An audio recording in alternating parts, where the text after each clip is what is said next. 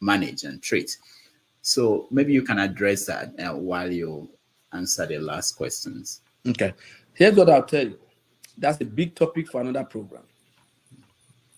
So I'll give you the topic: faith, foolishness, and presumption. Okay? I have Faith, a bishop as a producer. Faith, yes, foolishness, faith, foolishness, and presumption. and And before we get to that program, there's a book written by Frederick Casey Price, Faith, Foolishness, and Presumption. Read that book. Okay. We give you. But yes, absolutely. As a physician, I can tell you there is a lot of damages being done right now to people's lives by so-called faith preachers. And I am the first to tell you, as a doctor, I am absolutely upset about the effect of some of these things now. There's so much of denial.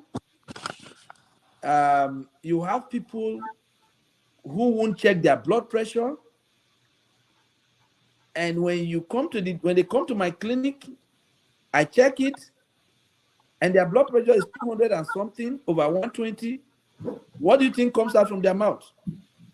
Blood of Jesus. I refuse it in Jesus' name. I reject it in Jesus' name. I reject it. Okay? Blood of Jesus. I reject it in Jesus' name. The guy is going to have a stroke next week. And before you know it, he's either paralyzed or he dies. Why? Because he went to a program, somebody told him, throw away all your medicine. But you know what I tell people? Believe it.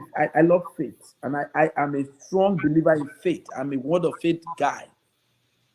But Dr. Damages, I just took my amlodipine. I just took it this morning with my Losartan. And I'm careful to tell people. I don't like to lie to people. You're wearing glasses now, Dr. Damages, right? I wasn't wearing it some years back. You don't have faith. That's why you're still wearing glasses, you know. How can you be wearing glasses? Now, without it, I can see three of you on the screen. I don't know which one is talking. And so what I sometimes look at, when I look at the people who tell somebody to throw away your medicine, sometimes the preacher who is telling you he's wearing glasses. So you see sometimes, my brother, on one side, Dan, I agree with you. There has been a lot of manipulation of people. But that also, in everything, there's abuse. But abuse does not completely eradicate the right thing. There's still the right thing. But there are people who, of course, abuse it. The church in Nigeria, let me tell you, my brother, if the people in Nigeria don't go to church the way they are going, I don't know how they would have survived. Have you been to Nigeria recently? You ask yourself, how do people survive in this country? But for me, I don't really blame. Let me tell you, I'm a little bit on the other side of the fence. If you stay in Nigeria and go to church, you will go to church more than them, because some of them, the only thing they survive, the only place they can survive is church, because you have no salary to eat. I mean, you have nothing. I mean, you are talking about going to doctor. It's not who has medicine that will go to doctor. You go to the hospital, they say make you drop deposit. How much is deposit? But Bishop, is that not the problem why Nigeria is on the floor? Because the religious people keep giving us this false hope instead of telling them to at least protest for their liberty. They tell you, don't worry, like you are saying, God will come down, and God never came down. He still comes down. What do you make of what happened to El-Rufai, former governor of Kaduna State? I think it's difficult to say. I mean, but I think it's politics. I think it's deliberate politics to get him on that team. El-Rufai had met with me before the election and told me that both Atiku and Tinubu wanted him to be on the team, but he wouldn't work for government again. That he has, He has worked for many years as minister, DGBPE, 8 years as governor, and truly he was doing a PhD program at in Dutch University. And actually, I came to discuss his project with him. I believe that he would not take the office, but I was surprised that he was nominated. He was rumored for chief of staff to secretary of government, and he took this. So the first question is, maybe I shouldn't have accepted the office. Second point is, maybe he should have been nominated. I mean, people in Nigeria mistake leadership. They look at technical competence. Okay, brilliant architect, good, strong policy issues, very strong profile as Minister of Interior in terms of dealing with difficult issues, but lacks the central political skill to build community. He's my friend. I worked with him before. If you look at the history of Kaduna, he made it worse clearly politically. That's what about that. I mean, he may have done some development projects, but essentially, if 8 years couldn't be put together, Nigeria is is radical pluralism. It's a country that from 1960, even before 1960, have had very tough, great ethnic religious fault lines, have had moments of flare-outs, even burnt out, if you like. So one critical skill to be a minister of Nigeria must be that capacity to not to make matter worse, to inclusive, to generate harmony instead of disharmony. So whether his style or his personality or his ideas, if as governor he has that level of greater level of division, those who believe in him radically and many who don't want him. And if you look at Kaduna, the bloodletting, if you look at some of the tweets around Boko Haram, or even the things he said about Jonathan government as a friend, as somebody I support, if I was going to be the president, I would nominate him. Because you see, I think he would come with Nigeria is at a point where security and national cohesion should be the central thing, because you have to have a country when you talk about whether it's going to be Ministry of Power or Ministry of Petroleum or Ministry of anything. So I think that it's surprising he took the job. It's also surprising that those who gave him the job blocked him, in my view, because the Senate doesn't have, it's a cop-out. The idea of security blocking is actually a cop-out. It's deliberately designed not to confirm him. And it shows to me that the parts of Tinubu's presidential politics could be very intriguing and could be bloody going forward. This is just a foretaste of the level of, level of conspiracy, level of maneuvering that we might see as we continue in this journey. Interesting, but avoidable, basically. That there is Biafran government in exile, and they opened an office in Maryland or Washington, D.C., somewhere around Maryland this week or last week. And so what do you make of that? They are who they are. I'm sure nobody recognizes them. But the landlord or landlady whom they are paying rent to will be happy to collect the rent. But look, my view is this. Self-determination is Article 1 of the International Covenant on Civil and Political Rights. It's Article 1 of the International Covenant on Economic, Social, and Cultural Rights. It's, I believe, Article 21 of the African Charter on Human and People's Rights, which, by the way, is domestic law in Nigeria. And the National Human Rights Commission Act, as amended, mandates Nigeria to protect the rights recognized in all of these documents that I've just mentioned. As long as people are articulating about self-determination in a way that does not involve violence or advocacy for killing anyone, I will defend those rights. The one where I diverge from any such advocacy is where people begin to advocate for killing, for war, for violence. That's where I disagree. But if somebody wants to call themselves the government of masquerade of Mao Republic in exile, I will defend the person. I have no problems doing that. What if they impose sit at home? Like we have another one coming up for 3 weeks that was announced by Simon Ekpa. what is the best reaction to that situation?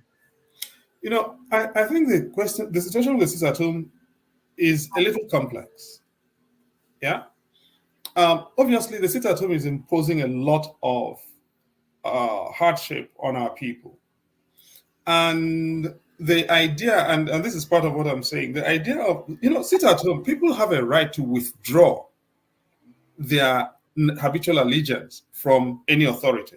That's part of protest. But that has to be voluntary. So when you're going around shooting people because they say we will not sit at home, or because they are day workers who will not have anything to eat, and they are trying to go and survive, and you're shooting them and killing them or desecrating them, that's a different thing. That's not sit at home. That is violence. And that is condemnable, and every one of us has to condemn it, and everyone has to work against that. But you see the problem here. Having said all of this, if government had authority, and if government was relevant to the people, you will not be having an idiot like Simon Ekpa sitting in Finland with a wife who is white from Finland, telling Nigerians what to do. It is because these politicians in our part of the country have failed our people and failed themselves that imbeciles like Simon Ekpa will be doing what they are doing, and people are even noticing them. So I do think, having said everything about sit-at-home that I find disagreeable, it should also teach us something, that what the currency you deal in as a politician, as a political leader, is authority. It's not coercion. You're not going to shoot people into listening to you if you're not performing. But when you perform, people will not listen to somebody else because they will trust you. That, I think, is the lesson.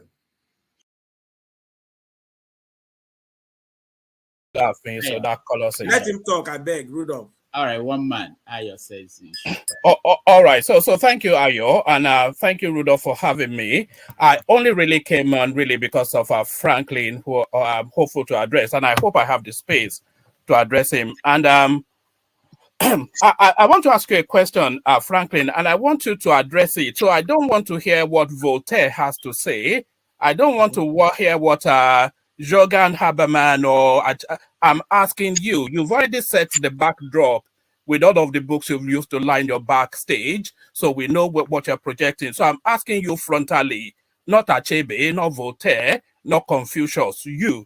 So I'm painting you a scenario, because really what's led us to this space is a guy called Chinedu Rose Vivor, and I only call him Chinedu Rose Vivor because that was on his campaign poster when he wanted to be senator just as early as 2019. Anybody can Google it, you see it's all over the internet. So this conversation really comes into play because a guy called Chinedu Rose Vivor, who cannot speak a lick of the Yoruba language, he is aspiring to be the governor of Lagos State. And that doesn't sit with the culture. It does not sit with the culture. Whether the rights and wrongs of it, we are Yoruba people and we're of a particular way, and it does not sit with the culture. The Nigerian constitution, whatever, it does not sit with the culture. That a person that cannot speak an ounce, a lick of the Yoruba word, but fluent, by the way, in Anambra dialect of Igbo, so it does not sit with the culture. So it does not sit with the culture. And, all of this pushback now that Lagos is no man's land, it's a narrative that comes from your quarters, and we have heard it endlessly, and we have heard it enough. So I think people conflate the Yoruba mild-mannered Omoluabi way as a form of weakness. And the biggest fool alive is the person that conflates the Yoruba mild-mannered ways, because we are. I don't know if you know why we call ourselves Omoluabis. That's a civilized person. The Yoruba language is too nuanced to translate directly into English, but the sum total of the Omoluabi philosophy that underpins the Yoruba ideology is a civilized person. So don't conflate that civilized manner as weakness and then come into our space. We accommodate you. We give you the fat of the land to live fat, and then you tell us that our land is no man's land. Lagos is Yoruba land, though. It has an Oba who sits on the throne. Lagos is Yoruba land. So there has to be clarity on that. But the question I really wanted to ask you, Franklin, and like I said, I'm not asking Confucius or whoever, I'm asking you. So please don't philosophize and no straw man. So don't give me any straw man narrative. If an Igbo man called Muyiwa or Kafo wants to be the governor of your home state, wherever it is within that region, does not speak a word of Igbo, has all of his leanings and affiliations are is maternally Yoruba, paternally Igbo, Muyiwa or Kafo, who wants to be the governor of whichever state in the east, knowing, as we all know, how insular and clannish that region is, will he even get the first step to buy a farm? So that is to you, Franklin. My brother, I will really push back, because the questions you just bundle up a lot of overgeneralizations that are quite untenable, and then push them as a question. If you're asking me a question, you should have to come at me like an intelligent man, because that question, at the tail end of it, it sounded less intelligent than I expected from you. Well, yeah, address it nevertheless. Listen, I gave you time to talk. Allow me to now address your question, because it's so very unnerving and annoying to address me this way. I am not a guy that you will just, so you can address the people so very clannish and insular. You know how insulting that is. That's the most stupid thing I've heard. Is that not the general perception of the region? Is that not how people see that region? I will choose, allow me to talk. I will choose not to answer your question. I can do that. You don't call a people. I spent a whole part of 4 hours here trying to make people realize how dangerous it is when you use certain words. And then you sat there to call my people, knowing how insular and clannish. What can be more stupid? What impudence? You stood before me to tell me that kind of rubbish, and you want me to take it lying low with you. What kind of nonsense is that? Is it because that we sit down and talk like Nigerians? I've been an apostle of peace. And then you dare address me this way. You dare not do that with me. I am too intelligent for that. And then you are telling me to abjure myself, not to philosophize. Did you pay my school fees? You ask me a question, you tell me how to answer it. What impudence. Nigerians, you guys have a lot of effrontery on you. You don't do that kind of nonsense. At this age and level, before the whole world, you are addressing a man like me in such a manner. I have been respectful with everybody here today, but you dare not do that before me, or else I will wash you down, because I know I can do that. I'm capable of doing that. well, you you asked me a question, and then you remain quiet, and then stew in the misery, and then let me take your question for what it is. You asked me a question. Because a guy is named Chinedu, he could not speak it. What are the constitutional provisions for becoming a governor in Nigeria? Did you ask yourself that question? And then a man like you is peddling this pettiness, this clannishness in the 21st century.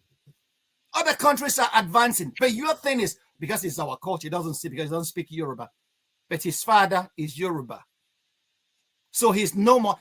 Do Yorubas inherit property from the maternal side? Is Yoruba land a matrilineal society?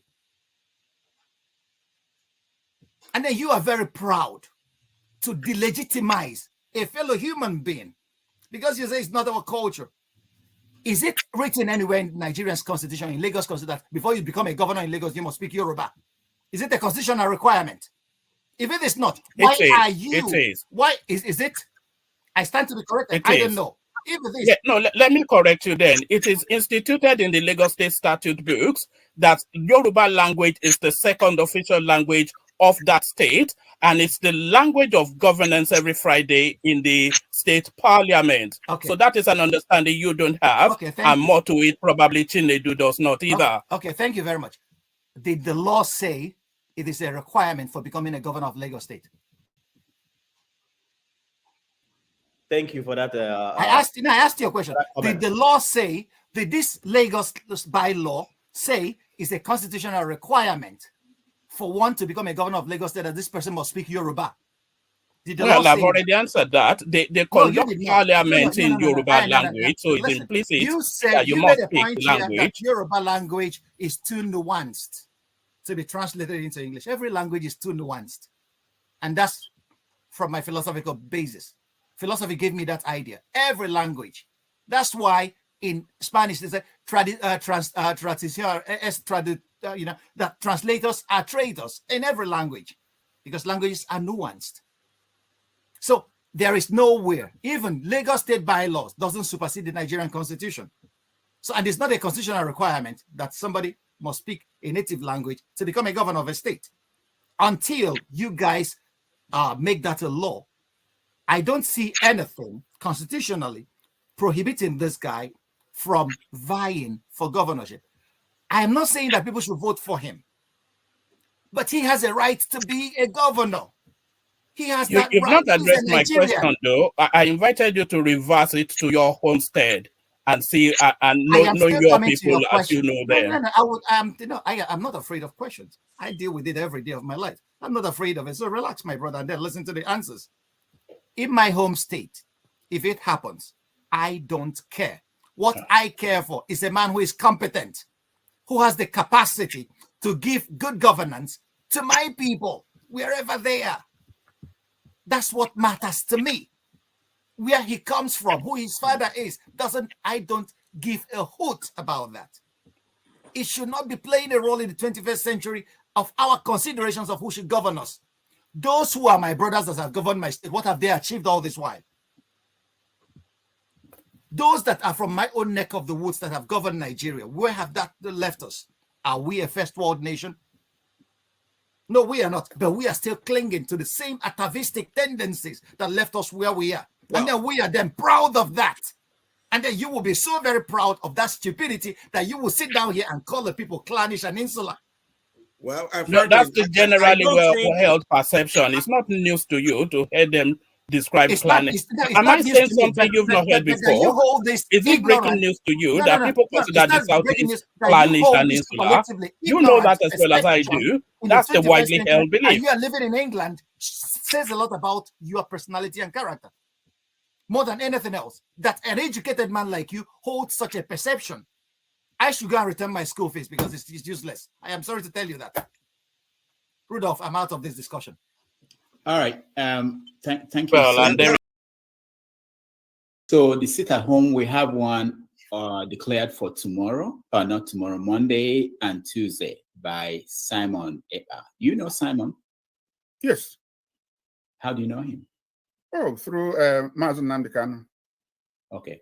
Have you been in touch with him? Is he speaking on behalf of, no, not on behalf of you or anybody, but what is the position of the World Igbo Congress to the position that he's taken in the Igbo situation and the election in this coming election in Nigeria? The position that who is taking, Simon Ekpa, yeah, which is that there shouldn't be election. Let me say upfront that World Igbo Congress does not support no election in Igbo land. But World Igbo Congress actively is even promoting election in Igbo land.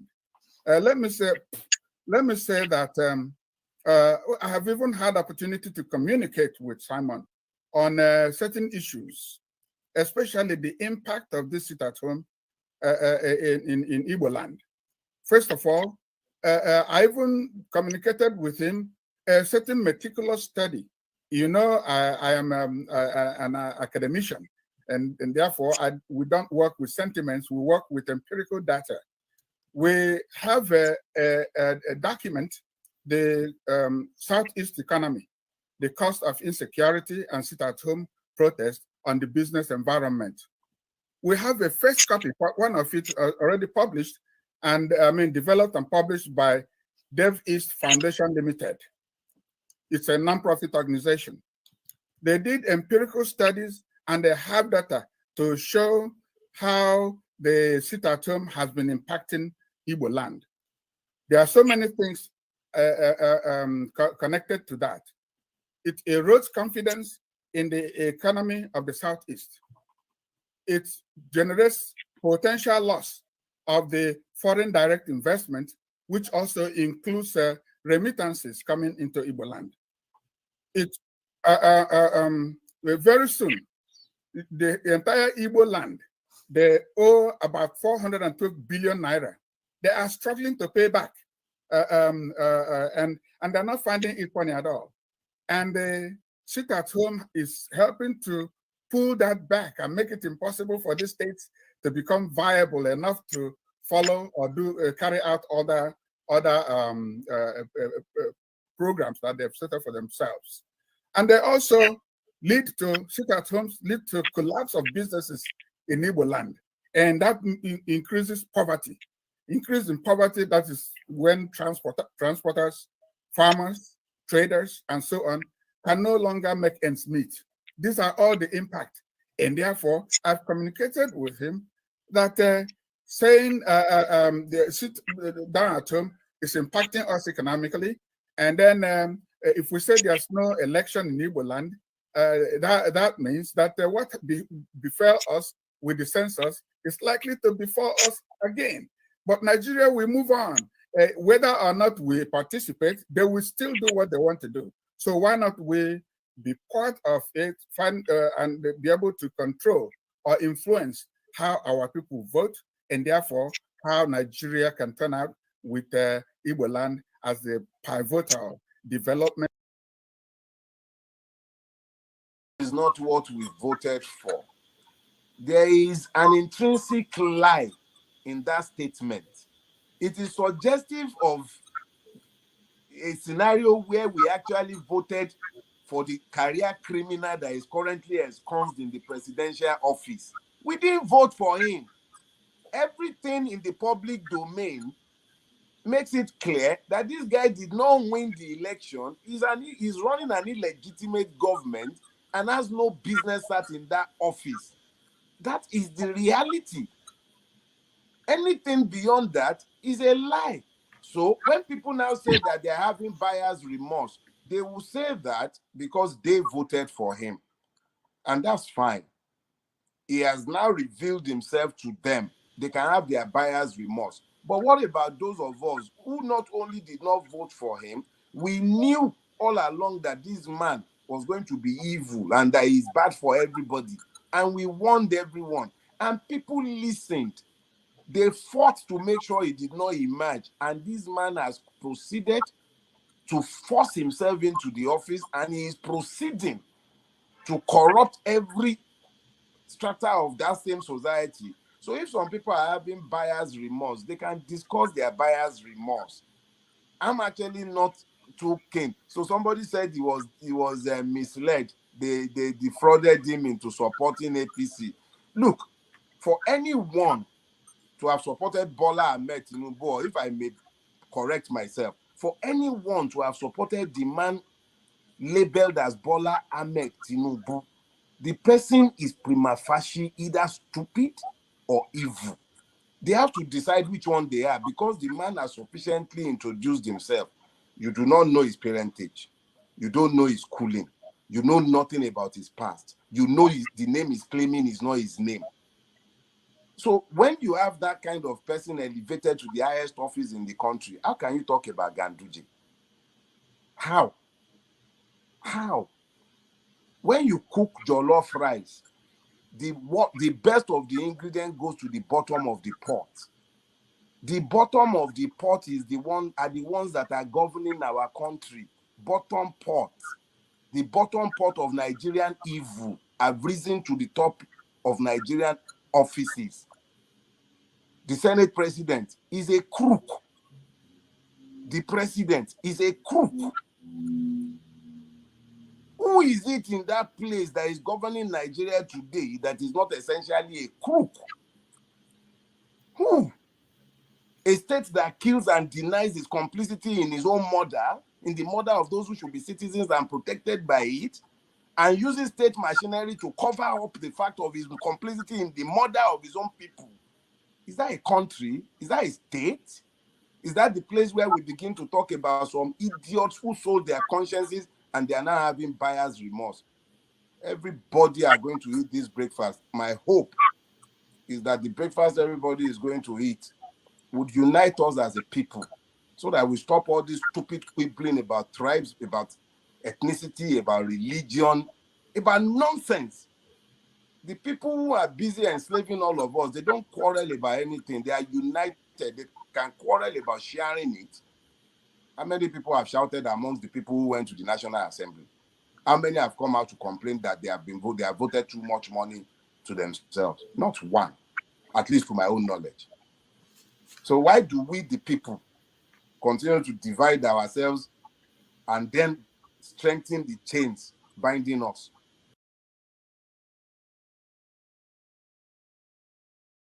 What they are looking for from all of us is to give up and surrender and start saying Nigeria will not work. It's the people that have been there that have stopped Nigeria from working. Change them to a new set of people that are like you and I, that believe Nigeria can work. Dirty believes Nigeria can work. Do you know, if not because Peter Obi's temperament is the gentle type that is pulling the leash, by now, all Nigerians would be on the street if it depended on Dirty. He's a fighter. But he can't go against his principle, because that will look like insubordination, or it will look like disloyalty. So he's calming down. But anywhere he speaks, you will hear that thing coming out of Dirty. Just wait. When we push through and get this thing away from these rogues, I'm telling you, you will even be the one that will come and be celebrating Nigeria. Somebody tell you, let's go, you will say, please, let's just make sure we block all the chances of any evil person coming after 8 years of Obi, so that we don't go back to school.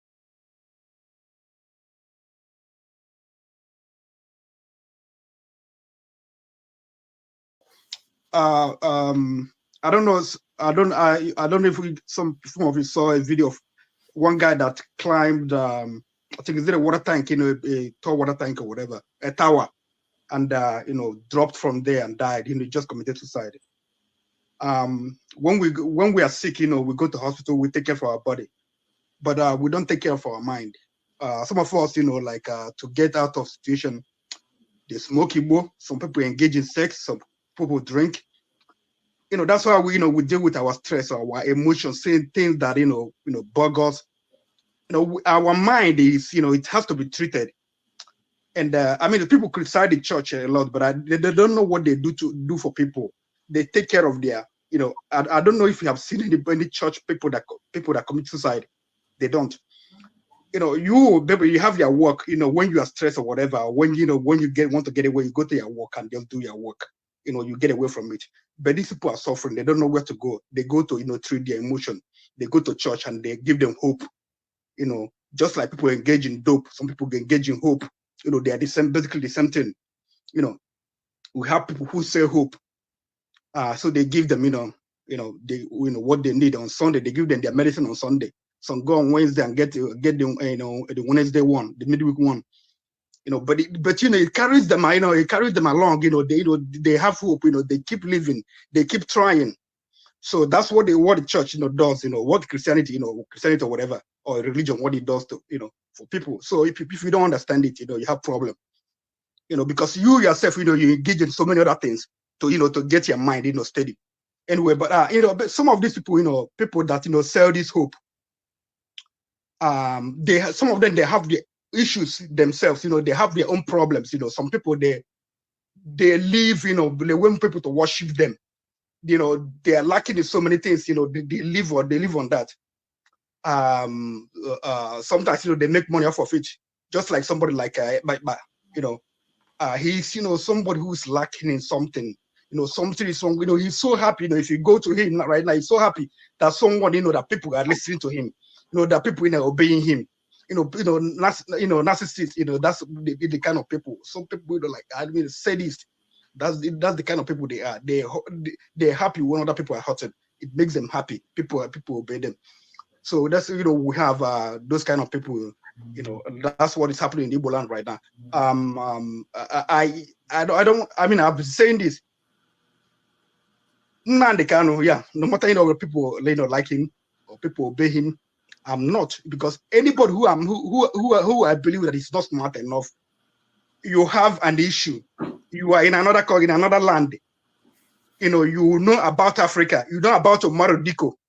You are smart. You're telling people, that Buhari is Jubril. You don't have evidence. You keep perpetuating this lie. But Jubril, you reverse his picture. His ear, where he had problem in the left ear, it goes to the right ear. You tell people, yeah, see, I'm telling you, the other Buhari, it was in the left. You keep telling these people this. You are smart. You are leading people. How can you be this dumb and you are leading people? How can you be this dumb and leading people? And then you say he's Jubril. Eventually, he's not Jubril. These people, they don't know. They are not critical thinkers. They don't think. Right now, what we have is an administration that that they hate Igbos. They want the downfall of Igbos. That's the people you have right now. And also the world, has converged. We have Ukraine. We have economic meltdown. Nobody's listening to whatever it is happening to Africa. This is not the right time to engage in all this, killing, just killing your own people for the world to live. Then nobody's paying attention. You're gonna be killing your people. All of them will die. Nobody will come to your aid. So you are just wasting your time. You have to be to find out what is happening right now. What do we do right now? Is it good to for us to make some concession for this struggle? And then maybe later, Nnamdi Kanu will not come out. Buhari will not release it. No matter what you do, these are Igbo haters. They will not release Nnamdi Kanu. Why not wait for another 6 months or whatever? 3-4 months, Buhari will be out of power. We know that in the next government that will come will release Nnamdi Kanu, no matter what. Not even if Peter Obi, Tinubu, what's his name, Atiku. Only person I know that will not release Nnamdi Kanu, probably if you want. But we know that if these people they will release Nnamdi Kanu. So no, why not wait? Why do you keep inflicting pain on your people still? Even during the World War, if in America, if they're fighting during the Christmas, they had a Christmas truce so that people will celebrate Christmas. But during Christmas period, when you know that that's the height of celebration for your people, you lock them down. You lock them down. What kind of person are you? Are you strong better than you? Are you a devil's apprentice? These people that they see their hope. They see majority of Southeasterners, they've seen hope in Peter Obi. And you want to deny them this hope. Just because you want to, feel that people respect you, that people listen to you, because of what you are lacking in yourself. You are lacking. Psychologically, you are not all right. Something is wrong with you. You need to see a psychiatrist. You need to take your medication. Stop killing people in the Southeast. Many people have died. People don't go to hospital because you call people, baby, you send a message in the East. They have to plan so that you will not be on Monday. So that people are sick. They pray to God that they don't get sick on Monday. What are you inflicting to people? Go to other struggles. Colombia, the facts, they fought. They were killing their own people. They got tired. Nigeria, well, nobody is coming to your aid. Get that into your heart. Biafrans, people are PIPOB members. Nobody is coming to your aid. Nigeria will send bombs there. Nobody will intervene. The West will not say a thing. Because they've described you as a terrorist organization. And right now, the world has converged on some issues. Terrorism. If you are inflicting pain, if you are carrying arms, you're a terrorist. So I don't know what we have to do. Some people who are saying that Igbo leaders should do and talk to them. Mbazulika Amechi, he died. He went to Buhari and they begged him. What's his name? Former governor of Anambra. All of them, they went to him and they begged him. And Mbazulika Amechi told him, give him, release him to me. And that's what you have to face off. Think, who are you fighting with? Find about their psychology, the way they reason, the way they think, so that you know how to deal with them. But you are not reasoning, you are not thinking. These are Igbo haters. They will not listen now. They cannot. Okay, the court gave the Supreme Court ruled yesterday, the other day, that the Naira policy that they should continue using Naira. Malami said that they will obey the court order, but the court has said that they will release Naira. They have not obey that. So don't you understand that something is going on? Read the psychology of people we are dealing with. You know how to deal with them. Don't be stuck in your own ideology, in your own philosophy, in your own way of doing it, so that sit at home. Come back and appraise your situation. What is happening? Are we realizing some results? If not, change your strategy. Don't be stuck on it. And they kill your own people. They are dying. There's no food. From a mother perspective, from the question of they try to raise, it triggers something. And as a counselor, I can realize that there are bottle anger inside of you. It triggers anger, my mother and my sister. And I don't want to hear anything emotional. This is not about emotional. This is Let me finish my question. Go ahead. There are bottle anger because of what Nigeria has done to you, and it has done to many of us. And you can't sit down and watch that. So, Hecho, can you make your question? If we want our people to sit down at home, what food stuff have you people arranged that will sustain them for that number of period? Because this Western world we all live in, when they have a cause for us to sit at home, they make sure they make provision for health, for emergency, for food, for water, for all these things. If you people have not made provision for this, I will say what you guys are trying to go into, it is evil, it is wickedness, and it is callous. We never do that. He has never done that when he was out of the prison. Can I ask you a question? Oh, God. Hecho, hold on. Do you have a Can I ask question? you a question, madam? Go ahead, Simon. What country are you? Which country are you? I think she's muted. Yeah, she's in the United States. I know. She's here in the US. No, let her answer by herself. Okay. Which country are you? US. I'm in Aurora, Colorado, US. Okay. Thank you very much. Do you know that the United States got independent from Britain? Are you aware of that? Can you unmute her, please? Can you unmute her? Very, very important. Okay, go ahead. Because she asked me a question and she made a comment, so I want to respond by asking a question. She has not answered me. Is she aware that the United States got independent from the United Kingdom?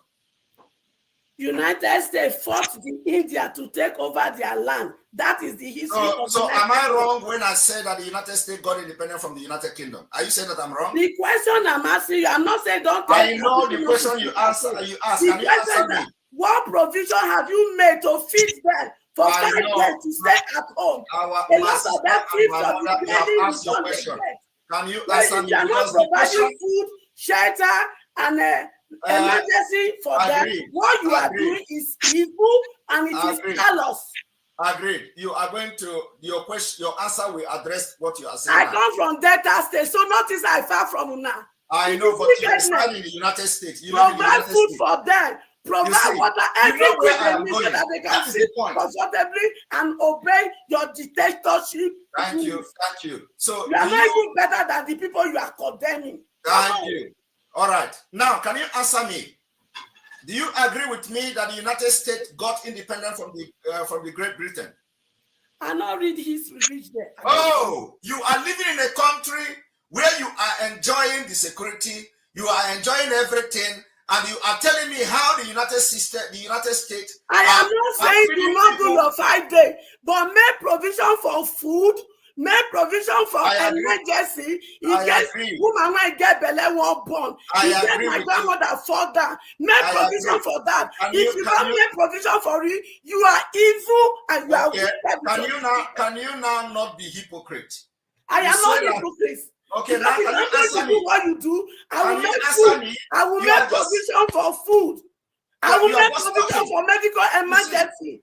All right. If you cannot do that, you are evil. What's going on, Rudolph? What's going on? Since she cannot answer me, I'm going to address her because it shows this is exactly example of Nigeria. They are never truthful. Now let me educate this woman. America got independent. I will respond to her. America got independent from the United Kingdom.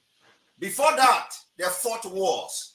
During the time this war was being fought, there are different mechanisms that America used. And in a state of freedom fight, you do not expect everybody that is fighting for freedom to get everything right. And I do not believe that during the time America was fighting in Great Britain, they were providing for the people of America. This is something I want you to know. And so they were providing. They were providing. Were you there? Were you there? Well, they were not providing. They were not providing. Now, the point here is that this woman is living in America, where America fought a very brutal war with the United Kingdom, with the Britain. And I provide food for my people. I think you are not being, I need to address her. I muted her. Go ahead. Because this is history. When they sit like this, they will tell you the Western world is providing for people. Yet they do not want to go through what the Western world went through. They do not want to go through what America went through before they can provide for their people. America did not fall from heaven and start providing for their people. They went through just the way diamond and gold went through the hell, the fire, 1,000 degrees of fire to become what they are. They went through those things, and that's what we are going through today. So the day you wake up is your money. America did not start providing for their citizens, yesterday. All right. Simon. That is what we are doing now. So we are going to make sure that we fight just like every other nation fought and got their independence. We are going to fight that way. When we have succeeded in getting our independence, we can now talk about providing for our people. Okay.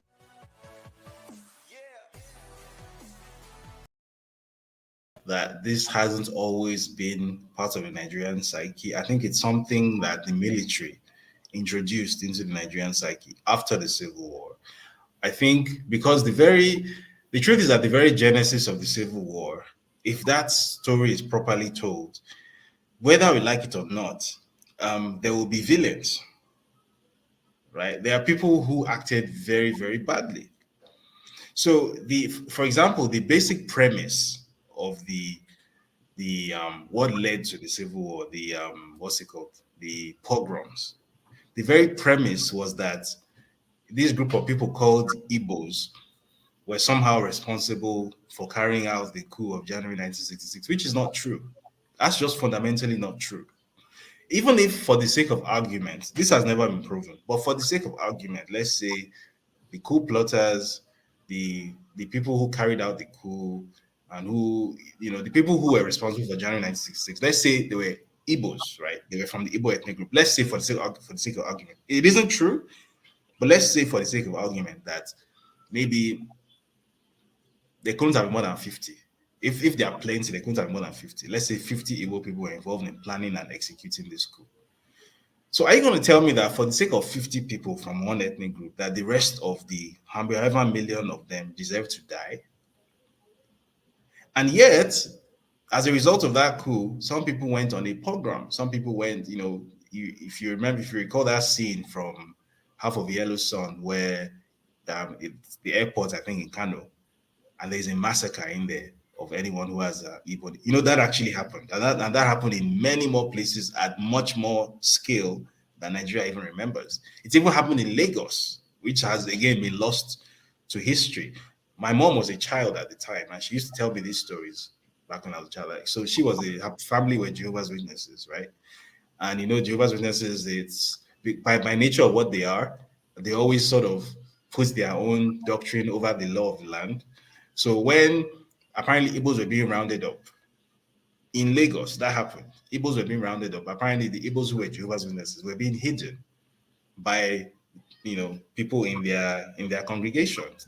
She was like Anne Frank in Nazi Germany kind of thing. That actually happened in Lagos, right? So are you going to tell me that all of this was justified because Kaduna and Zogu and Major Ifejuna allegedly did XYZ? No, No, that entire premise is faulty. And then the idea that after suffering losses of several thousands in those pogroms, that somehow the Igbo ethnic group shouldn't have defended itself, and it's maybe like for the sake of not starting a war with Nigeria, then maybe all the entire, I don't know, was it 12 million Igbo people should have basically allowed themselves to be executed? Maybe that's what would have preserved the peace. Is that what you're saying? Because another narrative that they tried to push was that, oh, it was Ojukwu who started the war. That's complete nonsense. That's not true. That's simply not true. Some people carried out a pogrom and started the war by default. What we know as the Biafran War was a defensive war. This is a historical fact. However, because I think to have this conversation is a very painful conversation. Like, some people will not come out looking good. Some people will not come out smelling of roses. So your Yakubu Gowons, people who are still alive, they are not going to come out of this. People who are, people whose names are on are on airports and on national currency. People like Murtala Mohammed. That's a war criminal. That's a genocidist. That's not a hero. But because we don't want to have these very painful, deep conversations with ourselves, to interrogate our own history, the Nigerian military, rather, didn't want to have these conversations. And because those very people, those war criminals, were in charge at the time of the end of the war, obviously they are not going to want to implicate themselves or to write history in a way that will portray them badly. So they simply came up with this very fantastical notion called no victor, no vanquished. Right? And the entire point of no victor, no vanquished is move on and don't remember. Try and forget. And then, history, I think it's the most ridiculous thing you've ever seen. History, the subject history, was then made optional, or in some cases actually taken out of the syllabus altogether. And the actual reasoning behind this was that if Nigerian children learn actual history, then it will cause another war.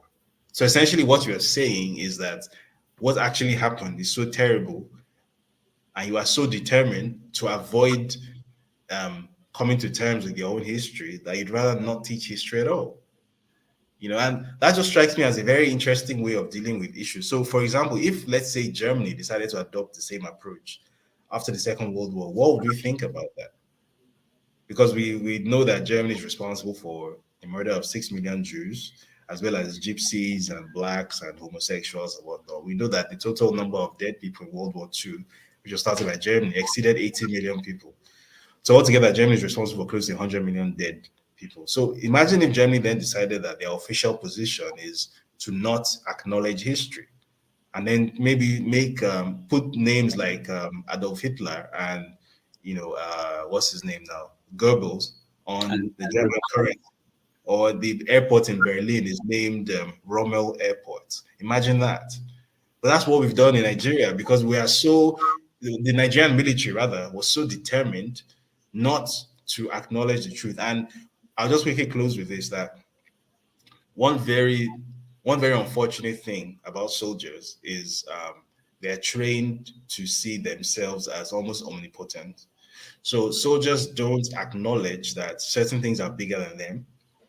So a soldier believes that because I'm holding a gun and because I'm in power, I'm in charge, I can make you do what I want because I'm holding a gun, and you will be coerced to do it. That means that I can alter the flow of history. I can alter even the way things are remembered. I can alter people's memories of their own lived experiences because I'm pointing a gun at them. Soldiers believe that. But obviously you don't have that. Nobody has that power, right? Except you are God. Nobody has that power. So obviously all that has happened over the intervening, how many years? 60, thereabout 50, 60 years, is that these things haven't been forgotten. The people who went through these things as children, they're still alive. They're still alive. That generation who went to survive the Biafran War as kids, they're still alive. They still remember. And the basic issues that led to this in the first place haven't been addressed. That reflexive anti-Igbo energy, which sometimes spills over into violence, it's still there. I mean, we haven't had a Biafran war level occurrence since then, but we've had issues like the Kaduna riots in 2001 that I referenced earlier, which it always, even though the target is Christian, it always seems to somehow degenerate into specifically targeting that particular ethnic group somehow. So obviously there's a problem here that hasn't been addressed, but it's the elephant in the room that nobody wants to look at. So that's, I guess, what people like me are trying to, well, that's what I tried to spotlight when I put out this essay. I think it was on Biafran Remembrance Day in 2019 that I first put it out. That, hey, this is what the situation is, and look, whether you like it or not, we're going to need to have this conversation. Otherwise, or whether you like it or not, all your Nnamdi Kanus and your Simon Ekpas, they didn't come out of nowhere, right? There's something that they tapped into, and that thing is real, and you can't wish it away. You can't. The people who are sort of tapping into that seam of anger with them, you can't tell them that they're stupid or that they, that their history is worth less than yours. So they don't have a right to remember their own history. They don't have a right to feel their own pain, and they don't have a right to react to their own perceived injustice. You can't tell them that. So that's what I set out to achieve with that essay.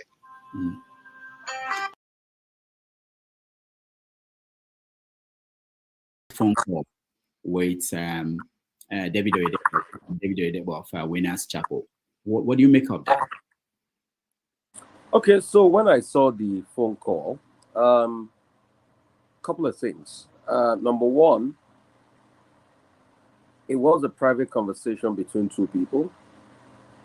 It was their private conversation. It was recorded. Who recorded it, we do not know. And apart from that, it was a conversation about stomping for votes. Like every other person do have conversations. And I think there are some legal ramifications around conversations and all of that, private recording of conversations, which people can go into. I'm not a lawyer. But there's been a lot of reaction. The first reaction was from Festus Keyamo, that talked about the fact that, hey, the people, he'll even blame even more the religious leaders and all of that. Fadi Kayode also made a lot of reactions as a result of what happened. The Labour Party also had reactions, but two different reactions.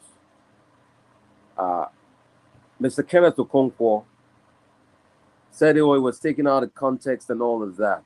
So which was a confirmation that the conversation actually happened, because Mr. Debo Onifade has also said, oh, it was fictitious, people arranged, it never happened. So we've got two reactions,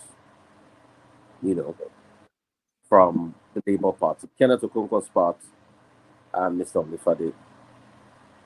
My take on this is pure and simple. We can't build a country where leaders bait according to religion or ethnic baiting. It's not fine. It's not nice. Let's call it spade a spade. People can canvass for votes, but we don't have to say, oh, there's religious war coming or religious Armageddon. No. It's not done. It is not done. Let's say things the way they are. What does that do to P2B's brand? Because when he is out there, he says, don't vote for me because I'm a Muslim, don't vote for me because I'm an Igbo person. But in private, it appears as if he's saying something different. So if he's saying something else in private, then he has a lot of answering to do as regards his brand. Because a lot of people ask him that you are saying to a man of God that, oh, it's a religious war. And you're telling him rally the Christians for you. But you're saying, no, it's not. So he has a lot of explanation to make. Well, what would he's dismissed the audio, but also, if they dismiss the audio, a lot of people too are also saying want to have forensic proof that it didn't happen before you can say it didn't happen. But based on what was heard there, I think on other newspaper sites, I think FIG or something, took it through deepware to see that if they were deep fakes, and the result came out that said there were no deep fakes. No, the fact that the newspaper reached out to Peter Obi's campaign Yeah. and they did not respond, reached out to Oyedepo and they And you didn't. didn't respond before now. So it's as pure, as simple as that. We cannot have a country where leaders that ought to speak against religious tension and religious baiting are the ones saying, oh, there's a religious war going on. Rally for me because of the religious war. No, we can't have that. Right. Question of what has Obi done in the public space to change Nigerian politics. Let me put it this way. Obi is the first Nigerian politician to make it clear to the Nigerian people in the last 24 years that they are the most important piece in nation building. Other people have attempted in different ways, but they might have been swallowed up by different reasons or might be obscured by different things. But what happened with Peter Obi was that the man came at the right time. He was the right man, but the time was also ready for him. Time will not allow me to deal with all the reasons why he was the right man, but I'll deal with some of them and then explain how it has affected the political landscape. Peter Obi comes from the disadvantaged, institutionally disadvantaged. Those the Nigerian state have used as the proving ground for his many evils against the people of Nigeria. Those are the people from whom Peter Obi came, the Igbos. The Igbo people of Nigeria have been the proving ground for every one of Nigeria's evils until they have experimented and completed his usage against the Igbos, normalized it by using the hatred of other nationalities against the Igbos to normalize that evil, and then begin to extend the same evil beyond the ethnic line into class line, because it was always about class. It was never about ethnicity. But it was hidden behind ethnicity because it found acceptance in a larger pool of humanity. So, a member of the institutionally disadvantaged rose as a champion of all, because every Nigerian have become marginalized and disadvantaged by Nigeria. So, his candidacy found resonance in those who were earlier referred to as the North, as though they do not exist as humanity. The people of Kaduna, Southern Kaduna, the Bauchi people who had long been silenced and who had lost their voices. The people of Borno, vast parts of Borno, parts of the Plateau, Nasarawa, Taraba, Benue, places that were once blithely referred to as though they had no, they didn't have identity. And then it came at a time when the hubris of the Nigerian ruining crash had led it to believe that the politicization of religion had been matured to the point where they could blithely declare that Muslim ticket is the way to go. They aroused the passions of those for whom religion was a matter of ethnic identity, the Northern Muslims. Religion is not just religion for the Northern Muslim because it is rooted in their history. Those who used to be the slave stock of the Fulani conquerors of Northern Nigeria, who were not governed but left alone so that they might not become impossible to enslave, because in Islamic jurisprudence, if you conquer a people, you Islamize them. If you Islamize them, you cannot enslave them. The Fulanis ignored to conquer, built garrisons around vast part of what you call Middle Belt today, and used those garrisons as raiding points for slaves, which fed the empire that arose after the jihad. And that also fed the Kanem Borno Empire itself, even though it predated the jihad. Slave trading went to a new level and it became systemized. Up till today, the records for slave trading in the Kano Emirate. Sanusi himself said so. Records dating back like 200. So let's be clear about something. What Peter Obi did was that he came at the right time.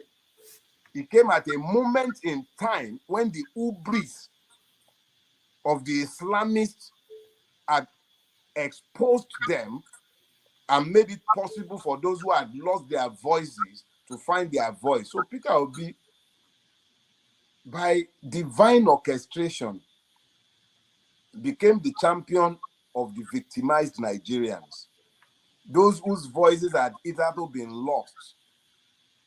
So a coalition of Nigerians disadvantaged, Nigerians oppressed, the hopeless, a motley crew of those Nigeria had forgotten, came together and rallied around this candidacy. And to make matters even more interesting, the man is himself an uncommon politician, because how many Nigerian politicians can come out into the open and say that, probe me, you find one thing.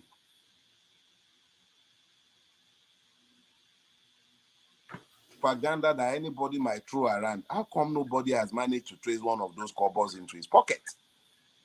So, I'm not a saint. I don't expect to find a saint on this part of life. Maybe by the time we've translated. I'm no saint. I do a lot of things I shouldn't be doing, but I don't steal anybody's money. I don't know what else Peter Obi does or does not do. I don't know who he is in his personal space. But the man has proven in his public space that he can be trusted. And Nigerians saw that and gravitated towards it. You cannot say the same for any other member of the Nigerian ruling class. His enemies succeeded him in office as governor. His enemies. He even enthroned one himself with his own hand. Willie the Drunk. What has happened? How many of them have brought out anything to stick on him, like stealing? How many? Let me tell you why Lagos became as desperate as it became on March 18th. The level of stealing and malfeasance that has become institutionalized in Lagos State for the last 24 years. If another government should take over power in Lagos State, many people will go to prison. They will rot in jail. Peter Obi spent 8 years in office as governor. He has been succeeded in office by 2 governors, none of whom have any reason, political or personal, to cover him. Nobody has come out. So let people shut up already about any silly agitations or lies about he did this, he did that. I'm sure he's not a saint.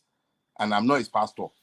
And I'm not looking to crown a pope. It's not my business. What he has done is that he has awakened the people. The genie is out of the bottle already. The Nigerian people have come to understand the powers they have. If the Nigerian state would have to go to the extent that it had to go to install this fraudulent git in office, the people know their power already. So if that is all that Peter Obi has done, and before election, I told someone, Peter Obi is like the stick, the rod that you use to kill a snake.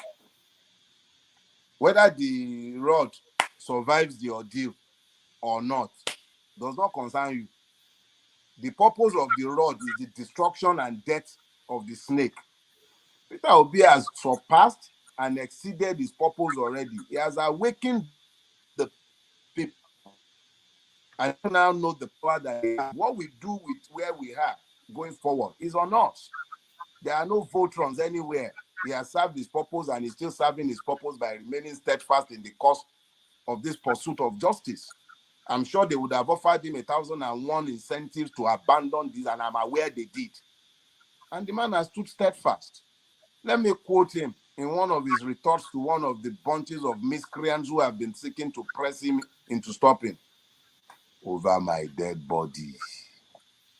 So please, there are several of us who have resolved that madness in Nigeria will only be normalized over our dead bodies. We will carry no guns, we will throw no stones, but we refuse to normalize evil, and we will not keep quiet.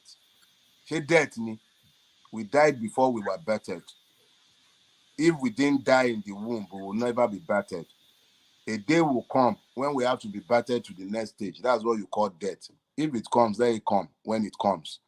But let it be said that we died for truth. That is where that man is standing today, and that's where a lot of us are standing. So those who are in doubt of where they are standing and who think that they can buy their way into the books of history, let them have a rethink.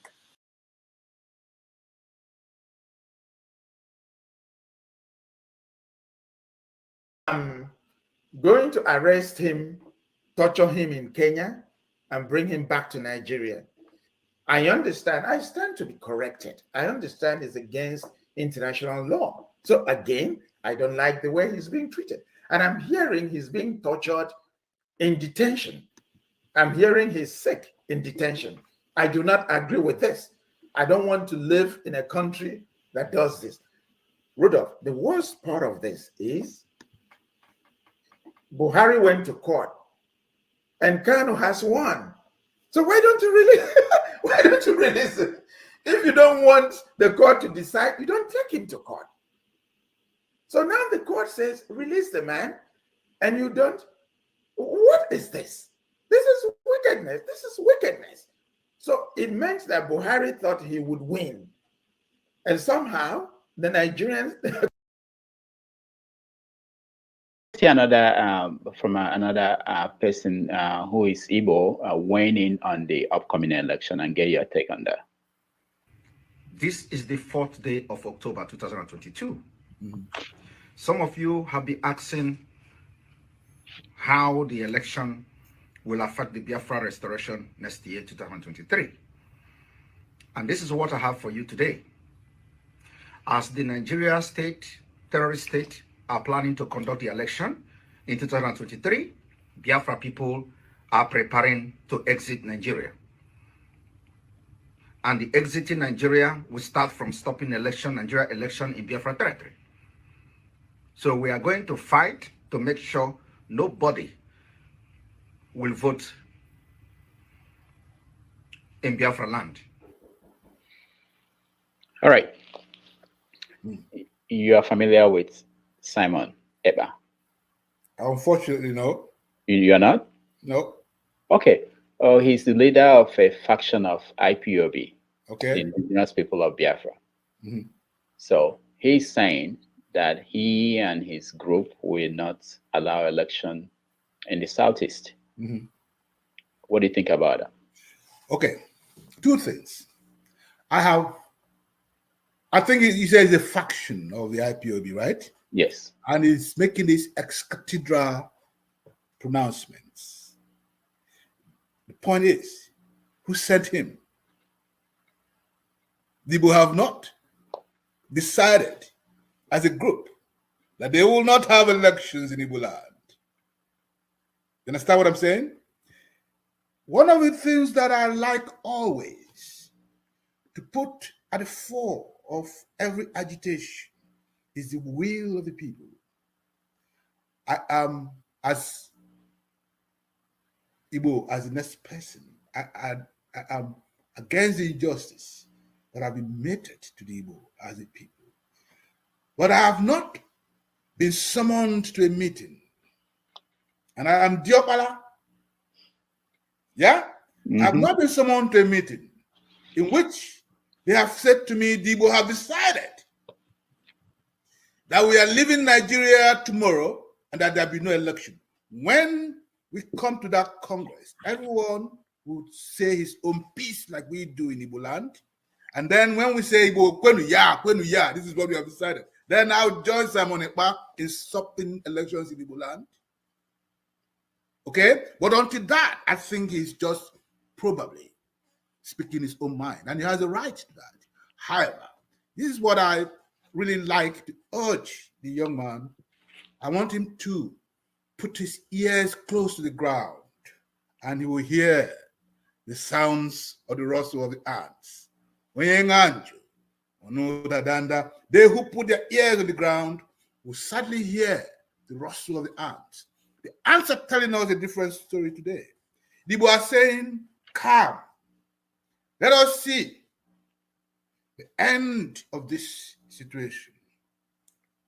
Let us see if there is a need for plan B. We know that in Igbo land, that you cannot sustain an agitation unless there is community involvement. Otherwise, the Igbo would send you behind the backyard and send you to Igwenga. You go on a long journey. Yeah, that's how we do it. Okay, so I want them to understand that there are also counter forces in Igbo land, unless the Igbo agree that these counter forces in Igbo land are as active, okay, and can be activated, and can actually very easily be activated because the federal nature of Igbo society gives each town autonomy to act,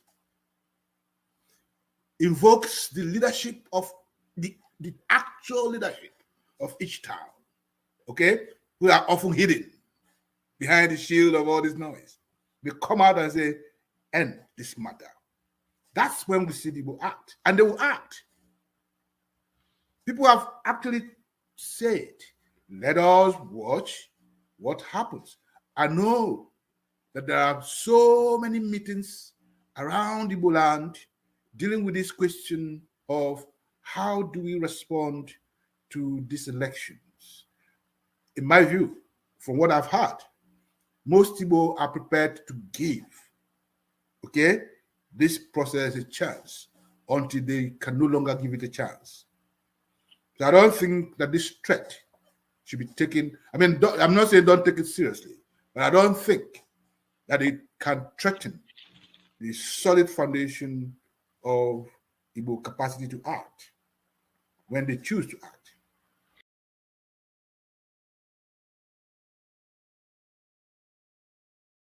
And one thing I understand about Igbo people, that is, they are a community that love a visitor that have something to offer, have something to contribute. So they love people who come into their communities and support their livelihood, more especially when you are a professional. They take you with higher esteem, they give you all the respect, they give you all the support you require to achieve your objective. So that motivates me to go around the communities, because I even moved from one community to another community in doing some research, because I wanted to see how I can be of help wherever I found myself. So I choose the pattern of going into the rural communities and engage with the locals and see if the problem we still have in the north as Unconsequences program that we have, whether it's still the same thing exists in the south. And I even visit the Ministry of Health to get the data of locations where I'm supposed to be. But some of the places, if I tell some Igbo people from Olu to accompany me to those areas, they don't go. Simply because there's a sentiment between you people that there's places that no go area. Why are they places no go area? Sometimes, like when I work in Olu and I want to go to Imbise,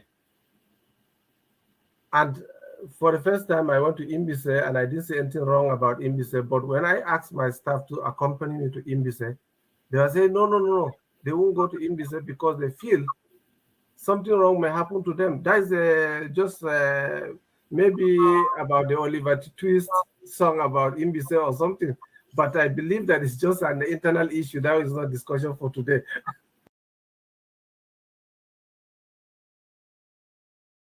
Is contemporary society. Thanks.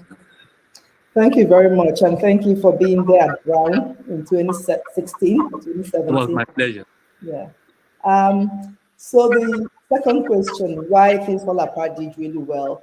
I think that Things Fall Apart, to me, when I read Things Fall Apart as a kid, and I remember being really moved by it, because for the first time, the colonial project was presented as a disorientating project, right? Because everything we learned in social studies class, in you know, the history of Nigeria really started from 1914 with the amalgamation, right? And so it gave us the impression that colonization was a unifying positive project, but Things Fall Apart shattered that myth. Thank I you. think that because Things Fall Apart did that, it was very revolutionary, right? And that is part of its enduring power, right? And I've forgotten the first question, I'm sorry. About political correctness affecting your writing. Yeah, and so political correctness does not affect my writing because I think that once you begin to think about political correctness, you begin to censor yourself. And a lot of writing is about truth-telling, it's about emotions. And you cannot tell the truth you cannot tell the truth if you already start censoring yourself.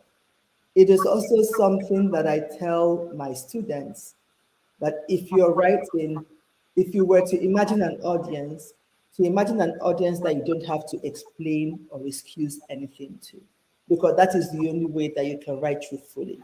That's the only way you can write a work with heart. You can't begin to think about whether or not you're offending somebody, whether or not you are writing the right things.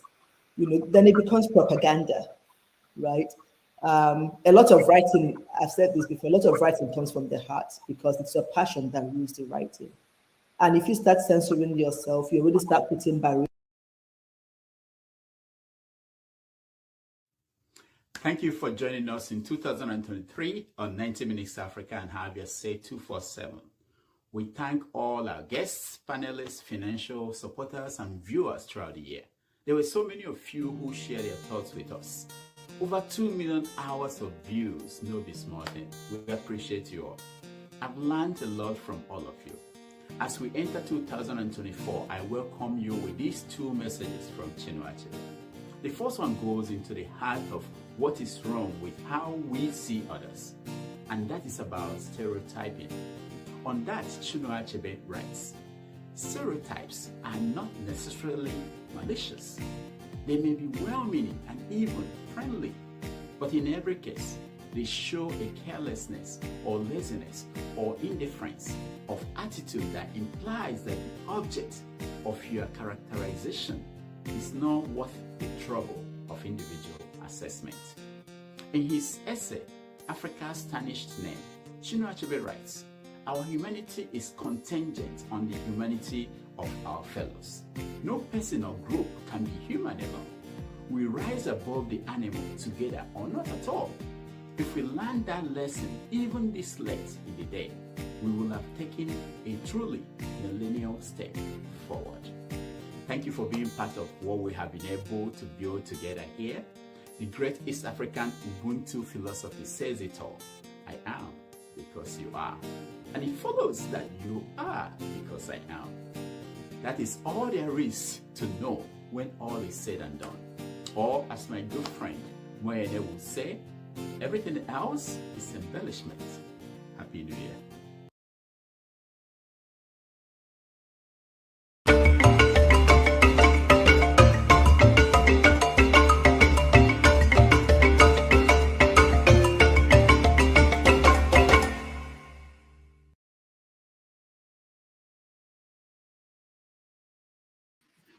Welcome, everybody. This is the last day of 2023. We are live here in New York City. Thank you for joining us. And this is our last show of 2023. And we will be here as different parts of the world get into 2024. We acknowledge all of you who are watching at home, those who are in the studio, and those who are commenting. We appreciate all of you. So we are going to have a very loose show today. We don't have a guest. You are going to be our guest. If you join us, you are joining us as the guest of the day. We want to talk about last year and a review of what happened last year and projection of what we expect to happen in 2024. And I want to hear from you how the year went for you and what are your expectations. we plan to be here until people in Nigeria. I know a lot of people go to church, get into the new year. Also, expecting people in America and Europe also to get into the new year. And I was speaking to Ovia last night. I think we were chatting, and I was telling him that you're allowed to drink champagne on this show, just this show, when you're close to midnight, wherever in the world you are. And yeah, that's it. Let me not talk about the other part of our conversation. But no, we appreciate all the people who joined us this year, and especially the guests, the panelists, everybody, the people on the comment section. You all made it worth the while. You know, you all made it beautiful for us to do what we do here. And of course, we remember the people who are donating, who are using super chats to support the program. I appreciate all of you, and hopefully next year we do well to present better programming for you. So let me see. I think some people are in the studio, but their cameras are not on to join us. So please turn on your camera if you want us to bring you up to the screen. All right. So you can see Mazi Prince. How are you? Good morning, Dr. Rudolph. I am fine, and thank you for the presentation. It actually took me aback. I can remember those sessions and how it went. And we are here. We're looking forward to 2024. Yeah. Yes, and you are in California. I remember San Diego? No, I am in San Francisco. San Francisco area. Yeah. Precisely, I live, Concord area, not in San Francisco itself. But I've never been there. I have no idea. Oh, really? No, I've Yeah. been to San Francisco. Yeah. But thank you. And I know you guys will be the last set of people to get into the new year. I know. We're always the last. When you get there, Australia, they are in second day of 2024. Yes. Yeah. Yes. So, Good morning, Dr. CM. CM, thank you so much for joining us.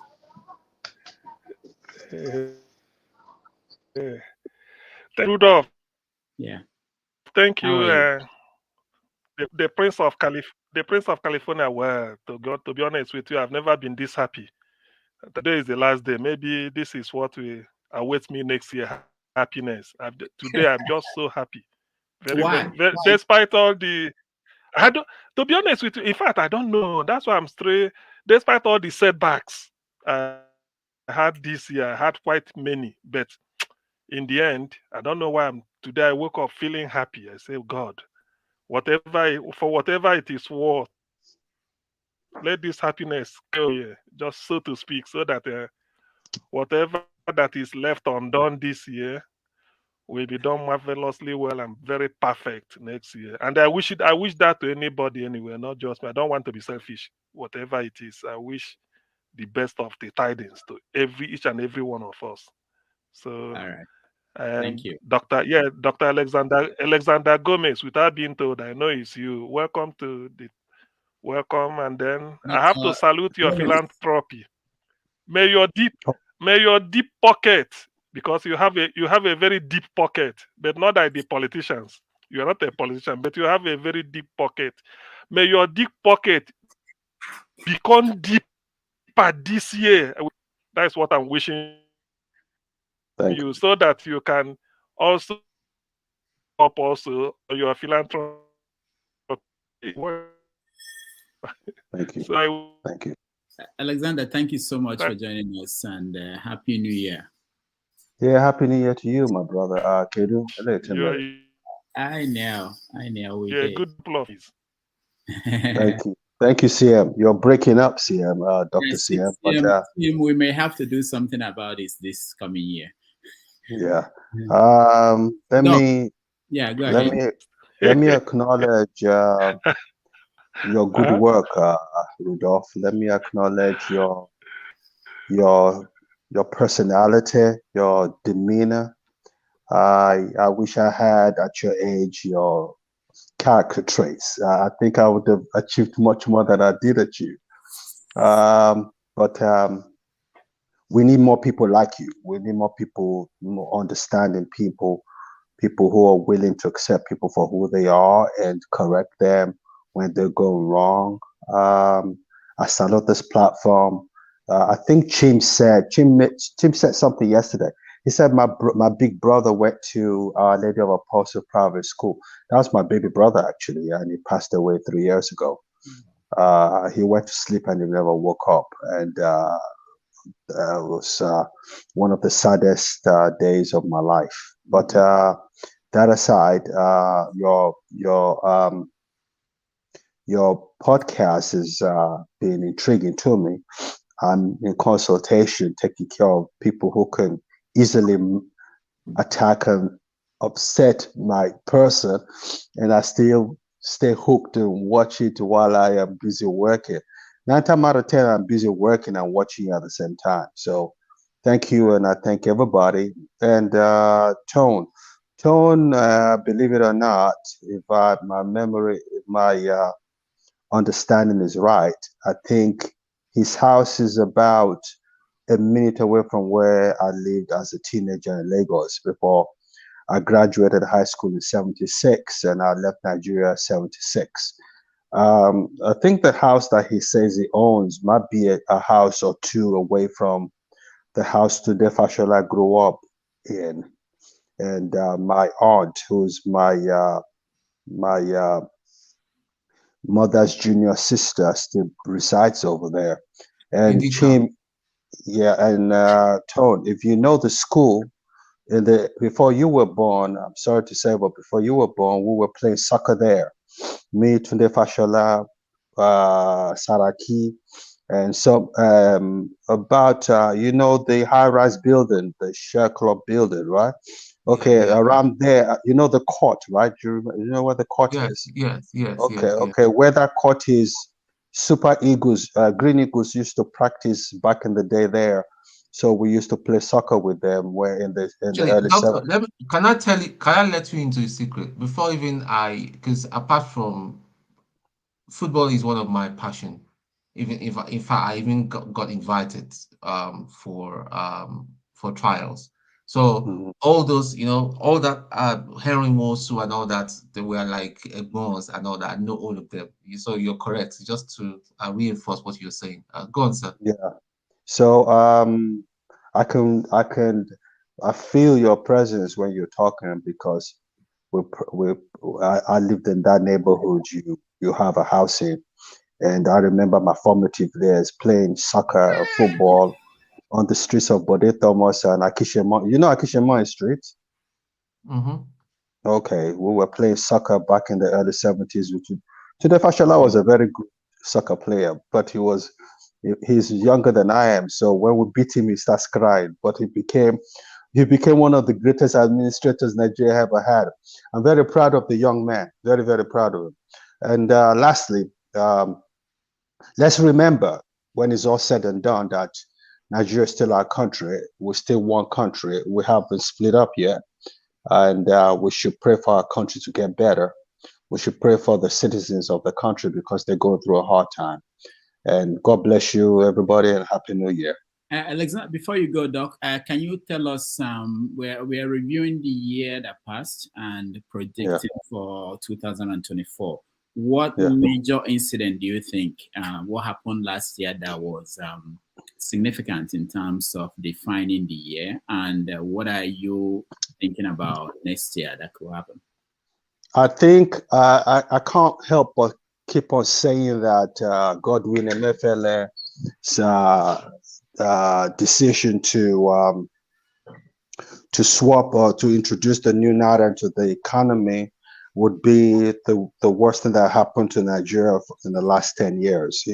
A lot of people died in the process. People were buying naira at a commission. That's never happened anywhere in the world. That I can't. This is someone I know very well, and I've said it so many times. I'm beginning to sound like a broken record. When you're very intelligent, like Godwin Emefiele, the man is a supremely intelligent man. When you're very intelligent like that, your brain can go two ways. It can go positive or it can go negative, depending on the circumstance you find yourself in. And I think he used his own prowess to steal a lot of money using the power of the central bank as the central bank governor to do unethical things. What he did was unforgivable. A lot of people died. People are still suffering. The worst president we've ever had in our lifetime has been Buhari. The worst president, central bank governor we've ever had has been Emefiele. 2024, I can see the economy getting much better. We're still not going to get to where we're supposed to get to, but it'll be better than 2023 and 2022. I'm hoping, by God's grace, to introduce some investors into the economy and help revive the Nigerian economy. I'm also hoping that Tunde Fashola will decide to finally take on board the role of what's it called? The number one person to the president. What's that position called? Chief of Staff. Because my baby brother Gbajabiamila Amila is just too much of a boy person, and you need someone who what's his name? Tinubu has a very intimidating personality. You know, he likes you to dance to his tunes. You know, he's a good man. He's a good man. He plays unethical roles. A lot of politicians do that. But by his very nature, he's a good man. But he likes you to dance to his tune. And we need someone like Tunde Fashola who will say, no, that's not right. I think this is what we need to do. But Gbajabiamila is not that kind of person. He's a yes man. Whatever you say, Egbo is day in Igbo, in Yoruba. Whatever you say, we will do. We don't need that kind of chief of staff. We need a person who would sit down with the president and say, this policy will not help the country. This is what we need to do. I think Tunde Fashola is the only one that can do that. And I'm praying that in the next 2 years, he would have rested enough to go back into government and take his rightful position. Because whether you like it or not, whether you're a fan of his or not, in the last 10 years, he's been, in my opinion, the best administrator we've had in Nigeria. So let's hope that happens.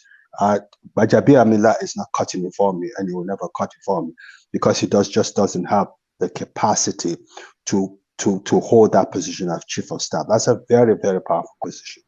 And I know personally, because I know that space very well, that Tunde Fashola and Remi Tinubu don't see eye to eye. So I know that one. But I hope they be able to put their differences aside and let us have the interest of the greatest black country in the world at heart. You know, I knew Nigeria. I say this with a lot of pride. I knew Nigeria in London, Rudolph, your own London, where we go to Sesuji in the 70s. We were treated like Arabs. And you meet a white girl in a nightclub and she just wants to talk to you because you're a Nigerian.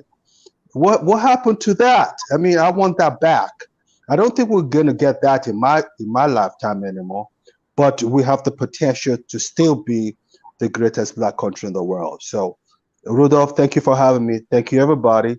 And let's hope for a better 2024. Thanks a lot. Thank you, Doc. Thank you so much.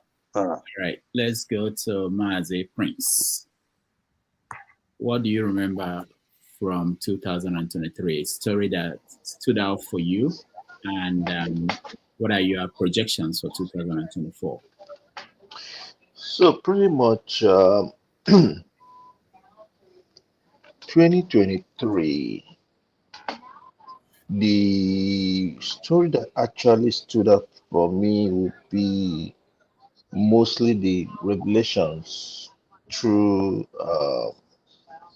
David Hundeyin, when I believe when all those stuff were being revealed about certain persons. I think at some point there was a time that even Gist Lover, I'm somebody that I hardly believe stories until I see evidences, facts, and evidences. Gist Lover, nobody knows who Gist Lover is, but I don't know. I don't know. He has certain things that he kind of like publishes, and those things happens to be fact, and it comes to pass that those things happened and not that. I think that was prior to the elections, and also it was also a time when everyone is doing their kind of candidate shopping and all that. Of a truth, to tell you the truth, I was actually leaning towards PDP as a party. I said probably they will be in a better chance to take it from the APC, but then P2B came in, and when I read most things about P2B, I started doing some research.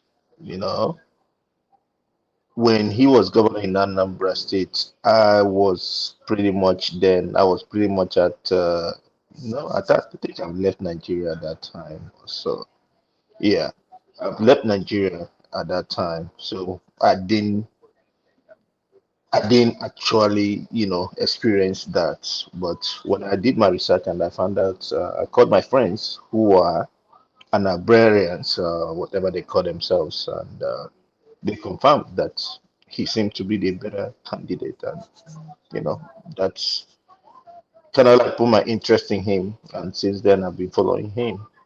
Yeah. 2024, what could be better? What could be better is if there is a way to recall most of these corrupt politicians, recall them, get them out of that place, because most of them have proven or are proving to be corrupt and inept. I don't know. I try to be nice. Let me not use a particular vocabulary that we but yeah, to me, yeah, it's just time to have a different narrative, and all that. Yeah. All right. Thank you, Mazi Prince. Tony. Hi, hello everybody again. 2023 has been it's been a wild ride for me. There's been the highs and the lows and all that. The expectations that I had from certain people or certain arm of the government it's really impacted me. And when I say expectation, I would mention specifically as to the judiciary. I thought the judiciary were going to be a stand-up agency of the government that would speak the truth, at least, that would lean towards the truth. And they turned out to be the worst. They were the worst disappointment that we even experienced, worse than even the politicians, and it really got to me. And I've been asking myself, how did we find ourselves where we are? Now we have IPOB, we have a lot of bigotry that's going on, and to me that is it's very, very concerning. And I think if we can deal with our ethnic differences, and we will begin to make progress. Never have, since my adult life, never have I known it to be as bad as this, where certain tribe is called out, everything, it's all spun to be to be Igbo and all that. You talk about fake products, people will say, yeah, it's Igbo people, it's about products, it's this, it's that. Come on, you know? So my thing is, if we seriously want to move forward, if we don't deal with those things, it's not going to work. I mean, we've seen what's happened in Plateau. It's hard surrendering. And it's not the first time, because everybody is just crying right now. The latest one that happened in Plateau. But how about the ones that happened about a year ago, 2 years ago? These people are being slaughtered. Why? They've got a governor. Why? We've got a president at those times. Everybody seems to be keeping quiet. The latest one that happened, Tinubu was quite happy to have his family around him, his grandchildren. If it was his son or his grandchildren were slaughtered like that, will he be happy? He never made any no reference. Even the governor or the said states and all that even traveled to go and pay some kind of fake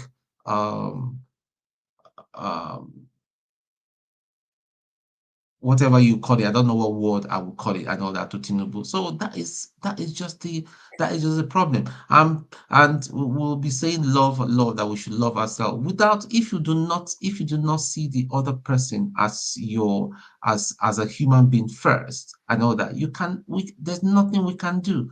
Bigotry now has become the concerns. People like one man would come and lie, and his platform is a tissue of lies. That is why that man, I do not respect him, and I will never ever respect him until he changes. He will spin things. He will these are people do not just sit down and say, okay, what I'm doing right now, in 10 years time, 20 years time, the upcoming generation are going to watch it. What are they going to say? Because we are creating history for the coming generation. I mean, Dr. Rudolph, what you're doing right now is amazing. This channel is amazing. And why it's amazing is that you're creating history. You're telling the truth. You're allowing people to speak their truth. While some people are speaking their truth, some people are speaking their lies and calling them the truth. Right now, the coming generation are going to be taught that this election was not rigged. There was some certain people from one part of the country are graduate. Simon Ekpa is sitting in Finland telling people to go and die. You're calling out Peter Obi that he oversaw when he was a governor, that he oversaw the killings and the dumping of bodies in the river. What kind of thing? What kind of country have we become? Akeredolu is dead. People are rejoicing and trying to call out the wife that she's Igbo, and yet they were married for over 40 years happily. The man has never come to tell us that they have problems. Even if they have problems, it's none of our own business. Like Chim rightly said yesterday, it wasn't the wife that was elected by the Odo people. It was him that was elected. So I don't know where we've gone. I don't know where we've gone wrong. We should think about tomorrow. We're not going to be here forever. And I believe there is a maker that all of us, you can call it different names and all that. One day we're going to stand in front of our maker and give an account. Or what will we be remembered of? Are we going to be remembered that we are championing oppression, bigotry, and all that? Let's just stop this. Nigeria can be a great nation. I hope, I just do hope. I don't hate Tinubu, like I've said here many times. I've known him even before he became a governor, when he had nothing. He used to come to my uncle's house. If my uncle was probably alive, maybe he will be part of his team right now. I don't have any issue with him, and the only issue I have with him is are sticking issues about not being truthful. There was nothing wrong in telling us that I didn't finish my university. That would have been dealt with. People would have gone. There's nothing wrong in telling us, yes, there was a time that I got involved in blah, blah, blah, blah, blah, blah, but this is me now. Judge me for who I am now. There's no problem. But here we are. I know that we are on each other's neck.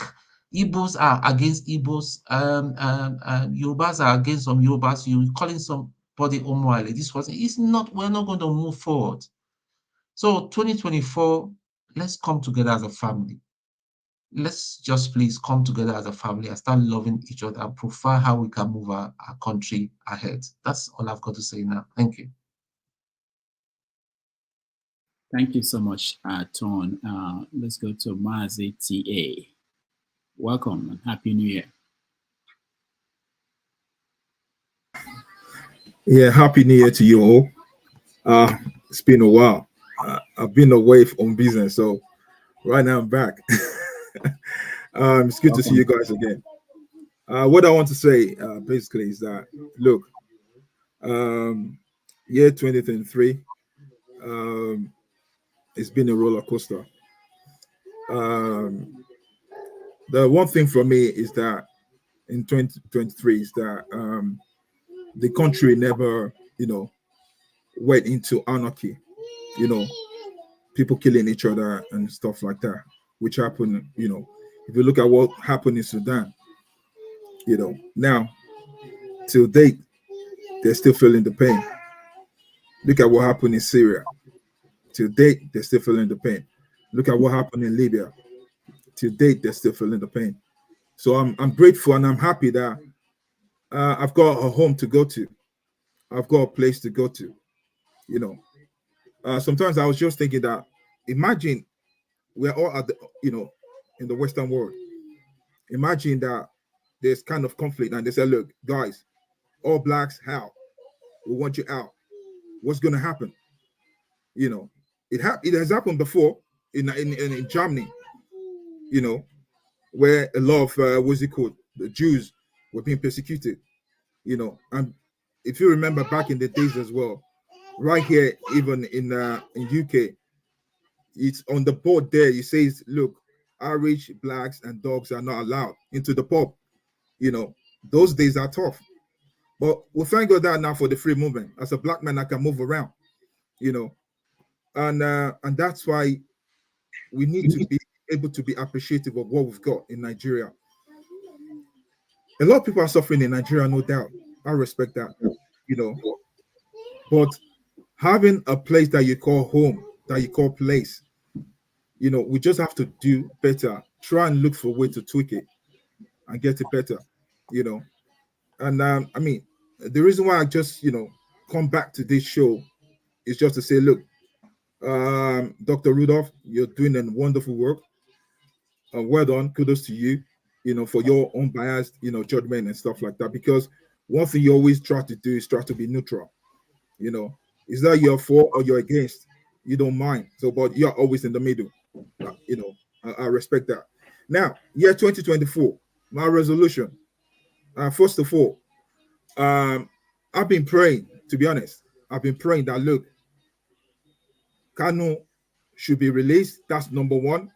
No matter what. See, if you look at what people are going through, and if you look at what people are saying, okay, being segregated one way or the other, I always believe in justice. If the court says, leave this guy, let him go, then let him go. If you've got something on him, then try him.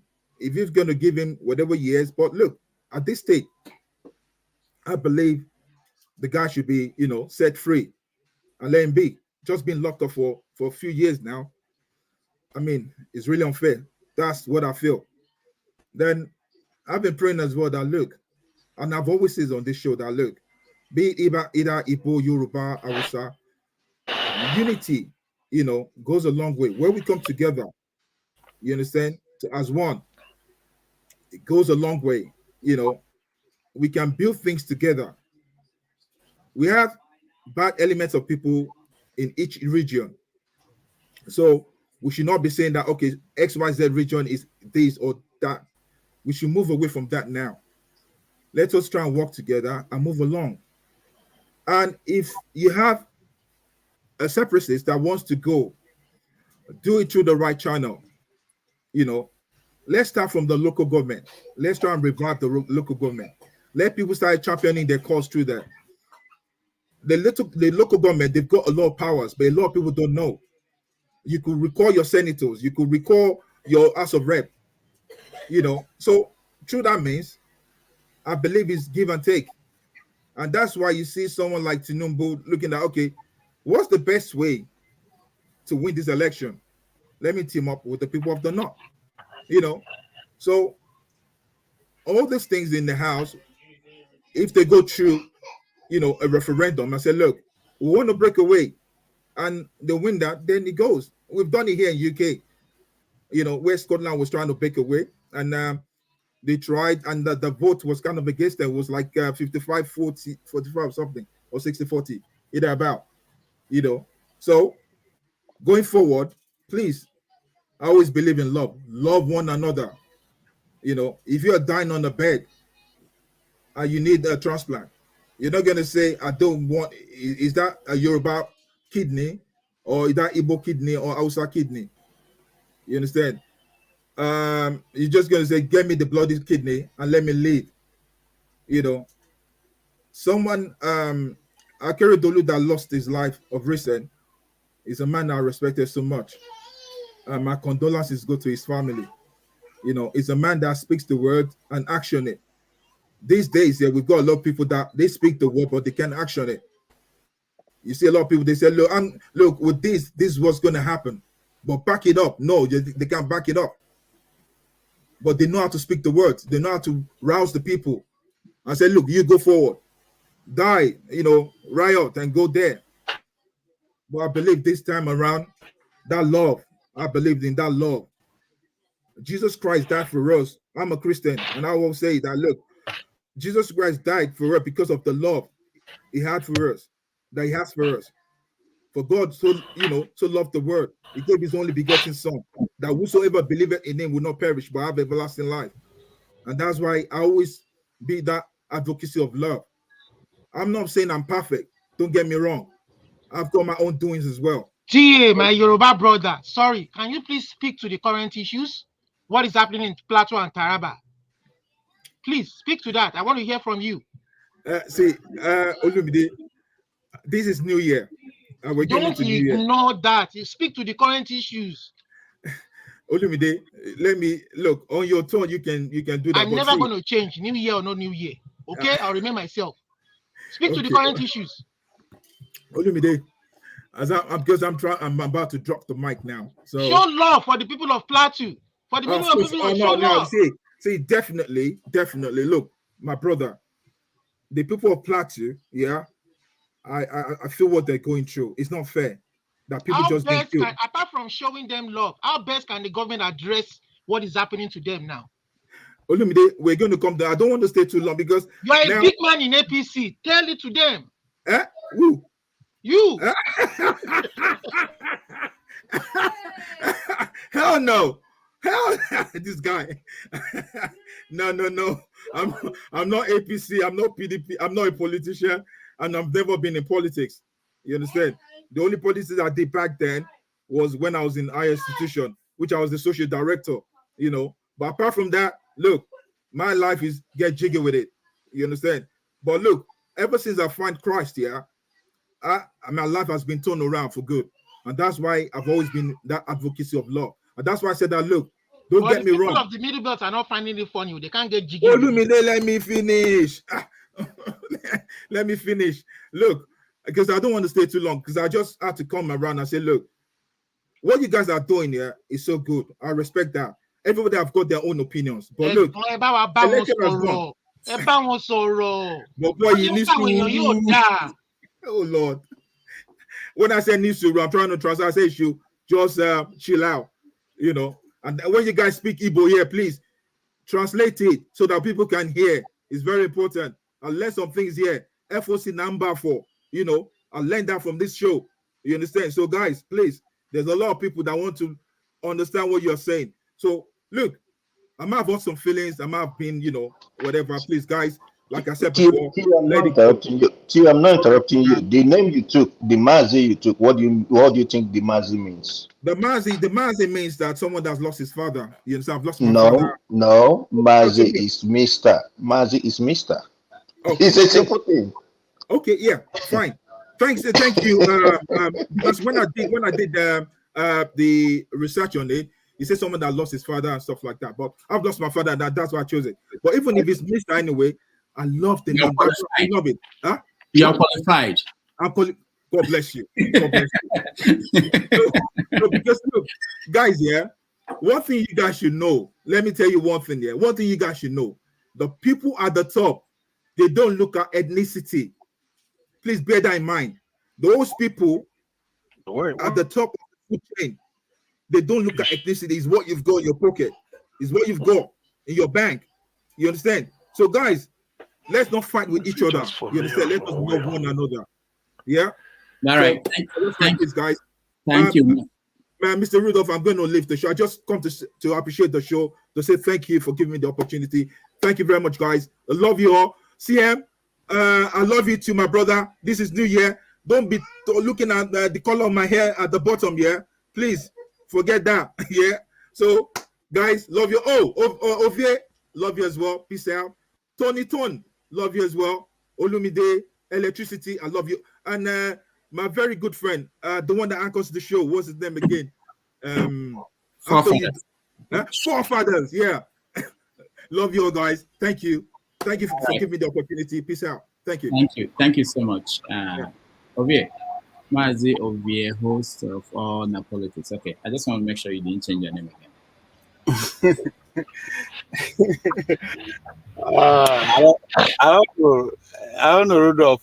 I'm nervous. I don't know why. Is it because I know how to talk for like a couple of weeks now. Where have you been, Ovie? Exactly. For a couple of weeks now, I've retrieved. I'm taking inventory. I'm just going through the books I read before, people that I've listened to. Just pretty much going back, just be on myself and drive around the country. I was in San Diego, I was in Vegas, Nevada, I was in New Mexico. I'm everywhere. I'm still on the road. So it's. So where are you now? I'm in the place called the Colony. Which is what state? The Colony, somewhere in Texas. Oh, okay. You are going back. I thought you ran away from Texas. Oh yeah, no. The life in California is not for street people. It's not for paycheck to paycheck people. It's not for poor people. Don't start. Don't start. Leave it for us like that. We like it. We love it. Now only California, I know that they sell weather on Amber Beach, and they are selling it very expensive because that's the only thing they have. And that's well, not story for another day.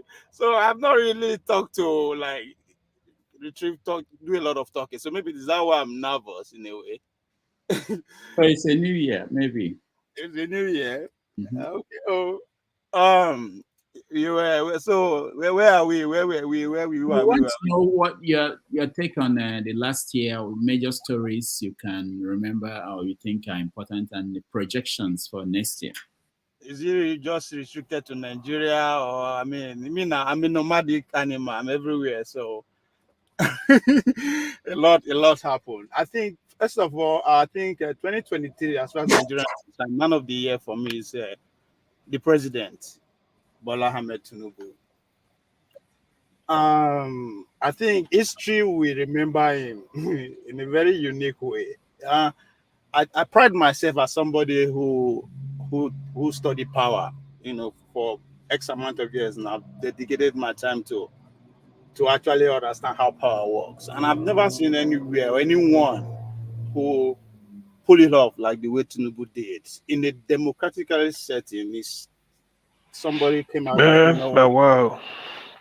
It is my turn and it is my own, and he made it happen. That I have to recognize.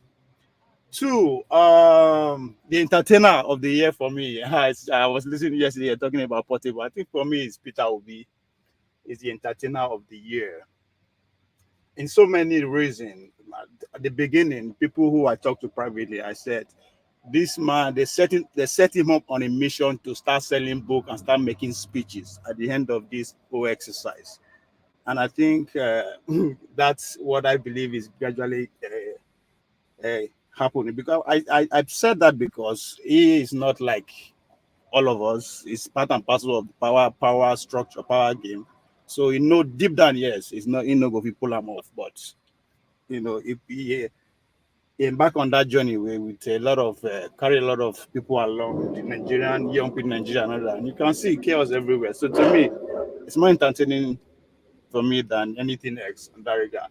Biggest losers to me in 2023, I would say the IPOB movement and the elite of the Southeast, specifically including you, Rudolph and CM, who also occupied the intellectual echelon of the elites of the Southeast. I think you guys took eye off the board. The board for me is in Nnamdi Kanu. And I think if the eye stick on it to the end, today when I mean to the end of the electoral process, and just stick on that, two things would have happened. Either with the man would have gained freedom banana, or maybe the results would have been different of what we saw. So for me, taking eye off the ball, a fuck up for me in that regard. Again, I overheard when you guys are playing around the presenter of the show of the year. To me, I think it's the women. We are in a society whereby the three cardinal pillars of any society is against the average Nigerian woman. I'm talking about religion, culture, and politics.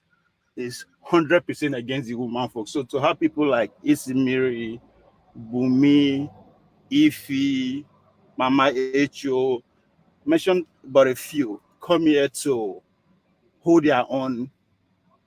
It's something worth noticing and encouraging, in order to give other women the people who want to, but don't find the courage. I think for me, those are the presenters for the show for me.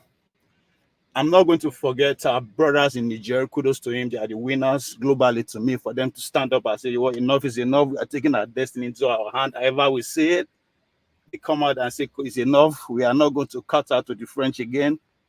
Enough is enough. And the result we all know. So to the Niger people, I give it to them, Burkina Faso and the rest. Then to cut everything short, 2024 is the year of the Americans. All eyes on America. Is it that time again of the year? 2024, and the fire has started. For about 14 to 16 states are warming up to take Donald Trump off the ballot box. One has succeeded, which is Colorado. Maine is on his way. So the next 11 months, that is what the world is going to be talking about. It's not the first time. It's expected. It's all show. they say go for show, America for show. I'll give it to them, the ability for them to just get everybody. You must pay attention to it, regardless of who you are, what you, where you did. You must listen to us. That's, to me, it's something. It's something. It should be a sign of wonder among the 9 or 10 wonders of the world now. So America, they know how to do it. So this 2024, it's not going to be any different. Suspense, tension, prediction of civil war, unrest. Donald Trump going to win? Is he going to the White House or the big house? Is Biden going to go? Is it Michelle Obama that we are going to see in place of? So a lot of fireworks and intrigues is expected. And if you are like me, who like to travel around the rural America, talk to folks, you'll be amazed at what people are thinking, and yes, 2024 is all going to be America. Are they going to get it right? Are they going to lose it? We don't know. So, yeah, I mean, so many things on this show, about this show. I think I failed. I failed in the sense that one of my goals to say I would be a guest, not just a guest, a solo guest. Have just like the guests that you. But I think I failed. So it's a goal again for 2024. Hope I make the list of girls. And I don't know, there's a lot of observation. It's pretty interesting when you are just a listener and see us going at each other. Obi, I'm not interrupting you, but I just wanted to say you mentioned about the big losers. What about your principal, Kwankwaso? Oh, really? So Is okay. it? No, I think maybe now let me believe they go if you win. No. What I mean is politically he's losing because he's about to lose his state. No. That's exactly. I'm Kanu telling is you what I'm done. saying. That's what I'm saying. I think I said it before. When what did happen to Abba, I said that's the end of his presidential ambition, not just now but in the future. So maybe you are not paying attention to my side. It's not somebody I'm shielding. And in terms of policy wise, from their fixed policy by demolishing all those demolition, I said no. I mean I don't care how if you actually campaign with it and you do it, I give it to you, you say you are going to do it and you did it, but that doesn't still make it right. So I'm not I not be fan of human being, right? I follow you because of what I know about you, which is your political life. I don't know how past that, which is the same thing as me. So whatever I'm saying about it is because I don't know who he is. I don't know political life, right? So him being a loser, I think we don't agree on that one. Sis. As I said, now let me believe say go if you win, right? So that's where I see. That's how I see that is a concourse of a thing. I'll be shocked. I don't see how he's going to gather that momentum that he gathered. I don't see how he wants it to happen. If they take Kano State from him, if they took it from him, I think he's done. That's my as of today. But we see this is a politician, right? Tomorrow you go wake up, it could be a different case entirely. But for what I'm seeing, as far as Nigerian scene is concerned, if they take Kano away from him, he's done. I don't know how he want to do him again. I don't know. But now them right. So now from to round it up, my observation from the guests, from us, the everyday hosts, from the hosts, from the chat and everything, I said that, and I think maybe that's my whole summary in this. I'm cutting between to say there's no hope. Or there's hope. There's no hope in the sense that the next 3 generations are already here.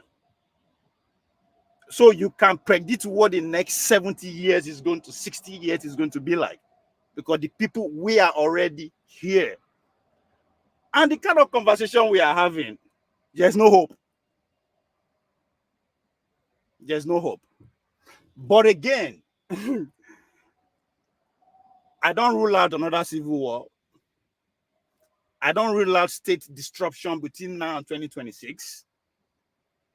So if that happens, maybe there will be hope from there. But for the people who are alive today, the generation who are ruling, those that will take over power from them, the next, or to the last one, nothing. We're not going to get it because the world is decoupling commercial wide. The world has changed. No longer is changing. Because all our analysis, we are not factoring the revolution that we are in now, which is the AI, the power dimension.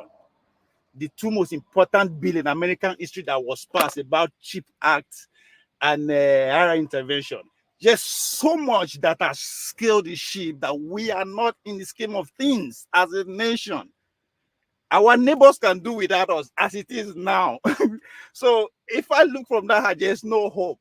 But again, as I said, I'm sitting young from Nigeria. I don't know what led to the civil war. So I don't know if the things that led to civil war, if the things that are happening now, okay, maybe if the civil war happening, I believe we need to go that far because our elites are some of the dumbest elites I have seen around the world. Because I don't think there's anywhere in the world where there's a group of elites who have so much money that they don't have a playground for themselves. Forget about married people now. Because that is my summary of driving from Vegas to California. That is just a playground for the rich. Because all the investment while they see there, those investments are not making profit. But they put them there for a reason. That's their playground. So I never see any elite in Nigeria that you cannot conquer a street, not a village, not a state, a street that everything is working as far to in 2024 standard. So just no hope if I see it from that angle. But again, if we decide to go the civil war route again, maybe something will come up. But as it is now, My annoyance with you is that you came to California. You didn't even give me feet to let me know. I would have brought you to San Francisco to see how we live. San Francisco, where half Yes, I would have. half of the residents are homeless. Please. Look your little. Ajegunle is better than San Francisco. Ajegunle is cheaper than San Francisco. No, they cleared it. They cleared it up. They cleared it up even They clear before it for the. 1 day for Xi Jinping. No, One no, day no, no. for They Xi cleared it. Jinping. No. They cleared it up, and it's been up. It's just the reason why most of them are homeless is because one, they have shelters for them, they have homes for them, but they don't want to go in there because they are kind of like opposed to being searched, for drugs.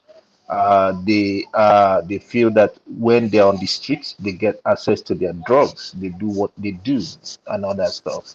That's one thing with that. Yeah. So don't generalize it. Don't generalize it that they are homeless. They're not homeless. Rudolph, give us 1 minute. Let's talk about this because it actually summarizes even what Mr. Alexander experience is too. I listen to that when they talk. Let's forget about the homeless. Let's talk about general things that we all can relate to the economy. Okay, so the economy of California is booming. Number one, you might think it's expensive. It's not expensive, especially if we are the highly paid. You know that. Here minimum wage. Minimum wage is those in the McDonald's and all that. Those ones are $20 and all that. That's what they get. Other ones you could go from 30 to 50. You are not. No, hold on. I'm coming. You asked me a question. Let's not wait. Let me tell you my observation. Let me compare the two states, Texas and California, right? Everything you get in Texas, you pay twice or more in California. And you cannot compare the service. I live on the streets, right? Here, a luxury life. More than somebody who live in a duplex in California. What do I mean in terms of getting services, right? Let's take gas station, for instance, which is what everybody can relate to in America.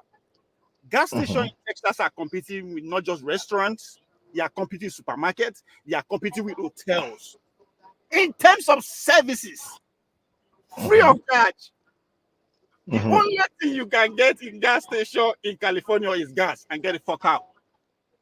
You can't even find a place to pee.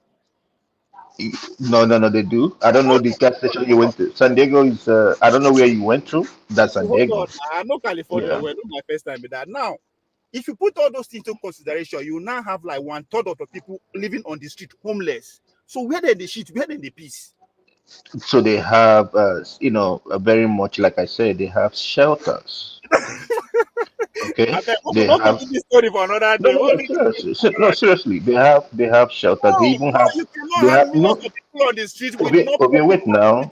Let me explain to you. Here we have hotels for the homeless. Okay, we know because that's where they work. I cannot afford an hotel in California. No. They have Motel 6. They have Motel 6. They have Motel 6. Forget I don't I don't know. Like I said, I don't know where you go, but Motel 6 here now for homeless people. Electricity. Host me and Prince. We could talk about that for another session. Just us who could talk because he speaks to dual sovereignty. That's why I want to go with this. He speaks to dual sovereignty. And I think Paul was trying to say something about it, but he no understand when they say they compare American politics to Nigerian politics. The difference there that he was trying to point out is the dual politics, the dual sovereignty, whereby Colorado go say Donald Trump will not be on our state ballot and he stand, right? That is what I actually advocating for the dual sovereignty. That as an adult person, I don't actually need to have a governor, a whatever. No, I don't need that. We can go through our own governing system and enjoy it. That's why me and you today, we live in the same country. We are comparing our economy of Texas and what? California. Because now two governing systems, different from the what is happening at the nation. And I think that's where I was driving to when I say, because any man can say, come, there's no way somebody will be at the center of the day for everybody. We cannot achieve growth like that. And that's when Okay. sovereignty comes into play. And what is happening to Donald Trump is not new. If you go back to election of 1860 of Abraham Lincoln was not on the ballot paper in almost all the southern states. Because Ovie don dey go. Ovie, you don dey waka dey go. You don dey waka dey go where I don't know.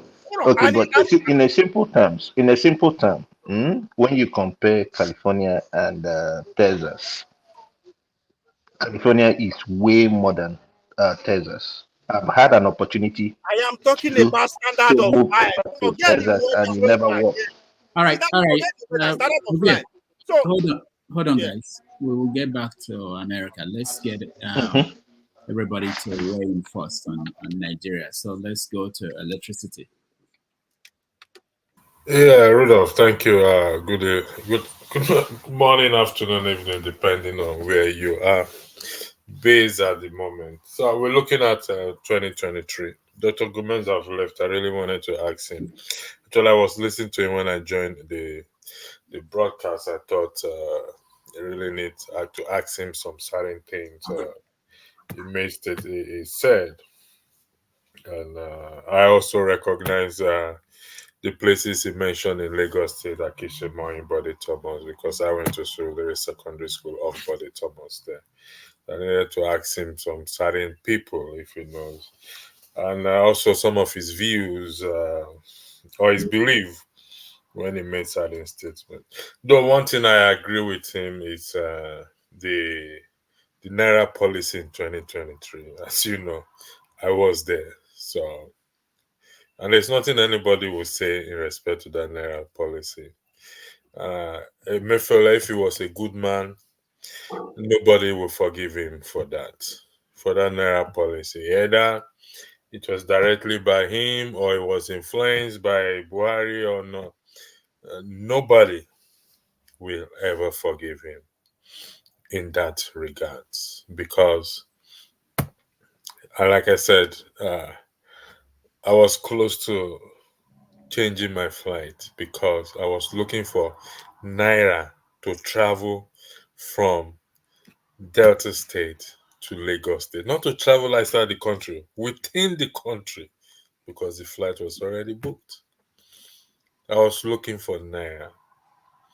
I went from filling station. People were using their own money to buy money. To me, it's worse than the 2023 election. I have to be honest with you. It is worse than the outcome, I beg your pardon, of the 2023 election. No bank was dispensing money. Wherever they were giving it to what these people, the POS people, the POS guys. The banks were giving the money to the POS. They were the one running the shop. And I want to collect 70,000 naira. You will not charge me 20,000 naira.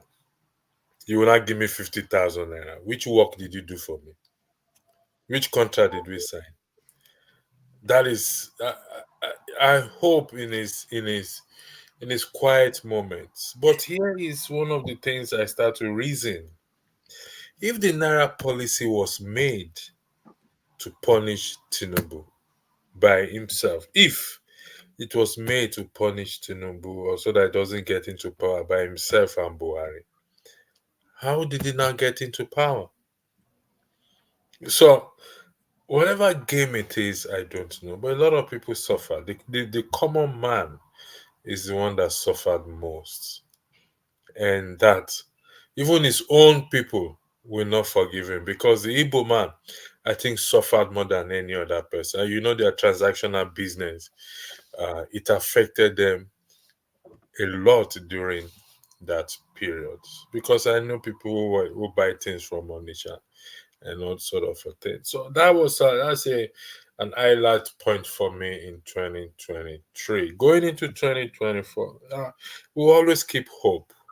We must not dismiss hope. If you follow this morning broadcast that we did, the 4 lepers, their situation is hopeless, completely hopeless. They are reject of the society, but still they did not give up hope. It's very difficult to see hope in this in this present situation. But I believe we will do something. Rudolph, you'll be my first guest for next year. I'm extending the invitation to you. I said it that I'm going to put most people on the panelists that come to talk here. I have your views already, so I wrote most of the views. Most of you will come and defend your views as a guest, and people will ask you questions to see so that you know how easy it is. So, Rudolph, you're my first guest for next year broadcast. I will give you the details. I will send you the invitation, and so you will be there. Because it's easier for we to be panelists. When we bring guests here, the way we bombard guests, I think we should also feel the same thing as well to know that. So it will be based on your opinions. It's not going to be based on anybody else. But I did that last year. This year, I mean, I had Show interviewing me. No, this is me interviewing you. That is between you and Show. Whatever arrangement you and Show entered, that is between the both of you. So, but Ovie, don't let us give us hope. Don't let us give up hope. I beg your pardon. Yes, I know the situation in that country is very bleak. Honestly speaking, I'm telling you, I'm one person that I've always been very optimistic about that country, and I still hold hope to it. But it's very bleak, to be honest. If you watch the video this morning, when people were telling Tinubu being power, these are Lagosians, Yorubas, possibly APC members, screaming, shouting, Asiwaju being power. That means Tinubu were hungry. And one of the person in the comment section, I like that TVC News showed a different side of the story. People were happy, but it was all a lie. People were not happy. So, hunger knows no boundary. The hunger does not recognize Tone as a Yoruba man, and me as an Igbo man, or Ovie as an Hausa man, or Rudolph. No. For them to come to that point, they said an hungry man is an angry man. I don't want a civil war, I have to be honest, because if we will ever recover from it, I don't know. So we keep pushing, we keep doing what we can do. I've asked 2 people already as a panelist. They've chickened out because they are good in talking, but they don't want to come and sit on the hot seat for people to ask them questions. They've already chickened out. It's all right. So, listen, it's been a pleasure, like I said yesterday. I'm not happy because I've not seen the dream that I wish for to happen. I mean, but I still hold on to the same message that I hold on that T mentioned about recalling all these officers. It's up to the people, the masses, to do that. And we will do it. We will get there. All right. Thank you very much, Dr. Rudolph. I yield the floor back to you. All right. Thank you, Electricity. Let's go to Olumide. Thank you, Rodolph. And good day to the fellow panelists. So, Rodolph, I want to kind of diverge a little bit, but it will still relate to whatever we're all talking about. I don't know if you watched the broadcast late yesterday night when there was an argument between me, Loco P, and Femi. No, I okay. So we were talking about Akere Dolu's. There was a difference between what Loco P highlighted and what I thought he should reflect. Hello. One moment. All right. Steph, welcome to the show. Thank you, Bishop. Good morning. that Bishop must have touched you. It fits you more than damages. All right. So we're looking at review of last year. Rodolph, sorry. I apologize. Okay, go ahead. So yeah, there was a Loco was saying that he didn't feel sorry for Akere Dolu's demise, and that he didn't feel that he should be recognized for whatever credit he was giving, maybe for the security Alfie the championed during his time as governor of the state. And he was making reference to the fact that he had an opportunity to create a facility that he could visit in Nigeria to get his treatment, you know, and he never did that. But I came in to say, you know what? Every situation is different. Hello. One moment. All right. So Olumide is, I mean, we have to let him make a living and still talk about Nigeria. What can you do? Steph. Yeah. Is it my floor now? Am I holding place for Olumide? No, you are turn. When he comes back, he will join the line. Okay. Go ahead. Back again, right? I apologize. One last time. If it happens again, I wouldn't disturb your flow. So I was like, oh, you know what? Every situation is different. Because from my training, my own professional training, every human being is different. What works for one person may not work for another. So you have to look at his own situation differently. You know, he had cancer, and cancer requires a specialized treatment. And there was even 2 types of cancer that they mentioned, you know, based on what we read in the papers, leukemia and prostate cancer. And the cost of cancer, especially with current treatment, is very expensive. It may not be available in Nigeria, you understand? And it has to go out. Even the manpower to treat this condition might not be available. So to now kind of attribute that to his own situation is kind of unfair. I told them it's unfair. I mean, if you were this man, apart from the fact that he was governor, he's a son. He was a son before he died, and it was well established. He could have afforded this treatment himself. And this condition, he must have had it for a while now, a long time, you know. And there was this argument. So it just brings me to the point that I don't know, Femi or Lokopi might want to come in and weigh on their own side of the issue. But what I'm trying to drive at is not even their differences. Everybody is entitled to their own opinion. Fine, he could have built an institution, he could have done that, he could have done this, but you have to look at this condition too. Even if he builds an hospital, is he the one to create the manpower? Is he the one to, you know, bring the latest drug treatments? There are institutions responsible for different things. All of our institutions have collapsed. So we see, that's why look at what happened in Plateau now. It's an eye-opener.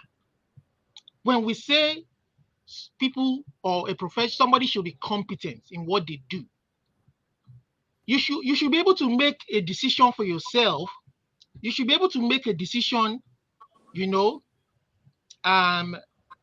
without, you don't have to. For instance, there are situations where if you're well trained in your profession and you show leadership, you show competence, there are certain things that the president doesn't have to tell you to do before you carry it out. The president will rely on your expertise as a commanding officer of a heavy formation or the army to say, you know what should we be doing in this instance? Have you secured? How you secure, how you do it is left to that guy who is trained in that. The president of the country is not necessarily trained in that particular area. In the healthcare sector too now, I mean, it's true. When some people say, you know what, the people themselves are corrupt, you understand? I agree to it. I agree with them too on that part, in the sense that when monies are allocated to an institution, a hospital institution, and the medical director decides to pocket a large chunk of the money instead of buying fast equipment and medication that patients should have access to, it is not the president doing that. You understand? It is that sector of that institution being incompetent. Every sector, every institution, that's why I say our institutions have collapsed. You know, they don't show competence. They don't show the ability to be able to work independently and do their job with confidence and say, you know what?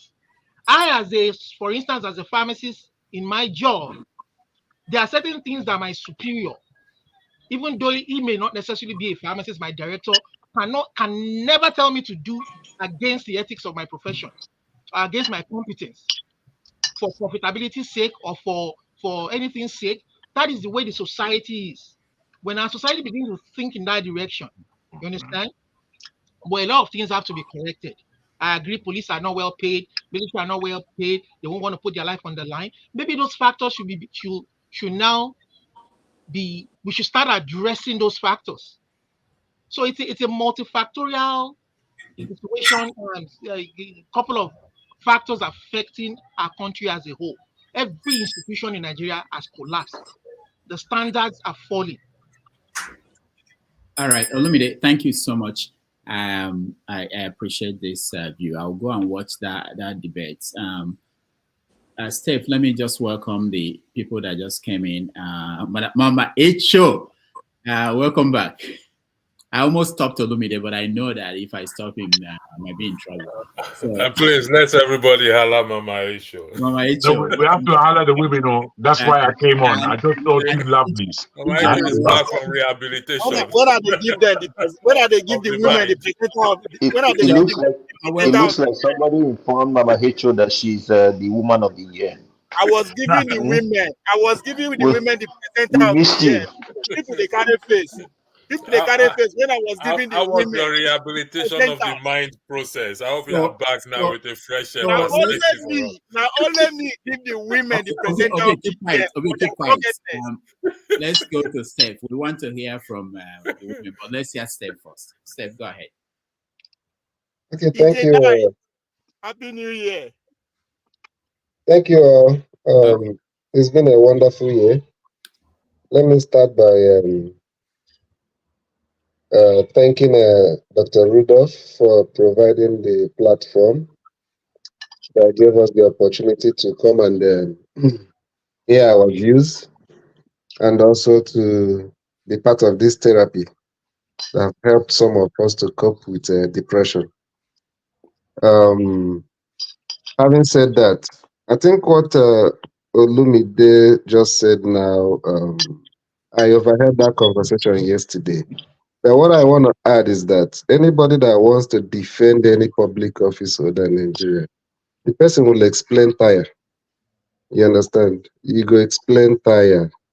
I think what that guy was trying to explain to you is not being personal with Akeredolu. It's not just him improving on the medical facility for his own treatment. He's just talking generally that they could have been doing better in our health facilities. And I don't think anybody can argue against that. So having said that, this year had been a very, very difficult year, especially this Christmas for some of us that have kept in touch with our loved ones in Nigeria. But the most important thing is that, as usual, we have survived it, and we are looking forward to 2024. And I will plead with us not to lose hope with Nigeria. Even as illegitimate as this government is, let us not just be thinking of how about regime change in 2027 or whenever. We should also devise means of holding them accountable and helping them to do better. Because anything in any area they're able to improve the life of our people, even though I believe it's an illegitimate government, it's still for the benefit of our people. You know, let's not just keep watching and maybe hoping that they will continue to fail. No matter any good thing they will be able to pressure them to do by mistake, it's still going to help and make our people's life easier a little bit while we work towards the ultimate goal. So I want to commend every one of us for the love we have for our country. Let us not despair, and let nothing stop us from doing our very best to effect changes in our own little ways in the country. Thank you all. I look forward to working with everybody in 2024, even as we continue to plan and strategize. May God bless all of us. So Steph, I'm sorry, because you reacted to my statement. I want to also react back to say, just 1 second, 10 seconds. Yeah, I just want to say that is why I'm saying we have to look at issues. I'm not saying public officials should be held accountable. Look at this man. Whether you like it or not, some of us Yorubas felt he did well for us. But to now disregard it and say you don't care what he did, all I know is that it's all part of them. It's part of them. That is his opinion. Yeah, that's fine. That's why I said We cannot. That's one good thing about Rudolph show is that people are entitled to their opinion. That's fine. He's entitled to it. Now I'm pushing back to say Olumide, it's all right, bro. It doesn't too much, man. Hold on. That's why I Just said making noise. Hold on. Let's hear people who are here to speak. Mama Echo, go ahead. God, you're very disturbing, man. Mama Echo, welcome back. Where have you been? Were you talking to me or what? I was talking to you. You're extremely disturbing individual, bruv. As much as we love you, you're here to disturb us greatly. Okay, I don't have an answer for you now. Don't worry. That's wonderful, Lumide. Thank you so Go much. answer that question. Mama Echo, can you guys hold on? Mama Echo is here. Welcome back. Thank you. Good morning, everybody from here. Anyone not taking Mama Echo doesn't deserve the right to know how she's feeling. The year has been so wonderful, and it has been so pathetic when we look back home. And to think that we have more dropout of school students on the street is so pathetic, and to think that our current leader does not even have the youth population at heart as at this moment is so painful. And the truth is this: the generation we put in this situation today will be our headache tomorrow. I see a video clip of a lady lamenting in Lagos that the Agbero, the area boys, has occupied the street. If your car breaks down, you have to pay. If you push, you have to pay. So those are the generation that we have refused to pay attention to. And to those who are borrowing money, and instead of putting it in productivity, they are sharing it among themselves, putting billions in their hands for cars and all. If they think they will be out of this pain they are causing this younger generation, they are lying. They may put all the security around them, but their children will pay the consequence if nothing is done. Their grandchildren will pay the consequence. How can we have a country that have population of youth that are full of energy to be productive, and we have a budget full of trillions of dollars, and there's nothing that is apportioned to groom these children and make them productive in our country? The Western world are having more older generation, and Africa are having younger generation that are very productive, but yet our budget has nothing in place for them. And with the buga, and we call ourselves rulers. When Tinubu went to Lagos, what did they greet him with? A big power. That is the slogan they greeted him with. Look at Abuja, the insecurity there. Who are those perpetuating it? The same younger generation we forgot, and we allow them to drop out of school. A lot are still dropping out now, and we want to enter the new year. Tinubu came into power and said he has nothing about education, and the university should generate money for themselves, and they should remit 40% of that money to the federal account. Where is that money coming from?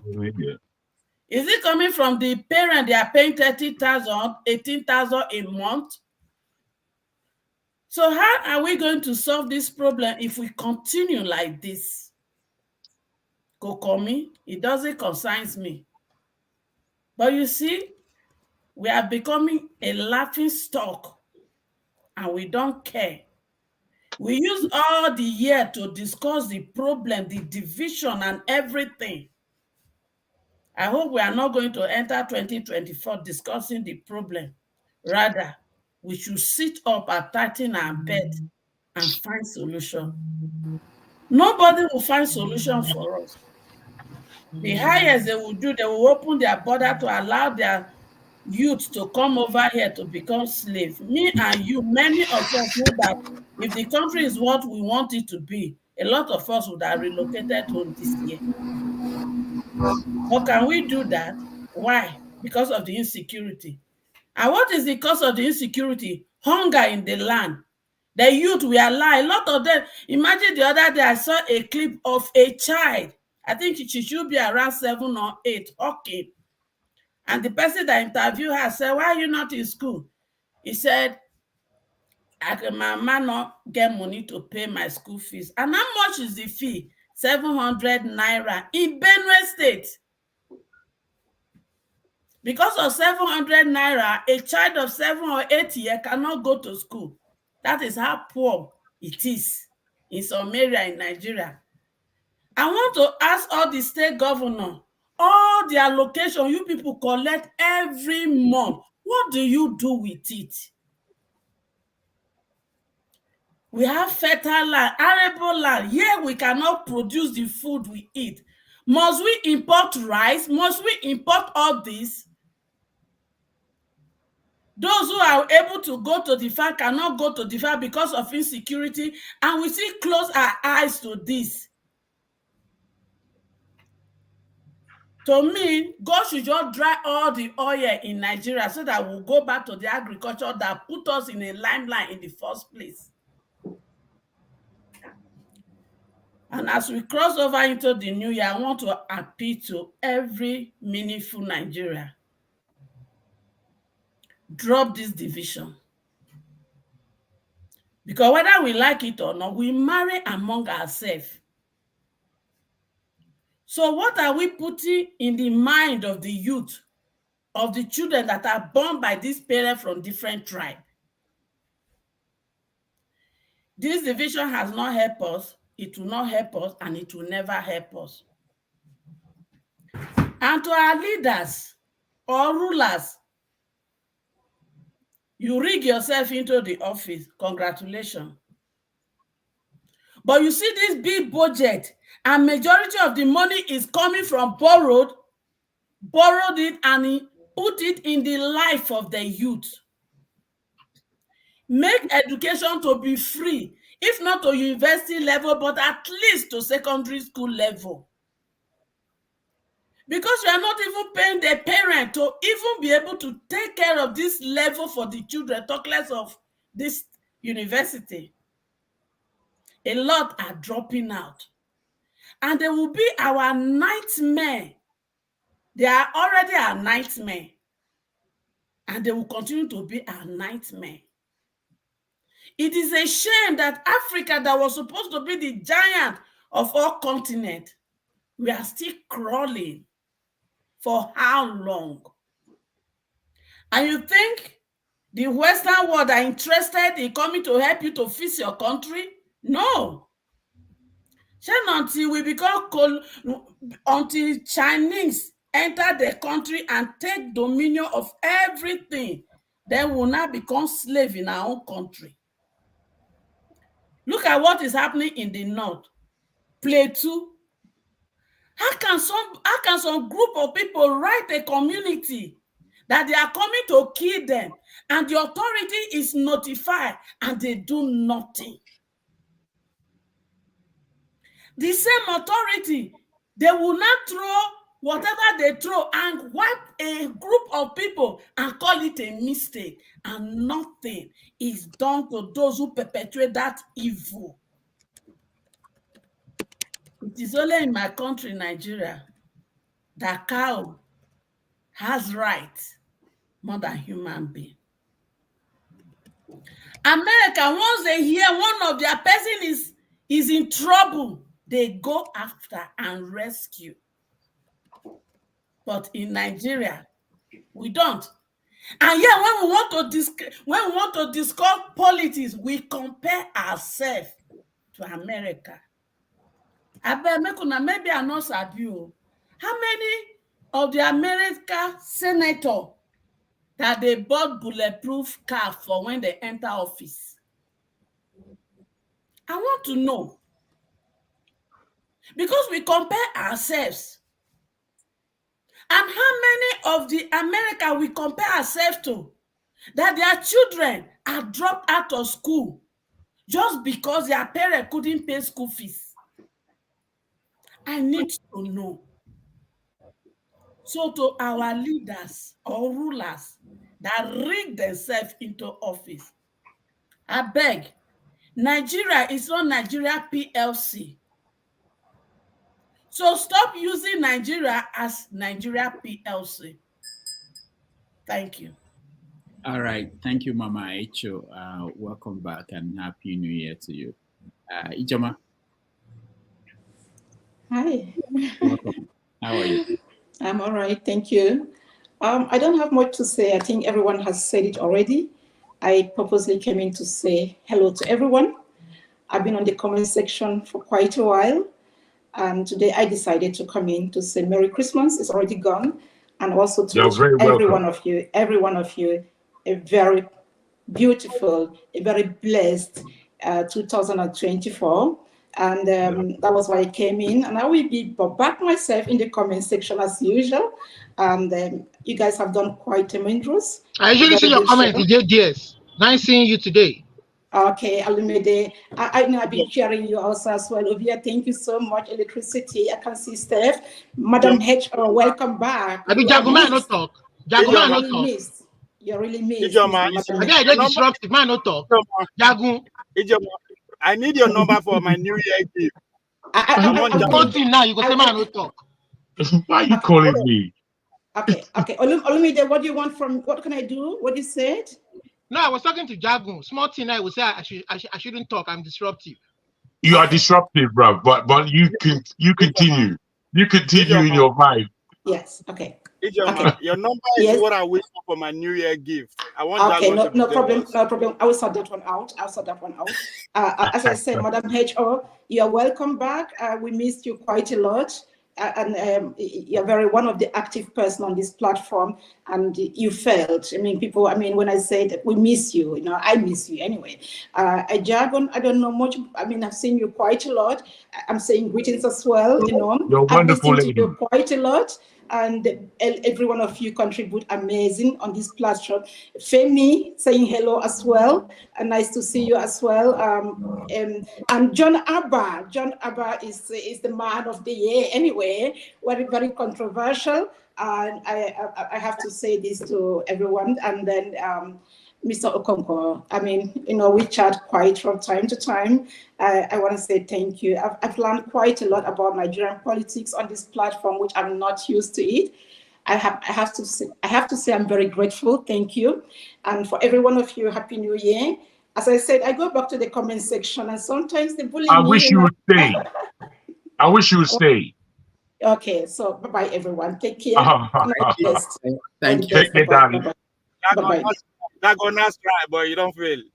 Okay. I don't fail. Okay, go ahead. Thank you very much. What a wonderful word from the young lady. I thank her for her plaudits. I'm not quite sure what the subject is. I'm not quite sure how I should get involved. I came on the year in review. That's 2000. The year in review. Yeah. I must say I came on specifically for the young lady who just left. Okay. But it seems like my man Ovie don't pass me anyhow. Silly man.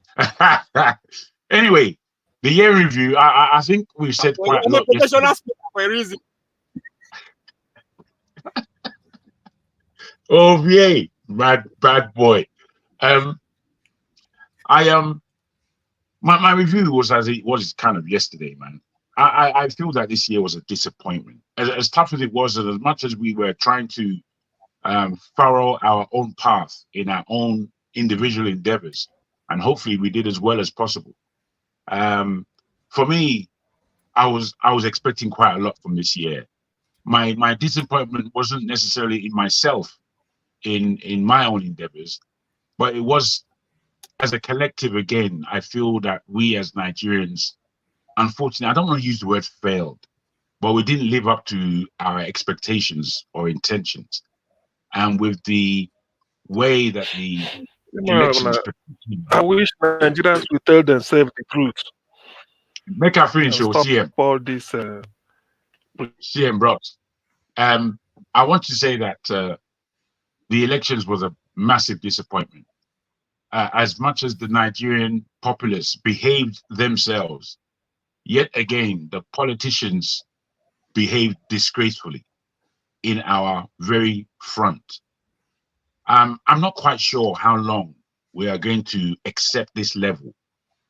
But if we continue to accept this level, I'm afraid not only do we not have a country, but I think what looms over us, given a global perspective, what looms over Nigeria and Africa is that we could be returning to another form of slavery.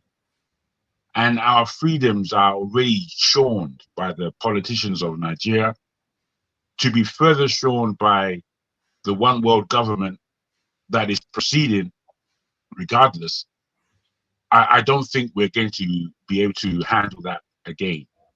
So in review, I don't want to speak about anything more particular than the elections themselves and the mire that it now brings us into, and the further mistakes that the present government is making.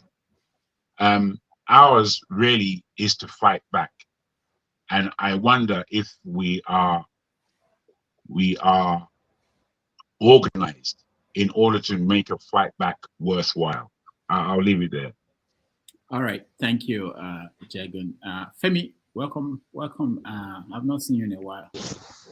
Yeah, remember what I told you? I'm cooking, and of course, you're still going to end up being one of my first guests. It's part of what we're putting together. Some of us are putting together as our own contribution, so that it doesn't look as though all we do is complain, without trying to play our own parts as well. First of all, I want to say real quick that the way there's this facial expression that you have, Dr. Damages, whenever someone interrupts, it's priceless. I don't know what it is, but it's priceless. It's almost like it speaks a lot, but that's on the side. It's also interesting to know that a platform like yours can provide an avenue for us to matchmake. That's interesting as well. In addition, I wanted to give the award for the Economy Reporter of the Year to Ngozika, because of the kind of things that she updates us on that's happening live when in terms of the amount of yam, especially because typically she updates us on yam. I think that's her favorite food. But in any case, just a quick roundup. And it would start with the case of Akeredolu, who's probably representative of a lot of what is wrong with the country as a whole. Because part of my grouse when it came to his death, yes, every death is meaningful. Even Abacha's death is still a death. I mean, irrespective of I'm not trying to make comparisons now. However, my greater concern, which again still speaks to people like Akeredolu, even in death, may so rest in peace, as a matter of fact, is that especially when I worked, I trained and worked as a virologist in my previous year, like I explained yesterday. The kind of things I saw, again, in terms of the resources that were provided, if any, and the way certain things like even radiology equipment were either what's that English now? Where either some of the parts were either stolen, some were probably they bought certain equipments as new that were not new, which again is like a miniaturization of the general Nigerian factor that we always allude to. It's those kind of things, plus the fact that years and years, decades and decades of not paying attention to things that would affect everybody. It's part of what we all are suffering. I mean, not just these people, and that's why I could see where Lukopi was coming from.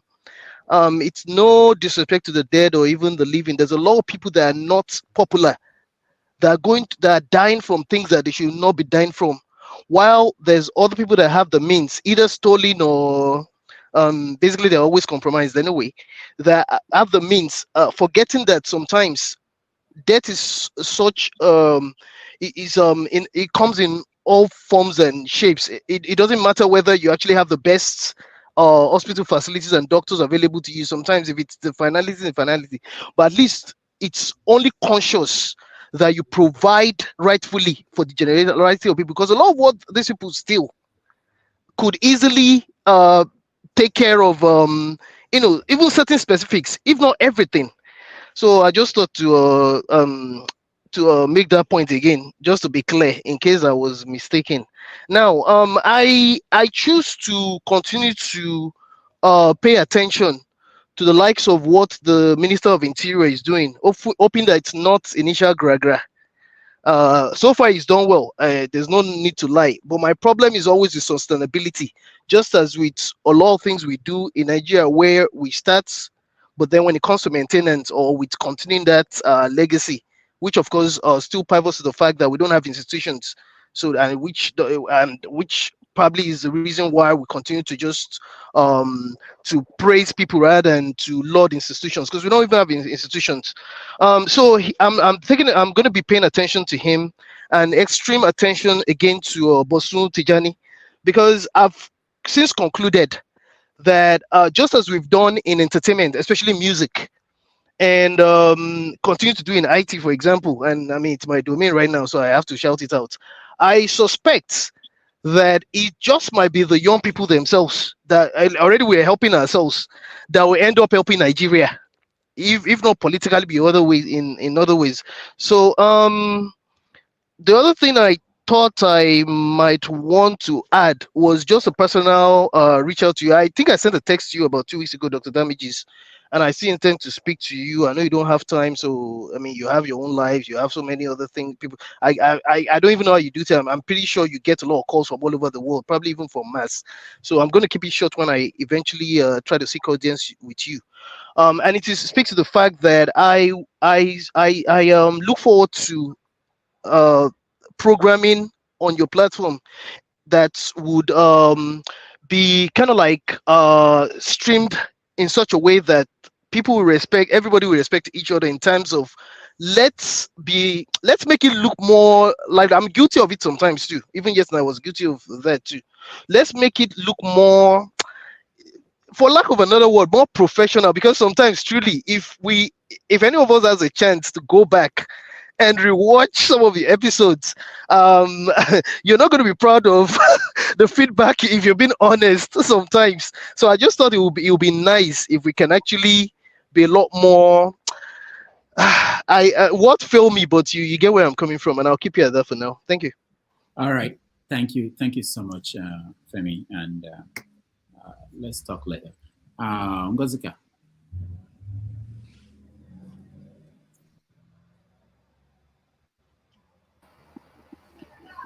Good evening, Dr. Damages. Mama Hecho.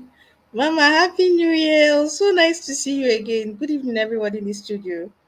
Our viewers, I greet you, gentlemen and lady, and to our viewers and those in the chat, special greetings. Happy New Year from my village.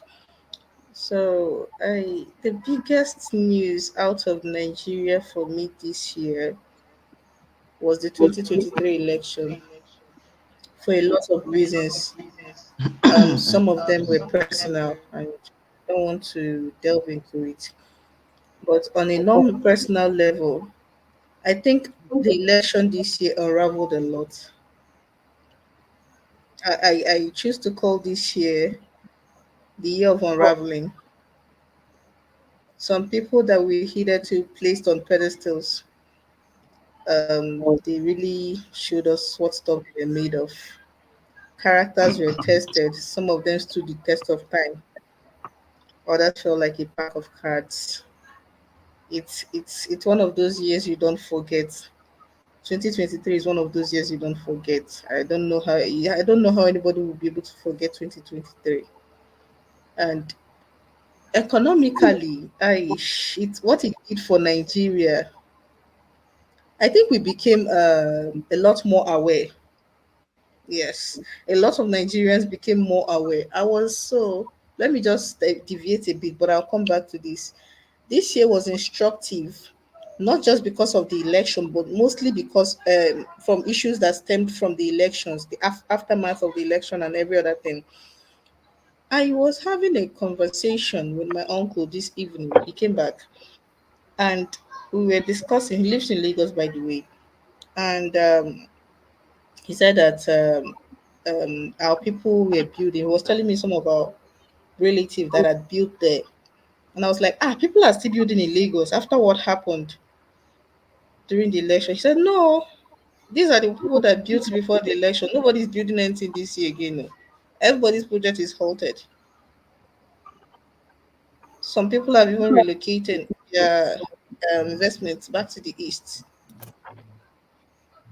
And I remember saying on this show that when Nigerians are ready, when Indigo are ready, I will know. And I'm very happy going into the new year, knowing that finally I can feel it. They are ready. They are ready to stop sitting and watching.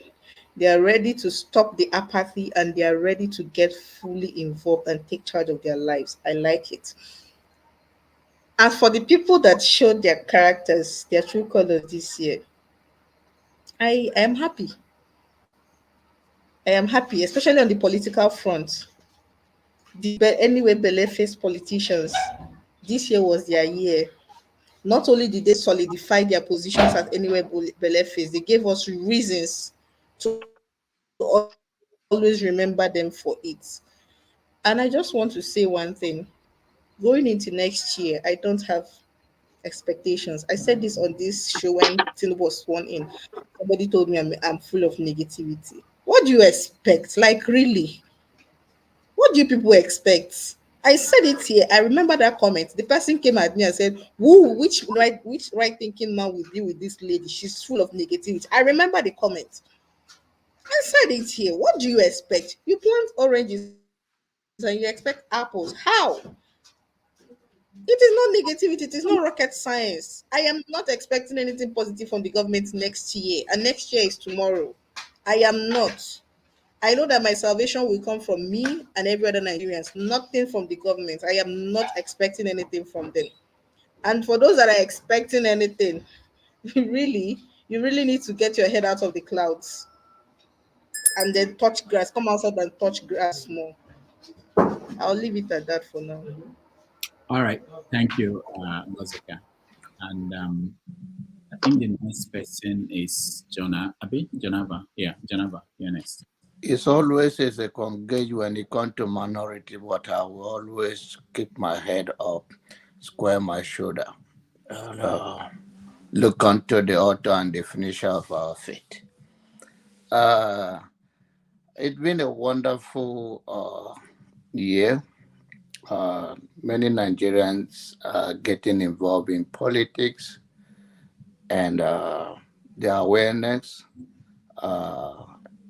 And I also use this opportunity to thank Dr. Rudy and so many of the panelists and those on the chat and the viewer that the change start with all of us, turning the mirror on ourselves. The better society you are looking for is not in any other person than you. And if we all start that, in the next few years, we're all going to say we have started a journey that will turn our country around. But I also want to appeal to those that get involved in Nigerian politics for the first time and are quickly giving up, to encourage them to stay for the cause. Change is not easy, and change comes with price. And I believe that as we all express our view and our concern on Nigerian issue or other issue around the world. With understanding and the knowledge of what we share, we will have a better world. The world we created is the world we live in. Nobody, no government of any country do so much. The government is to set a standard and create an enablement environment for the citizens to strive. And we look forward to see that. And if we don't, we continue to press on. Nigeria belongs to all of us, and there's no way we're all going to run and let those that have oppressed us, stolen our future, or mortgaging it, have their final say. But if we all slack and we think we don't have a country, then we will not have it. But if we think we have what it takes to press on and to fight what we believe in, we eventually get there. I always say it's a long walk to freedom, but it's possible. I also want to use this opportunity to thank those that I disagree with and those that I agree with. That is what life is all about. We don't have to see it from the same perspective, but everybody's view are important to them, and so many that share their own view. But we will continue to be here. It's sometimes not convenient, but we think our voice matter and we stick out. Thank you, Ngazika, Mama Icho, welcome back. Thank you, everybody. All right, thank you, Janaba. We appreciate you. Let's go to Sim. Oh, okay, Sim, hold on. Let me go to Chinayaram, Nigeria. Chinayaram, welcome to the show. Yeah, thank you, Dr. Damages. Can you hear me? Yes. Good evening, panelists. Dr. Damages, Sim can continue. I'm no longer in Nigeria. I'm in the UK now. Wow. Who's that? You escaped. Yeah, I No, you escaped. escaped. I escaped. I'm in the UK now. So why did you raise your hand then? You should join the line like other people. I was raising my hand because I thought maybe it was random. I just came in. No, okay, no, not random. We're just okay. CM can continue, please. CM, go ahead. Before CM continues, Jagun, do you know the meaning of Amadioha? Amadioha. Which one? You said what? Do you know the meaning of Amadioha? Please allow me. Please let me. Just allow me say my turn, please. For whatever it is worth. Let me say what I want to say. With my cola, I'm going to pray for you with cola. All right. Before you say what you want, sorry. Okay. Chinoyarem, congratulations on your jackpot. Please, can you guys stop? Let's hear us here. Even on New Year's, that Damages no stop, no ban, no stop. That's how we go flow. They go till midnight. Yeah, CM, go ahead.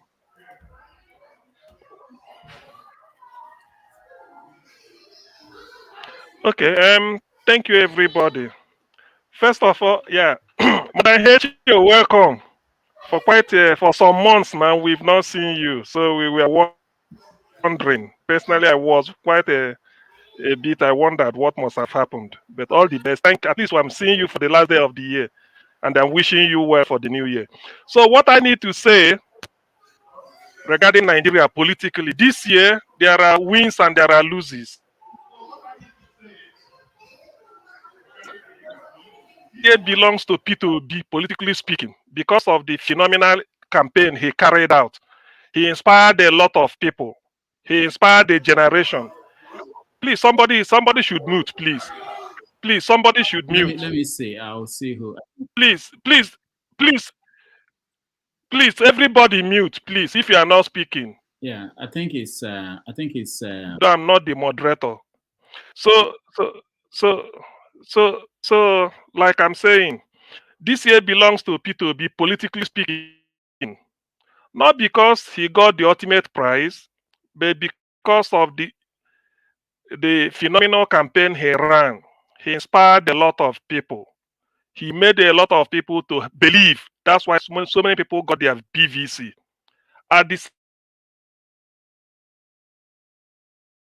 politically, negative side of it is INEC. A criminal called INEC must be dismantled going forward. That is for 2024. Now, this year, in trying to be brief, also witnessed the return of Fulani headsmen slaughtering people, which is presently what is going on now. And because of the activities of Fulani headsmen, I will also use it to pay tribute to the late barrister Oluwarotimi Odunayo Akeredolu, like I've done yesterday. Whatever anybody may say about the man,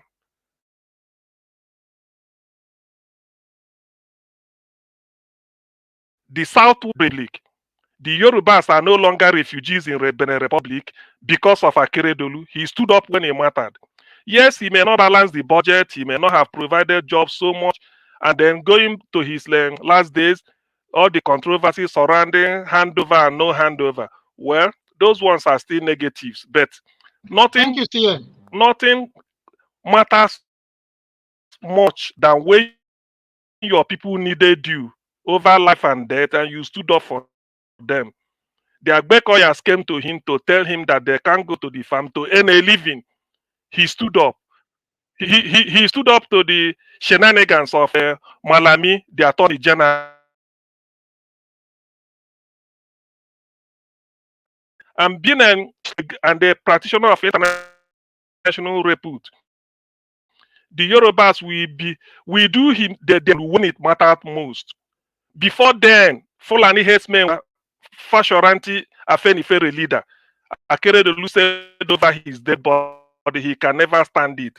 Igboho is another person I need to salute, because sometimes we take care of this needs of the stomach better than that of our fellow human being. So to that, because of the return of Fulani headsmen, I doff my heart for Akeredolu. He's a fighter. If such person is the president, he can never withstand all this nonsense the Fulani headsmen are doing up and down the country. Akeredolu won't withstand it. He will face squarely, and wherever he is, he's a hero. He is my hero. Now this year, let's also have a little. God smiled on Nigeria. In the field of sports, Victor Osimhen became the African Footballer of the Year. Victor Osimhen Island won under-17 for Nigeria. I think so, either 2013 or 2015. I can't remember. He's from Edo State. He plays for Napoli Football Club of Italy, and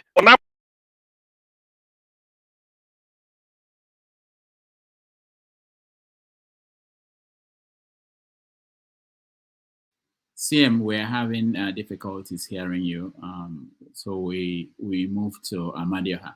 Maybe if you do well, Amadioha could help you solve your problem. Amadioha, go ahead. Okay. I'm here. Mazi Prince, if I know the meaning, I know the meaning.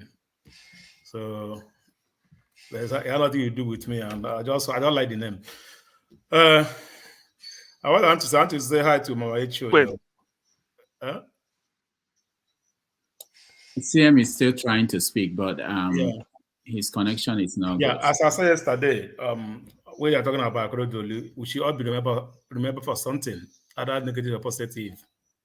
If every one of us here that used to be in this program, either I said the truth, we are everybody that there to us that see us community platform have asked about my HO. So what that woman so many times? Where is he? Even people that have not seen him before, they only heard the voice. They don't hear that voice anymore whenever I turn on my channel. So they ask about her. All right. So that shows that whatever we do, we should be remembered for something, either good or bad. Let's all be remembered for good.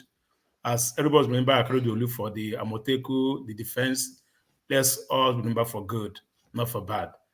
That on the side, as I said yesterday, we have to give Dr. Damages the kudos. He has brought everybody together, giving us voices. Most of us don't have that voice outside. They may answer big names here. They will go outside, we don't have that voices. But right now, I give some of us voices. Somebody said yesterday in the platform in this comment section that this show saved him from depression. We don't see. Somebody said that yesterday. This show brought him out of depression, and that is a therapist in there. It's therapist for most of us, but no one understands. So we should give him the man of the year. He has saved so many souls and brought so many people out from their comfort zone, and some of them that think that they know it all. There are some people that know more than them. We all know where we all started. We all know each other here, so we have seen it how it goes. So I also tell Ovie is here, John Abba is here. Let's invite the damages to Texas. Let's take care of him. Let's show you how we parole here, how you party in Texas. You know, Texas have been hosting a lot of Nigerians community heavily for the past 2-3 years now. The movement of Nigeria to Texas is high. You know, so many, the nightlife, everything, they have taken it over from the Black Americans or every other ethnic group in Texas. Nigerians are taking over. So you should come and experience what we are experiencing. So secondly, I want to thank everybody. Let's not to talk. I just hope next year we not come here to talk. Let's start having solutions. I say yesterday, let's start bringing solutions in. We have spoken a lot. We have spoken a lot for a year. Keep on spoken. It's time for solution, either in or out, as I said. So that's my own point here. It's time for solution for us to move forward and take the platform to a different level. Support it, take it as our own. It doesn't belong to the damages. So the damages, you see electricity is telling him today, you're going to put him on the hot seat. That shows that it doesn't belong to him anymore. Anyone can come here and say he's going to put the damage on the hot seat. So show her people on the hot seat. He said that for sure. Now this is my own turn. So show that it doesn't belong to him anymore. He may be the founder, but I tell you, it doesn't belong to him. So, and all of us should put hands together to see, are going to make this platform a talk of, everyone want to come here to view it, come here to express yourself. Everyone come here to talk the way you feel. And that's what my own point. Next year, I wish next year we all should speak in one mind. In a family, there must be a difference. It takes time to come together. So we cannot expect everybody to speak one umbrella. All of us have to speak in different. We are from different region, different ethnic group, different. Even we that are Igbos, we don't understand all our languages. We have different languages. All right. So because of when you're not even Igbo, you're not from Nigeria. So that last year we have already experimented many things. See how we can put it better. I mean, this coming year will be a better year for us. And in Nigeria, where we come from, I tell you guys, the level in Nigeria is that sleep, wake up, continue life. Sleep, wake up, continue life. They have no hope. You see, the hope is no more there. So what they offer, any day the rice is 70,000, they will buy. 100,000, they will buy. They will chop, continue life. Any day die come, they will die. So we need to help, because if we don't, that's what we'll be. It will supply our rice, pack of rice will be up to 100, 150. They will still buy, hanging in there until one day they can't buy it anymore. So I just wish we can use this platform to reach every other person that want good to be in Nigeria, so we can go out from there. We can also help each other, whatever way we can do it. It doesn't matter. And they have a plan. Last year, we didn't do anything. This year, I think, end of this year, we should pass a message. We should pass a message, no matter however it is, to the government, to the political, we should pass something. There's a message that will come from us. Message should be passed. I don't know how we want to be. Message should be passed. People should be aware that some group of people that are Nigeria, that are doing something good. That's just my own contribution. I also tell John Abba, Sasha, he said in Gramana from Anambra State, so now we hold him. So make it no run. He's an elder, he should always come home. If Benue people chase him out, I go open door for him. We don't, that's how it is. Actually, that's how people do. If Benue people chase him away, he always welcome to our house. We're going to open door for him. So I wish everybody Happy New Year. And I want to beg to let me say something. You should allow people in comment section. They want to come in, should come in. If they like, let them cover their faces. Let them come in and express themselves. If they let them wear anything, let's throw it open. Let the party open. This end of the year. So let's enter New Year with joy in our hearts. So anybody that want to with that to talk, who can go and stay background and listen. Anybody want to come can come. If you like, cover your face, come and express yourself. Let's just do that. That will help. That will be, I just might be happy. So waiting for Father to come in so that we can. I hope you come in so we can run this show to midnight and do a happy New Year here. All right. Thank you, Amadioha. Chim. Hi, Dr. Rudolph. Compliments again, and pleased to be here. Happy New Year in advance. I know some of us are already a few minutes away from it. I'm several hours away. So by the time some of you will be saying Happy New Year, I will still be in 2023, waiting for more blessings. It's been a very wonderful time. Trying not to repeat myself from yesterday, but it's been refreshing. I used to listen to Dr. Damage's show, the place where he wears his hospital gown. I enjoyed it, and I've been watching from Nigeria. Actually, I started reading before social media became this diversified. I used to read commentaries from a certain Rudolph Okonkwo that my relatives in diaspora then before I joined them would share with me, and I will read, all those. I think it used to be from, I'm not sure which platform used to write on that time, but they will send it to me in my email. And sometimes some people will post it. Then when Facebook came, some people will post, your write-ups on Facebook, and then we started getting diversified, and then YouTube and everything started coming up and all that. So I used to watch you guys. I remember the first time I watched it was Kene. That was the main person. Mama Hecho was there. What's his name? Ovie was there, and it was just before the election. And it was very heated. I just sat down in my sitting room. I was watching. I said, okay. Then one day I said, okay, you know what? Let me go and air my views. Tell them, show them. And then I clicked and I got in. And I'm like, oh, wow. If this is the way going to heaven will be. And then I came in and then I got hooked on. And, like I rightly said yesterday, usually on Saturdays, because of time zone issues on Sundays, when it's 12 and all that in the UK, it's early morning here in Calgary, Canada. And we have to go to church and all that. So sometimes, which is why I usually join this program on Sundays late. But on Saturdays, for the last 1 year, I decided not to do anything crammed on Saturdays. So I didn't go for any weddings. I didn't go anywhere this whole year. Saturdays, I was always home, unless it was extremely necessary to go out. So I wake up, shower, and just come into my little office and join you guys. And it's been very interesting. Like I've argued, people have said we come here, we talk. I think it was KJ that said last week, this is a talk shop. And there's nothing wrong in talking. Talking is therapeutic. Like Amadia rightly said, there are people, even those who are listening and sometimes, giving us a hard time, calling us out, giving us, and all those things. If we're not here, there will be nobody for them on that comment section to pick on. So,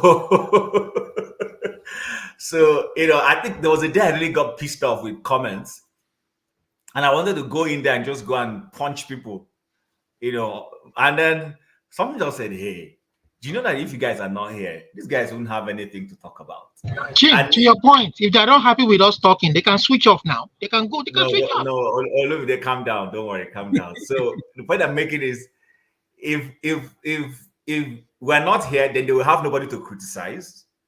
And if they are not there, we will have nobody to be talking to. We'll just be talking to ourselves. So I think, and the same thing with leadership. You know, although my philosophy has always been that leadership should be done in the right way. I long before I got to the level where I was, I had been a student of. In fact, if you come to my shelf, I have more leadership books than marketing, which I practice, or communication. I have more leadership books. I've read a lot of leadership books, and there's just something about leadership. There, someone says everything rises and falls on leadership. And it's my prayer and my hope that the Nigerian leaders, some of the things we say here, that some of them will take it up and be sober. You know, we don't come, I don't take, in fact, if you know me, I'm one person who heavily Nigerian oriented. You know, I like to say, when I get to any place and I meet Nigerians, it doesn't matter whether they're my ethnic group or from any other group, automatically they become my brother. You know, so, and I think what we do here, we're not just talking, we're airing our views, so that we'll see how our country can get better. Incidentally, the election didn't go the way many people expected. But I will tell you guys one honest truth. I left a certain, I know many of them might be listening, one of my previous employers. So we form alumni when everybody leaves. And then that alumni, we have a WhatsApp alumni where we come and converse and discuss. And during that election, I told them that Tinubu was going to be Nigeria's president. And people were like, no, those who are against Tinubu said, God forbid that. And I said, you can't forbid it. They said, why? Why are you saying that? I said, listen, if this man has won his party's nomination and they didn't stop him, I said, nobody's going to stop him. I said, the only thing that will stop this man is God.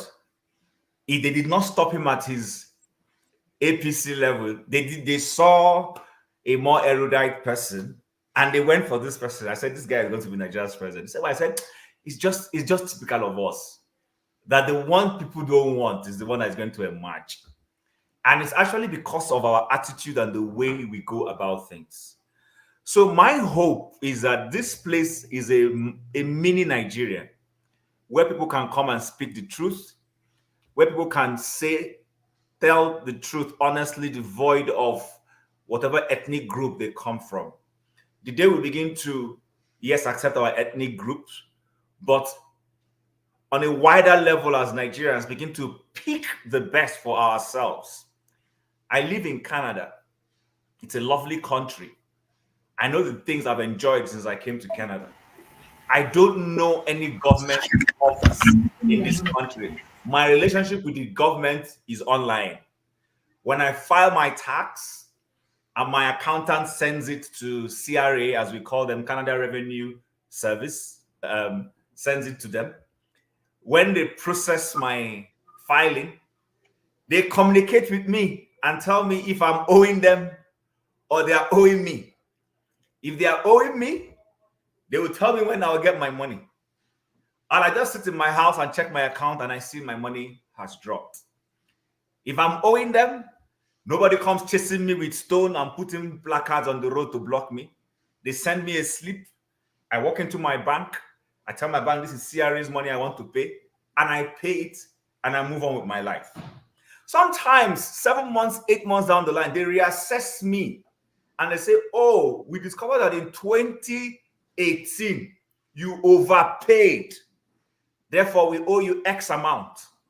And then they refund me that money. This is almost like 3, 4, 5 years after they've assessed that one. They do a reassessment. They want to check, and they discover that, oh, that they took more money from me than they did, I testify. You know, so what am I saying?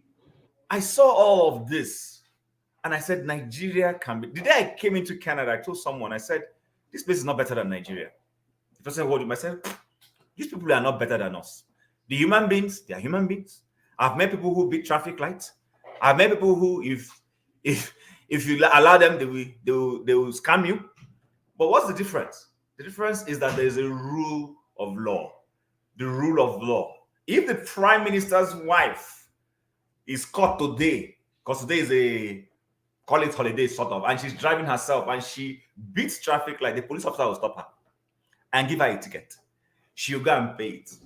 If a minister going for lunch with his wife beats traffic or does anything, causes an infraction, the police officer will stop him. There's no siren.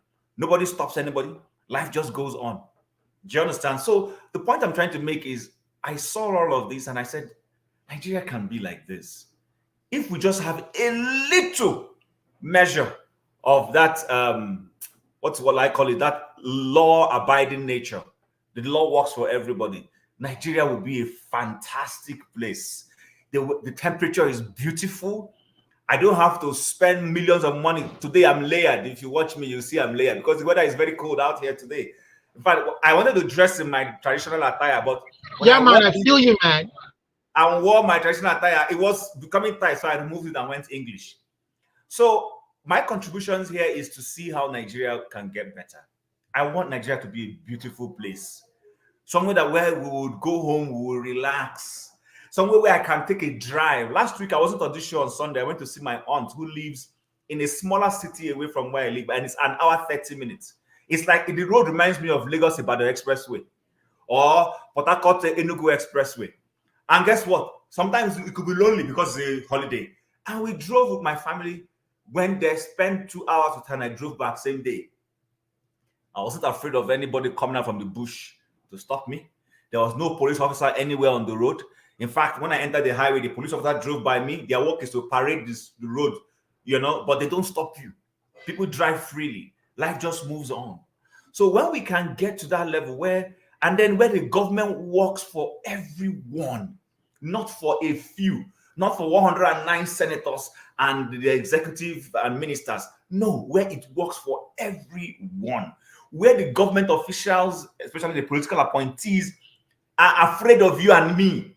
Because our politicians here, look, if you see the amount of mails, Christmas mails I got from my members of parliament this Christmas, wishing me well, soliciting my support. They're literally, I'm their beautiful bride. Elections are coming. So everybody is trying to be nice to me.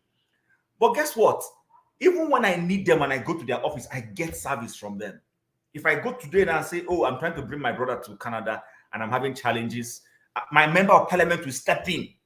He will step in and talk to Canadian immigration to say, this is one of my constituents. Why are you stopping his relative from coming to see him? That's the way it works. I'm a nobody. I'm not even a politician, but they want to be there for me. So this is some of the things I believe, because my view is that Nigeria needs a transformation from the mind.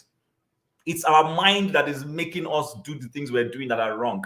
And remember, it is you and me who are members of society that become politicians. The politicians don't fall from heaven. So if my mindset is warped at my lower level, I will carry that warped mindset into office. I'll carry it to the presidency. I'll carry it to Aso Rock. I'll carry it to a state government house. And I believe that what we owe our fellow Nigerians back home on this platform is to begin to talk to them about some of these things that will begin to see they can start changing the way they reason. Because the day Nigerians change the way they reason, Nigeria has changed. The day the mindset changes. Listen, all this electricity, constitution, that day, when I'm talking to a Senator Kazaure, for instance, on the need for police to stop disturbing people in Abia State, he will still reason. He will not be bringing a northern bias to it. You understand what I'm saying? When we're saying, oh, Niger Delta needs to be cleaned up, he will still reason that, oh, let's go and clean up Niger Delta. Because even though he's from Kazaure, he sees that the people in Niger Delta are part of Nigeria. Nobody will be bringing unnecessary biases into it. And so I would like to stop there. Maybe later on I will talk, but it's been a fantastic, I've met beautiful people on this platform. For those in the UK who are promising Rudolph, please, when me too come to the UK, be there, because if I land the UK tomorrow, Jagu, I will contact you. I will contact all the UK people. Hopefully my prayers are 2024 will be a better year financially, so that some of us can do some of the things we want to do. It was a challenging year. Some of us had to lay low because of inflation and all those kinds of things. But I'm hopeful that in the new year, I'll be able to do more travels and perhaps meet some of us in person and move some of our relationships to the next level. So for now, I'll keep quiet and let every other person talk. It's been fantastic, you guys. Yeah. Chim, Chim, if you come to London, you better be ready to get down. Omar. Okay. All right. Chinonyer, welcome. Yeah, greetings, panelists. Greetings. Madam Hecho, welcome back. Madam Hecho, welcome back. It's been a while. Yeah, Chinonyer, before you continue, your lights or your image still looks Nigerian. So since you are now in the UK, so that we don't Oh, wow, for real. I escaped. You may have to wipe your camera or something. Country. Yeah, there's something you need to do. Don't worry, You need to change your light bulb. Well, Jack and Co will soon indoctrinate him. He will get it. He will get it. No, as any new Nigerian comes in for the first 2 years, they are ignored for first 2 years.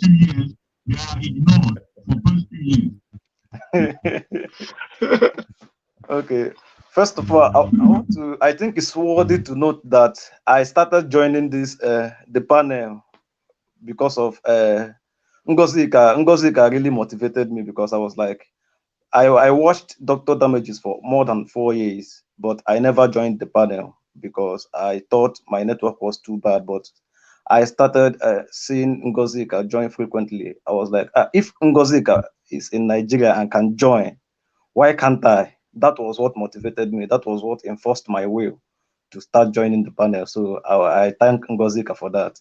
Then before I left Nigeria, I came to the conclusion after an introspective examination of what's happened in the country. I came to the conclusion that what Jean-Paul Sartre, a French philosopher, wrote in his book, Existentialism is a Humanism.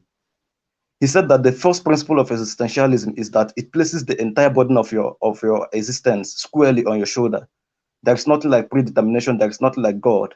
That is the kind of mentality any person that wants to survive Nigeria should have. You should know that there is not like government. You have to protect yourself. You have to provide everything for yourself. If not, you can't succeed. You can never succeed in that country. That place is just what it's nothing to write home about. You must face your responsibility as whatever burden that life places on you, just hold this squarely on your shoulder. Don't think that the government will do this or that for you. Whatever you want, just try your best to get it your way. It shouldn't be that way, but that's the situation we found ourselves. It's too bad. You have to provide every single thing for yourself. And you pay task after providing every single thing for yourself, and the task will be embezzled. That's what Nigeria is. So that's what I just want to say. Anybody in Nigeria should just face whatever you think you want to do it on your own. Don't ever depend on that government. Nigeria will never work. I've said this before.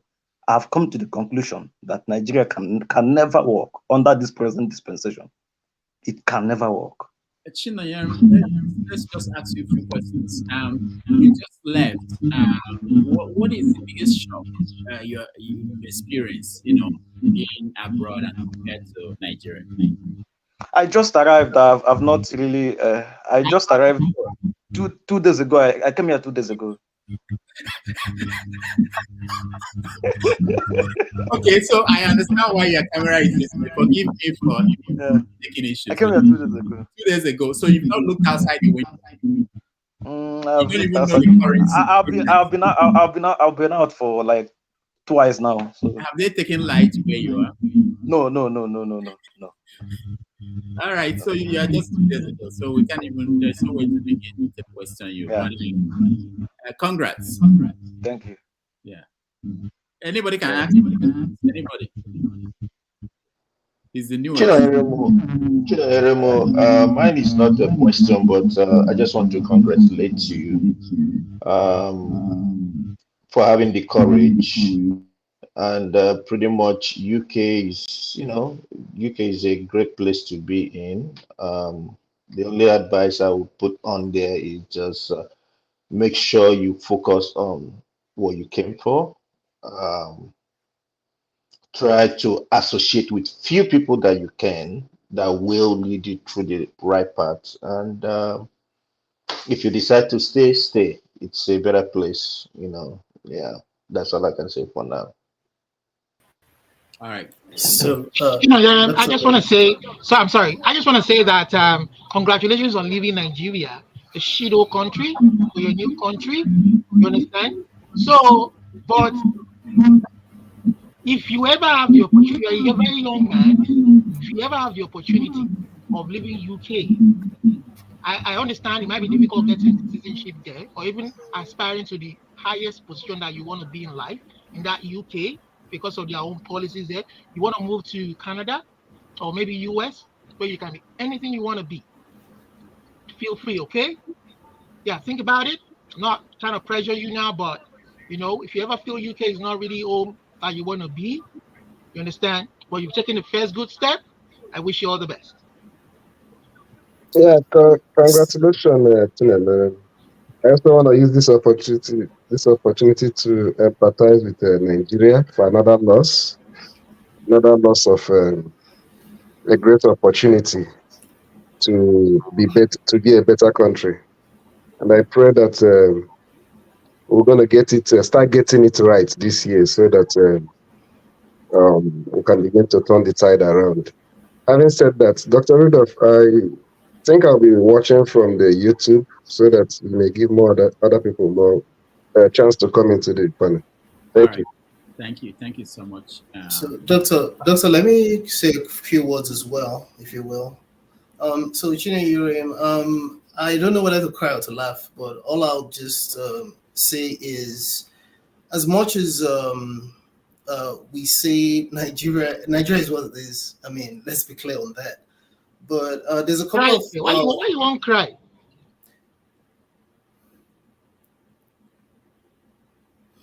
There's a couple of okay. There's a couple of now you and me, but yeah.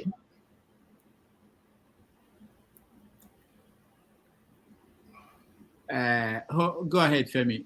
We have to, it's the end of the year, and we have to get to the new year with Olumide. We have to somehow get to the new year with him.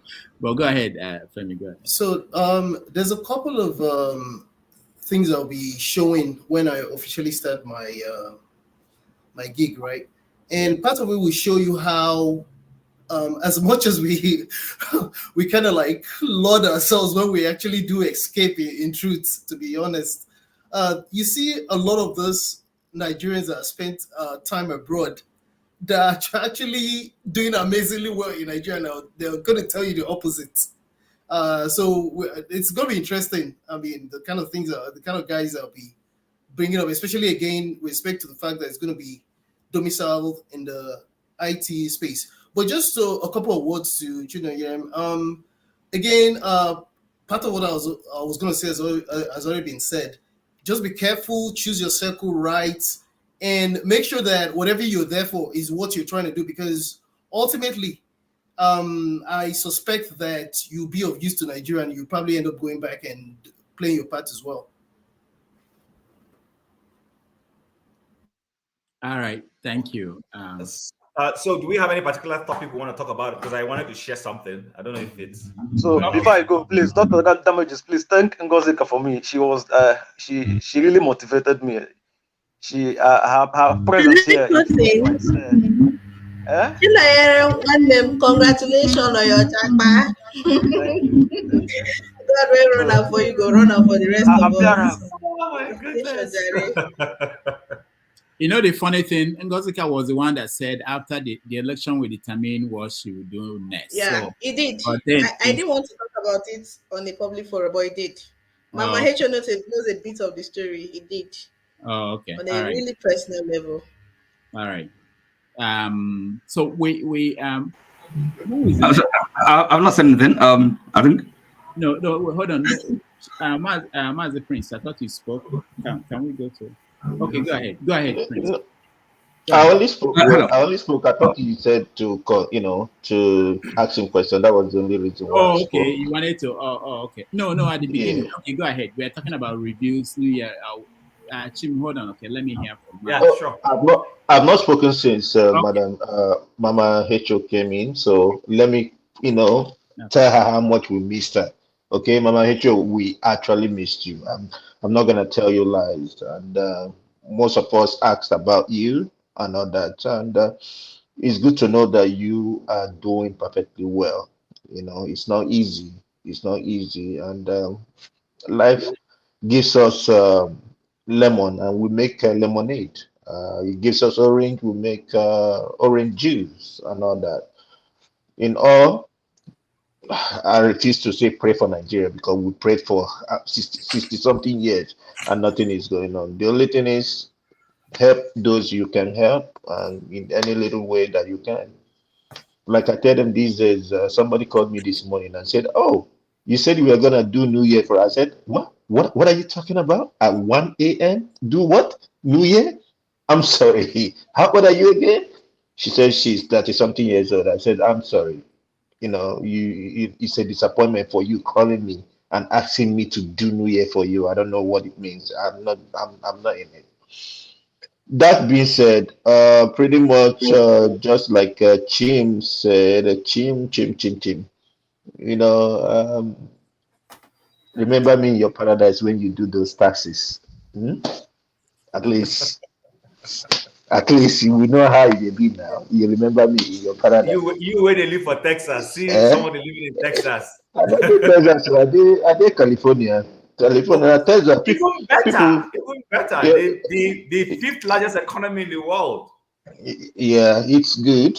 It's good. They tax us, we get it back somehow, some way. We fight with them because you go to fight federal, you go to fight states, so you go fight all over the place. But which is good.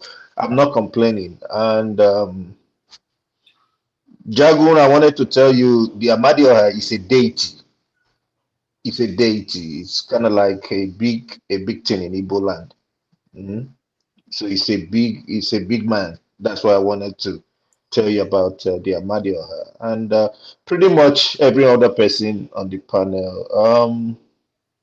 2024 will be a great year.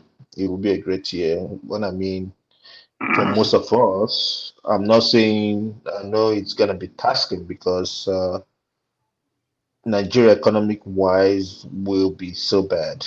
I don't even know what the outlook looks like right now. It's very gloom. But it's our country. Prince, that's part of conversation we want to have because someone can tell you, for instance, that I read somewhere that 5 oil refineries are coming on stream. 5 of them. So, and if that happens, no, seriously, I mean, we want things to work in that country. I don't care. If it works, it helps people I have there. Less calls will come to you. But if that happens, for instance, maybe we will stop importing petrol. And that will mean something, even if it's just a foreign currency that will stop going out. So you just have to. We don't have to write off the whole country on the basis of it could happen. Dr. Rudolph, I disagree with you a little bit on that because even if the refineries comes on, right now, what they call it, the subsidy is gone. And whatever they're gonna refine, they will also refine it based on international price. Yeah, I know the whole story about it. I used to follow energy, but the point is if you want to actually argue it, there's cost in importing and exporting, so that cost will not be part of it. So somehow it's going to be better for you to refine in your country than to import. But anyway, let's leave that. It will be better, and also remember that most of the crude oil that we are gonna be producing is on debt. We owe. We owe. Most Africans. I didn't hear you well. Oh, okay. So most of the production of crude that we'll be doing 2024 will be used to pay debts that we've already collected. Yeah, but the point is that if we don't do this, we will still pay debt. So in any case, it's a positive thing. Anyway, hold on. Let's get out of the involved in Yes. So for me, in a general sense, if the government really wants to do something that will be very drastic, first start with NNPC, take out Mele Kyari, take him out of that place. He's long overdue. Put in new administrators.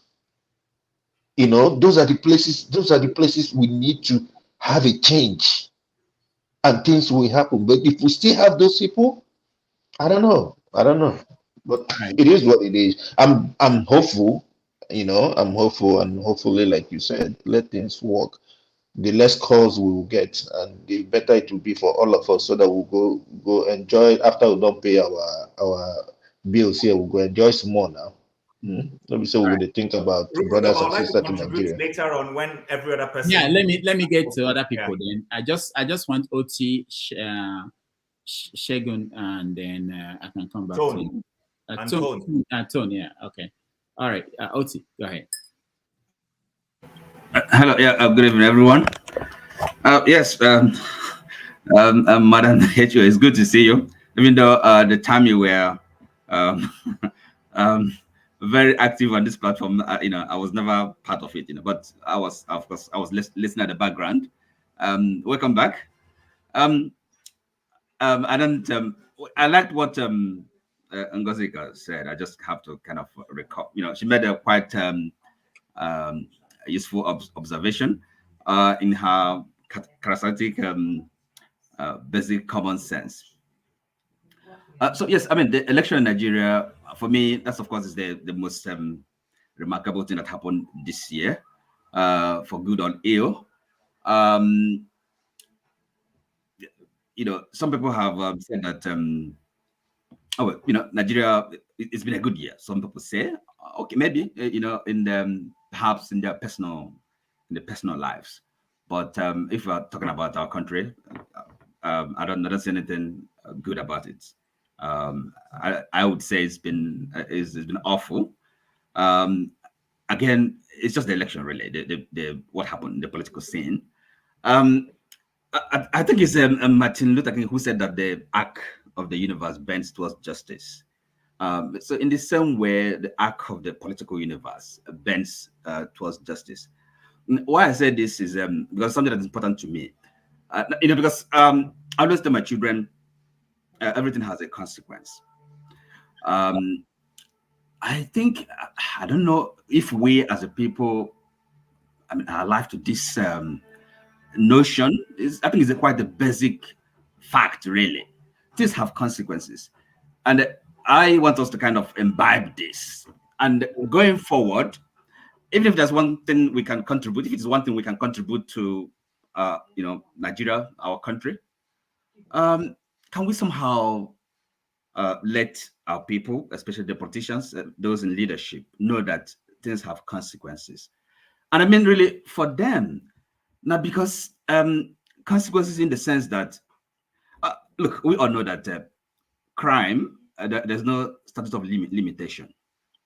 So when you do a crime, there's going to be, rule of law. Jim mentioned it, due process, and punishment if one is found guilty. So because people are committing crime in Nigeria in the name of whatever, those in high offices. So what happens? I mean, what happens tomorrow? So I think we really should come alive to this possibility, and maybe, I don't know how to make it widely, generally known that there will be a reckoning. People will, have to pay a price if those that are in power now, because this power is so transient. Things can change suddenly. And after all, Emefiele that is now, being prosecuted, he was once a very powerful man in Nigeria. Who said that can happen to even the guy now, the president, tomorrow or next, or to anybody for that matter? Look, so if you do a crime, any kind of crime, it doesn't matter who you are. So I think it's if we somehow as a people understand this and kind of live with that, things may change. Things will definitely change, because all this we're hoping, of saying that people, the Nigerians are going to change their attitude and therefore things will change that way. The only thing that, look, if people get away with things, they do wrong thing and get away with it, no consequences, nothing will ever change. And that's where the rule of law comes in. Jim talks about it. What's the rule of law? I mean, again, things having consequences. When you do something, you really have to kind of accept, pay a price when you're called upon to do so. So that's, to me, is both our current situation and going forward. This sense of accountability. That's we have to be responsible, be held to account for whatever we do, both in our private and public lives. That's, to me, should be a very important lesson to draw and to live by. So that's all I have to say at this moment. Thank you so much. Let's go to Femi. Can I skip you? Do you have something to add? Yeah. Okay. Shegun, welcome to the show. Good evening, everyone. I hope you can hear me clearly. Yeah, we can hear you. It's been nice, to be on this platform again. Greetings, Doctor. It's been a while. I just wanted to be part of the last show of the year. Thank you so much. We miss you, especially at the election. You were very key in helping us. The blood was very hot that time, and the hopes were very high. Unfortunately, it was dashed, but we're still here, been listening at the background. So, first thing first is greetings to everyone. Mama Echo, greetings to you and everyone. Thank you, Doctor, for creating this platform to enable communications, at least. Even though we've not met ourselves here, somehow it feels like a family, so which is a good thing. So I'll just pick on various points. I wanted to join yesterday, but somehow I didn't have the chance. So first, just to talk a bit about Man of the Year, I just pick on that. For me, I think the Man of the Year is Peter Obi. And for the simple reason is, if you look at previous elections, there's always been clamor for a third force. No matter how strong the clamor is, by the time the election result comes out, you see that the third force did not even get up to 200,000. But Peter Obi got close to it. Even though at first when he started, I was just thinking, well, if he gets 4 million votes, that's an encouragement. But it was almost there before we were cheated out, in my own opinion. But so for being a very strong contender, and he has given hope. Things don't change like that. They take gradual step to state. So maybe next time, if we try, we may be able to get what we want as a people. So I'll give that to him. And that also leads me to say that the highlight for the year is actually the election, because people had hopes. People, in my own opinion, participated. And we hope that something good will come in, but never came back in. INEC was the low point of last year, just for the simple reason of just tweaking something in the system and allowing somebody else to take advantage of the procedure. I think that will just be what I would say. Looking forward into 2024, personally for Nigeria, I don't see sign of something encouraging. So, I mean, if you Yorubas will say the sign of a good Sunday is probably your Friday before or Saturday before. Really, I'm not seeing anything encouraging from this government to say that we're really looking forward to a hopeful one. But we must all live on hope. So one thing I hope, which you have said, is that I hope refineries start producing in Nigeria. I only hope. And why I keep stressing on hope is because we've had Dangote commissioned very early in the year, and this is the last day of the year, and one drop of product hasn't come out from that place. We've had Port Harcourt refinery mechanically completed. I link that to what they call technically defeat of the Boko Haram, which is also a way that the government just comes to lie to us. But again, in all of this, I'm just still hoping that refineries work in 2024, and the spiral effect of that would be probably less pressure on foreign reserve or foreign currency for demand for that, and hopefully that also spiral into the economy. That's just what I hope for. But apart from that, we'll just take the day as it comes, also adding our voices to situations. Lastly, what I would want to say is just to touch back on the Plateau crisis. My heart goes out to the people. I grew up in Bauchi, so Plateau is just next door neighbor. I knew how it was everybody's desire, to be in Jos, which was the coldest part of Nigeria as far as I'm concerned, very peaceful.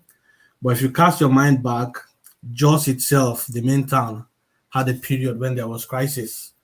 Even though now we don't see that and we hope it's gone. But the Plateau crisis in the villages, unfortunately, this is, in my own opinion, is not going to be the last one because the government is not doing anything.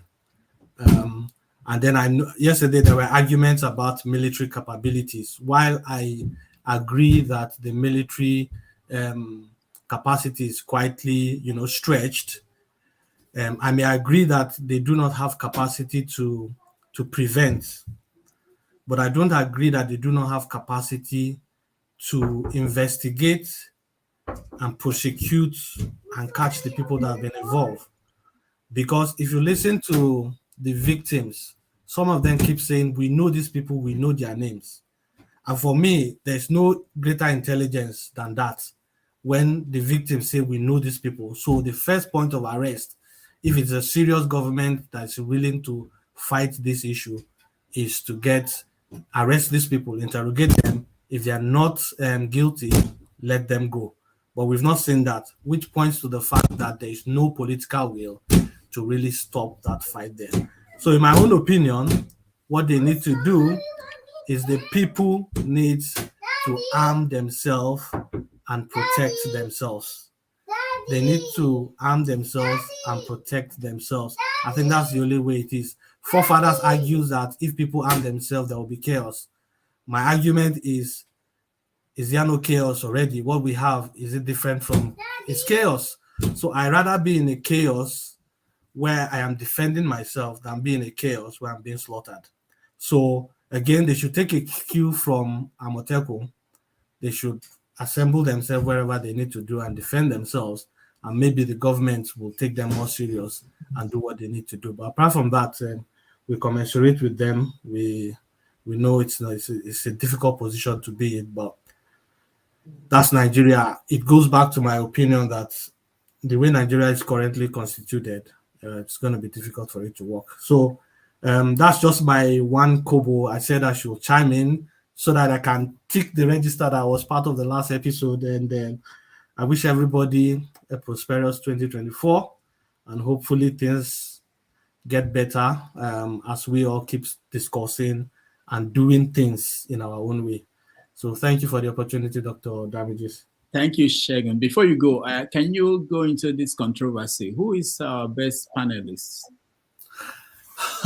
You see, yesterday when you were having this argument, I was going to say forefathers.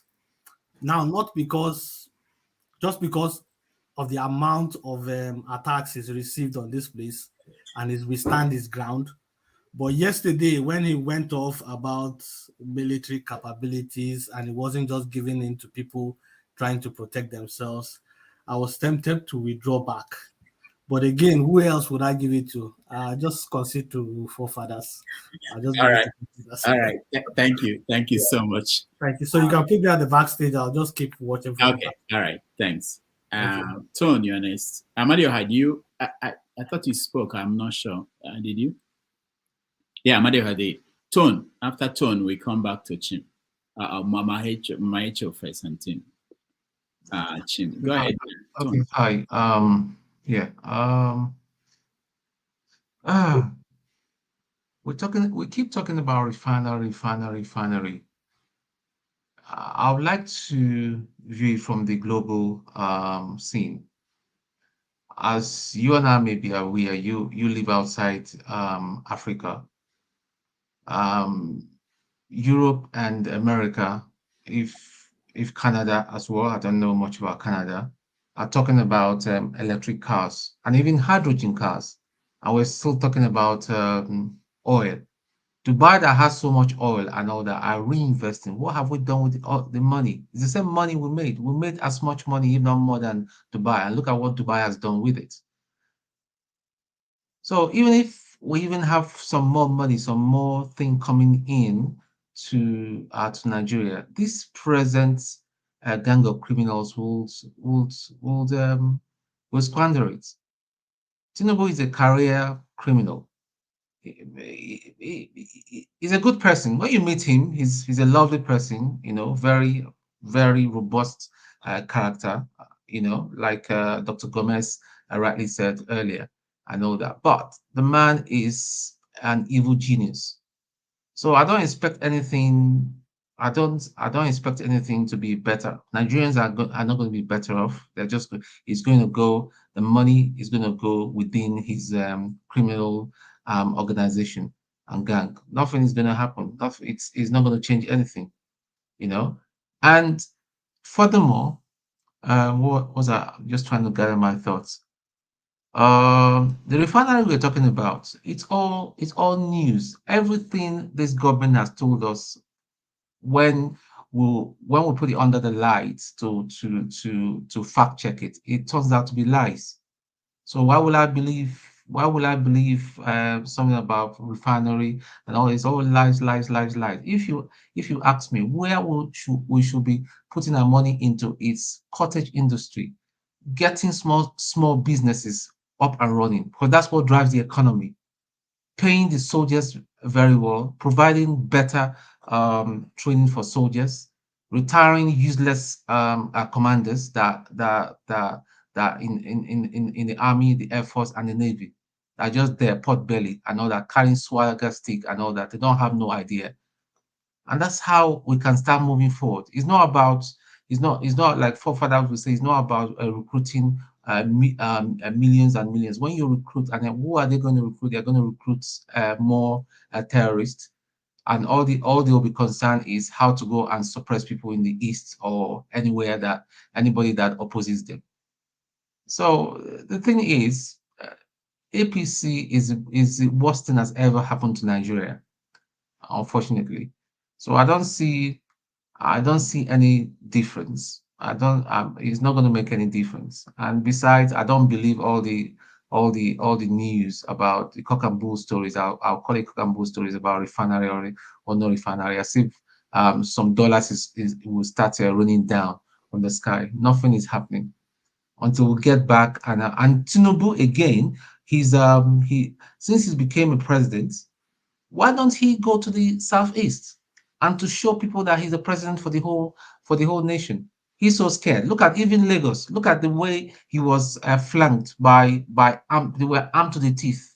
What is he scared of? I thought he said he built Lagos, and Lagos is his playground. Why didn't he do a walk? Come out of that bloody SUV, the bulletproof SUV, and walk through that street and show us that he's got nothing to hide.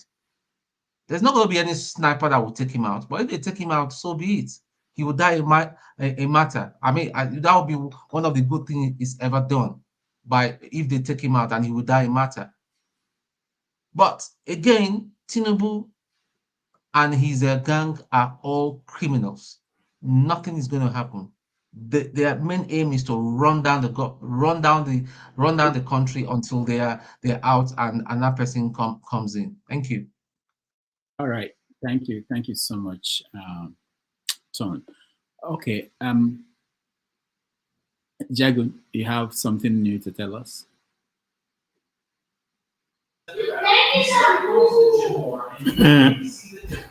Amadio, yeah. You just spoke. No, I've not spoken. So I came back. My second missionary journey, I have not spoken.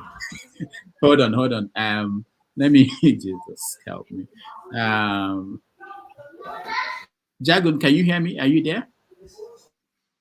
You know, there are people I'm afraid of. You know, someone like Jagun. I'm afraid I can hear you very well, sir. I have to make sure. I didn't want much to say. I'm just happy listening to people's glad wishes. I think this is the first episode where there has been no arguments, so I'm not going to start. All right, thank you. Amadioha, because I know that a chicken, a fowl is enough for you to be calm. I'm not worried about you. I'm not afraid of you. So, I know the chop fowl again. so what do you eat now? Are you vegetarian? Nah, fly will get one ice. All right, go ahead. What do you want to say? As I said, John Abba, you know, your grandmother from our place. So if Fulani people run you over for Benue, I'll get one hunt with my grandma leave. I will give you house there. You know, so now, you know, I will get you as much as matama home, mama na Anambra, I will still get you. So, in respect of what Tone just said, we all know that even though the refineries come in place, start functioning, we all know Nigeria, what goes up doesn't come down. With transportation come down, with things come down, that's what we're talking about. Everything that goes up to Nigeria can never come down again. A loaf of bread can never come down. Nothing comes down. It only goes up. So if the whole refinery start working, all right, is still the same people that are going to gain, not the poor masses. But poor masses will still buy everything will still be the same. There's nothing going to change. All the money is going to go to their pocket. They're going to loot it all. The people in the street won't see anything. The transportation fare will go up. Everything will still go up. We all know how Nigeria work. So I just pray, let him if you work, you know work. People are going out of gas can, all those stuff. We are still talking about petroleum on this, but it doesn't change how the masses live in Nigeria. Things will still be up there. So that's just my own little contribution. Meet up here and be listening, like Jogu said. All right. Thank you. Thank you. So I'm moving on to John Abba. My brother. Thank you, Mother. You say you take one fly with one eye now. So when I'm coming, I will come with it. And then I thought you don't graduate to even take a cow. I don't know, you are going down. No, but I say something. There's something we the gods eat, something that is not, it can't be found. All right. Just like we went for a bride price in somewhere in those states, they asked us for 10 naira for the bride price, and all of us are having big heavy money. Like everybody have 1,000. You know, they say what they just want $10, 10 naira. We start looking for 10 naira. That was difficult. So that's how it is. I know. I understand the logic. Thank you. Yeah. I will stick with my people. I will not leave them. So if we die, we all die there. Yeah, I'm busy. So I'm not coming there soon. Thank you, brother Rudy. I think Nigeria is a place where we all look forward to see that there is a change. How the change will come, I think most of us here, we don't know, but that is a wish. My own is that the change, I say it over and over, you don't have to be in the government to make a difference in your own little way. And if we start that grassroots movement and we continue to push on, we don't grow from up down, we grow from bottom up. Then we'll be able to have a clear heart, and God can be on our side to push back on the evil that have plagued our country for so many years. And many lives has gone as a result of that. But any other way of thinking that a government will solve our problem, I think it's a failure of imagination. That's all I believe. But we keep on keeping on. Thank you. All right. Thank you so much, Olmide. Thank you, Rodolph. So one moment, sorry. So I want to I just want to use this opportunity to appeal to the federal government of Nigeria. Save the people of the Middle Belt. Move army formations where they are not busy. and go protect these people. At least if people like us are seen to be critical of you guys, or you know, we come here every day and say all manner of stuff against you guys, these people, save them, save their lives. When if you do that, these people will be proud of you. There's nothing you will tell that people like us will tell them. They will say, yes, this government stood for us when it mattered most. That is all they want. These people have no roads, they have no lights, they have no infrastructure. Only God knows if they even have hospitals, modern day hospitals there, or any walking clinic there. All these people want to do is go to their farms and fend for their livelihood. And all they desire is to be able to do this freely. And then some people from nowhere come to snuff their lives out, to prevent that from happening. People who should legally come to the country in the proper way, apply for visas, immigrant visas, register yourselves, live like normal human beings, like every one of us do in different parts of the world. But all you want to do is live in the first century, buy people anyhow, take over their land and resources, and expect life to just continue like that. Who does that in this age? And you, the government that should protect lives, you're looking the other way.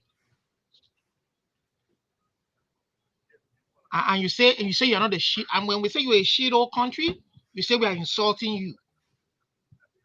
That's the definition of a shit old. Nothing works. And then you give all manner of excuses. Incompetence at every level, military, healthcare institutions, and what have you. And then I want to also mention, without mentioning names, I mean, wherever, I mean, that person knows himself that he's here on the panel. I'm not going to mention names. He made his speech the other time. There was no substance whatsoever in his speech. All we had was phonetics. All phonetics. You know, I did virology.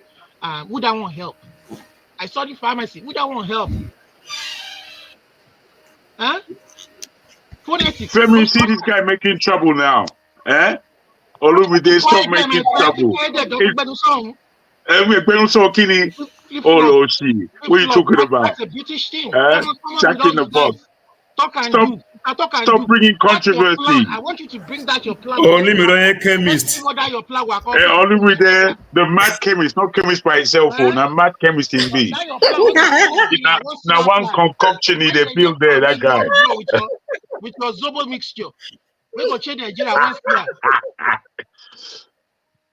So, you know, I mean, virology, we don't want help. Phonetics. We are talking about a man. Now, give me the substance. What did Akeredolu do that did not help his people? I know, as a matter of fact, there were times when he was owing state worker salary for 6 months, for 1 year. That is something to criticize. Yes, go ahead, criticize him. That's not good governance. Give us the substance. This guy was sick. He died of prostate cancer and leukemia. Those were the two medical conditions mentioned.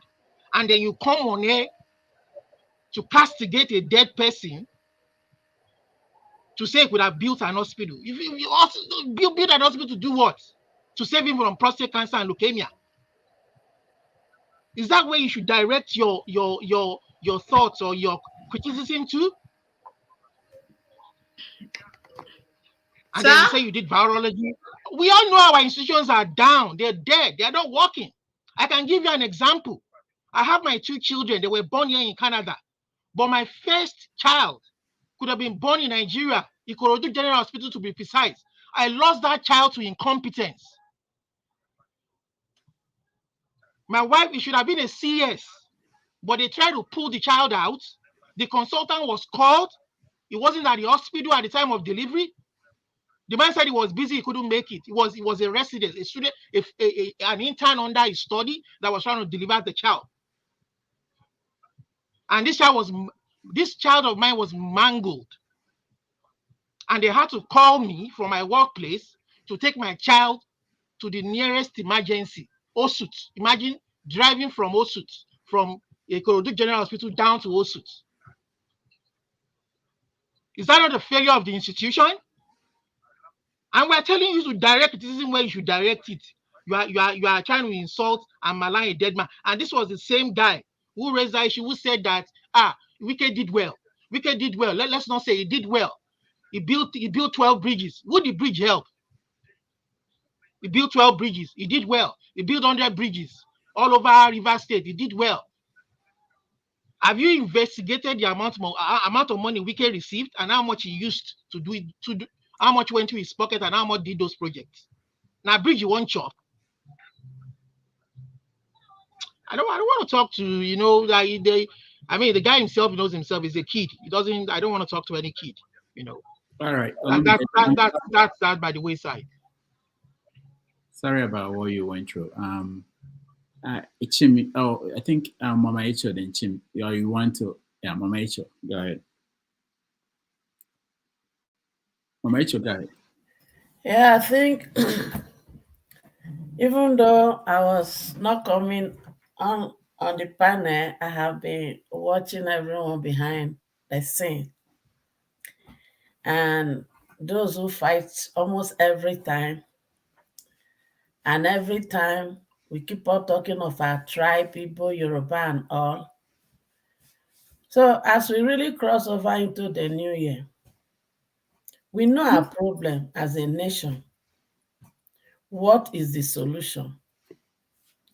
Or are we still going to enter 2024? We are going to be coming here to continue to describe the problem and not find solution. Because the solution lies on everybody's hands.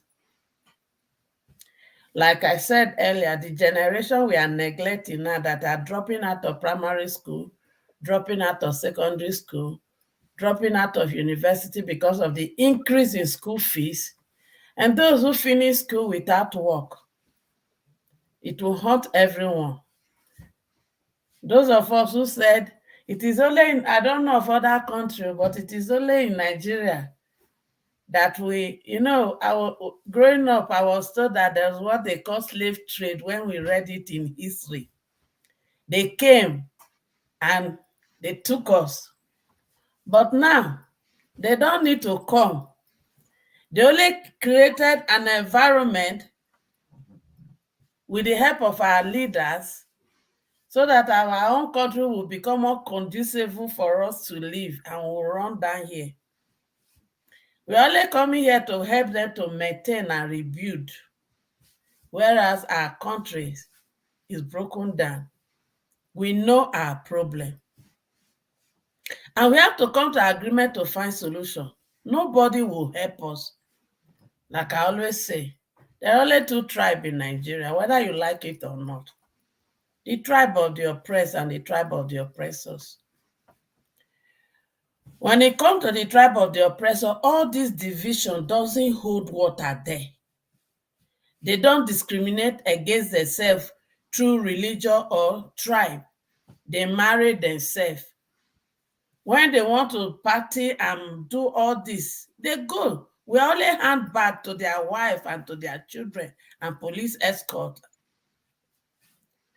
Then when it comes to election, they still come with this division and we buy into it and we run with it and we kill ourselves. And now we are beginning to sow the seed of discord in the heart of the younger generation. We know our problem. So as we proceed into the new year, we must make up our mind to drop this argument of tribe and religion and face the reality and discuss and plan and execute solution to the problem that is destroying us as a nation. If not for any reason, do it because of this younger generation. If not for any reason, do it because of your children. If not for any reason, do it because a time will come when our bones are no longer strong enough to cope with this region we are in. And we want to relocate back home to our good weather. But that will not happen if we don't fix the problem. Thank you. All right. Thank you so much, Mama Echo. Chin. Yeah, thank you, Rudolph. And Mama Hecho, nice to make your acquaintance. Incidentally, you were not here all the time when I joined, but I learned you were a very, very insightful contributor. And from your last, just immediate speech now, clearly shows it. A few things I want to contribute to.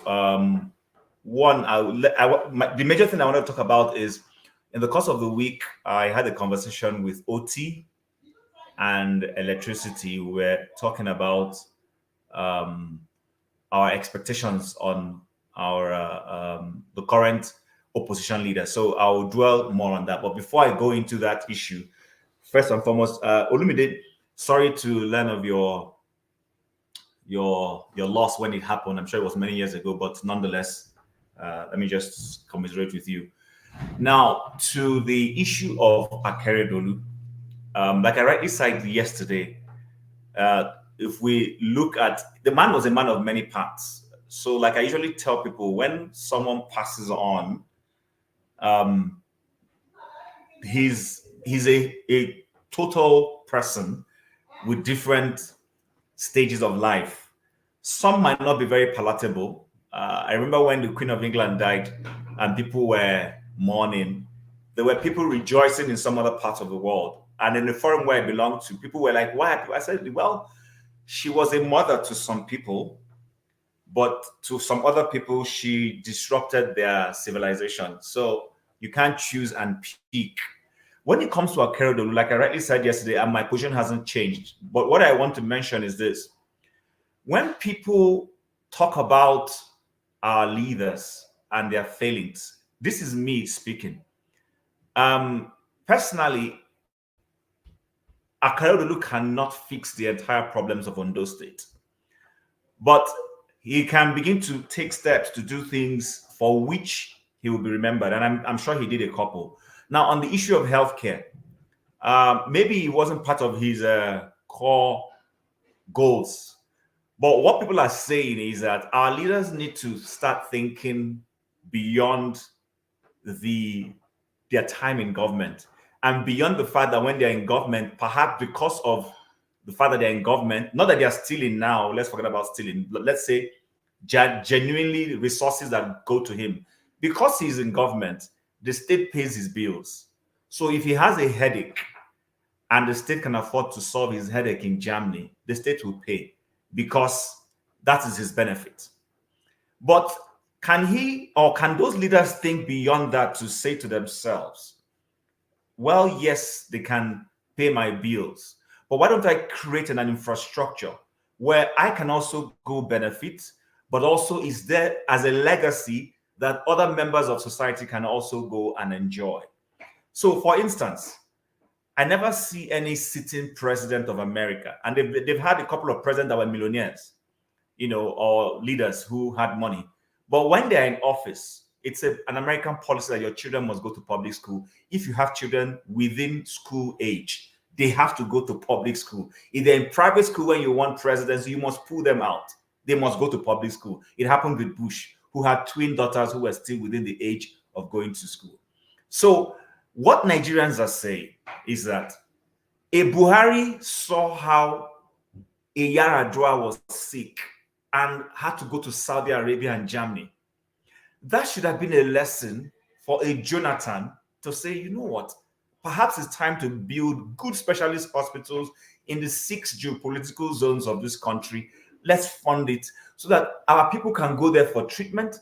And then we as VIPs, if we take ill, we go there. When Boris Johnson had COVID, Boris Johnson did not go to France. He went to St. Andrew's Hospital in London. St. Andrew's Hospital is not a hospital exclusively for, correct me, is it St. Andrew's? I know it's one of those St. something. He went to St. whatever it was. And that's the same hospital where normal human beings in the British society go to every day. So what people are saying is this: if our leaders are long-term thinking, they will create an infrastructure that because you know what, there's something about lifestyle, because at the level where they are, their lifestyle also makes them vulnerable to certain sicknesses. It's just the truth because of the way they eat, the way they go about their lives. So if they are forward thinking, they will create that infrastructure where if they have headache, have prostrate, have whatever it is they have, they can walk in and receive treatment. And then when members of society also have similar sicknesses, they can go in there. That's my understanding. But I will not knock the man, he's gone. The other thing is this, we must start changing. I've talked about mindset, is the fact that we can't talk to our leaders when they're alive and address their bad behavior. But when they are dead, we now say we can't talk about the person's bad behavior. And this is not to say that Akeredolu had any bad behavior. Don't get me wrong. This is a manner of speaking. Why is it that we can't speak to our leaders when they're alive to say, you're doing something wrong? And then when the man dies, we're now also told we can't speak about that bad behavior. Where is this culture coming from? So that's why I said we need to change our mindset. But that's not to say that Akeredolu is a fantastic person. This is my own view. Others may hold their own views. The only part where I knock him, and I've said it yesterday, I don't want to over-repeat myself, but for those who didn't hear me, is in the issue of not handing over to his deputy when it was obvious that his sickness would not allow him conduct himself as governor anymore. That's the only place I felt he created a little infraction. Otherwise, other than that, he wasn't controversial. He did his job. He had a nice effort trying to solve the crisis in terms of the headers and farmers thing with Amoteku. He was in the forefront of that struggle. So I was just going to leave that. Now, talking about the conversation I said I had with OT and electricity. So Obi has done well. I can't knock him. He has done what he needs to do, but there is more to do. If he says he wants to be a veritable opposition for the Nigerian government, that's fine and that's okay. What I want to see is, I don't want to see a situation where Obi is knocking government, predominantly the executive, but he has members of his political party who are senators and members of the House of Representatives. In a nation where people are struggling to eke out a living, and those characters go to the National Assembly and they're collecting prayers. We all know what this prayer means. And they are collecting Prado jeeps. We know what these Prado jeeps are. So I want to see a correlation between what he's saying and the way he's talking to you. I know they're adults. Like I said, I know we're not running a parliamentary system of government where he is part of parliament and is able to rein a leash on his members. I know, I understand that. But I also want to see a situation where the Labour Party organizes itself very well. Go in there, go in with a common front. When things are not going well in the House, not necessarily because if they oppose, it will make the majority of evil men there not do what they want to do. But let them begin to express and make Nigerians see that perhaps, because the thing about life is this: the person who wanted you to woo them and marry them is the one who will present a photo so that if you're not enjoying where you are, you say, if I had married this person, it would have been better. So the political parties are like suitors, or let's say, suitors. Let me use that expression. If they go there and they are behaving like APC, then there is nothing special about them that will make Nigerians say, okay, we should have had Labour. So if you're going there and you're collecting prayer, then how are you any better from the people who we have always known to be prayer takers from time immemorial? So right now, what I'm seeing is a bunch of people who rode on so-called obedient movement to get into Senate, to get into a Federal House of Representatives, and they're just replicating the same thing that Nigerians have been crying about. So, but I believe that in Obi, beyond criticizing the government and all that, he should start calling his own members to behave themselves. Somebody just mentioned EFF in South Africa. Thank you very much, Ugochukwu. I watched the South African Parliament. I see how Julius Malema manages his members there and everything, and they work in tandem. Sometimes he doesn't even speak. It is his members that are speaking. But remember, I acknowledge the fact that Obi is opposition from outside of government. We're not running a parliamentary system of government. But I still am of a strong opinion that he can, with his party chairman and his party structures, begin to make their members go there and be accountable. If Obi is saying he's a frugal person, I want to see frugality in the lifestyle of Labour Party senators, Labour Party members of the House of Reps. Otherwise, then what it means is, are we trying to vote one Obi in, who will go there, be a one-man show, assuming he won, and then his members are busy doing something differently? No. So I think that's what is that is the aspect I'm concerned about, that this opposition has to be played in unity. His members need to, in fact, if it means him calling a town hall within his members and the obedience, so that people, they can listen to those people who support their principle and understand where those people are coming from. So when they go to the house, they will be doing the thorough bidding of Nigerians. And I am not oblivious of the fact that they are few in number, that they may go there and their voices will be drowned out. That's fine. But let Nigerians see that there is a group of people who are standing out. Because you see, it's those group of people standing out that will make Nigerians, by the next election, God willing, assuming everything goes well, we'll get to say, you know what, we have really tried these other people. Let's try this Obi and his men. But right now, it's looking to me that it was just an Obi. And then the other men are for themselves. They've gone there and they've carried on with their colleagues from other political parties, doing as they like, voting things that are, you know, Nigerians are not happy about. So I just wanted to bring that out. I know people are listening, and those who have brothers and sisters who are in the National Assembly, they are all listening. And to our Nigerian political elite, it's time you begin to realize you're there for the people. Nigerian politics seems to me to be like a place where people come from poverty and go and become rich. The matter what anybody tells me, people move from, they just go there to feast on national cake. That mindset needs to change. Go there and think about the people. Nobody says if there is any official benefit you should have because you're a senator, you shouldn't have it. No. But what we're saying is, don't go there and in the midst of squalor, in the midst of pain of Nigerians, you go in there and you're living large. It doesn't happen anywhere in the world. Senators in America, for instance, leave their constituencies. They don't go renting houses in Washington. Many senators share apartments with other senators in Washington. It's all short term. The moment their tenure is over, they go back to their constituents. That's why you see every holiday, they are back to their constituents. They don't necessarily live in Washington. And Rudolph knows this. And it's the same thing if you go to the UK, members of parliament and everybody. People are accountable. People fear the people. So I think Nigerians, this is some of the things that maybe our civil liberties, civil society organizations need to begin to champion.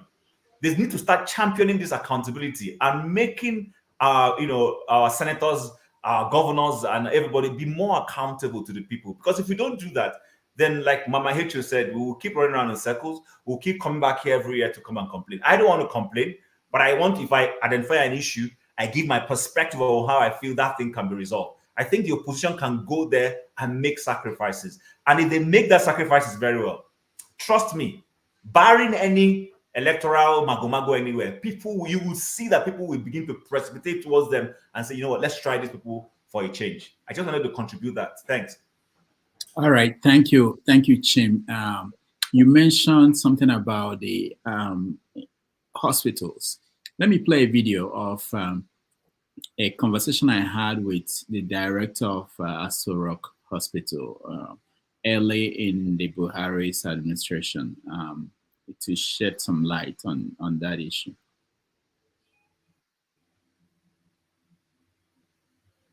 Yeah, Joseph, about the other ear. We caught up with the surgeon in charge of Aso Rock Clinic when the president was here at the United Nations. And we asked him the same question. We said, why is the president, why is he going abroad for ordinary ear treatment? Here is his answer. The head of surgery department, Dr. Danjuma Kauba. So Nigerians are wondering, why is it that a president of a country like Nigeria cannot cure ear infection in Nigeria? It's something that is simple, clear to Nigerians. They don't understand this. You are running the surgery department. Can you help Nigerians understand why? Well, on this, I don't have the capacity to comment. I'm not his chief personal physician. So you can't comment on that. But can the clinic handle something like, if I come to the clinic now and I'm sick, I have ear infection, can you treat me? Of course, when you come, you'll be assessed. Once the diagnosis is established and it can be handled, why not? So do you know anything about the budget of that clinic? How much is it? We see a lot of figures in the media. We get confused. Some billions and billions. What is the budget of that clinic? I might not quote it precisely, but I think, about 2.something billion was budgeted for the hospital. And do you think it's enough to take care of the needs of the presidency? You see, there is a lot of things people don't understand. Recently, in the media, the hospital was carried as, we ran out of drugs, we can't offer services, despite the fact that about 2.something billion was budgeted for the hospital. As I speak with you right now, not a dime has been released to the hospital. It may interest you that even the recurrent for the hospital has been, by mistake or by whatever, has been matched to the capital budget. So State House Medical Center don't even have recurrent budget to run the day-to-day affair of the hospital. Is there another hospital for the president? Even any other hospital other than this one that has no money released? No.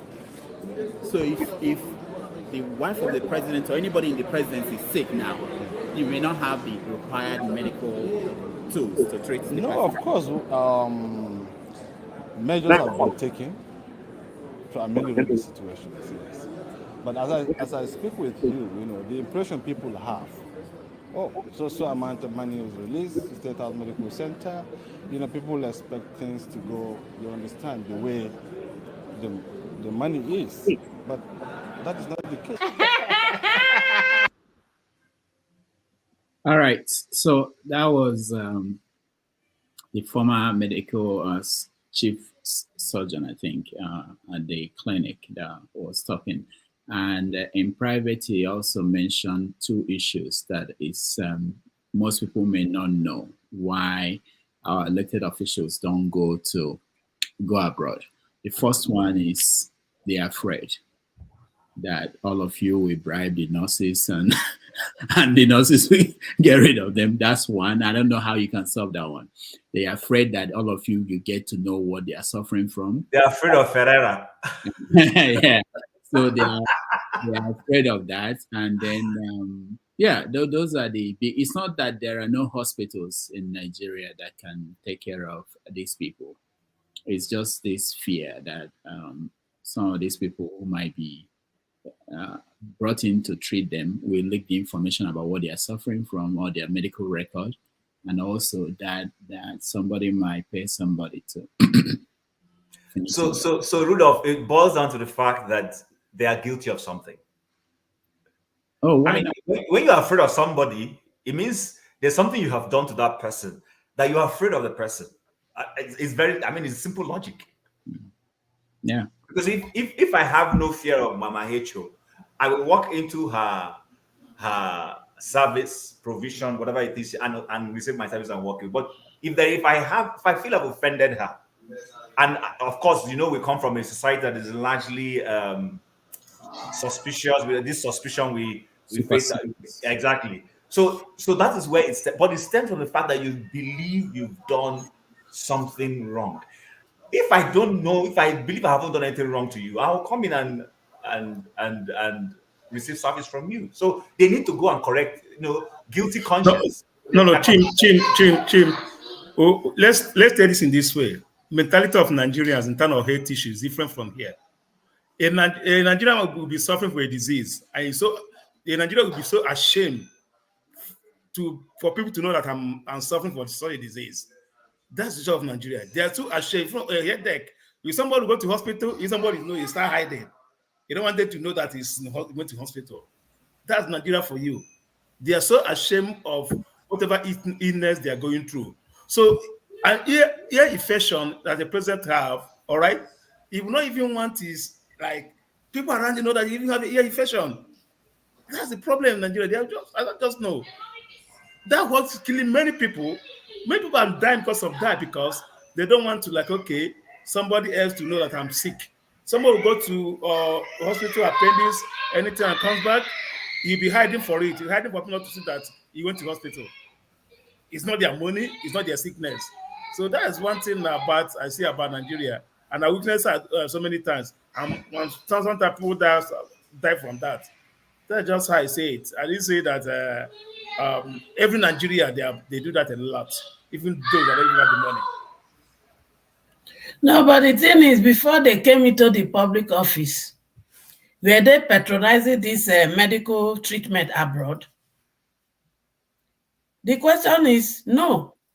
But because they have access to the public fund, they feel it is their PLC. Have they not been seen before they become public officers? So let's call a spade a spade. How many times do you see all these other foreign countries they run to coming to Nigeria for treatment? But I learned in history that in those days they used to come. We should be ashamed of ourselves. That there was a history where people were coming to Nigeria, where Nigerian naira was higher than the dollar and pounds and euro we are talking about. And now we come to this stage and we are still thinking we don't know what to do to bring ourselves back out of this problem by spending public fund outside Nigeria. It's so pathetic. Okay, when they even allocated budget for themselves to buy new car, why did they not patronize Nigerian made? It is because we take pride in traveling abroad for exotic life. We see it as an achievement. That is why we continue to do it. If not, since stealing is in their DNA, can they steal and invest it in all these things they run about traveling now to go and get? Are we not even ashamed? Most of us take pride in going to Dubai, to go for holiday, to go for wedding ceremony. What was Dubai before? When your grandchild begin to rule, that is who Dubai is to us. And yet, we want to continue this way. No problem.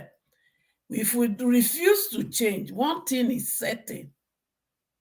This generation we are neglecting, they will be our torment tomorrow, whether we like it or not. Thank you. Thank you. Let's go to Alaba. Welcome to the show.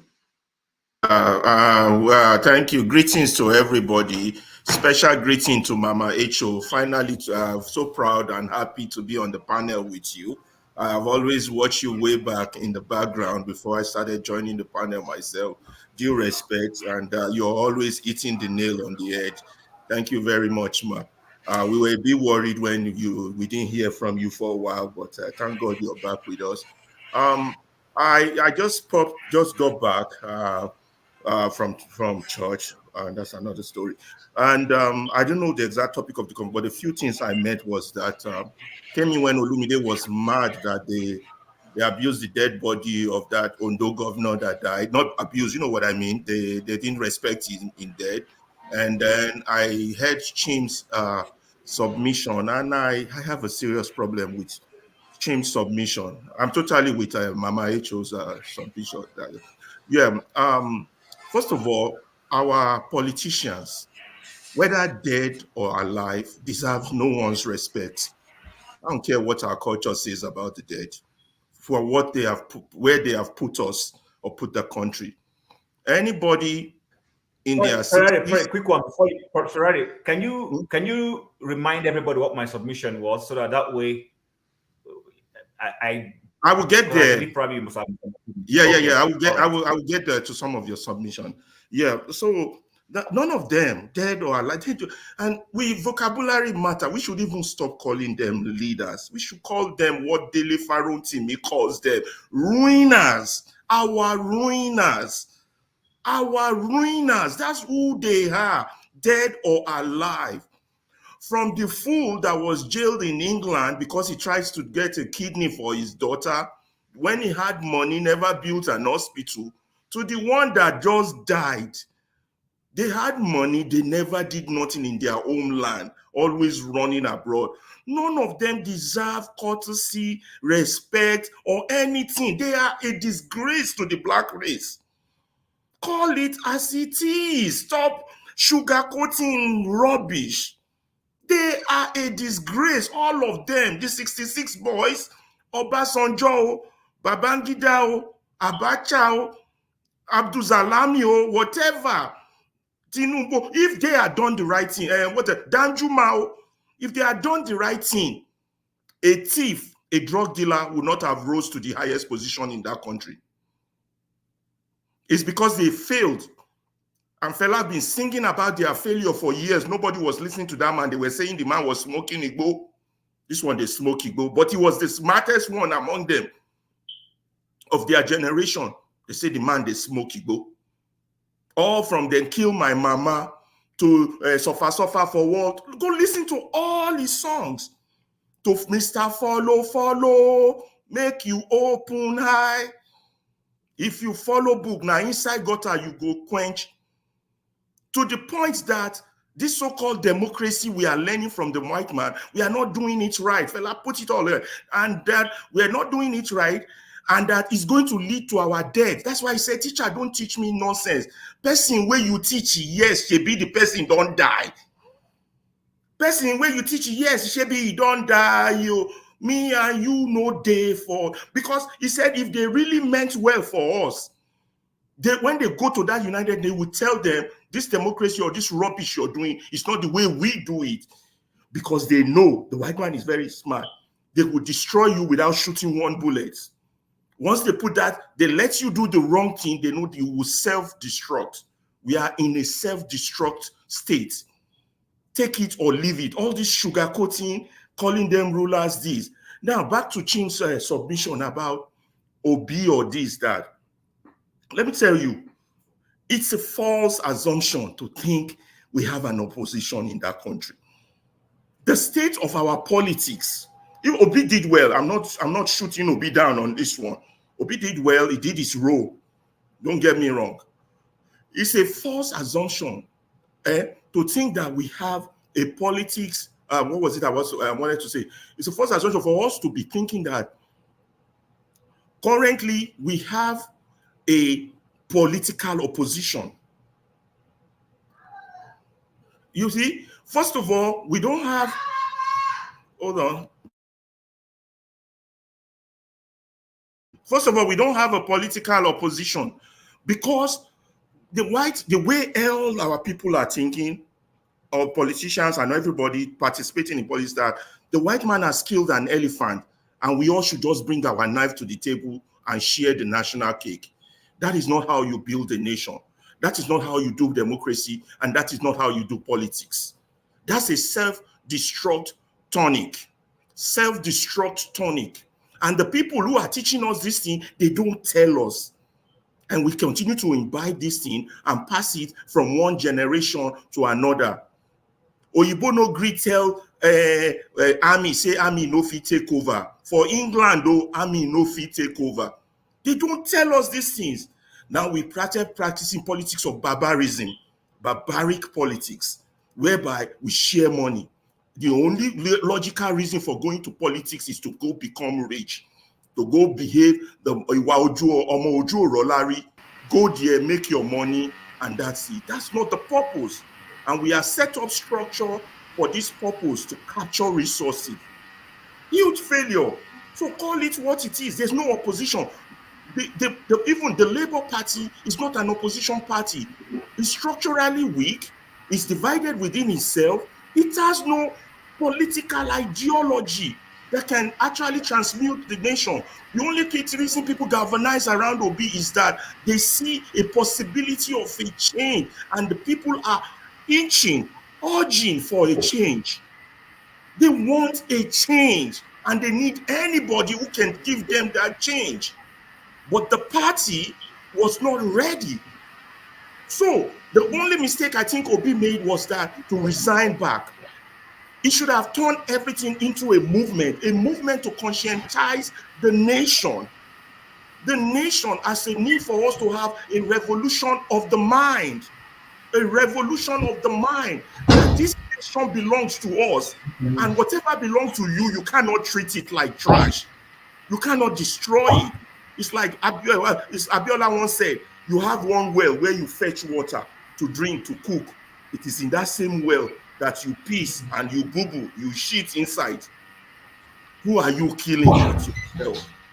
That is the story of our nation. Until we get all our people there, until we get every mind in Nigeria there, all this talk of get along to get along, all this talk about opposition will do this will do that. That's why I participate in this, and that's why I'm begging Dr. Damages that this medium needs to get bigger and expand and get into the houses of Nigeria, so that we start this conscientization of the mind, the revolution of the mind. Once our mind change, that this thing belongs to us, then we'll be able to fight. A lot of people were mad with the masses that they didn't come out after they were cheated, because they're not there. They've been traumatized. Traumatized people don't act on their own behalf. They react to their trauma. You guys got to understand where we are. It is this misdiagnosis of our situation that keeps leading us go back, go back, go back. But I have a message for those who are ruining us.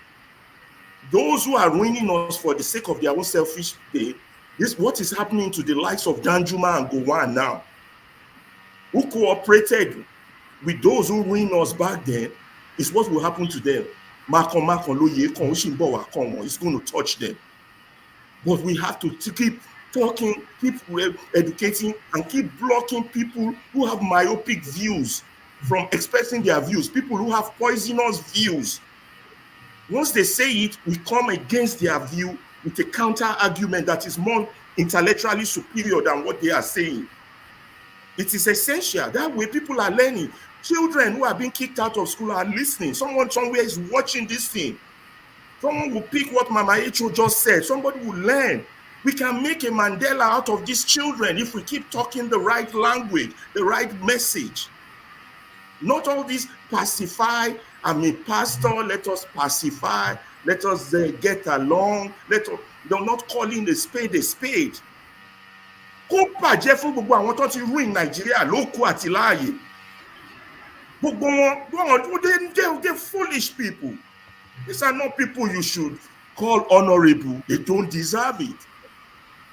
So solution, conversation should always be focused more on solution. I have to run now because they're calling me. Sorry, can I ask a simple, quick question? Yes. Okay, right. So, okay. Well, yes, I'm happy you're kind of focused on solutions, and that's really that's my position as well. Actually, I would say that I've listened enough. You know, we've spoken on this panel throughout the year. It's a lot of speeches and talks. So hopefully next year we shall all be looking forward to practical projects, solutions, practical actions we can take. So now the question for you is this: apart from you mentioned conscientization, our people back home, right? That's what we can do. Other than that, is there anything else? Because it's again there's something else. Apart from sensitization, let's take something concrete. That's what I'm something concrete. Let's take for example. We have, whether we all like it or not, we have to financially contribute and get a diaspora media. Let me tell you why we need a diaspora media. Look at the killing that just happened in Plateau. District-wise or geographically, there's somebody, apart from the governor, there's somebody who is a police officer who is districtly in charge of that region. You understand? Who is zoned that this is the area you cover for peace. When things like this happen, if we have a diaspora media, we are right on that person's face with camera and say, this is your zone. You are responsible for this. Why you let this happen? Why you didn't do this? Why you didn't call for backup? Why you didn't do that? We put that person to shame through the media. That's concrete action. Okay, that's fine. I think as I will add to that in support of what you're saying. Actually, there's what is called there's international justice, So because such acts is almost genocidal, OT, don't go there. Don't go there. That's why international people are not going to solve our problem. Okay. I know where you're going. Don't even land. Okay. They don't look. They want us in this state. This is good for them. This is business for them. They No, get but things. it's not part of what we can do. You know, it's kind of, it's also like escalation, and of course, you know, internationalizing and making it more visible, right? Yeah, we make it more visible. Yes, we got to make their evil more visible, but not to count on them. We got to do this ourselves. Yes, that's what I'm they saying. Won't yes, tell your story for you. They won't tell your story. No. Let me give you a good example. Oti, listen, let me give you a good example. Since all this Nigerian crisis started since the election, I always go to Yahoo News. When I click my computer, Yahoo News is always the first thing I read. There's this annoying piece that's always published by Yahoo News from Bloomberg. If anybody go and check this thing, I'm telling you, Bloomberg News. It's usually will have 1 or 2 Nigerians, and that article will be edited by a white man. Bloomberg News, I don't know who they are, who is sponsoring them. They never say anything positive on behalf of the masses. Let me give you a good example. The killing of those 140 people in Plateau. I opened the page that day and I was reading it. It's usually about 2 minutes, 3 minutes. Do you know what they said in the article? They said the people were killed because of global warming. Oh boy, I just weak. Global warming. I'm weak because of, I'm not making this shit up. You guys go be checking this thing out. The people were killed because of global warming. Global warming has been causing crisis between the people and thereby making issue of the, farming land. I was like, oh my God. You guys check it out. The narrative. You don't count on them. We got to do this ourselves. And all the time they were the election, they were just pro-government. Bloomberg News, Yahoo News, it's always there. You see, go read an article about what they write today about Nigeria. I think Ferrari, the issue is the person who wrote I think the person who wrote that piece, it was a poorly written piece. I know where the person is going to. Yes, I agree with you. But what the person is trying to feed into is to say, this person is an apostle of global warming. So they're trying to say that global warming has created a situation where there isn't enough water, there isn't enough whatever. It's a senseless story that has no bearing on our life. And those are the people telling our story. That's where we have problem. We can't leave those people to tell our story. We got to tell our own story. That's why we need the diaspora media. If we all have to contribute 10,000 to build this thing, dollars. That's all I have to say. They're calling me upstairs. Any more questions before I run? In terms of I don't know, maybe regime change, okay? Yeah. Because I mean, apart from persuading people and yes, I mean, actual governance, political power. How do you perceive it? See, regime change, unless we are ready to go force, which I don't see us ready. First of all, we're not mentally ready. Unless we're ready to go force or go on the ground like the IRA or go resistance force like the Irish Republican Army, we're not there. We're all there. So for the next few years, we're still going to have these morons in charge, but we shouldn't make life easy for them. You understand?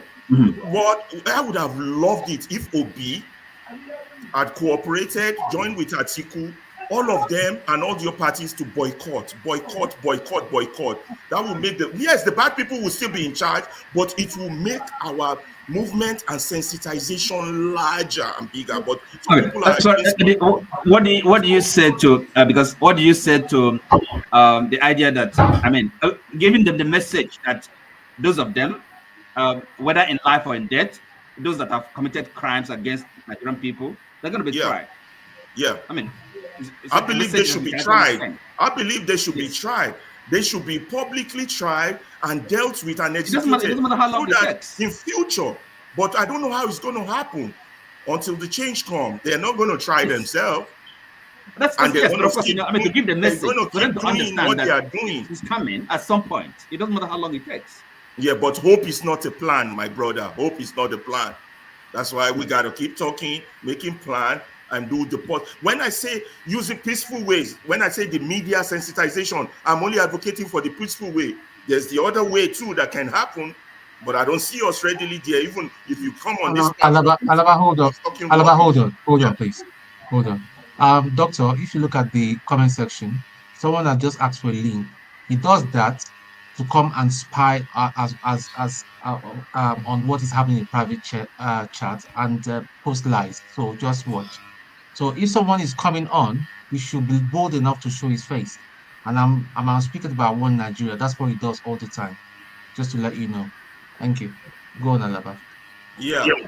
So now if we keep expecting government to solve our problem, John Abba said that it's not going to happen well, because this government that never gave you roads, never gave you water, gave you electricity, they're not even giving you security. True, they're not going to solve your problem, but we need to make life difficult for them, to telling them that you're not solving our problem, you shouldn't be in government. We would embarrass you to the highest level that we can. You shouldn't be in government. We will boycott, we will do this, we will march, we will do whatever we need to do.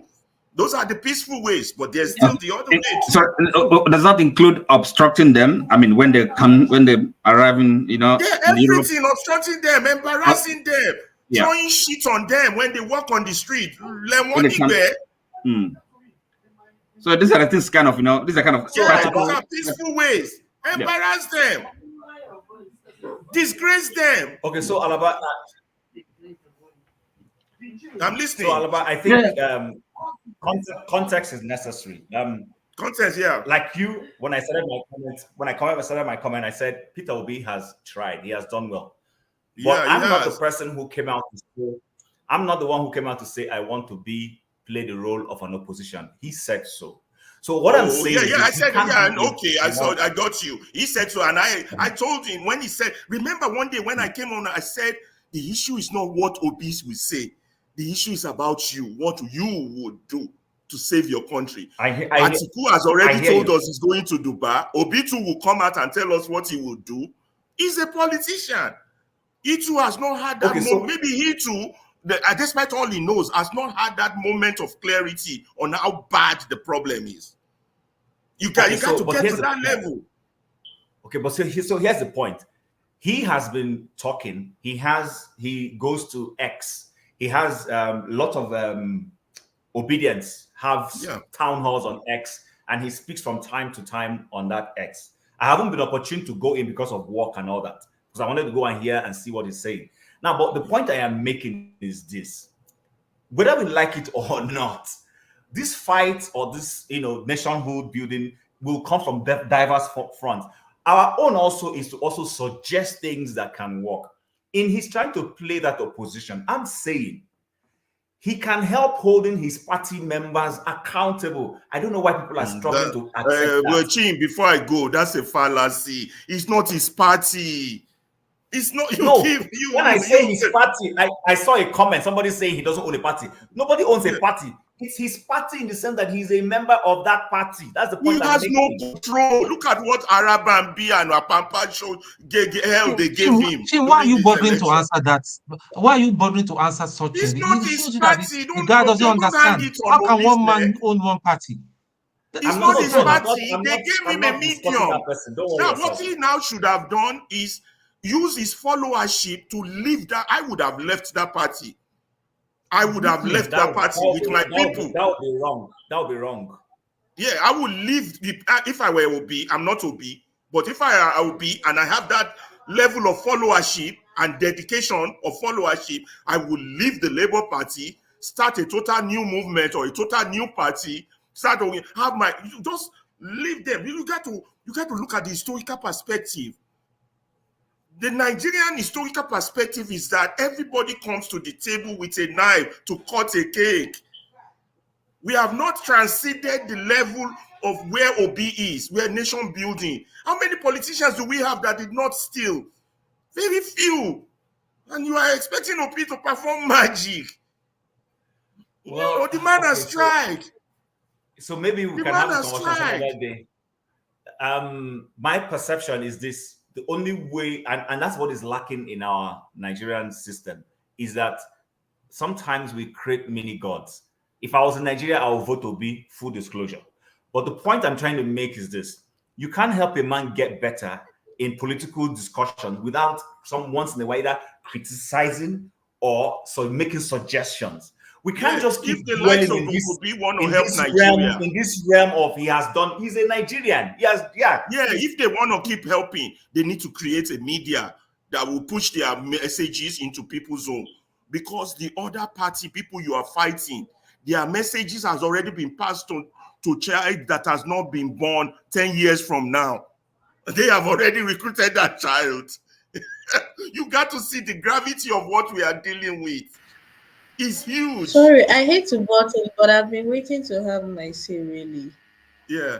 I Go hate to in. butt You in, have a and question for I me because don't I'm like about to go butting. to the backstage because they're No, calling I me. don't have a question for you. Okay. I do Yeah, not go have a ahead, question for you. Ngosika. God bless you. Thank you, everybody. All right, so, all right. So I wanted to backtrack a bit. Sorry, Dr. Damages, am I allowed to speak? Go ahead. So I wanted to backtrack a bit to what Mama H.O., the discussion earlier about why these people do not go for medical treatment. That was after you played that video with the chief surgeon at Aso Rock Villa Clinic. I wanted to say that it is not because they do not get treatment here when they assume office, not because they are afraid their ailments. This is my opinion. Not because they are afraid their ailments will be made public knowledge. No, that I do not feel that is really it. I just think that they do not trust the system. I feel that all this while they felt they have to manage it, they had no choice. They had no choice. They just felt we are stuck with this bad system. So let me just be doing. Once they grab it, snatch it, and run away with it, and enter that place and see that they can actually have an option. That is when if nothing will make them, nothing, not even paracetamol. They won't take paracetamol from even the hospital they build themselves. They won't take paracetamol from even a hospital they built themselves because they do not trust the system. And you know why they do not trust the system? They expect everything to be as fraudulent as they are. They know how they got there. They know they are frauds. They know even the good money from their mouth self is not genuine. So they expect every other thing in the system to be like that. So before they get there, they have no choice. They are stuck with the system. So once they grab it and they have an opportunity and they see Nigerian money, do you know what Nigerian money is? Nigerian money that transformed Buhari from a dying man to a bubbly old man. That is Nigerian money. Buhari came alive. And then the propaganda about Jubilee started flying. And he gave rise to it because who wouldn't believe it? That man was sickly. He was sickly. Anybody that remembered campaign season Buhari, he was sickly. And then Nigerian money, you know what? They use Nigerian money to change that man. Like, treat him. Do everything for him. That is what they want. That is what they are aiming for. And once they get it, they taste it. Nothing you give them in Nigeria can compare because they know. They know the difference. They know the difference. I just wanted to say that about that. And what we can do every time the issue about our politicians is being discussed, there's this abstractness with which we discuss it. There's this dichotomy as if them, these people, and us. And I sometimes feel that is where the issue starts. We do not see that these people are a part of us. We look at them as some sort of aliens who are misbehaving, who manage somehow to get into power and are making all of us suffer collectively for bad decisions they are making, forgetting that these people are part of us. They walk the same streets we walk. They breathe the same air we do. They live in the same country we do. They are our neighbors. They are our local government people. They are from our constituencies. These are people. Even some of them, if you know they reach their papa house, they are not strangers. We should stop talking about them with this abstractness. They are part of Nigeria. They are Nigerians. They are the average Nigerians. No Nigerian is more average than them. And their attitude towards leadership speaks volume about the rest of us. Because I've said this several times and I keep repeating it. Most Nigerians who criticize bad governance do not do it from a place of concern. It's all fox piety. I'll keep saying it. Most of them, what they're waiting for is to get in there so that they can steal their own. That is what they're waiting for. That is why I cannot stand bench sitters. I cannot stand neutral people when it comes to politics. I respect people who take a stand. No matter how bad the stand is, take it. You have my respect for this. You see, neutral people, I do not trust them. I do not like them. Because it only means one thing. You cannot criticize the person because you're waiting to get in there. So that when you start doing your own, the same measure of criticism you used on the person will not be used on you. And that is why this whole abstractness about talking about them rubs me off the wrong way. I want to say this. Next year, I have a very funny feeling about how things are going to pan out. It's no more news that there's hunger in the land. And I hate it, but I like it. Because it was after the election that I said, the hunger that will do Nigerians and push them is coming. The thing that will do them and push them. Nigerians that don't know how to twist and bend and adjust to every situation. It will come to a time they won't be able to twist and bend. All these excuses, all this grammar, they won't be able to offer it anymore. I went on Twitter yesterday, and I'm going to end on this note. I went on Twitter yesterday, and Twitter was agog with people who were, somebody died. Apparently, he was a Jagaban supporter, and he had a terminal illness. He had cancer. And even while battling cancer, with just few months, according to what his friends said, that he was told he had just few months to live, this guy was bent on supporting this evil that happened to Nigeria in the name of election. So he dies, and people are celebrating. People are celebrating, and some no good Nigerians are telling them, you should not celebrate because where he is now, you'll be there soon. Well, if any politician dies today, I will drink one bottle on top of their head. I'm going to die you. When I die, do the same. No, Ngozika, what do you normally drink? What kind of? I am a wine person. Okay. But you say one bottle. I was thinking. One bottle. I will drink one bottle of wine, one bottle of water. I'm a wine person. I don't do beer. If I must do beer, it's on rare occasions. And I have just one brand. But I'm usually a wine person.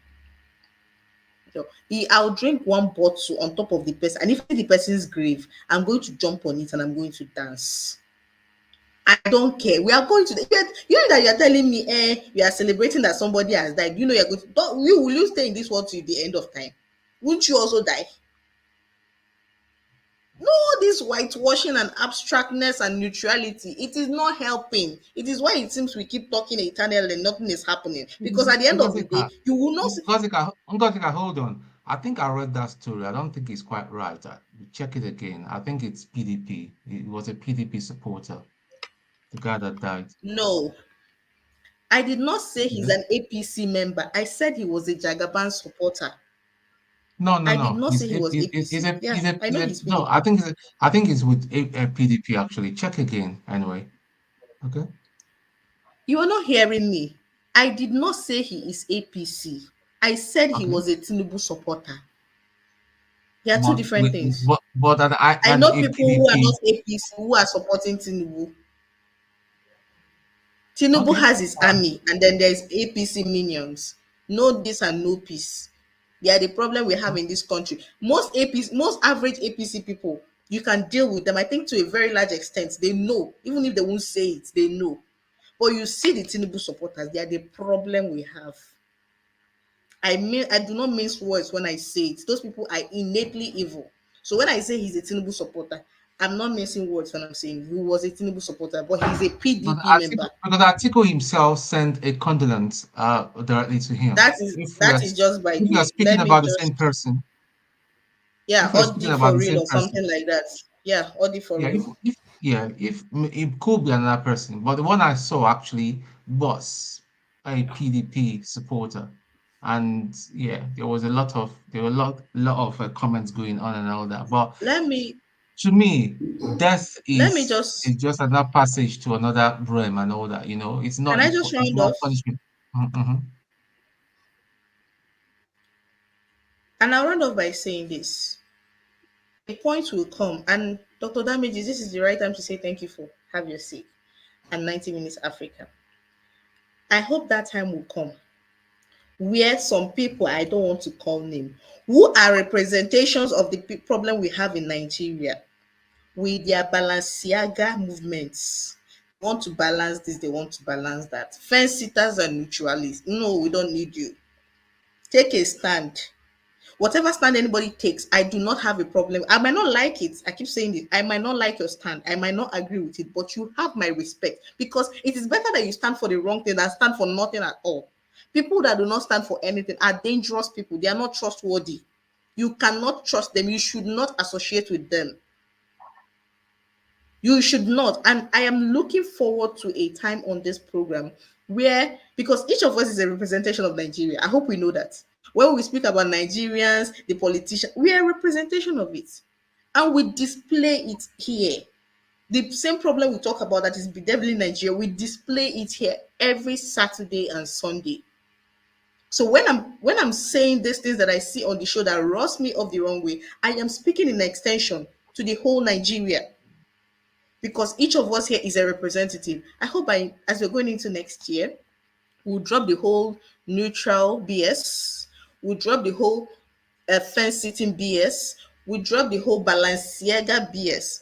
And we start changing this conversation of them and us and accepting that at the end of the day, it is the same people at different levels doing these things. Thank you very much.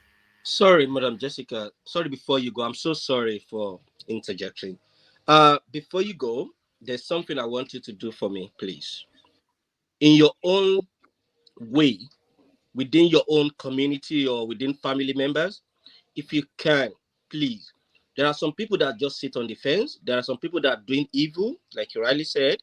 They're not really promoting Nigeria. If you can, within your power, to convince them and let them change their mindset, that is the way we're going to get people to, get this country great. Otherwise, so why would you boldly assume I do not do that? Do I look like somebody that do not do what they doing that? I'm preach? just exploring you more. That in your workplace, it's just like when people preach about religion. Maybe if we do that more about the love of our country, how people can change their mindset, let's take it religiously. Maybe that would change people's mindset. Let them see, because they're in darkness. Let them see that look. They know. No, that is the thing. They know. No, it is very funny when people assume that Nigerians who make these bad decisions or who support these people do not know the right thing. They do. You might argue that prevailing circumstances or hunger or whatnot pushes them to make decisions, but they do know. They know. You will get to know. You'll be made to understand. They know when it bites home, when it hits home. That is when they start speaking the truth, and you realize that they know. So what if they know? Why can't they just follow? I'm trying to kind of figure it out. Like but you refuse to do it. What is the game? Do we like to just continue to be in perpetual darkness or perpetual poverty or the way we are suffering? If they know, why can't we all just say, look, enough is enough? We have more than They enough can't numbers. because of various interests. I've said it here on this show that if you want to criticize the government, you have to make sure you're not benefiting from it in any way. You're not feeding off it in any way. That is the only way to stand and criticize it. If you're feeding off the government in any way, you cannot criticize them because that will be taking spoon out of your mouth. Anyway, thank you for being here. We want more ladies, more women to get involved. And I think by women getting involved, there's a likelihood that we're going to move faster than, it's a man shouldn't be. And yeah, somebody just pointed out that you called me Jessica. I am not Jessica. I am Ngozika.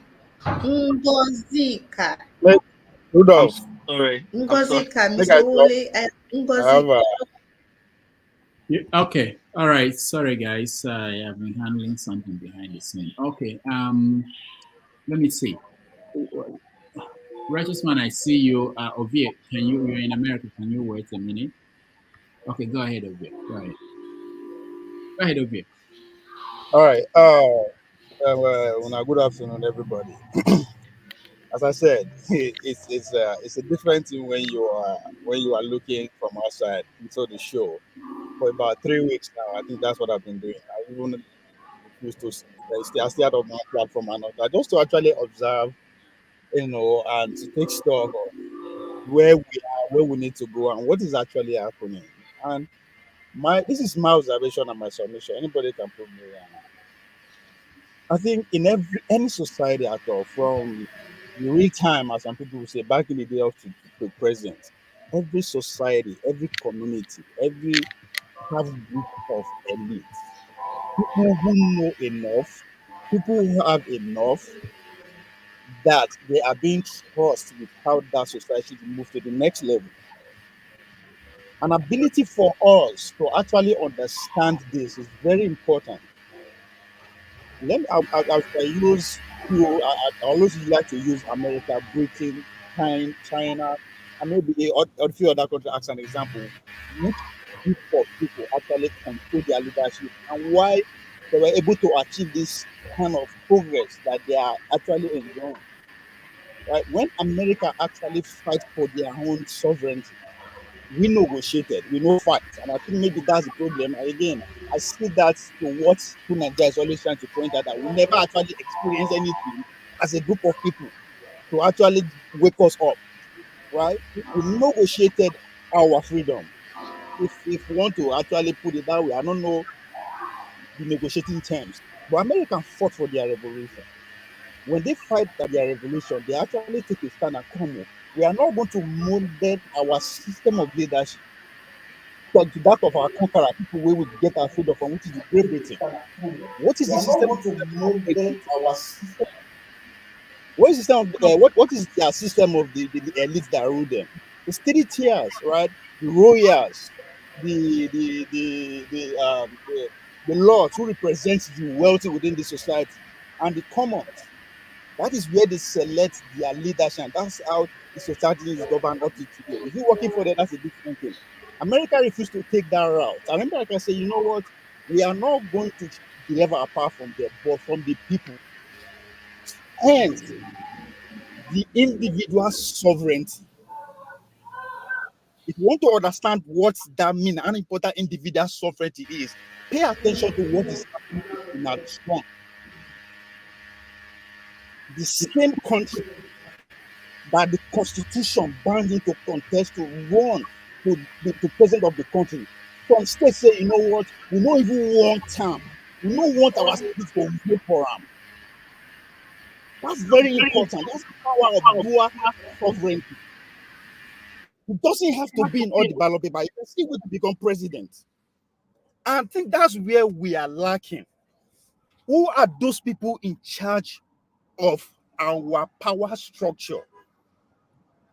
Before Bola Tinubu election, I'll debate anybody from this. It was solely in the military elite's hand.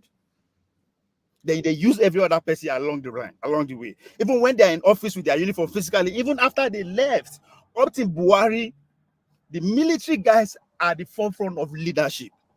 The same thing Egypt.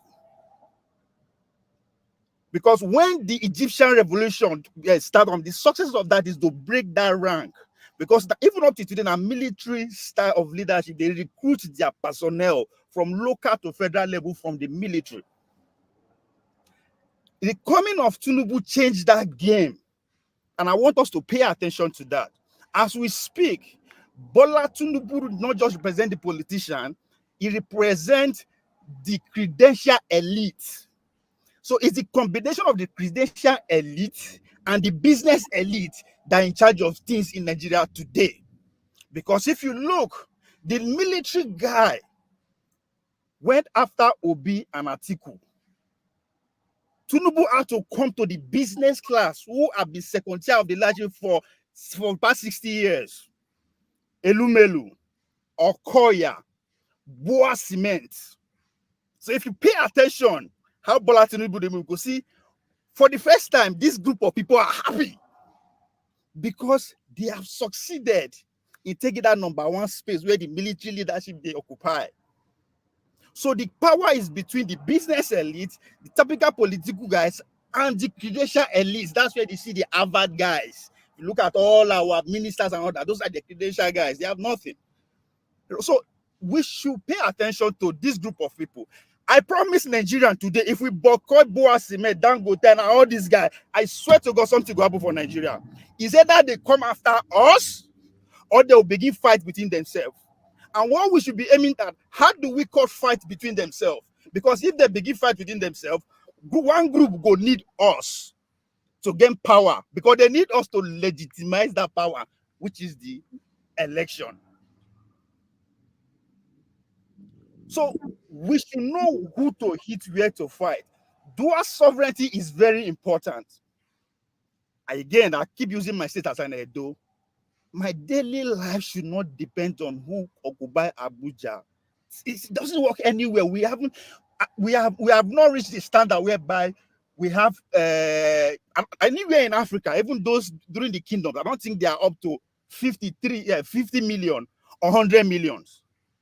That we are now say, okay, group of people will make life better for all of us. We are as the planet stands today. Now only Chinese people have that experience. If you go back into 1600 when they lead, they are in millions away. They're able to build a society that is conducive enough for them, but they lack that relationship with outsiders. That's what brought their downfall. And if you go back to the IC, there's what they call 100 days of humiliation. When the outside break in, they humiliate them, just like as they come to us and they humiliated us with slavery. But we are happy to see live their life. Passat was here going on and on about Sunni. Yes, we don't want their lifestyle. I dare anybody. I don't want the Western lifestyle, the Christianity. I don't want it. But nobody is thinking that way. It's not just about Sunni. So we should look at the power. Who are these people who are actually gaining from our collective wealth today as we speak within us? I don't have any hunger towards elite who decide to govern society, but are they doing well? For God's sake, it's 2024. It's over 300 years that human civilization come in contact with power, electricity. It's over 300 years. Oh, we don't have it. We're talking about what so common things that we don't have. But it's as if when one Muslim die, one Christian die, the whole country will erupt. As if, for God's sake, if we were so much in love with heaven, maybe we just go and kill all of us now. We could go enjoy heaven if that is what we want. Our problem, everything that I'm stressing is that our problem lives within us, and they are those people who are the elite. Elite no be governors alone. If you have social influence, that's why I was trying to go back and forth with the damage about MC Olowo. He's an elite. He has influence. When you speak and people follow your order, that is a power of an elite. Those are our problems. Those are the people that select people that govern us from local government. If you think I'm lying, you will trace every appointment to former general, former king, former minister, every one of them. So our problem lives with us. We just have to face it. If your uncle is a billionaire, he is our problem. I'm not saying he steals the money, but what is he using his money to do? If he's not fighting power with the money, then he's supporting power. It's as simple as that at this point. If you have influence, it's either you are using that influence to make power or to fight power. Since things are not going on well, you don't have to fight power if things are going well. Things are not going on well. So what are you using the money for? You are a suspect. I'm not saying you stole that money, but what is your money for? If you cannot use it to support the ordinary man where they cry for help to get a good governance, because to have a good governance, it costs money. We don't have it. Some people monopolize the process of making that money at their own benefit to our own detriment. They live among us. They are our uncles, aunties, friends, and lovers. Those are our problem. At the core, I always use Rudolph as part of the elite. He has influence. It belongs to the credential elite. Forget the fact that they can also claim, it can also fit into the journalist hierarchy. He is part of our problem because we are still in darkness until we get this right. These are our problem. People who are well informed. What are you doing with the information you have? It is not about what you know, but what you can do with what you know. So are you using to keep supporting the power structure?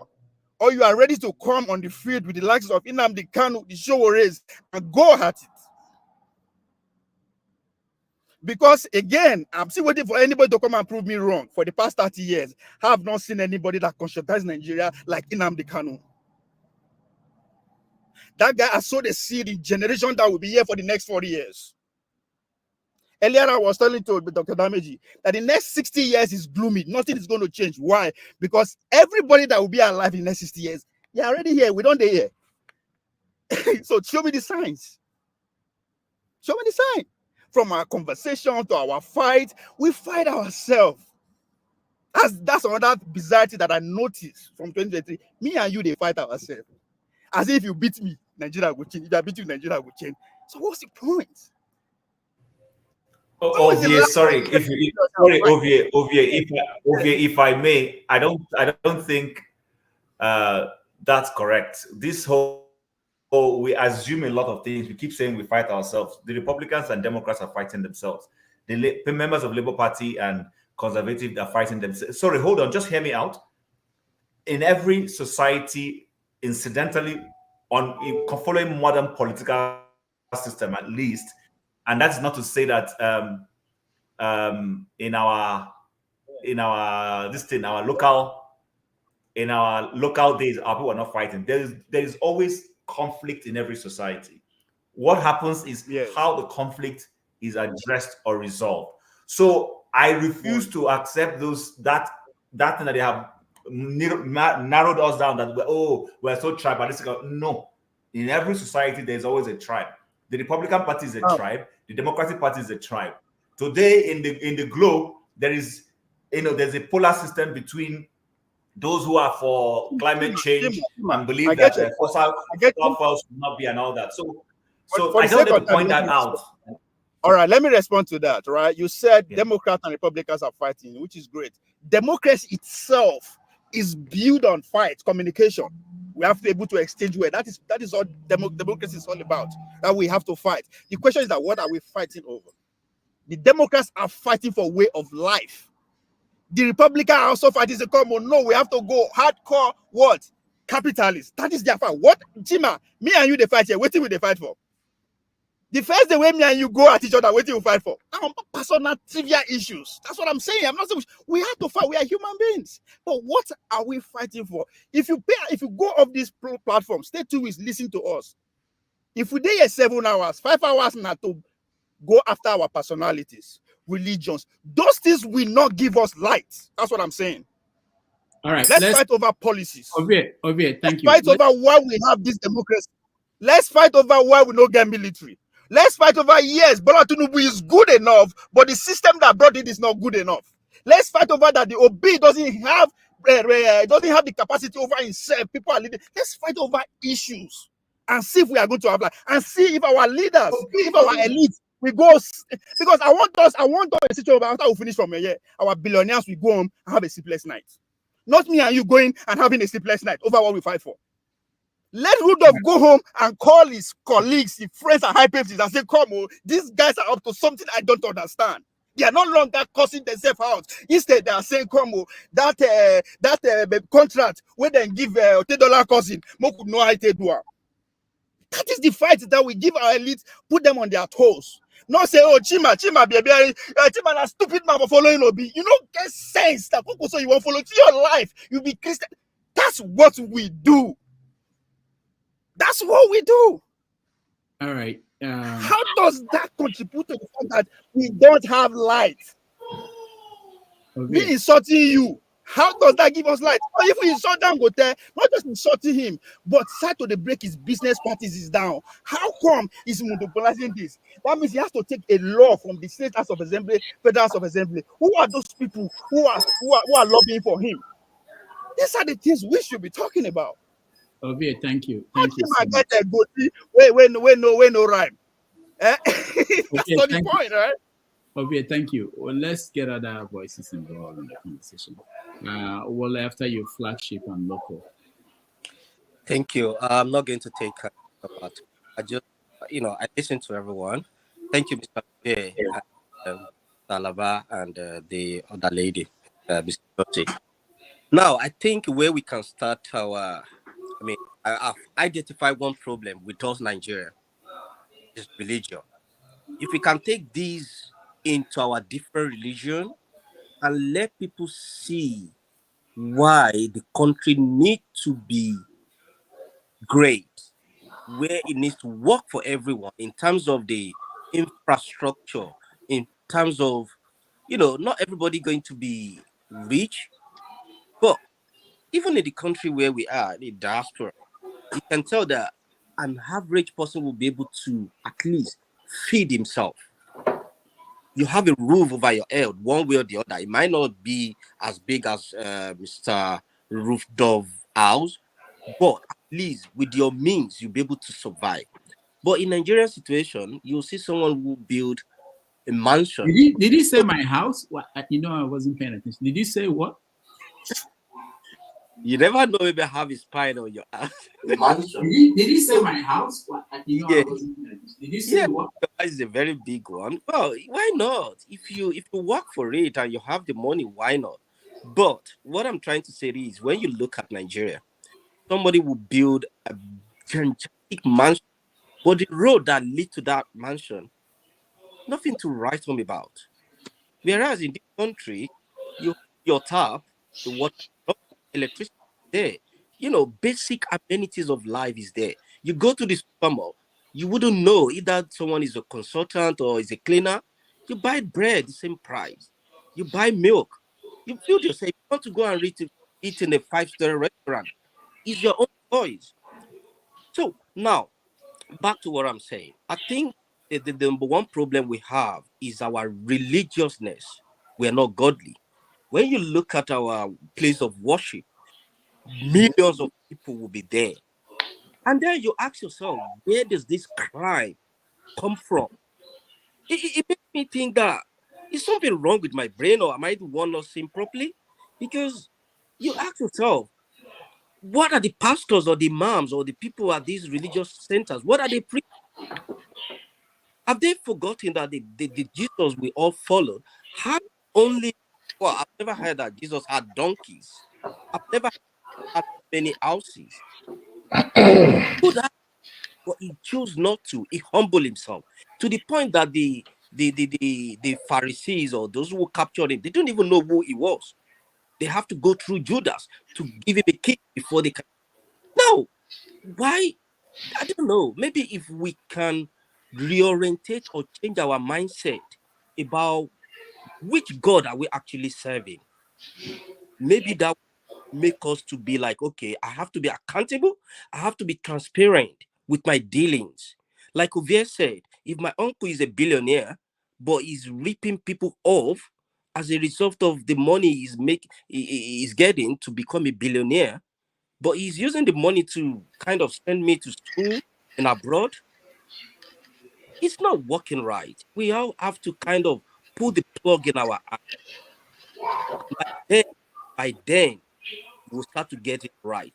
But if we continue to say we are religious, but we are not godly in our dealings, we'll continue to deceive ourselves to eternity. And that is why I keep saying, when people watch this Stamped from the Beginning, it's a documentary on Netflix, it kind of makes me wondering, why is black people, are we cursed? Are we actually a beast that we cannot do anything right? Despite the fact that we have the hands of our slave masters in our problem, we still haven't let go. They haven't let go. And if you look at it, before they used to come to Africa, capture all the slaves. Sorry, just give me 1 minute. Capture all the slaves. Now we go, they build the embassies. We pay to be enslaved. So at what point are we going to?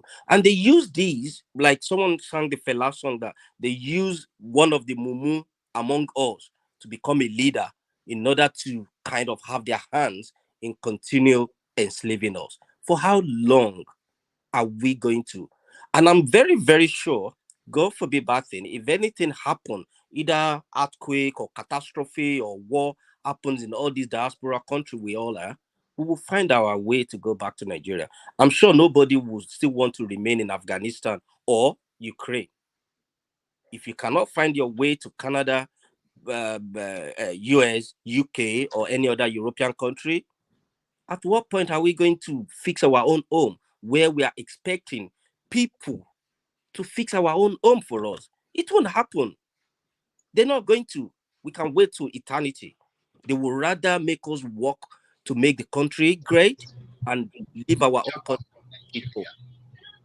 So please. Sorry, Wole, are you planning to go home anytime soon? Honestly, if I go home, I die there, so be it. Huh? I'm going to leave war, but if I go home and I die well.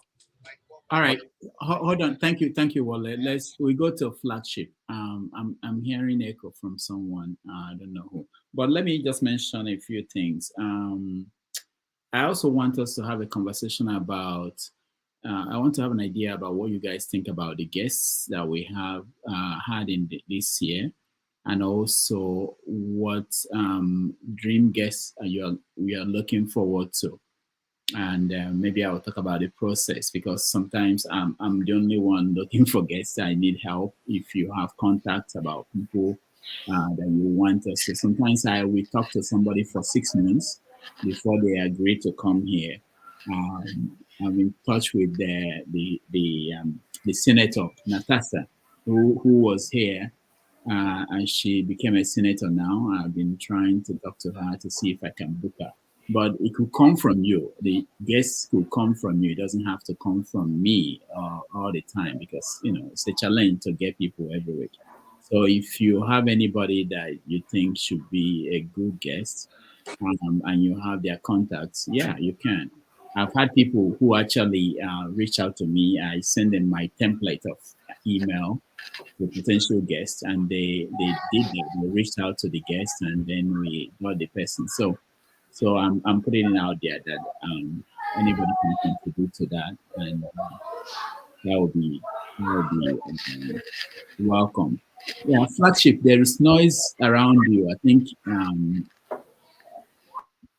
there's noise around you. Maybe if there are kids. And I understand. We can. Rudolph, can I say something? No, not yet, Henry. Flagship, go ahead. Do you still hear the noise? No. Okay, my kids are kind of far from me. Okay. Well, thank you so much, Dr. Rudolph, and to all the panelists. Thank you. Great conversation today. Mama Hecho, it's good to see you again. My wife has been asking where you've been for so long, but she's watching, and it's good to see you. I'm not going to take too much time. I've always hinged my solution on education. There is no way forward until we educate the people on what they need to know, what their rights are, what belongs to them, and how the government should work to benefit them. At this point, they are just going by whatever they get from wherever they get it.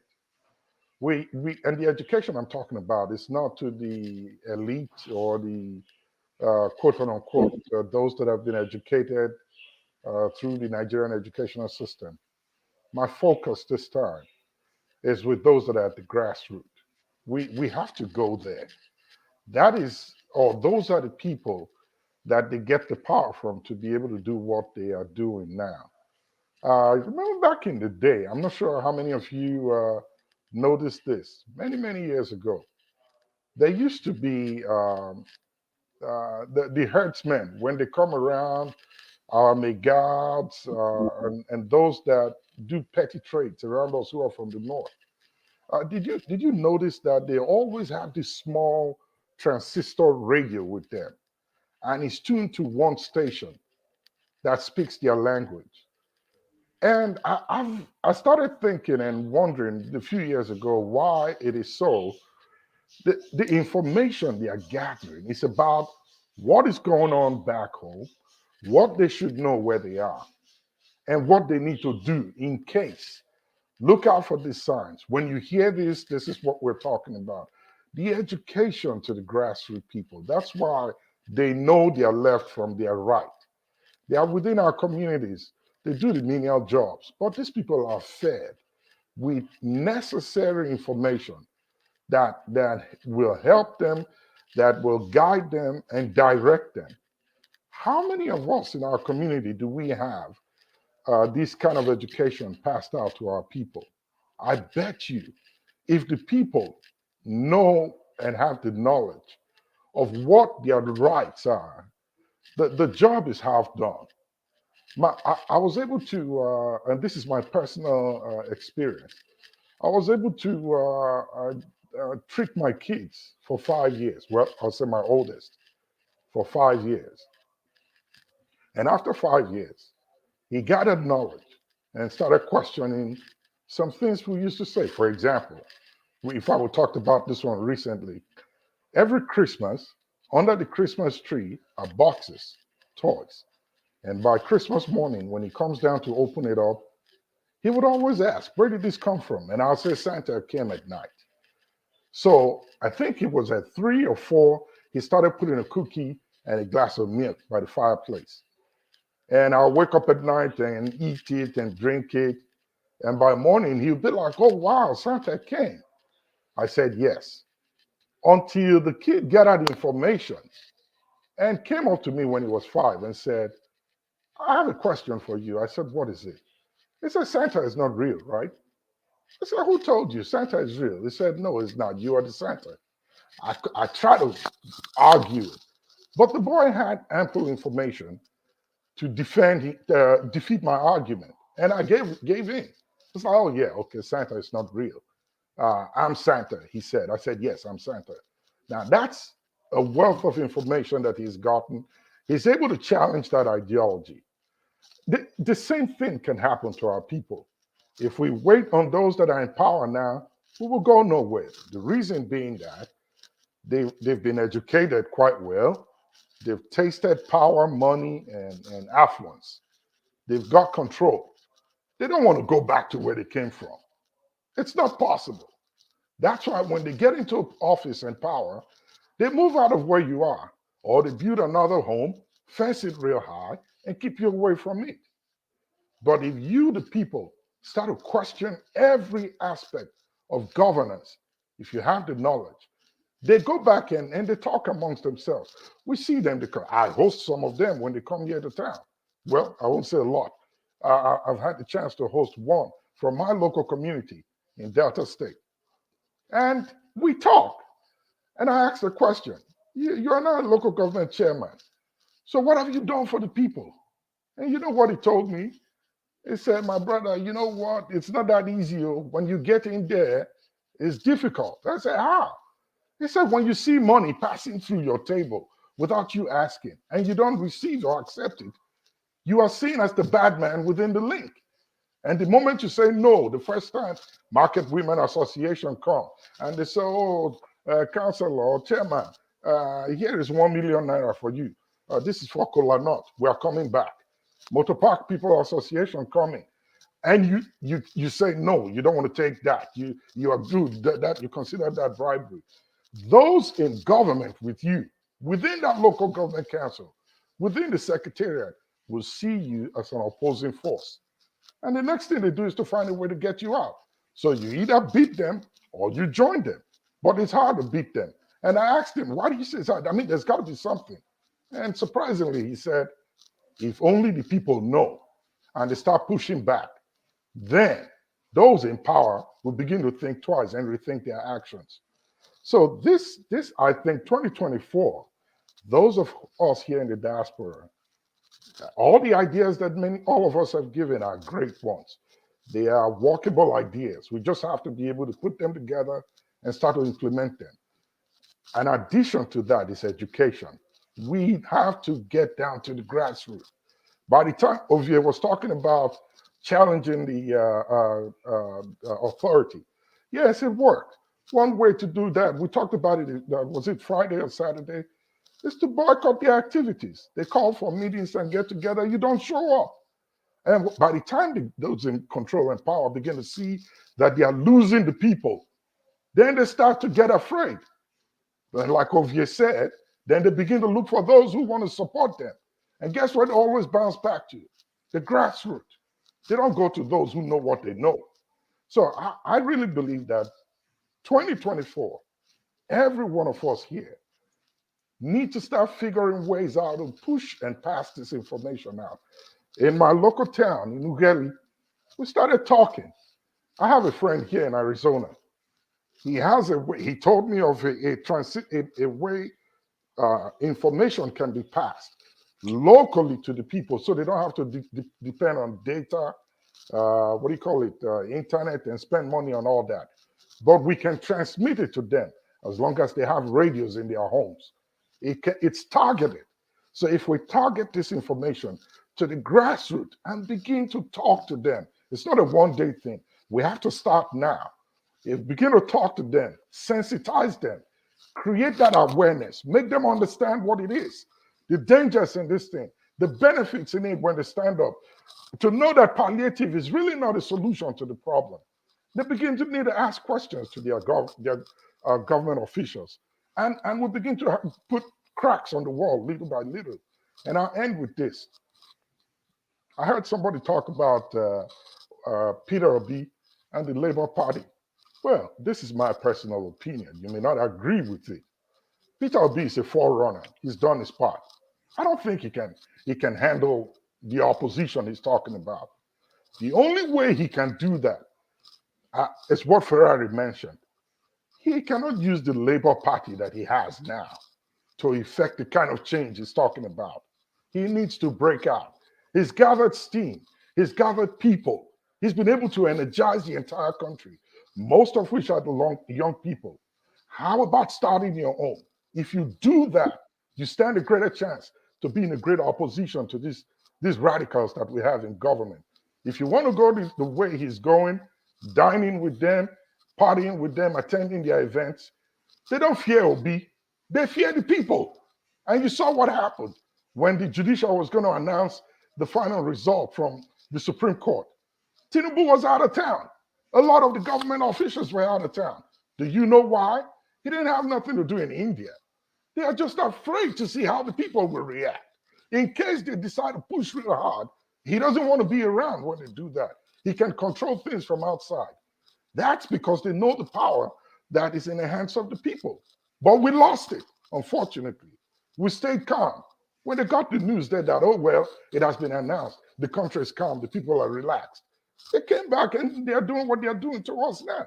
We cannot blame them. If we think we want to wait till 2026 to start gathering steam, start educating the people, start taking actions on all these great ideas that we have, we will not be able to do anything come 2027. We need to start now. We need to educate. The people need to start getting awareness to know what their rights are. And maybe then we can crack the foundation and bring this whole building down and start all over again. Thank you. Wow. Thank you. Thank you so much. Everybody is going philosophical today, and I like that. We're thinking deep. I want to thank everybody who joined and people watching. We in Nigeria, they've gone into the new year. So happy new year to everybody watching us from Nigeria. And my plan was I will be here when Australia, Nigeria, UK, America, we go into the new year. but I have a situation that I have to take care of. I will, however, hand you guys over to Chim. Chim will moderate for the rest of the show. I want to wish everybody a very happy New Year. Rudolph, sorry to cut in. It's just because you said you are leaving. I wanted to get your phone number. The reason is this. No, don't worry. I'll send it to you. You don't have to say it on there. I'll send it to you. I'll send it at the private Yeah, please send it. Yeah. And yeah. And the major reason is this. I've been trying to register with AAC, Show Race Party. I know you're his friend in Enugu State, but I've not managed. Are you going to run for something? Yeah. Yes. All right. No problem. I'll connect you to the show. That's not fun. Are you playing the music? Please. They will flag me. Olisa, you said one go chop your own, Abi. Please, don't play. No, it's not about chopping. If we are going to make the change, we must put ourselves in it. So then they talk. When they reach there now, then go forget their friends. Esther, can you please mute the music? When the music plays, YouTube will flag the whole show because of copyright. So yeah, please. All right. Okay. So again, thank you, Flagship. Femi, thank you so much. My HO, it's nice to see you back. And a lot of people, they were all calling me and asking questions. Osadema, thank you so much. Olumide, thank you. And Oti, thank you. And other people who joined. I will have to leave. I know. I'll have to leave. Someone was talking about, I was saying private chat, and I said private part. All right. Thank you, guys. And I will see you guys on Saturday in the new year. Thank you, everybody. Chim, take it from here. Thank you. Okay, so but before we go further, I'm not going to be here for long. I don't have a forefather stamina. So just full disclosure. So right now where I am, it is 2:39. I would have to shut down at my 4 o'clock my time. I don't know where you are or what you make out of that time. But I'll just leave the floor open for us to, make our contributions and discuss well. So it's about, I think in the next, about maybe 2 hours or so, then I'll call it a quits for today. So yeah, where were we? Let's take off from there. Flagship just finished making a comment. Who wants to go on? OT, do you have anything to say? Can I start? Okay, let him go on. I don't. I'm just listening, really. So. Okay, yeah, Osta, go ahead. Not a problem. Right. So I don't know. I think it was Wole. So someone who was talking about information center, and I really want to say that it's a very great idea. And for me, 2024, because it's about the topic, we're entering 2024. I think it should be a year where we take more action. We've had a lot of conversation over the years. 2024 should be a year for actions for us.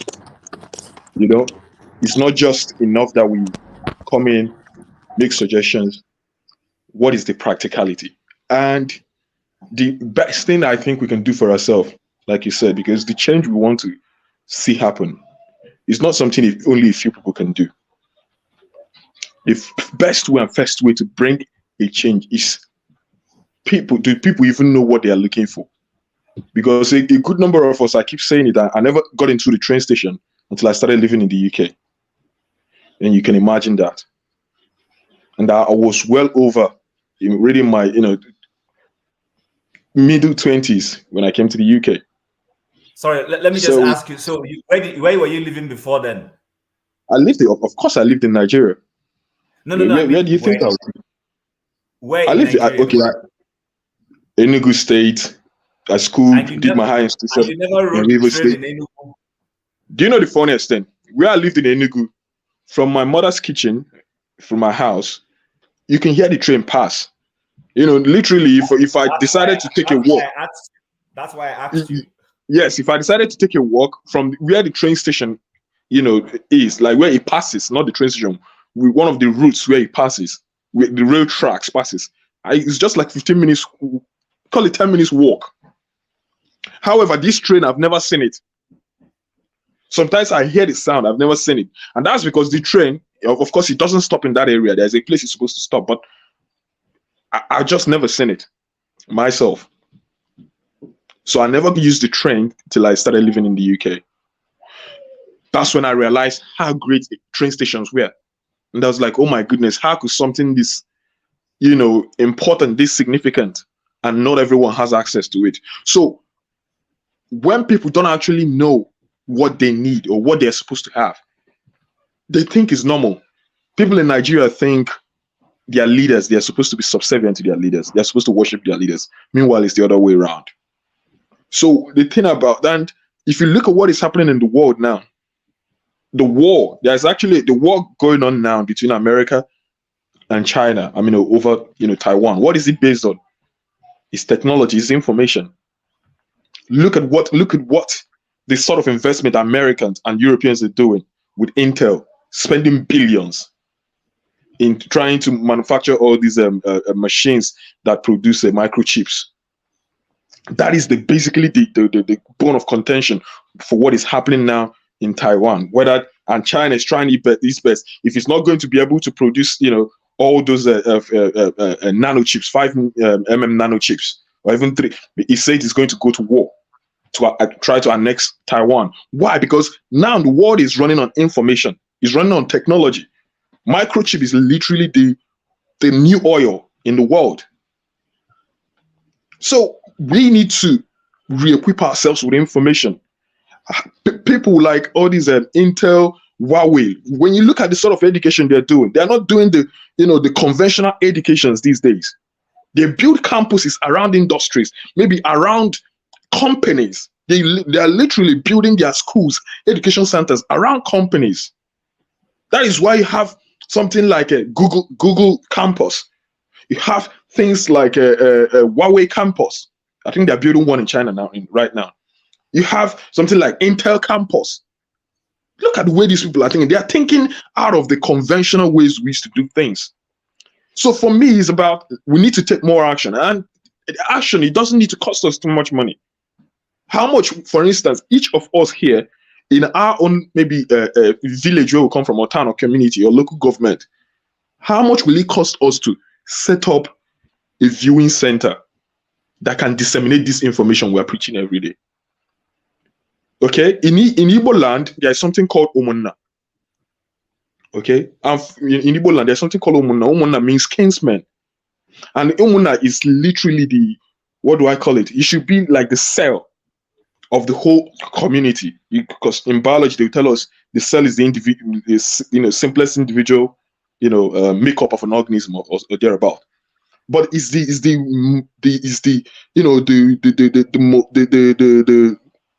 beginning of the community. And most things you do, your Umunna are involved. It's the Umunna that from there it spreads, into the bigger community and all of that. We can start by singling out maybe from each Umunna, like now in my own community, I'm from Usude, we have plenty, in the villages, we have different Umunnas. You can start by trying to reach out, communicating with those Umunnas. Maybe one person per head that represent those Umunna. Maybe once in 2 weeks or once in 3 weeks, you have a meeting, go on Zoom call. There is a lot of them. There is hardly a chance that somewhere from one Umunna that someone doesn't stay in the diaspora. So we need to start building this community, start singling it out. From there, we start disseminating this information. I'm more of we need to go and start building information centers. It won't cost them, most of us, anything. 300,000 naira can set up a good information center with loudspeakers where people can just come and sit down. Doing that would benefit a lot of people than going to build mansion in the village where there is no water. They're going to build mansion in a village where there is no security. Because a lot of us now are running away from going home. Some of us, someone like myself, I would have wanted to relocate back to Nigeria next year. But my dear, if I think of my family, I'm not a single man. I've got family. Even if I'm willing to risk my own life there. But can I take that decision for my own child who is not up to 18 years old, who don't want to take that risk? What about my wife who wouldn't want to, put herself in such danger?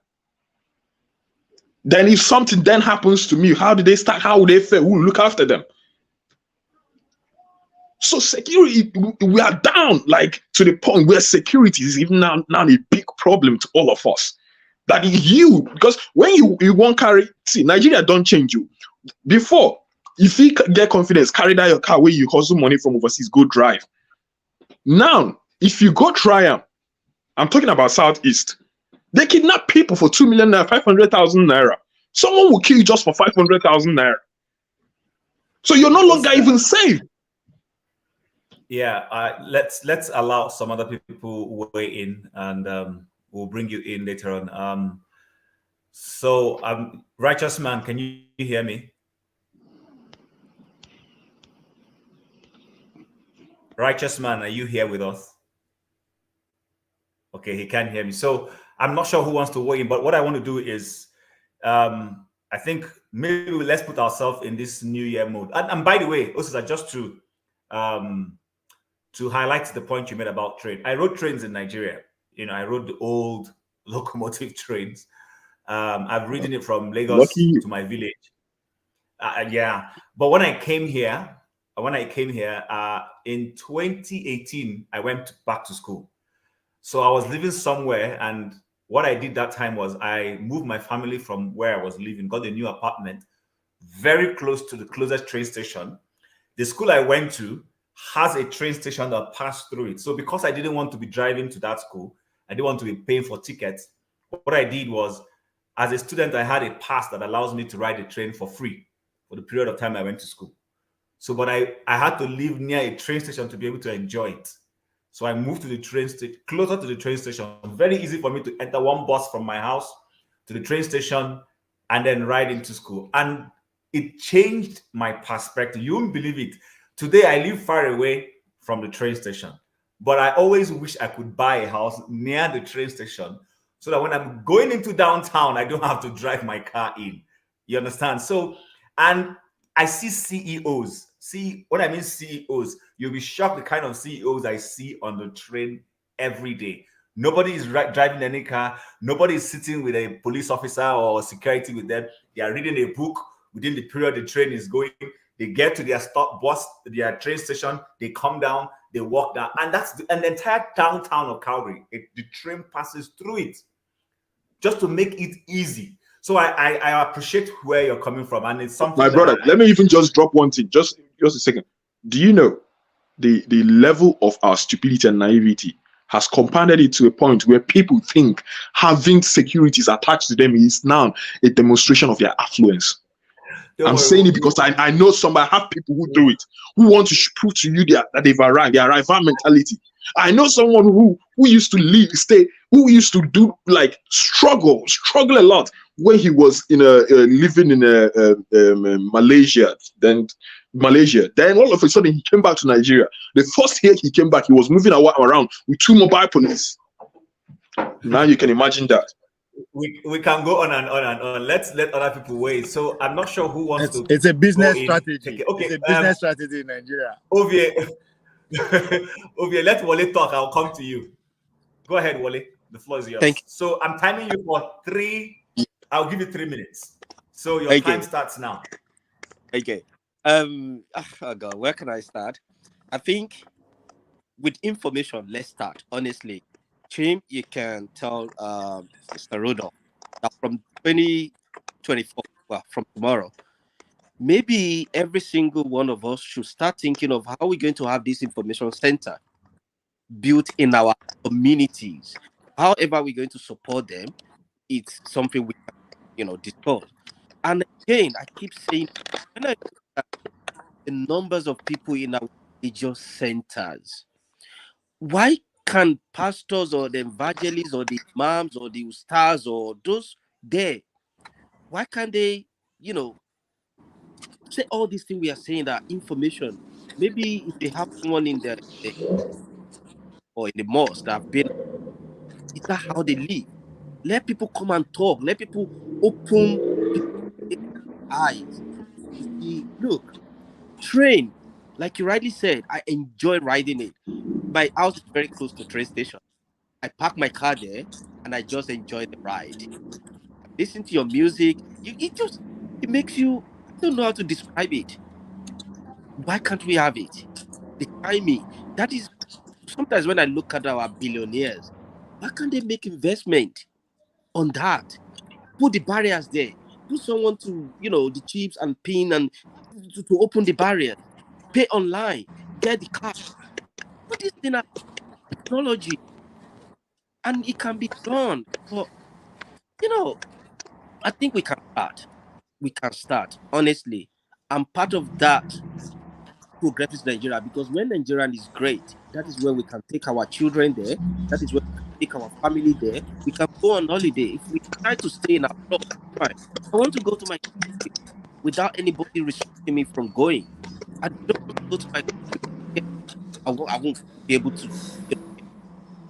And that is one thing I want us to propagate, if we can, in every Nigerian section we might find ourselves.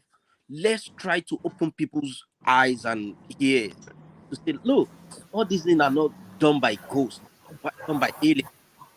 They are constructed by human beings. We can do it. We are so blessed. We don't have earthquake. We don't have or Hurricane Katrina. We don't have a mudslide. We don't have all these traditions. The human thing that we can build: roads, electricity, infrastructure, train. We can do it. We just have to have that mindset. But like we all know, there are so many people who are just waiting for their own turn. When they benefit from the corruption, they call it connection. But when it's not working, they call it corruption. So I ask myself, and I've said it to myself, I'm not going to be part of that corruption. I'm okay with the little I have. I'm okay with, once I have a good health, I can go to work and live within my means. And if I can do that, like that doctor that was asked about it's just not being honest, being economical with truth.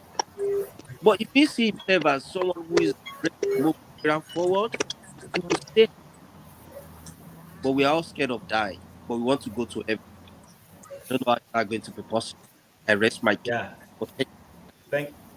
Yeah. Thank you, Wale.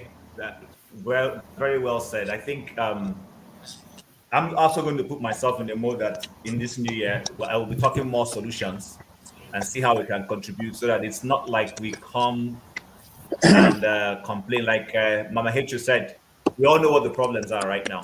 It's to come up with solutions that will lead to solving it, so that people don't think that, especially, it's easy as human beings for you to just see all the problems. Sometimes not because you are being negative, but it's just that's what is looking steady you in the face. So, but it takes a different thinking heart to wear a different thinking heart to begin to think about how to navigate and solve the problems. So, Mazi Ovie, you were trying to say something. Yes, it's about solution, right?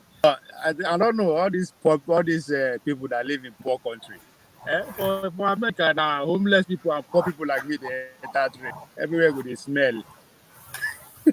The train with the smell. No, but Ovie, that the American psychology about, Ovie, America is a different ball game. America was not designed for train. America now big cars, so we can understand the North American mindset.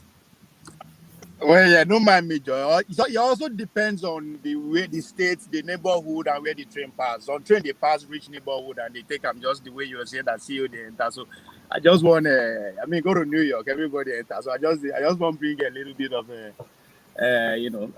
fun to it. Yes, talking about solution, right? The guy that has the good voice, as they say, the radio voice. I forgot the name. If you are hearing me, please forgive me. Yes, you agree with me on how to, in terms of temporary solution, on how to go after the right. And you talk about and that's where solution comes in. Two parts here. Yeah, what's the direction of the discussion? I don't know. I just popped in. Sorry about that. The government, are you serious?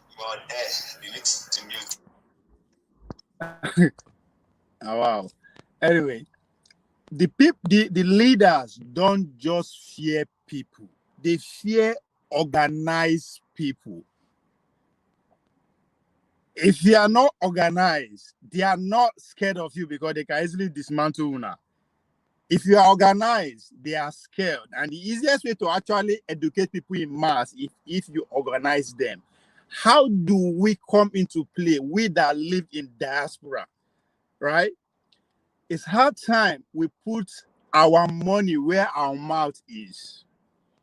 How do we coordinate 10% of what we send home to start supporting projects, to start supporting organization, to start creating movements that we can leverage on in the future when the time arrives? Now, so these politicians, they work. Tinubu na prime example. You understand? We might not like them, but there's something we should learn from them. They are organized when they need to be, regardless of their differences.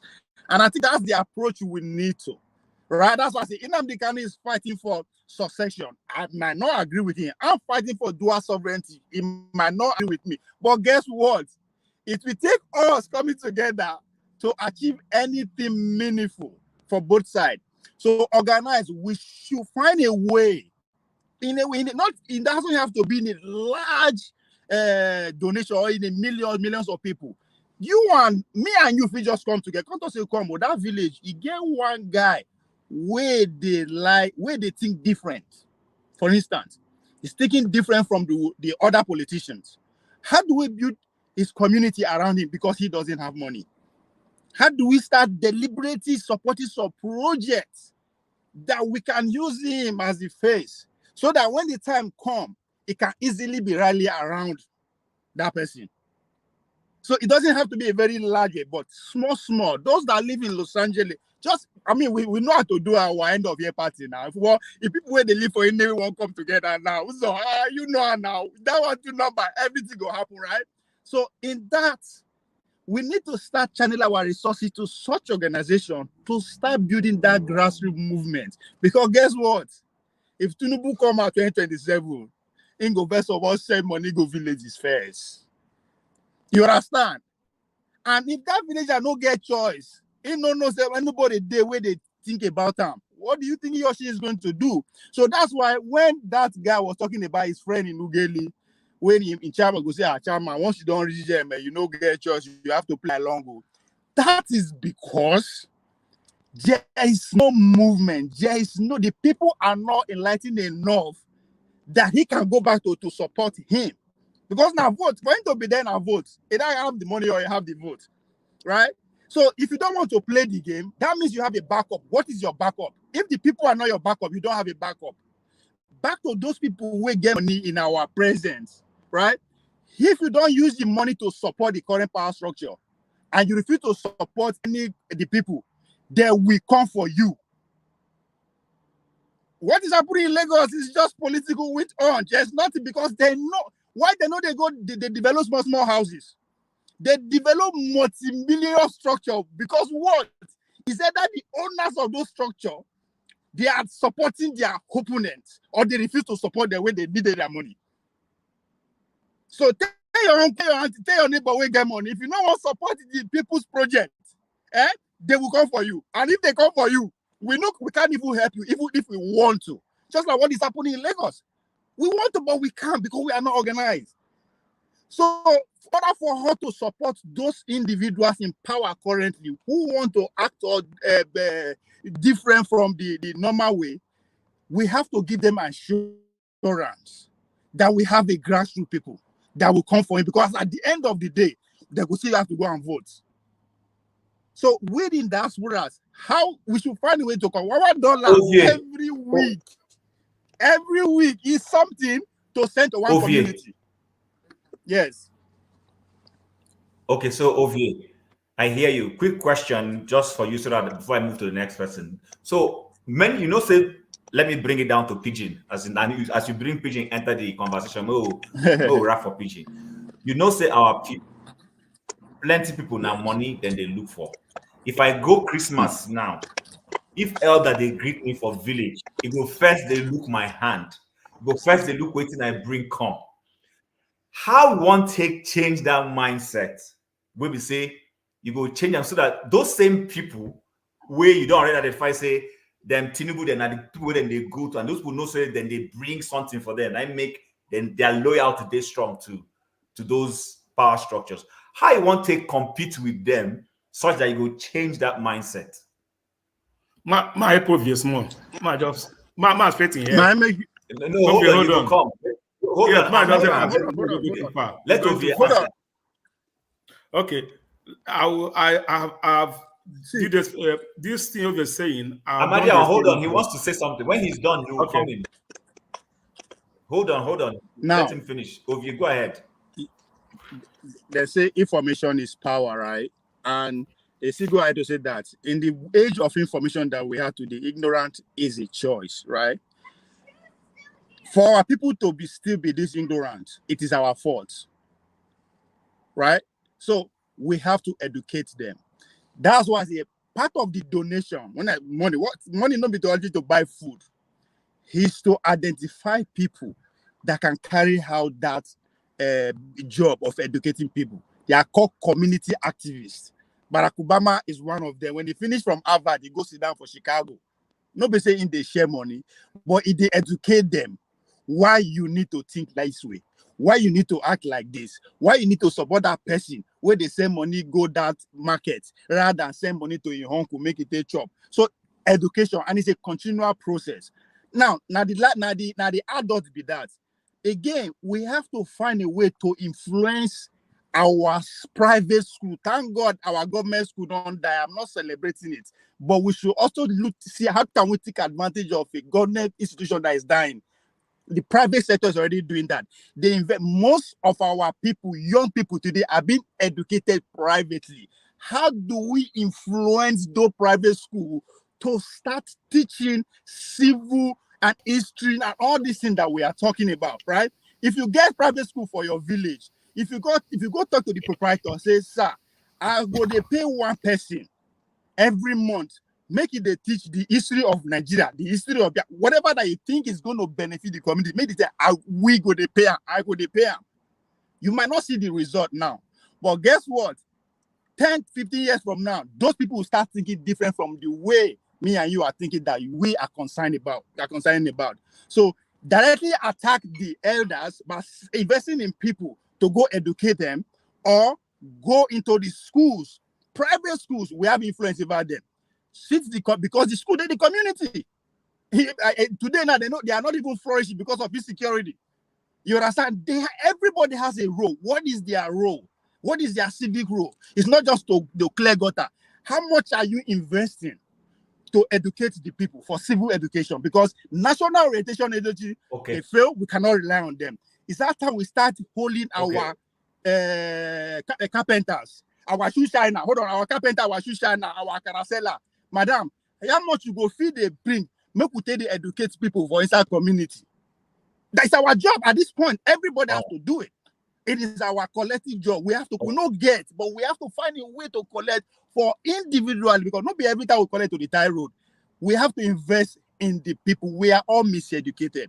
If you want them to vote for Obi 2037, you have to start educating them why they should, not why him.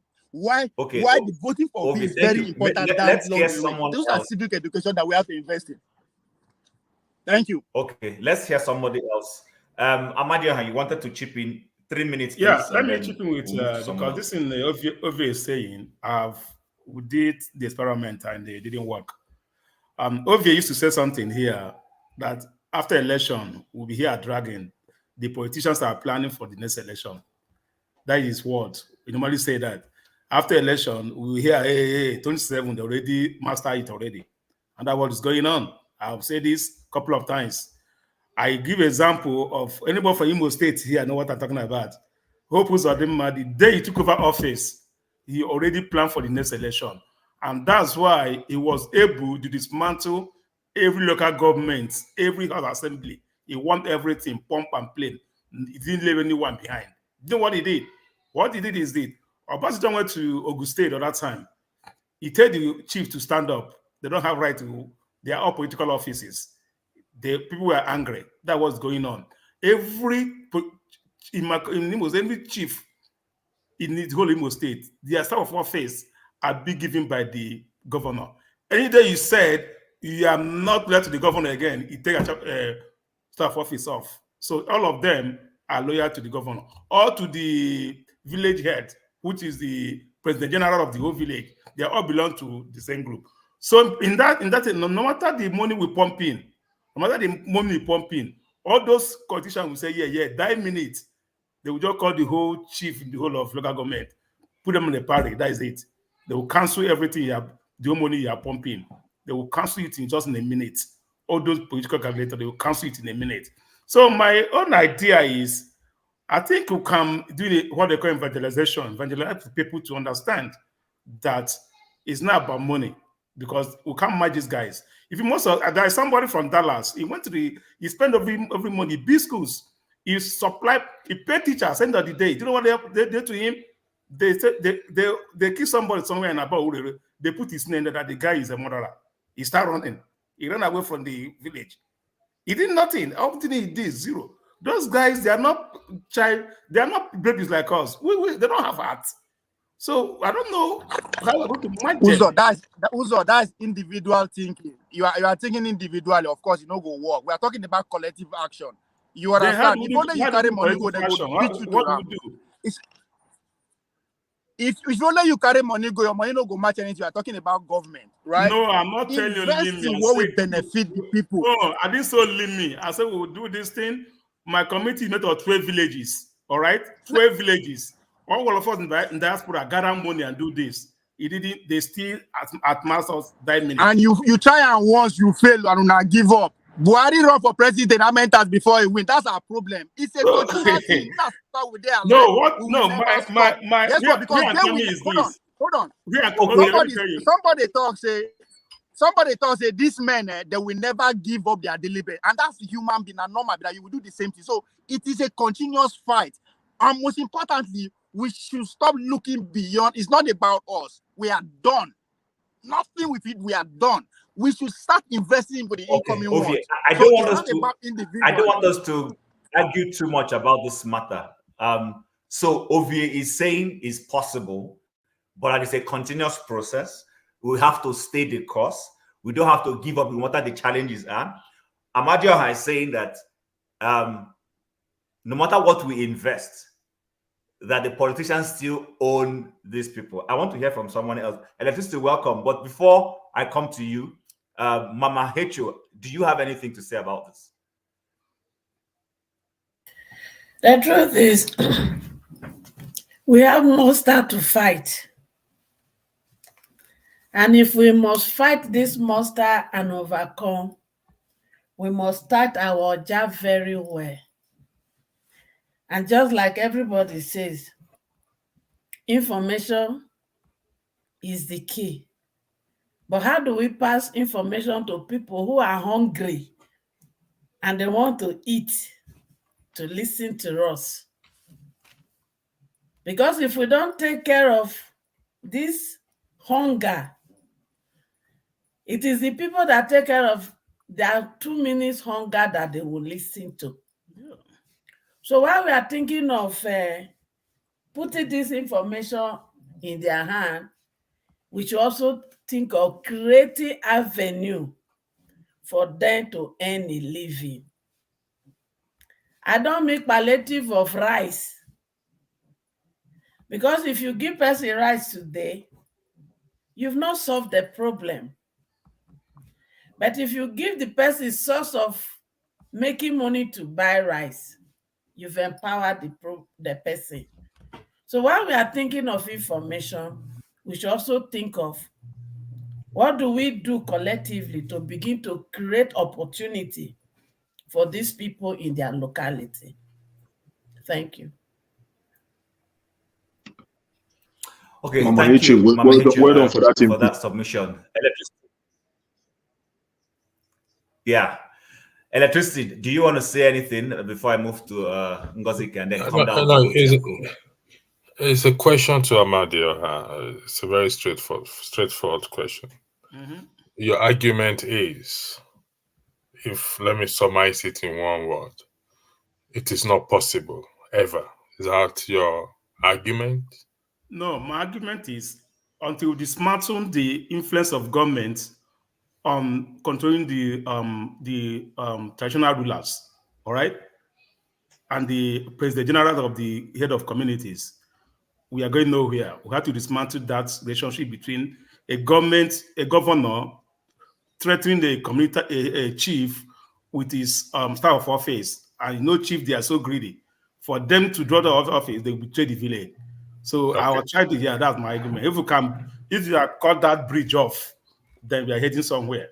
Okay, given to your experience, like your experience, your past project, you said, how do you advise us to approach this suggestion or this idea you just floated now? Like as I said, Now, for advice you, he gives so now. He said, take off as I all the head said, of the organization. Come on, hold on 1 second, please. As I said, anybody from Imo State here can testify this, that every Eze in Imo State is loyal to the governor. Okay, we acknowledge that. You Yeah. said this every man to president, somehow. every president general is loyal to the governor. All right. So what we are planning here is, if we can institute a president general that is serving the people, not the party that Correct. is in power. All right. Correct. Because what they did is this: if you're in PDP, immediately APC leave, the president general that we call him belong to the APC. So that is the rigged. That means the election is rigged already. So we're trying to dismantle. If we can select our own with a general that will represent the people, not the. So how do we go about picking these individuals, please? So now sorry, I'm using my time. I'm not. No, good question. Good question. Electricity. Good. You are doing well. Electricity. You are doing well. Good. Okay.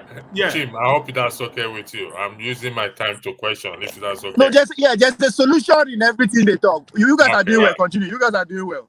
Yeah, our site is this: to elect somebody that represent the people, not on the platform of any party.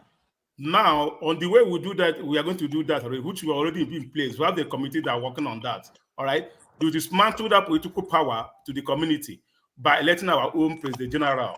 That whenever not when they do a political party, they share a bag of rice. The president will bring it and share to the people. All right, that's where they share the money they shared. You bring like an APC give it to you. So we want to make it in a way that we have the relationship between we in diaspora, which we are funding the thing, and the people back home through our own president general. That rights they are giving to them will not get rights to rights, investment, this to that. All right, that's what we're trying to do, because end of the day, and our additives now, we are already pointed at those that also come to our meeting. To the politicians promise 2 million, 3 million, 2 days they will decamp and overrun the whole place. That's what they do. So we already pointed those people out. So our next thing is to have our own president general that will work with the people. If the chief is, if our Eze didn't agree, that means we are going to run another election for the Eze chief. We don't need the staff of office from the government. And we need the offer of the land. Okay, sorry, hold on. Amadia, hold on. If I may pause the button to that. So what you're saying, remember, you're saying it from an Eastern Igbo speaking perspective. I want to bring, because it's not every in the Southwest. Hold on. I can relate with what you're saying, because I come from a community where we have Ezes and then we have community development presidents. I can relate with you. Yeah. In the Southwest, they don't have community development unions. At least the much I know, they don't have it. It is we, the Igbos, who when we're in Lagos every Sunday we go for meetings. Hold on, Ovie. I'm going somewhere with that. Hold on. I'm going somewhere with it. I like what you're saying. Now, my problem with what you're saying is, you're saying that in a community where they know where their Eze should go, the Eze ship goes there for a period, maybe till death do the person part before it moves to the next person. But the community development union president is maybe 3 years or 4 years, depending on what that community wants. It is not the government that elects that person. the community elects that person and the community decides who their Eze is. But the government is the one who gives that person the community has nominated as their Eze, the chief of the staff of office. I agree. But the individuals choose to align with the government because of their selfish interest. So it doesn't matter if because we can't stay here in diaspora and elect an Eze. That's not possible. We can't say, oh, people of in diaspora are going to elect their own Eze. That's not possible. So what I want to understand is, how do you, those people that people have elected, how do you make sure that they stay neutral and are not easily swayed by whoever is in office? Because government comes, government go, but the communities remain. That's what I want to hear. But what you're saying is almost like replicating the same thing we are against. Yeah, what I'm saying on my basis argument is this, all right? The way it works right now, because 2 years ago, we went over this like 18 I'll come months. to you quickly now. 18 months we are on this. They even went to court, the former PG and the current PG. The former PG was with the Making Hedonha. Immediately Making Hedonha left, the APC chasing my way. I'm bringing APC PG. So he said my time tenure have not completed. There will be a lot of argument of this. Now I begin to understand what is the political torso. They're already planning for rig of election. Now, every election, those PG rigs the election for the governor or federals of rep. The people that do the dirty work are the PG and the executives member. We are 18 in numbers from every village. They do the whole thing by doing what? Palliative. So we find out that there is a problem we are having in the community. How do we break that boundary between the PG that it must belong to APC for it to be a PG? So I'll be getting palliative from the government. So we found out, okay, what we have to do that we are going to run the election again, cancel this for the community, not in political, any run the election. Anybody elected will be serving the community, paid and done by the community. Both every town union have to put money in the pot to pay that executive and whatever they inside the community. So we got break that yoke because this election was a disaster. We got break that boundary. Okay. So that's Let me go to Ovie before I go to Ngozika. Ovie, what were you trying to chip in on this matter? Yeah, thank you, Electricity, for going deeper with those questions. And now to support what Uzo is trying to say, now experiments. Look at it though. First of all, disagreement is saying no go work, right? He now break it down. Why he say no go work? Because he study how the power structure they work for Imo states, for where he come from, right? You understand how powerful those local organizers, those local community power with them, especially their leader. Now he's not suggesting that we should find a way to look for a loyalist to be head of those community leaders. Now Chim is saying that yes, that's a good way, but those people are easily compromised. You are right. That is why we have to start thinking like the CIA. How do we infiltrate APDP and APC at this point? We can do it, right? When we infiltrate them, we have them plan. If anybody pay attention to what happened January 6th in America, where they want to break into a White House, right? There's a group called, what do they call this Donald Trump, anarchist people again, where the CIA penetrate them. So the point that they were helping them, CIA, they helped them to plan to kidnap the governor of Michigan. You understand? So that's why I say it's a continuous process. How do we make sure the leader of our ANC is a loyalist to the people, right? You go say, okay, how did politicians they do it? Politicians, if they come meet you ahead, you know if you compromise, what do? They blackmail you. They send you babe. They send against your family. What can we do it to get what we want? Right? Again, in a democracy like this, you go experiment small team for one small village. If you want to bring out local government, you have to bring out. Oh, it looks like we've lost Ovie. Ovie, try. Is it? Okay, so Ngozika, while we wait for him to come back, do you have anything to add to this conversation? So try log out, come back. Can you hear me? Now it was a I can hear you. Go ahead. So I rejoined when Ovie Go was ahead. talking about practical solutions, things we could do to start changing the. Sorry if you don't mind. Let me just Okay.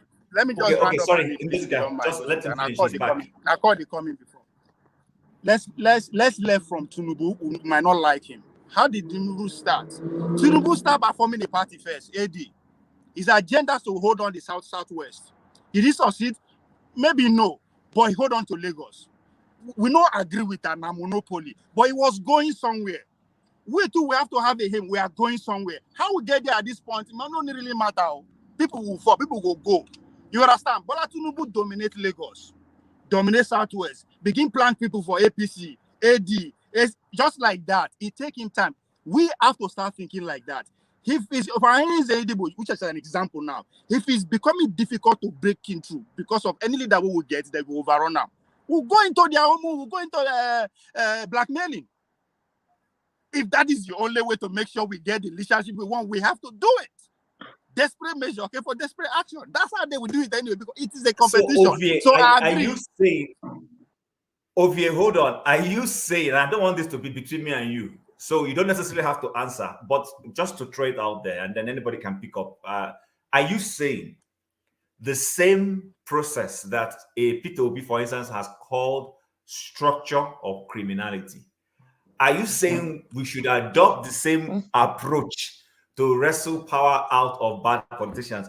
What is the guarantee that the arrowheads you place in that process will not become corrupted? And I'm saying this because for those of us who read history, we saw what happened in Russia. We saw the Stalin approach and all those things. There was no guarantee that these Bolsheviks who came after these things were going to be better. They came back and replicated what George Orwell referred to as Animal Farm. So how is it possible that you want to change a system, you want to supplant a system, but you're in love with the methodology that system is adopting? Okay, let me answer you. If you're in business with cartel, if you're in business agreement with cartel, they put you for power, you fuck up with they will do you. You guys.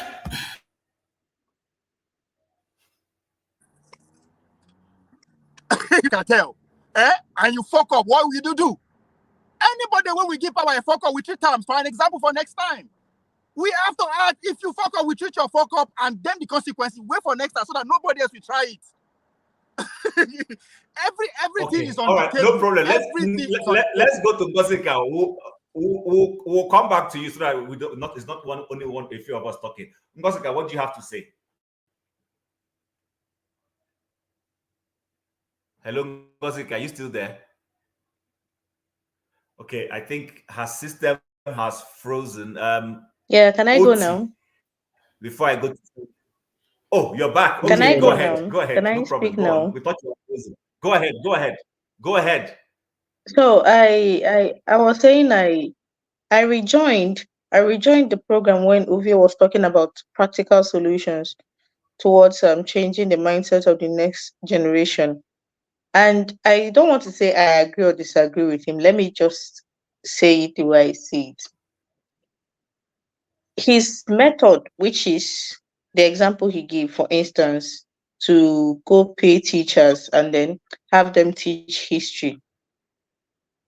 I saw the angle Amadioha was coming from, because somebody has recounted a personal experience to me at the archives, how they tried to change the pattern. He said he went to primary school in his village, and it was the foundation he had, and he believed it was a firm foundation, gotten him how far it got him in life. And he felt sad that the same primary school he went to in the village was almost non-existent. So they had a meeting and decided that they were going to do everything in their power to bring the school, the primary school, up to date. They noticed that while the primary school, which he attended when he was younger, which is a government primary school, was almost obsolete, the private ones were thriving. So teachers will be sent for the government primary school, and then nothing will happen. Some of them will just stay a day for the term, and then the next time they don't come back. Coppers posted there would not stay. And then the private schools were thriving, and then the teachers were moving from the government's primary school to the private school. So what did they do? They wrote a petition to the Commissioner of Education that they don't want a private school in their community. That the only basic education they want in their community was a government primary school. And they forced private school out. And then they started giving incentives to any copper that was posted to the village, including accommodation.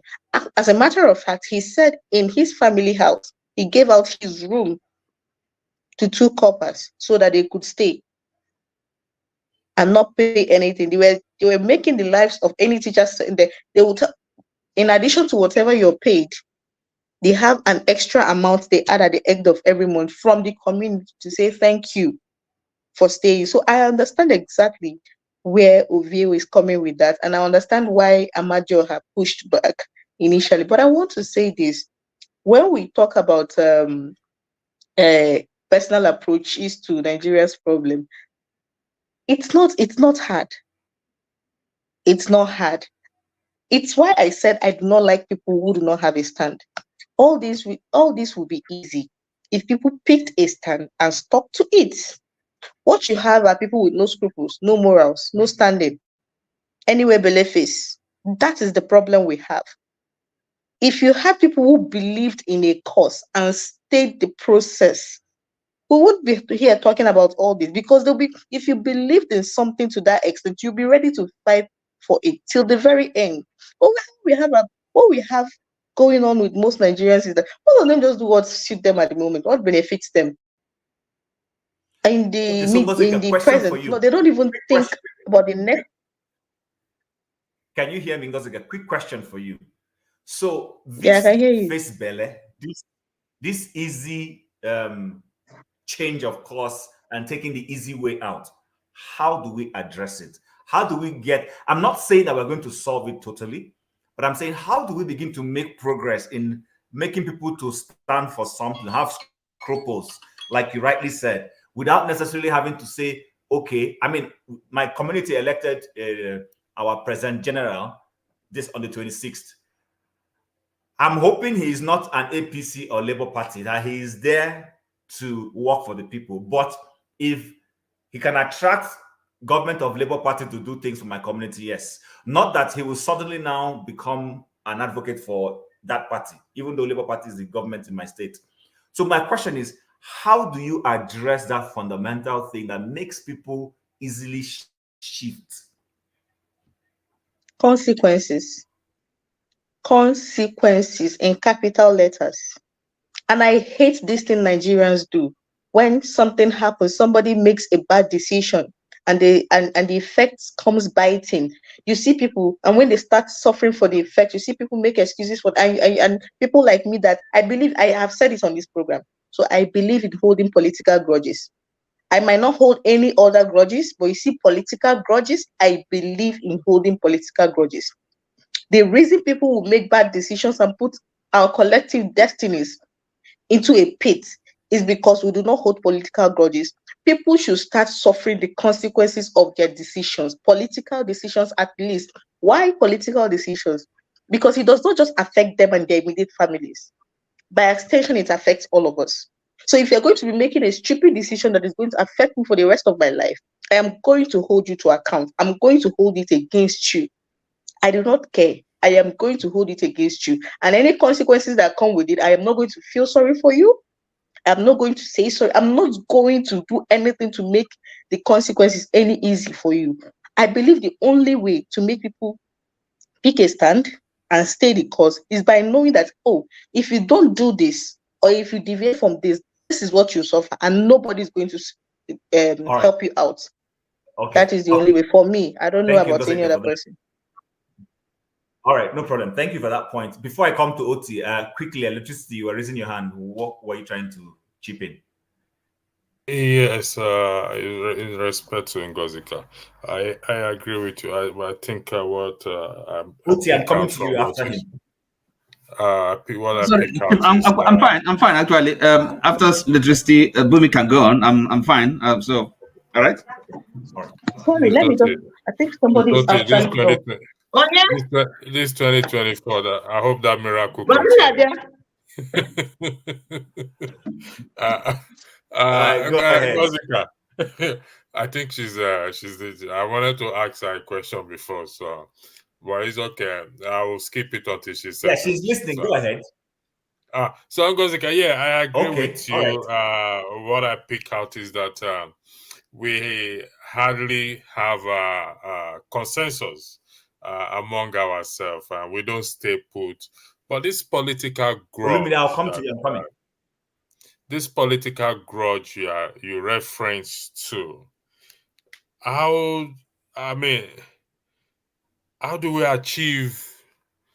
carry it out, this political grudge? She's not here. Let's go to the next person, please. Ngozika, are you able to? Ngozika, are you able go to? to the next Don't worry. person, Please. Somebody.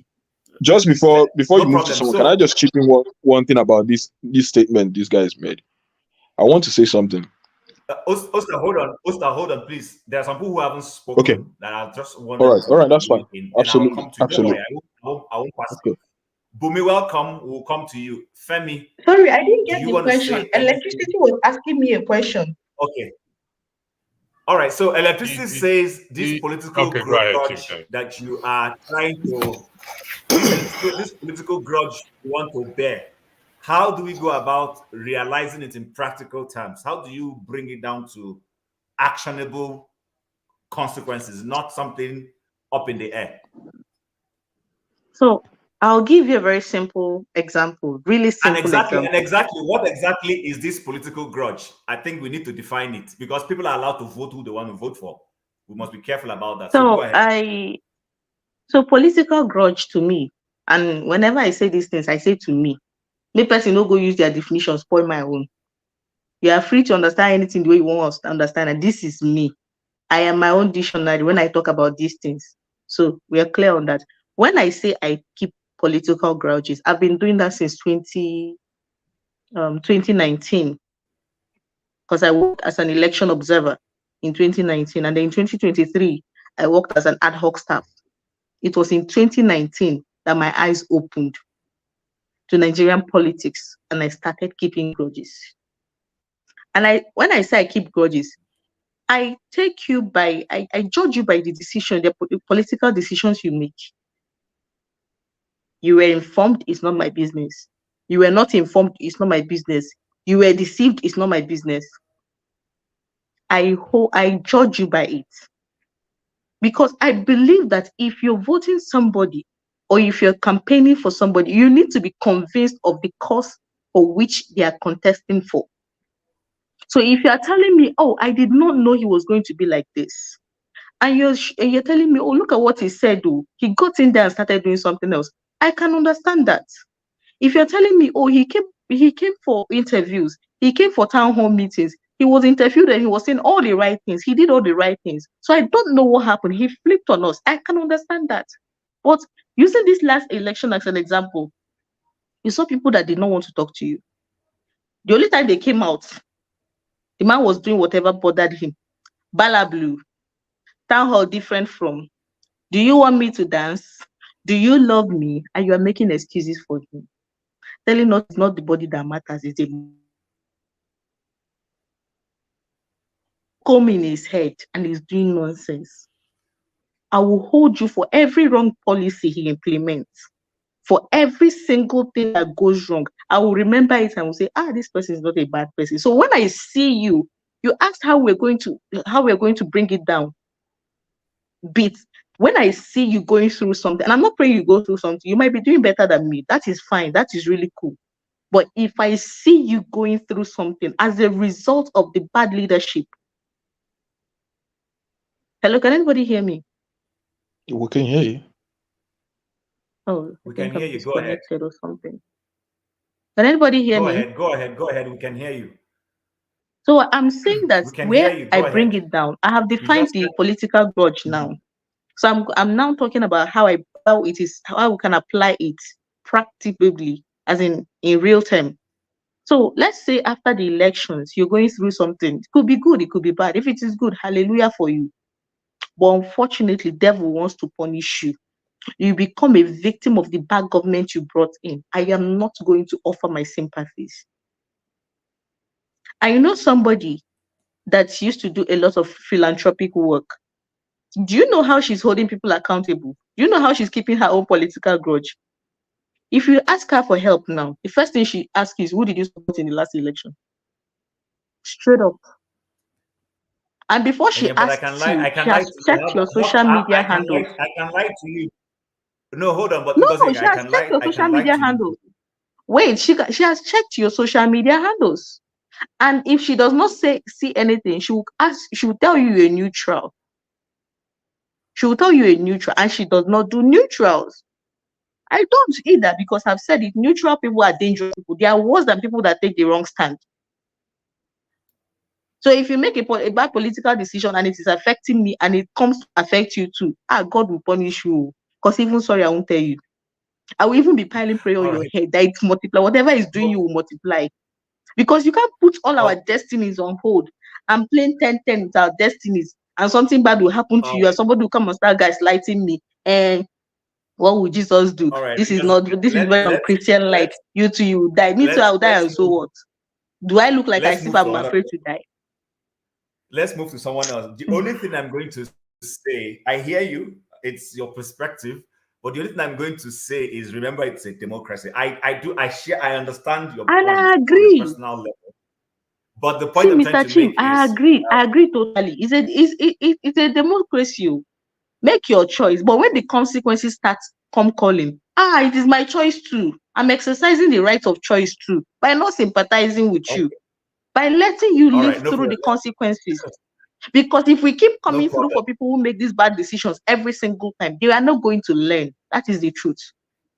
If we keep making excuses for them, or anytime they say, we are sorry, we did not know this person was like this, so you did not know, really, but you can read and write. Okay. You did not know. What is your excuse? Are you an illiterate? All right, Ngozika, thank you very much for that. Let's move to Femi. You've not said anything for a while. Do you have anything to weigh in on this line of conversation right now? Yeah, perhaps not totally unconnected. Earlier today, I don't know if it's on Sahara Reporters, yes, but it's in some of the Nigerian papers, dailies. I think I may have first seen it in This Day or Vanguard or Punch. I can't remember which one. It's possible that some of you already heard of this as well. The factional speaker of the Rivers State House of Assembly, the one that, remember the debacle of is it the 5 or 4 that went with Fubara?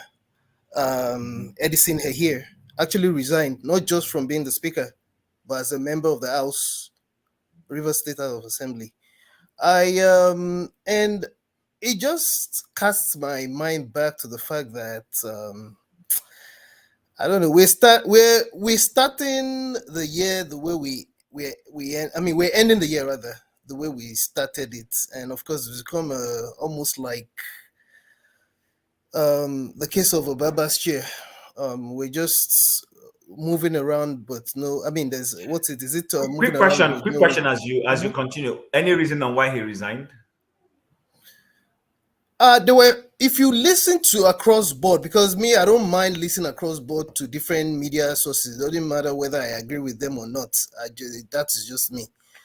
In the last couple of weeks, probably even in the last 2 months, even down to the 2 times that Tinubu intervened in courts, which again is an anomaly, because that shouldn't be the case. There's a judiciary, there's a process.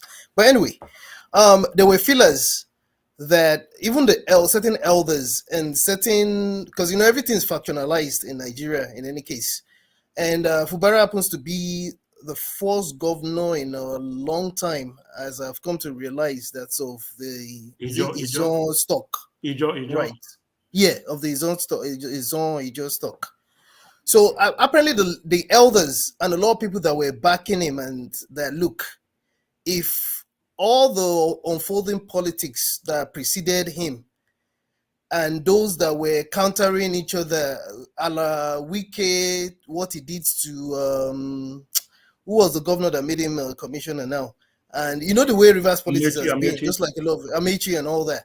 I mean, it's also always been a case of whoever once the Godfather puts the Godson in power, just like again like happens in other parts of Nigeria. Then the Godson now it becomes a problem because the Godson doesn't want to be controlled and all that. So the elders were actually angry. A lot of Ijaw elders were actually angry already, and apparently there were simmering disagreements amongst his own loyalists, people that stood by him, including this particular lawmaker, for example. So after we actually risked our lives to stay the course, that now because you're scared that something might happen, because of course he denied it, you're scared that something might happen if you don't kowtow to whatever you were made to sign, then I might as well give way. So those feelers were already in play. I mean, there were already signs that there was already problems amongst people that were supporting him. So that's what seems to have happened. I'm not saying for certain that's what's happening, but there were feelers. So that's what I suspect. We have caused that guy to resign. So I thought go ahead. You were going to say something. You go on. Go ahead. Not a problem. Go on. I thought you were done. I thought I lied that because Nigerian problems sometimes when you're still managing to use Panadol for one. Of course, every country has their own issues. Don't get me wrong, but this is our own country we're talking about as it stands. While you're still busy using Panadol to treat headache, all of a sudden, so one might develop what's it called instantly. You're still treating headache, so that's a vibe really. We only wish that most of the vibe was. I'm sorry, Alexis. No, it's okay. I mean, thank you for bringing that up. Personally, when I'm done here, I'm going to go check and find out what's going on. But it's kind of surprising. It fits into the narrative. Yeah, Electricity, I'll come to you before I go to Olumide. It fits into the narrative of staying the course. So I'm actually happy you even brought it up. So we're talking solutions. How do we stay the course? How do we change, the way people think? And what I still want to understand is the man could have stepped, if he's under pressure to step down and speak, fine. But why is he even now relinquishing his seat entirely? Is another, I guess, something. Can I even say something? Even the governor is going. Governor going to APC. Chim, can I even say something? Can I even say something? Because I know we it's a good thing that we keep talking about solution, even though we elected people or selected whatever whichever word or phrase you want to choose, people to actually be there to solve problems. Of course, we're not supposed to sit back, despite the fact that we have elected or selected or unelected leaders in power. However, my own is it's not all of us that have power to. Some of us can. I mean, I know people talk about the fact that we just make noise. People make noise. Everybody makes noise, whether at the dinner table at home or whatever. It doesn't matter. You're still going to discuss. However, my own if there's anything like New Year's resolution, which I don't really believe in, is I'll do my own beats, my own way. Although I know it's best if you can have people come together. But look, see, sometimes it's just best to just do your beat. Your beats might actually help, which is the story of the guy from Mandela. If you go read about how the tech revolution in Nigeria came to be. So perhaps if other sectors as well can have that happen, maybe eventually there will be a conglomeration of people that have been able to help certain aspects of Nigeria. Because look, me, I am just that's my own bit when it comes to solutions. It doesn't stop me from. Please, can you give me 15 minutes, 60 seconds? I wanted to chip in something about the real life application of that thing I mentioned, grudges. I just 1 minute, and I won't speak more than that. Yes, I will make it quick. All right, go ahead. I will make it quick. Just for context, so that you understand that sometimes, making people suffer consequences for their decisions, right? A couple of months ago, I was working as a research assistant for my friend at the archives, Enugu archives. There is this guy, an archivist, that has been on her case since 2018. He's bullied her. He's tried to extort her, and when she did not succumb, the guy made an enemy out of her. She came back for research in 2020 and he persisted. And she made a report to Abuja. Abuja took it up and gave him a query. Now he was angry about the query. If he had any sense, he would have stayed away from her. This happened in 2020 when they gave him the query for his constant harassment of researchers. It was even worse if he discovered you were a foreign researcher, a foreign student, or if you came from outside the country to do research. It was worse. The guy will openly tell you that you don't know where you are. If you don't bring money, nothing for you. Oga produce materials for researchers. He'll be dragging his feet. He won't. He'll make sure the whole day is wasted. And when you try to say something, and he and his clique, they had this whole cartel. So my friend comes back in 2023 this year for her doctoral research. This guy, not knowing the kind of person that God be kind and faithful. We share same ideals when it comes to these kind of things. So she's avoiding the guy, knowing that they have history. She's reported him to Abuja, and Abuja had given him query. She's avoiding him, but for some funny reason, and this is how most people behave, because they know at the end of the day, there are people that will come and plead on their behalf when their bad decisions catches up with them. He keeps on, at every little turn, he's trying to drop comments, even banging the door on her, and then God finally catch him. Simple, excuse me, I want to pass. Simple. Inside the search room in the archive, my friend wanted to move from her reading table to the archivist table to ask about a document she was working on. This guy was standing in her way. She said, please, excuse me, twice. He stood there. The third time she called his name, please step out of the way. I want to pass. The guy fled up, called her all sorts of names, including prostitutes. Please step out of the way. I want to pass. I'm getting feedback. Called her all sorts of names, including prostitutes. I'm getting feedback. Go ahead. I've muted. That was local. Go ahead. So while he was ranting and calling her names and telling her she can't do anything and he will beat her up, everybody in the search room were stunned. Researchers were in the search room. They were stunned. So long story short, she said she was going to take it up and she made a formal report. And unfortunately for him, the director of the archives, National Archives, was at Enugu research, was coming to the Enugu archives the following day. My friend will not be available. What did I do? I told her, send me a copy of the formal report. I went and printed it out, put it in a file, and gave it to the director. And gave a verbal narration of what happened. And told him, man, if you need any clarification, let me know. My friend is not around, but she'll be here tomorrow. We treated the guy's fuck up and he was removed. And people who saw what he was doing, who had been complaining and had been victims of his at one point or another, were making excuses for him. And that is the problem. But once they removed him, he was removed. He was removed and sent to another place where he will not be able to do that rubbish, because the place he was sent to now, he won't be able to extort and bully people. This is how you make people face consequences for bad decisions, because this was his working environment.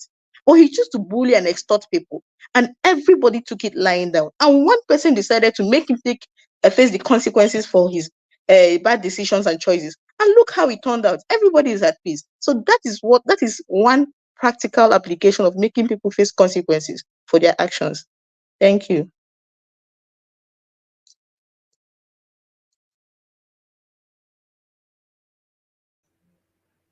Thank you, Ngosike, for that. Olumide, are you ready now?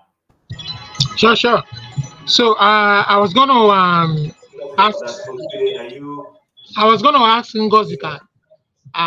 Similarly, I think Electricity has that question about to kind of specifically explain what she meant by political grudges.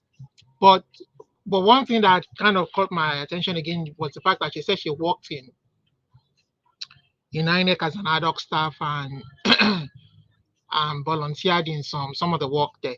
So my question is, as part of this political grudge, don't you think that the best approach to really holding this grudge is for the people or for you to be able to elect somebody that you believe will do as promised during the electioneering campaign or process, to use the resources for the people.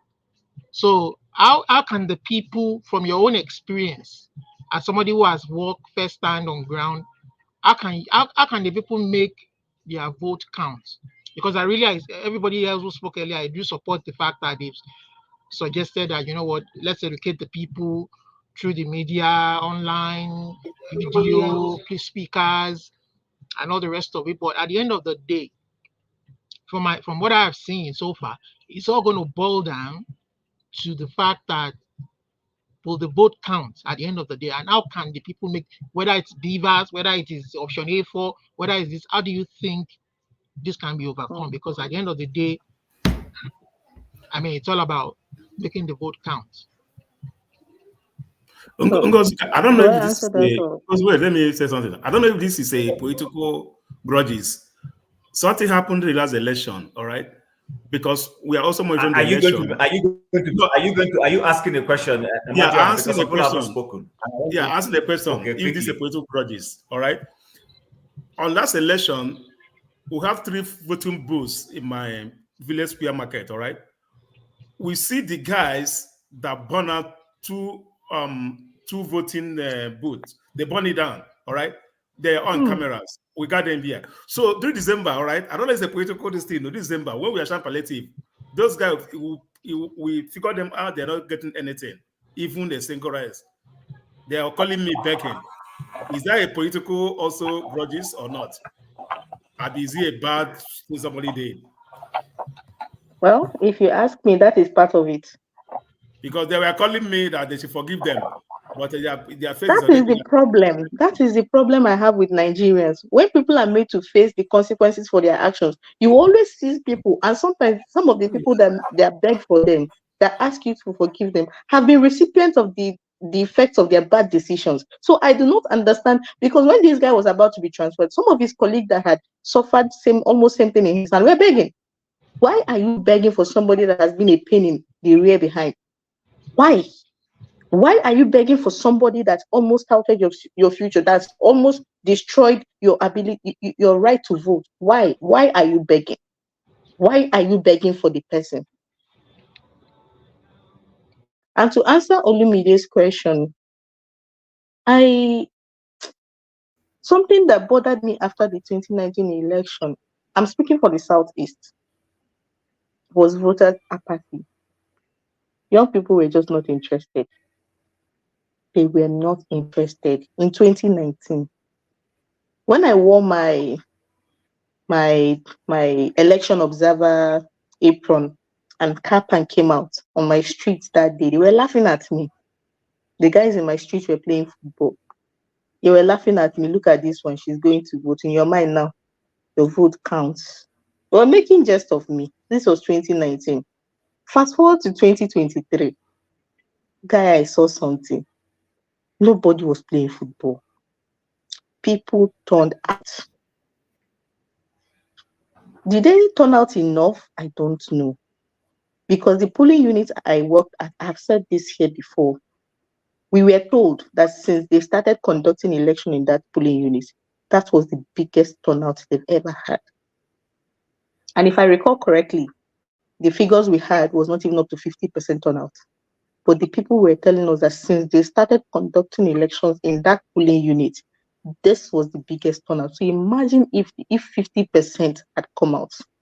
And now this is where you ask me, but even those that came out in mass, what later happened to their votes? And this is where I'll tell you, staying power. Staying power. Nigerians do not generally, and I'm a Nigerian. When I'm saying Nigerians, I'm also indicting myself. Nigerians do not have staying power. In the next minute, we are on to the next one. Oh, forget them. Oh, leave them. Only you won't change them. What you want to you now? One person. Those fashion. You won't kill yourself. Nigeria will continue. Leave them a beg. Go hustle to go chop. And that one is gone. So if this answers your question, turn up, vote. And when you vote, stay the course. If it is standing to count your votes, stand and count. If it is following them to do a collation center, follow them. If it is reacting immediately or whatever you need to, but just stay the course. Don't leave the course till you get to the final destination. I hope that answers your question. No, well, Okay, yeah, thanks. but what I Just just one more to say but that happened the last time though. It didn't change anything. That is what I'm kind of referring to. That is anything going to change this time around? Did we stay the course though? We didn't. I mean, We didn't. Okay, if I may say, We didn't. Olumide, so I think I share her sentiments. I may not have been fully satisfied with the electoral consequence one, but I will not overdrag that for now. Maybe some other time I will have that conversation with her. But I agree with Ngozi that one of our problems as a people is we don't have a staying power. I've said it severally. As much as people might say the 2015 election also had its own issues, but to be fair, to an extent, yes, Buhari won that election. But the Nigerians continue with the staying power to say, okay, now that, and I know the response I'm going to get is that the election in 2019 was also rigged. But if you go and look at it, holistically, you discover that Nigerians don't seem to have this staying power. But I won't belabor that. Bumi hasn't said anything. Bumi, before you come in and go on, I'm going to hand over proceedings to electricity before I leave. He will take it off from there. Then Bumi, floor is yours. What do you have to say? Where are you going to? I'm local. My wife says that I haven't watched a movie with her in a long time. She want to go chop. Where are you going to? I tell her, say we are discussing issues. We go ahead. If you don't go ahead, this man will overshadow you. They will bring in a new conversation. Go eat a pursuit, Jare. Mind them. Okay, more of us run now. Good day, Hello, everyone. Bumi. Yeah, can you guys hear me? Yes, we can. Go ahead. Okay. I hope it's not loud because it's 1 minute till New Year's, so there are lots of fireworks, so I'm sorry if it's loud from my end. But yeah, good day, everyone. It's really nice to be here, and I want to wish you guys a happy New Year in like a couple of seconds. So I think it's already New Year's. Okay. So yeah, I just wanted to add to what Ngosika already said. Wait. Sorry that I'm being distracted. The noise is very loud. Just continue. Just try. Continue. No, continue. The noise is not that bad. We can feel sense it, the but noise. it's not as bad as you Okay, think. yeah. Is your voice? Your voice is louder than the noise. So continue. Okay, sorry. It's just very distracted. But yeah, so I wanted to add to what Ngozika said in regards to like one of our biggest problem is like we don't give consequences to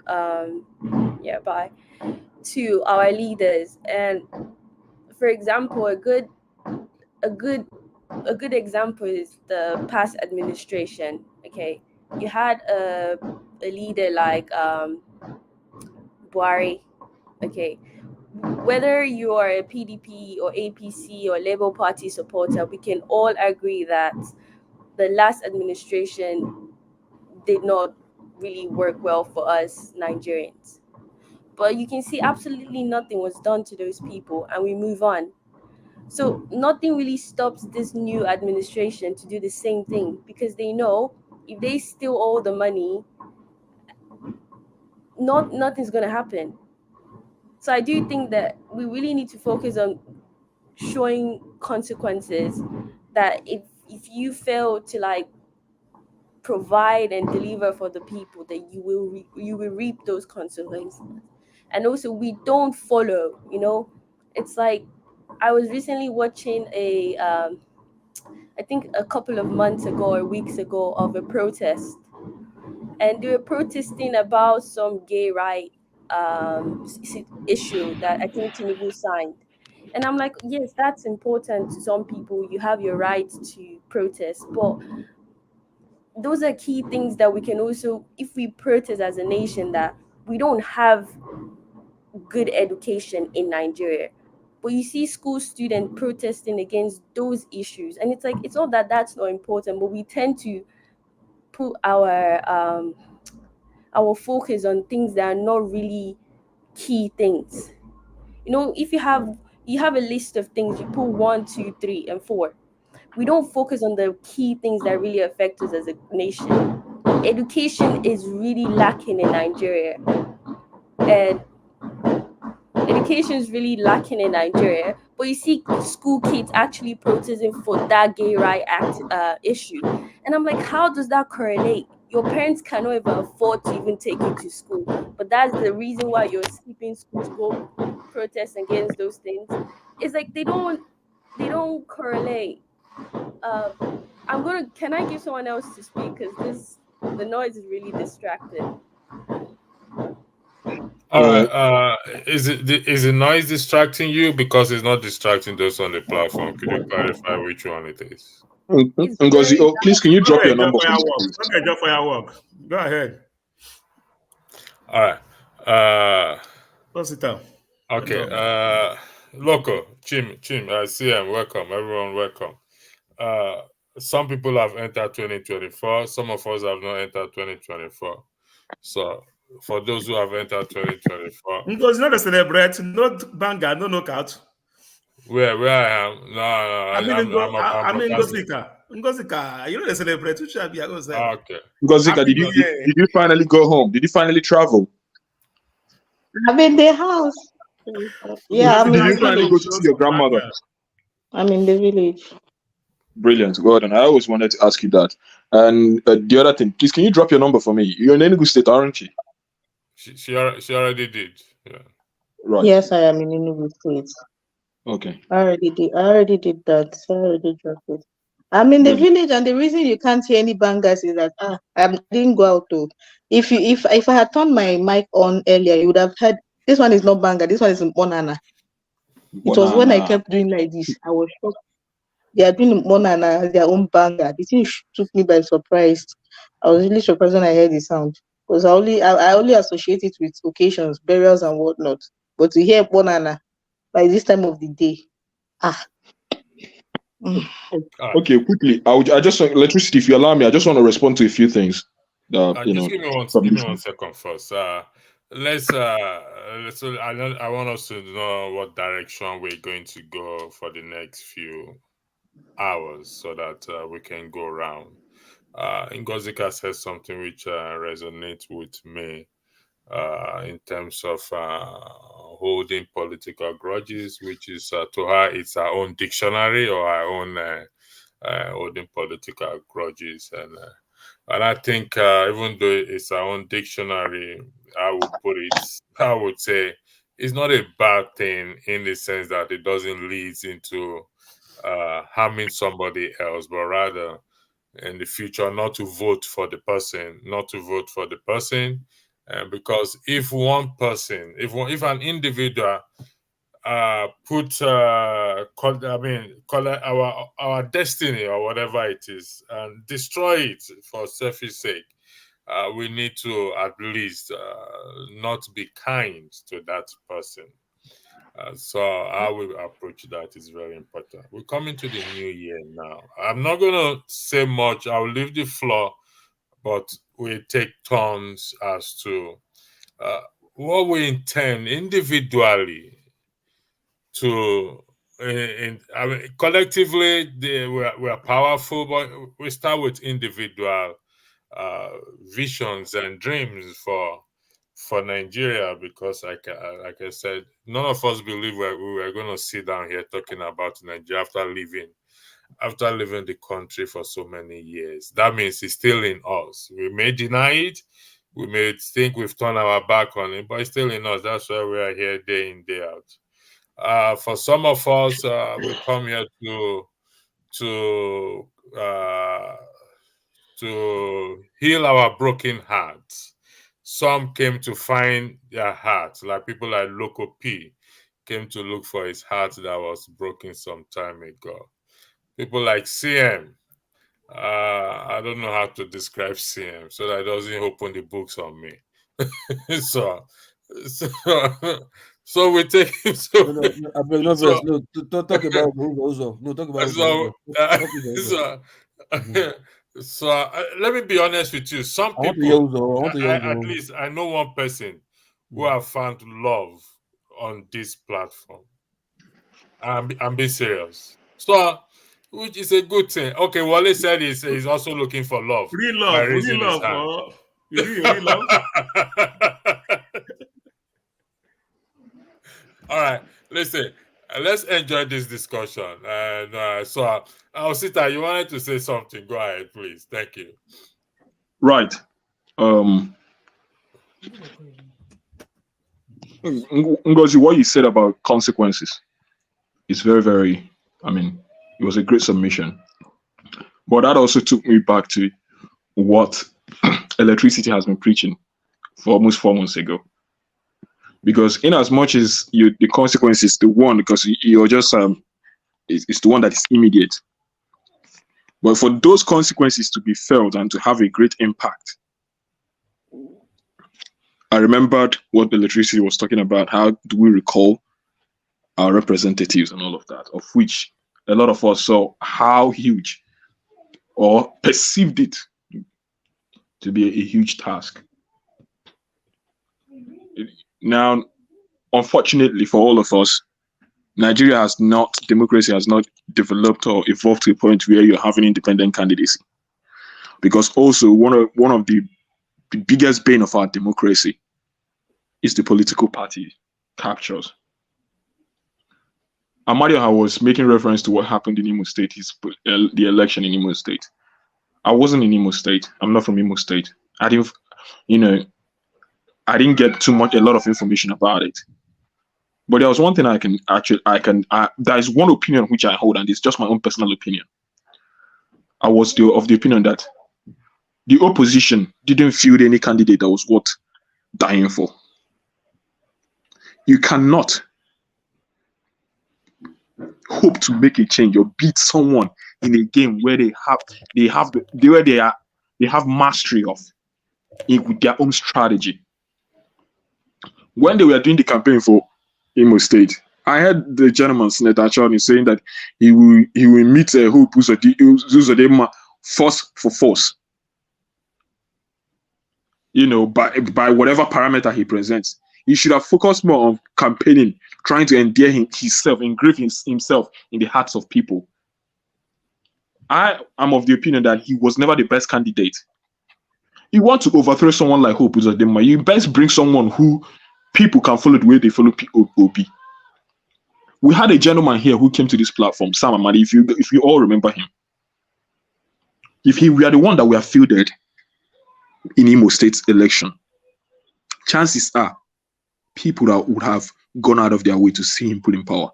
But do you want to go and die for another person who could have been perceived to be almost like Hope Uzodinma? Because I didn't see any difference personally between Senator Achonu and Hope Uzodinma.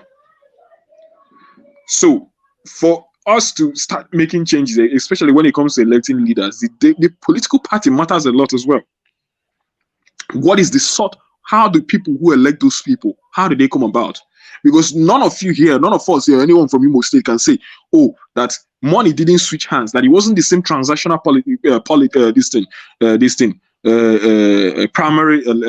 primaries that happened even in Labour Party. Okay? Which calls me to action to say, which is also why I interrogate. If any of us had even listened to maybe Peter Obi on his last meeting where he was on the conference, he said to people that he always tells political parties to field the best candidates, whether it is a PDP, APC, that wherever people see the best candidate, regardless of the political party, they should go and vote. Now, I was just trying to say, just oppose what happened in Imo State, in reference to what Amadio has said. It didn't just fail because of the chiefs. It also failed because when people look at the candidates presented before them, I say, we say Hope Uzodinma is bad. What is the difference between him and Achon? Let us stay with the devil we know. That is one area. Then I'll now go back to the second thing I wanted to talk about. Hold on 1 second. I highlighted something. Whatever we do or we say in terms of next year strategies we plan, you see this issue of INEC. it's very important. Whatever strategy. I mean, Ngozika, you volunteer for INEC or work for INEC as and you know how important it is to push for an immediate change. INEC is not independent as they claim to be. They are not independent. And I've always, for those of us in diaspora, some of us don't even participate in politics. However, we do see how their politics. I've only voted once. And I consciously said I am going to vote. And the reason why I went to vote is when I participated in the, what do you call this, census. I think that was 2 years. When CM, the last census, was it 2 years ago or 3 years ago? I think it was 2 years ago. I was the census. No, I think it's not 2006. Yeah, I was a census officer. That was when I actually appreciate census, to be honest. And I understand what it actually stands for, despite the people's skepticism in terms of privacy and all those things, because it helps to know not just the population, it helps to know how they will put facilities in place. If they need to expand a place, if they need to depopulate the population or increase it, and putting amenities in place. So INEC is a key factor in this. So how do we let's discuss this INEC issue? Let's discuss this INEC issue right now, because coming next year. We will have. If I may come in. Yeah, hold on, CM. You come in. If okay, CM. Let's go around to make it even. I know Sita was speaking before, but okay. I want us to discuss this INEC issue. Okay, so Ngozika, we'll start from you. Then we go to who is this? No. Let Rosita finish first. Let Rosita finish first. Let everybody finish before you start, James. Okay, all right. I'll just finish your submission then before we go into this, please. Make it snappy, please. Well, I've not even had my say on that anyway. But continue, Sita. Okay, Loco, you wait. I banned you till we come to the next program. Right. We'll find out. Go ahead, Rosita. Jazzman. Jazzman. But unfortunately, it's just there were a lot of things I wanted to pick on what Amadio has said. To be honest, when he was talking, I was just waiting to come back to him. Now, I'm from Enugu State. Now, I don't know how this so-called president general of a community is selected, because I thought that in a community you have councillors that represent community in the local government level, isn't it? And let me push back. In Imo State, it's not that. The general PG in every community. Yeah. So I think we also have the same thing here, but they call them chairman. Yeah, I got chairman. Chairman, community chairman. Community chairman, yeah. Okay, community chairman, yeah. Yes, all right. But this community chairman, this particular one you're talking about, is just within the community. It doesn't involve maybe even the local government, does it? Let me tell you, like they are not paid by local government. My local government make up about 30-something communities. All right, each community have their chairman. Guys, I'm so sorry. I'm going back to this because I'm trying to understand that structure. Because you know, some of us have been away from. Even when we are in Nigeria, we know they really go village like that. Okay, listen. Each community have one chairman, and each chairman will make up the council. All right. Now they make him a directory. For you to be the chairman, it must be the member of APC. Come back again. Now you're confusing me more, please, now, guys. Please forgive me for trying to understand this, please. We have about 38 communities, all right. So each that 38 communities have one chairman or PG, all right. So all those chairmen will make up the council. Now they make. See, Amada, slow down. Let me just get this. let me just start from the local government. Mm-hmm. Because after local government, communities make up a local government, isn't it? Yes. Towns, I mean, towns as communities. Okay. Yes. It's word, Isn't word. it? Yes, Yeah. it's word that make up local government. Word that makes up local government. And communities Guys, are under guys, word. you people are So confusing me. technically, Oscar, hold on. I'm really Oscar, trying to understand this thing. Oscar, not joke. Let me tell you how it works. All right. In my place now, all right, in my local government, we will have 38 communities. Each community has about 13 villages that make up the community. Good. Yeah, exactly. Now, Community and villages. The 13 villages now make up the community, have one PG or charm, whatever I can call it, that represent the entire community. All right. So what happened is this. What happened is this. When Emeka Ihedioha was my governor, who had PDP, PG or chairman, immediately Emeka Ihedioha left, they told the chairman it must belong to APC or you step down. So the guy they have to overthrow him and put an APC person that on all the executive. So what does that do is that the whole is a capture. It's already captured.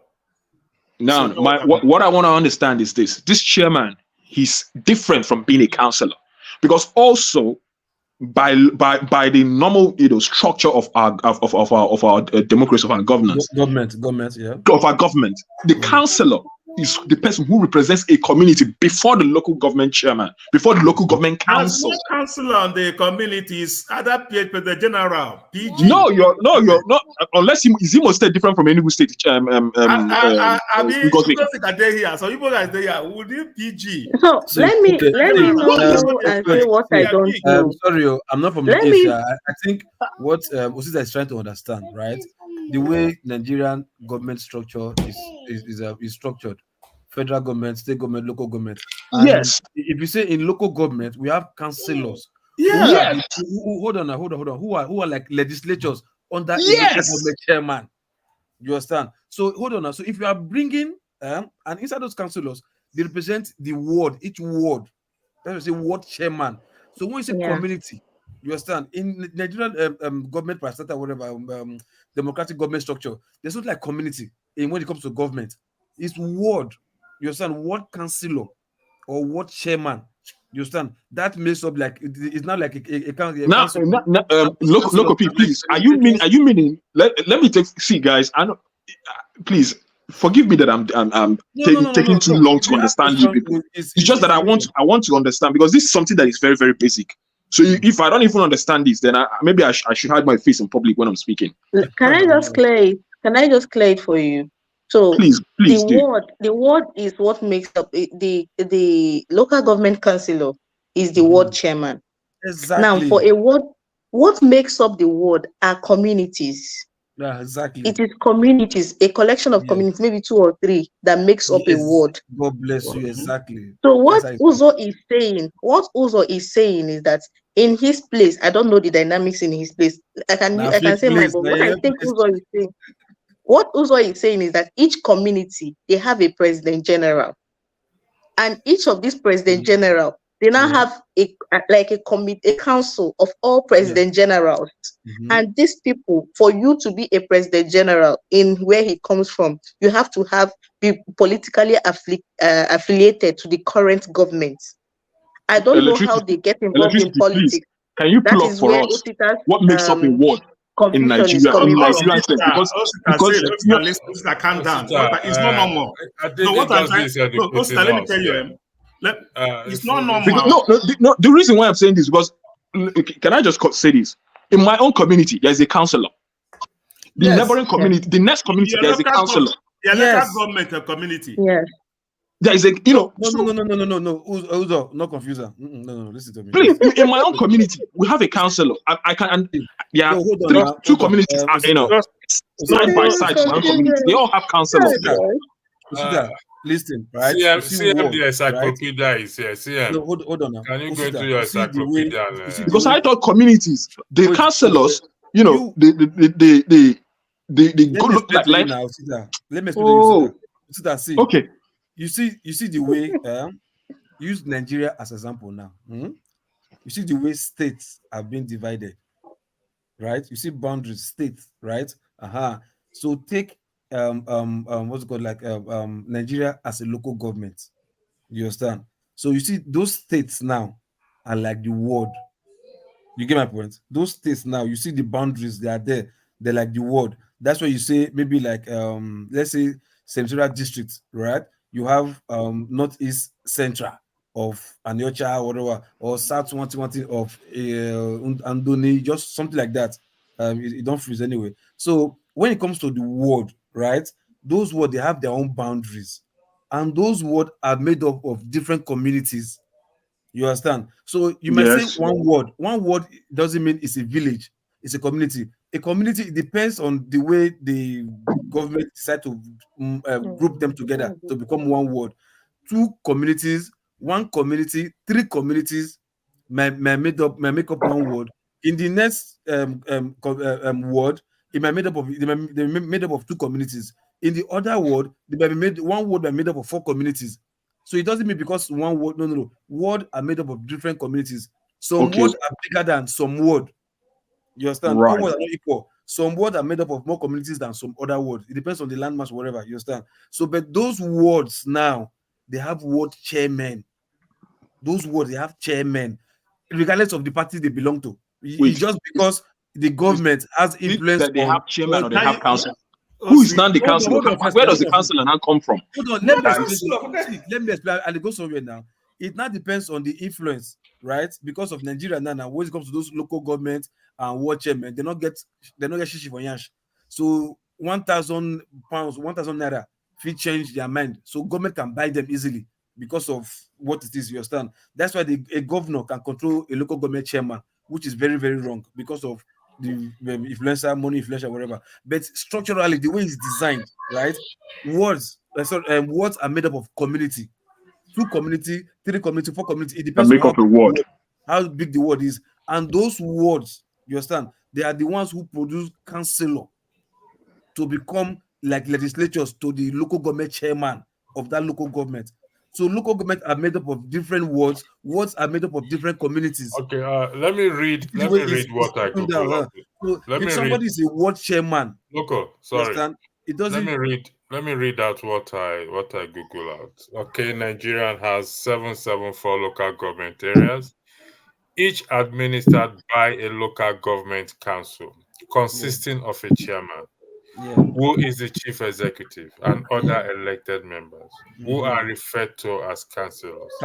Each local government is further subdivided into a minimum of 10 and a maximum of 20 wards.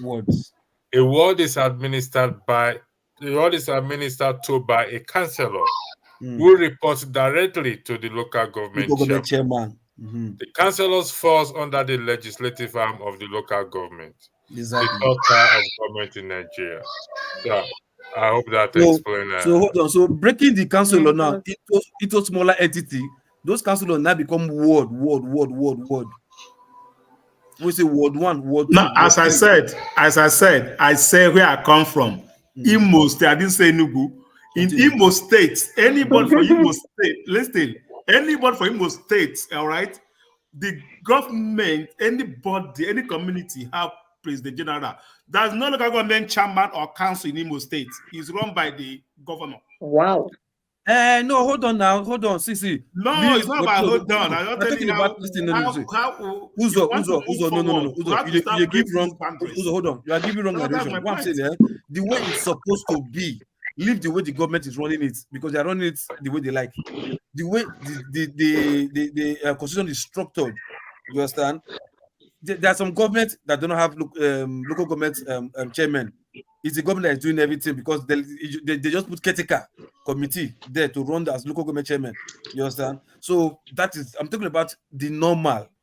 When everything's done the way it's supposed to be done, 100%, there's local government chairman who has councillors as his own legislatives. You understand? The councillor are like House of Rep members. You understand? To the local government chairman. You understand? Which is the local government. Electricity. Government. Electricity. This explanation, this thing you read, is still lacking in something. Because I'm sure you read from you, and it didn't give us exactly what explains what makes up the words. Hold on now. See, look, see, What is the smallest? See, listen. What is the smallest among all of them? What now makes up the words? Sorry. How are the words formed? This is what I want to know. Community is the smallest amongst all of them. Groups of communities make up word. Okay. Groups of communities make up word. Then group of wards make up local governments. Exactly. And it's the wards that are administered by the councillor, isn't it? Sorry? The wards are administered by the councillor, isn't it? Councillor, yes. In my place, President PG, President General, this is a councillor. Hold on. If you say that your place now, I'm telling you. I said my place. I didn't say your place. My fellow brothers. I don't know the politics of supposed to be done in Nigeria. Sorry, gentlemen. My fellow brothers. Yeah, please, if you know this thing, please speak up. Electricity kind of hit the nail on the head. Electricity hit the nail on the head, my fellow brothers. Osita, for instance, Osita is a young man who wants to go back home and contest to be a chairman of the local government of governor. Osita is a young man who wants to go back home and contest to be a chairman of the local government. I don't want to. Let's have a. This is a free flow. Listen. It's not rocket science. It's not rocket science. Why are they blame? I just read it out for you. It's something you can Google yourself. The way it is done now. That doesn't mean that that's what they do during 1999 when it started. No, they did it now in the name you are calling President General. It's not in the Nigerian Constitution now. Exactly. This is what I want to say. This President General something. Hope who's on them, my governor. Look, one try to explain the confusion right now. He can run the government, any governor, because of the power, can run the way you want to run it. But I'm telling you, I said the way it is done normally, 100% by constitution, the way it's designed. You get my point? Now I tell Osita, make you understand. So whatever you are saying to him right now, yes, they are doing that right now, doesn't mean they are doing the right thing. You get my point? So the way it is done, now so read it for you just now. Yeah, so there is no general something. Amadioha, where you are, that general district. Who knows his local government chairman among all of you here now? Who knows his local government chairman? I know my own local government chairman. I know my own. I will give you head now. Gosika, the floor is for God now. I've put on my mouth. Sorry, Uzo, please. I don't mean to add or subtract. I just wanted to tell Uzo something. Uzo, I understand the President General you're talking about. I've lived in Anambra, and each community has a President General, but each local government still has a local government chairman, and they still have ward councillors. And each community, I live in Amadio, can you hold on 1 second, please? I want this thing to be a free flow something without me intervening much. So, but there seems to be chaos. Because the floor is yours, please. Now, I'm just trying to tell Uzo that yes, he's right about each community having a President General. He's right about that. But I'm trying to tell him that it is like what Mr. Lokopi has been telling you. There are things like that in Imo State. Does not mean it is how it is. It's just the way the people there choose to run their own. That is not how it is. How it is run is how electricity read it out. President General have no political power. They are not. They do not constitute any power in the local government structure. I made some local government chairman, but right now, hope is on them.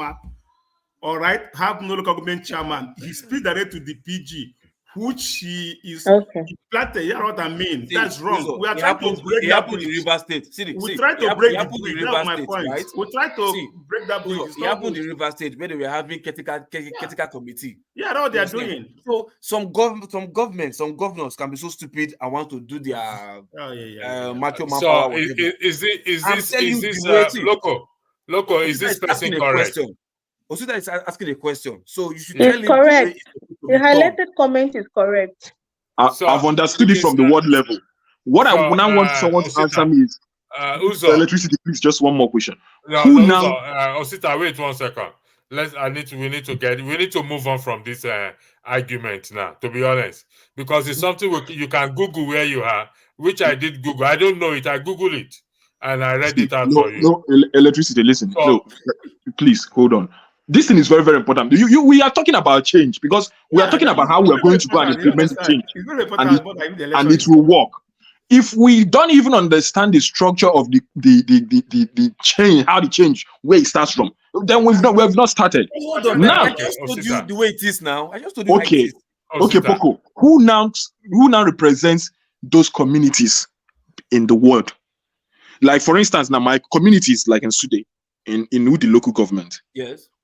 The person, if it is not the king, okay, who is the traditional administrator ruler, who now represents the community Okay. before the Now- ward? Because you told me that different communities make up a ward, and the ward is administered by a councillor.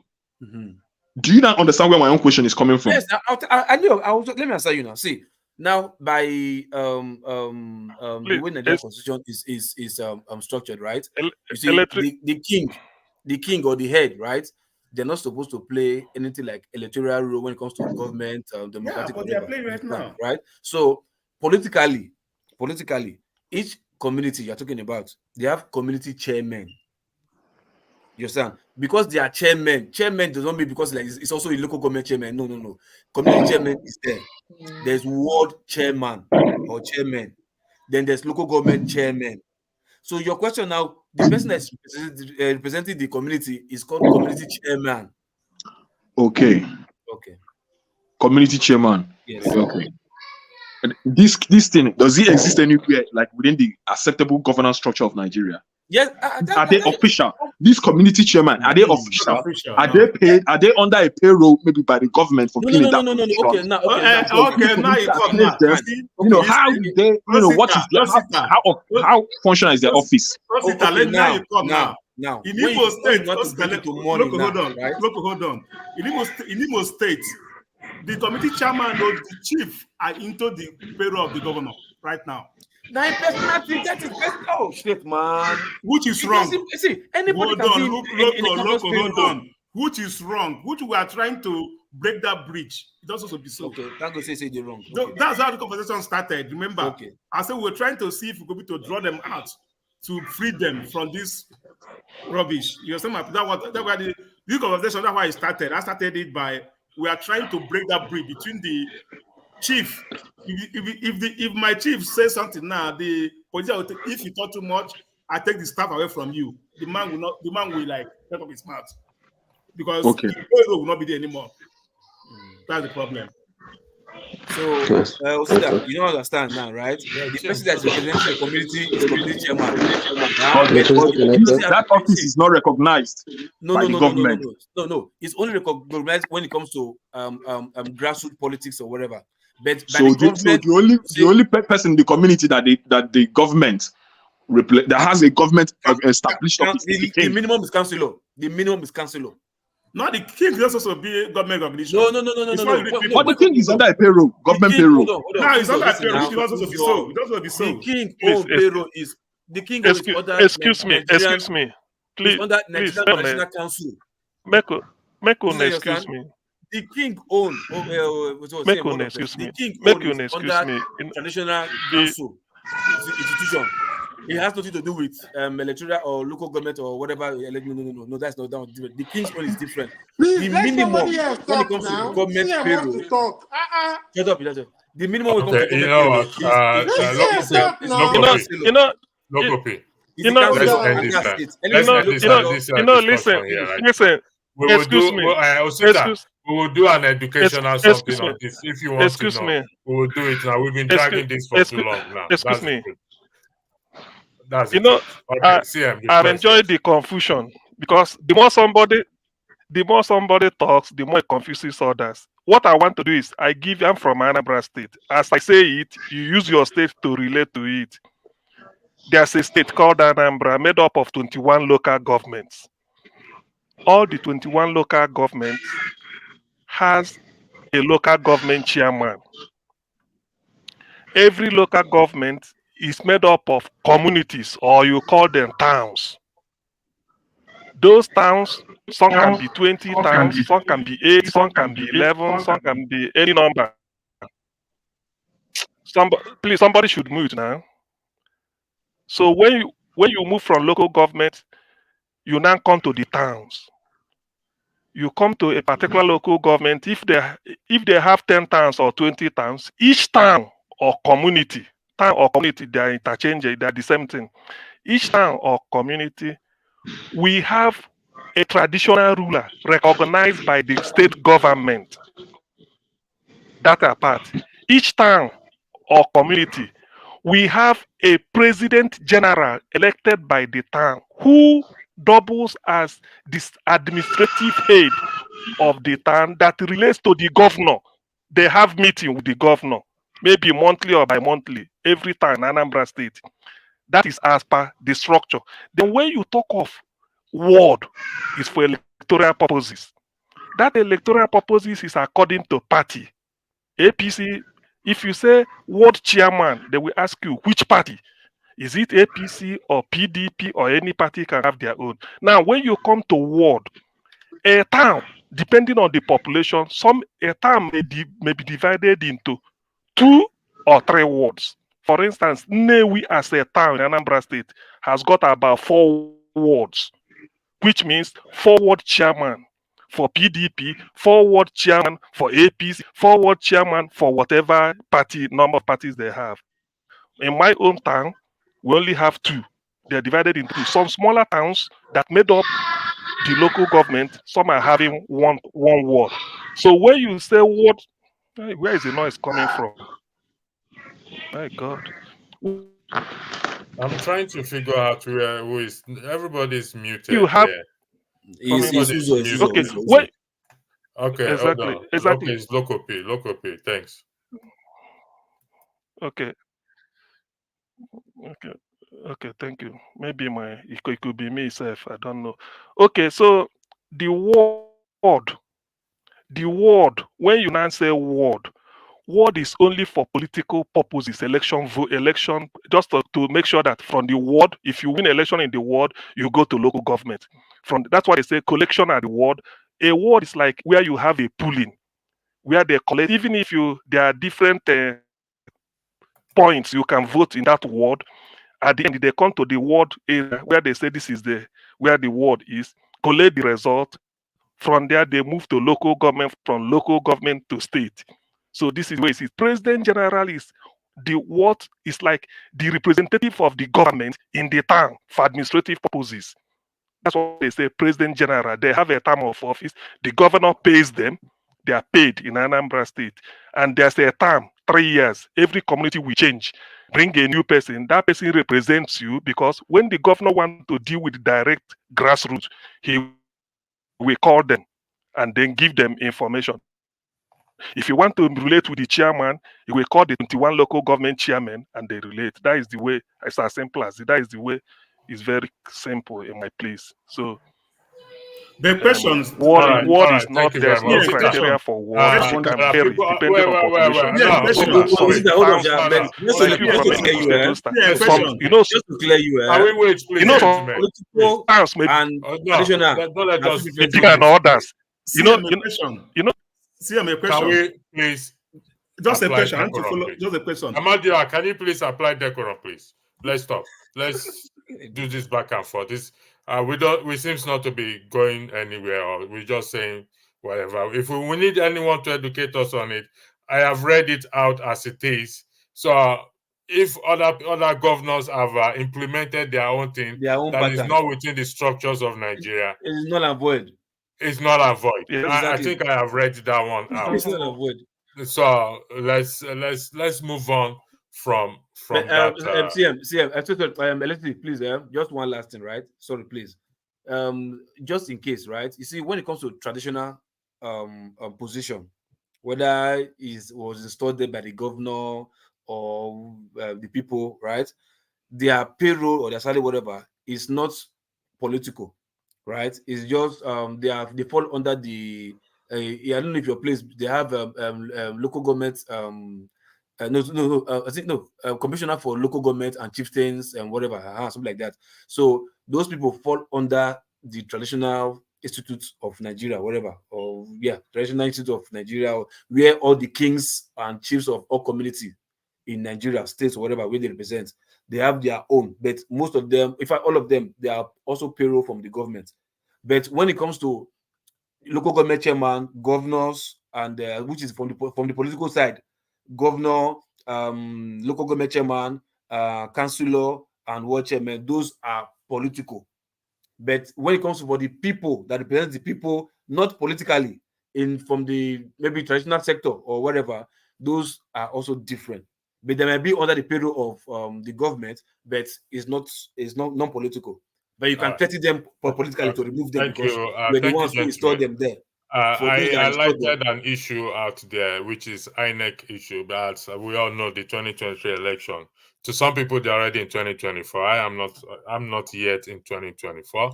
We are waiting. The 2023 IHAM election that just started, INEC played a role that was not satisfying. And truth be told, the issue of INEC is very important because another election will come.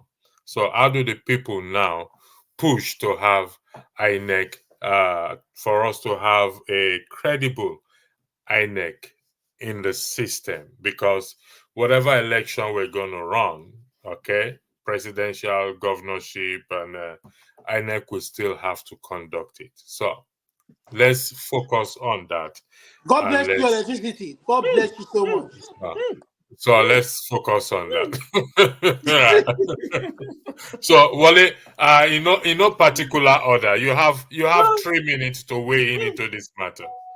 I know when it's always my time, I'm always timed. Not just to you. Okay, I give you 3 minutes and 10 seconds. Okay. Anyway, I don't have much to say. I just want to kind of look at how we discuss in this platform. If we are to run government, can we now see how difficult it is for us to come to decorum sometimes? And I'm going back to the INEC stuff. I think Madam Ngozi said something very, very crucial about not just INEC and everything I have to do. If there's no accountability and there's no transparency, we'll continue to go round cycle. Either your action or your inaction, there must be consequence. Because if you sit down and fold your arms and thinking that somebody is coming to help you to fix your own, they play. And if you don't do anything, if you do something which you now face the consequence of that action you take, you should be own up to it and say, look, this is it. I did this and I knew that this is what the person is going to do. Then until we face that, we're not moving anywhere. If we know that this person is a very corrupt, being bought, and we put the person as an chairman, what do you think? He will pay the piper, dictate the tune or what. So until we all say, look, this person has no any pedigree or whatsoever, is a corrupt person, we know who he is, we know his background, we know the political affiliation, we'll continue to go round cycle. But say, for example, Mahmoud Yakub did all he did. I've never heard in the court, in the Supreme Court or Appeal Court, that say what Mahmoud did was not right. The guy was just and be like he hasn't done anything bad because there's no consequence. And if the same thing happened in 2027, trust me, nothing is going to change. We'll still go back to the same thing. Either we put 477, 774 local government, blah, blah, blah. That's how they will say they are moving from their local government to Abuja to come and read what is not. For what? The issue is, we know the problem. How do we change the system? How do we change the system? Whenever the next time when chairman is going to be chosen, it should be chosen not based on political, say, APC. It's not the president that should choose who it is. Maybe all political parties should now look for someone who is completely new. Sorry about that. I don't know where that is coming from. It Apologies. shouldn't, say for example, if I'm being chosen as the INEC chairman, electricity should be, there. It shouldn't be just only me. We should have about 10 people. So for the 10 of us to be bought or corrupt is going to be hard. But if you give me that power over everything, that no matter what electricity said, no matter what Madam Ngozi said, it doesn't hold water, then you've given me that too much power that can do and undo. It shouldn't be. That institution need to be free from any political party that the president would now choose who should be. If we don't do that, if people don't rise and say, no, this person, they need to go through scrutinization, who they are, what they've been doing, what political affiliation, all those kind of things that we know that Yakubu has done. If we go back to the same route, nothing is going to change. But are Nigerians ready? Okay. Listen, at least yes.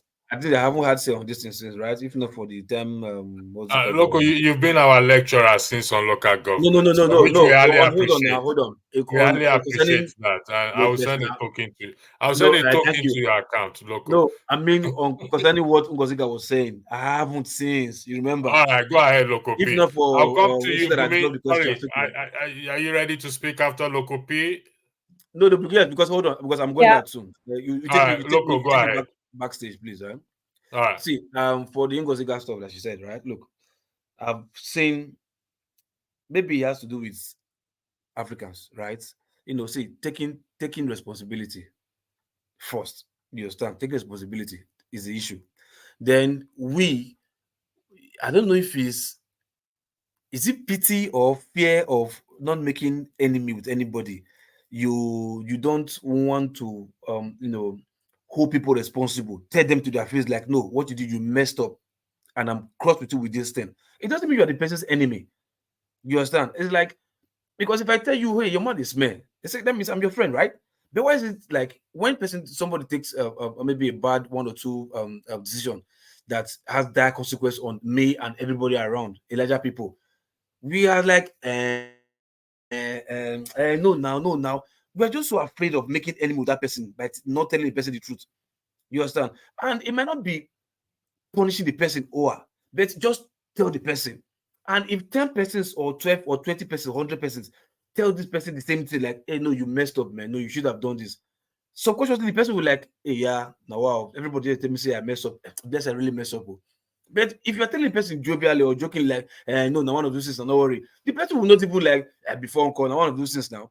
You understand? So, like I said, consequence is the only thing, nothing else. Whether in INEC or whatever. Because see, you will not tell me INEC or Mahmoud did not go and tell Tinubu, Afana, famous Martin and Madigan for you. No, it's the other way around.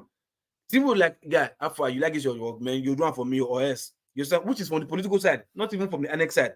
You get my point? So if you hold political officers on their jugular, hold them, choke them, die. You understand? Hold them. Leave what is like you are afraid of making enemies or whatever. You understand? Because it's the 10 years effect or 20 years effect that we are supposed to be looking at.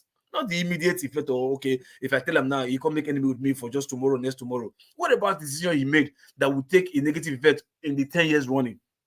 We are not even thinking of that. You get my point? So, like, the consequence is the only thing, nothing else. Even in the next coming election, if we hold if the politicians who came to campaign to us, if we hold them and threaten them that we are going to hold them by what they promise or whatever, you understand? Let them know that they're going to get dire consequence if they don't meet up their maybe manifesto or whatever, and they decide to like, okay, I want to do the real thing, the right thing. I will not go and tell INEC, Alpha, help me now, help me to rig now. So let me do the right thing. If I'm there, I'm there. If I'm not there, I'm not there. So I'll know whatever comes on the people, it's what the people wish to get. You understand? So if all politicians will hold them, they have consequences in whatever they are doing, INEC will just be like a walk in the park. You get my point? Because we can decide to hold INEC responsible, or even block INEC, stop INEC from doing whatever they want to do. I give you an example. Edo State election, in the last election that brought Obaseki, this last one, that whatever. You saw the way everybody did the election, and they waited, they escorted their vote to INEC, and they already have the result. They were waiting for INEC. INEC, do your wayo more, see now. Just do your wayo. Let us see your wayo right now. INEC had no option. That's why we are saying the stuff that Mahmoud brought, it worked in Edo State. Because the people were determined, like, if you try yourself, you'll see NAR. So it's the people, you understand? Like, say they mean to give that consequence to whoever misbehaves. INEC is just not, INEC, for me, INEC is a problem. To fix INEC is very easy. Let's fix the politicians first. You understand? But that will happen if all of us want to tell ourselves the truth and not to be afraid of the enemy that we want to make. If we know that our life is on the line, our life for the next 10 years will be jeopardized because of one silly decision that we'll make, I think we will think right to say, no, let's make the right decision so that we'll hold our politicians accountable. I think that's very important. Take me backstage, please. Take me backstage. All right. I'll take you back. I think that is very important, and that is what Ngozika said, decision that will put generations into suffering for 10, 20 years, which we've been going through, and that is why we are where we are today. It's time to speak truth to authority. And when we speak truth to authority, if we have spoken truth to authority, I don't think we will be where we are today. Bumi, the floor is yours. Paul, welcome to the floor. Sorry, I did not recognize you all the time. These people were confusing me. Actually, not moderating today. We're just having fun. Thank you. Can you hear me, please? We can hear you loud and clear, but the floor is not yours. The floor is for Bumi. I thought you still want to only talk to people that have entered New Year. We that are still in last year don't want to talk to us. I'm still in the last year. Another 6 minutes before I enter the new year. So we're in the same boat. Bumi, the floor is yours. Thank you. Yeah. So I wanted to say in regards to like the INEC issue, whereby I think why it's so hard to hold INEC accountable is because we as a people, we don't even agree. I think the first thing we all have to agree what is right and what is wrong first, you know. But if we can't even agree what we as a society want to accept and what we don't want to accept, then things like the INEC situation are going to keep on happening.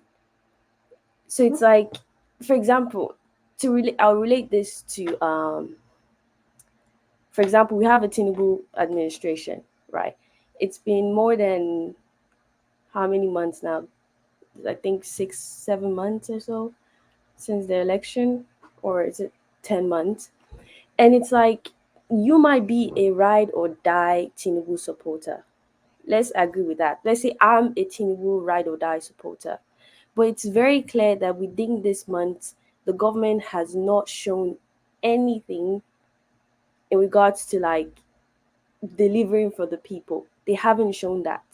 So even though I might like him, the standard I have for our society when it comes to education, when it comes to security, I will have to agree with whoever it is, whether it's a PDP, Labour Party, SDP, whatever candidate it is, I will have to agree with you. I cannot argue when it comes to security that the government has not delivered. So when I decide to go protest, we can all get together and protest on that issue. We're not saying that doesn't mean I don't still believe in Tinubu, but that's me holding Tinubu accountable, that he has not delivered in that aspect. But unfortunately, the way we run politics in Nigeria is that we pick a candidate and that's it. We let them stay there for 4 years. We don't hold them accountable, and then we just we defend them till the end. And it makes it hard for us to ever hold them accountable. So I think it's like, yes, we should hold accountable. Yes, you should have your views on like what political or what parties you should follow, but you should be able to say there are basic things that Nigeria should have. If we don't have it, regardless of what party I'm associated myself with, I would still stand for that. So it would then reflect on this INEC situation, whereby even though Tinubu came into power, INEC failed when they said they were going to use the BVAT. They didn't use it.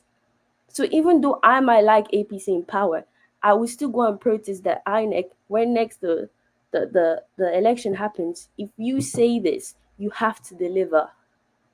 So it goes hand in hand. But unfortunately, we don't do that. We just ride or die with our candidate. He's there, fine, it is what it is. And then we keep on having these problems. We don't focus on ideologies. We don't focus on anything. We focus on individuals, but that does not help us. It has to be that Nigeria should have this simple, whether it's PDP, APC, or whatever, Nigeria should have this. So when whatever party comes into place and they don't deliver, whatever party I'm associated with, I will still be able to ride or die with the opposition easily. If you look at, for example, France is a good example of like when the government makes policies and the people don't like it, whether it's their own whoever is in office, they will protest, and they don't just they don't protest peacefully. They protest very aggressively, and they will show the government that you cannot, like, they will let the government really know. Unfortunately, that does not happen in Nigeria, because my party is there, I'm just going to let them stay there.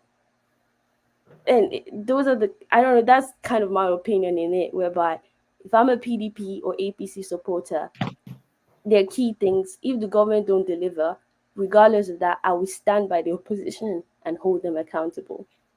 That's Thank my you. opinion. I'd like to play a video for us. I played this video earlier.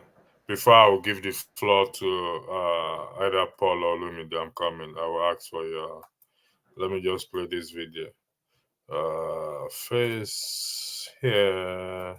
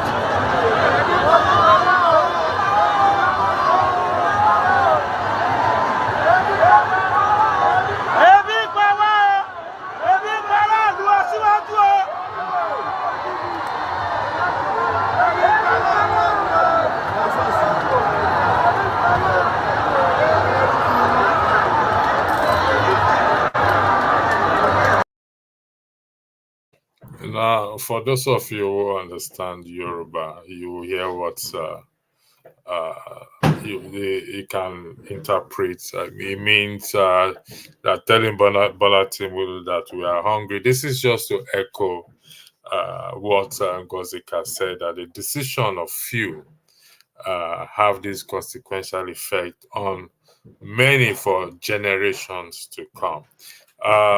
Olumide, Paul, Olumide, I will. Let me. Olumide, do you want Paul to go first, or you want to go first? You've been here Sure. before. Paul just came in. He can go ahead. Okay, Paul, you go ahead. Thank you very much. The floor is yours. Olumide, you be better man, correct guy. Now, New Year resolution, I have to turn a new leaf. Only me don't know the pharmacy. Only the one in the pharmacies, the drug that you get. You know the again, so it's okay now. So sometimes I get confused when the Nigerian government, sometimes they tell us that we practice the American system of government. Meanwhile, if you want to practice something, when you say you want to practice something, I strongly believe you practice it in totality, or you simply say we are making our own type of system of government. The American system of government, the 50 states in America, has their own 50 electoral commission. You understand? Simply means, I believe some of us have seen what is going on in America, where Colorado said Trump cannot contest in their state the primaries, when the state of Maine said the same thing. You understand? The state. Some people don't know all those things. Some people will tell you that somebody like me cannot contest president in America, but an immigrant who from Turkey is contesting a presidency in America. You understand? Some states rejected him, and some states said you can contest as an immigrant who naturalized as a citizen, just like myself, can contest the position of a president in America. So why am I saying all those things? Just imagine that we are practicing the kind American system of government. Probably we'll have 50 electoral commission, just like as we have 36 electoral commission plus the federal capital territory in terms of local government, because states conduct local government election. Meanwhile, the federal government election, we give it to INEC, and we'll give it to one person. And if you just buy that one person, which means you just hijacked the 36 states. You understand? So what happened in this last election, you understand, the people of Lagos feel cheated. The people of Anambra feel cheated. The people of Ebonyi feel cheated. If you read what they felt, for example, I'll say the state like Rivers State, it is clear they've proved it in so many ways that Peter Obi won Rivers State. But guess what? I need to give it to AC. You understand? And AC become the state that won Rivers State, when it's clear everything in so-called INEC own portal that Labour Party won Rivers State. So assuming those states run these things, to some extent, it's just going to be easy, because no matter how we want to say, let all the parties pick their own, come together to pick one person, they can still lure those people together. We see what happened with the SUVs. You know, 109 of them, they all got their SUVs. They come up with their excuse and thereabouts and everything. They come up with their SUVs. So we can try to some extent to make things work if we want to practice anything. These things that we do in every facet of our life, where we will build one small office in our workplace, we'll create mosques in our place of work, we'll create one small place for church, we will do fellowship in our place of work. These things are creating problems. These things are not any other places where we live today. We don't see all these things. You go to the most biggest airport in Nigeria, Lagos Airport, there is a mosque, there is a place where Christian people do fellowship. You go to Abuja, you see the same thing. Electricity, I don't know whether you've seen that in Heathrow. I don't know. I've never seen that in JFK. I've never seen that in Atlanta. Actually, to answer that, they have a praying place for Muslims in Birmingham Airport that I know, and in some few airports in the UK. Whether they have for where Christians goes to pray, I don't know about that. Okay, so if you might want to educate me about that. How does that work? Does that work like I'm on duty, then I'll leave my duty post and say, oh no. You don't leave your duty post from what I okay. Where the airport is shutting down, they say, "Oh, God, go prayer." Then we are waiting. Sorry, go ahead, Paul. Go ahead. So when you see all this type of things, these shenanigans that we created here and there, this thing is causing problem. Because if we practice the American system of government, where we have the old 36 states with their own 36 electoral commission, I strongly believe that it's going to be hard for Tinubu to buy numbers of people that for him to win. And it's going to be hard for Peter Obi. The same way it's going to be hard for Atiku. That is what I understand when they say put system in place. Sometimes people fail to understand that as we live here in the West today, these so-called politicians, these so-called people in our offices where we work, they also love to steal. But because they put system in place to make it difficult, that's why if I see a G-Wagon and I see a golf car, and if I know that there's a lot of security in that G-Wagon and there is no security in the golf car, my common sense as a thief will tell me to steal that golf car. You understand? Because I don't want to enter the G-Wagon, then the G-Wagon locked me inside the car. I'll be caught. You understand? But if there is no security in the golf, I'll steal that golf. The same thing when you put systems in place, it just makes things hard for people to do some of these shenanigans. You know, you see some things that they abuse. You live in the UK. In the UK, it is hard for you to give people tip because they feel if you give people tip to some extent, you might even control the people to your side. In the America, they give people tip, and the people who do tip job are the people who earn the less job, the less pay in America. You understand? And few people make money from tip. Very many persons don't make money from tip. And they tell you, oh, if we pay the restaurant people very well, they won't will increase food stuff. If gas increase, if rent increase, if everything increase, if food increase in restaurant, what is the difference? But the owners of this business is taking advantage of it to rip these people off. So these are the type of things where we need to redefine what we want to do and how we want to go about it. I equally understand talking about even state controlling the so-called State Electoral Commission. That's why the governors also hijack that same place, that same system. But when people learn how to sue, like you talk about, and our judiciary is working to its fullest, when we try to put all these things in place, it's just going to be very, very, very hard. We need transparency and accountability.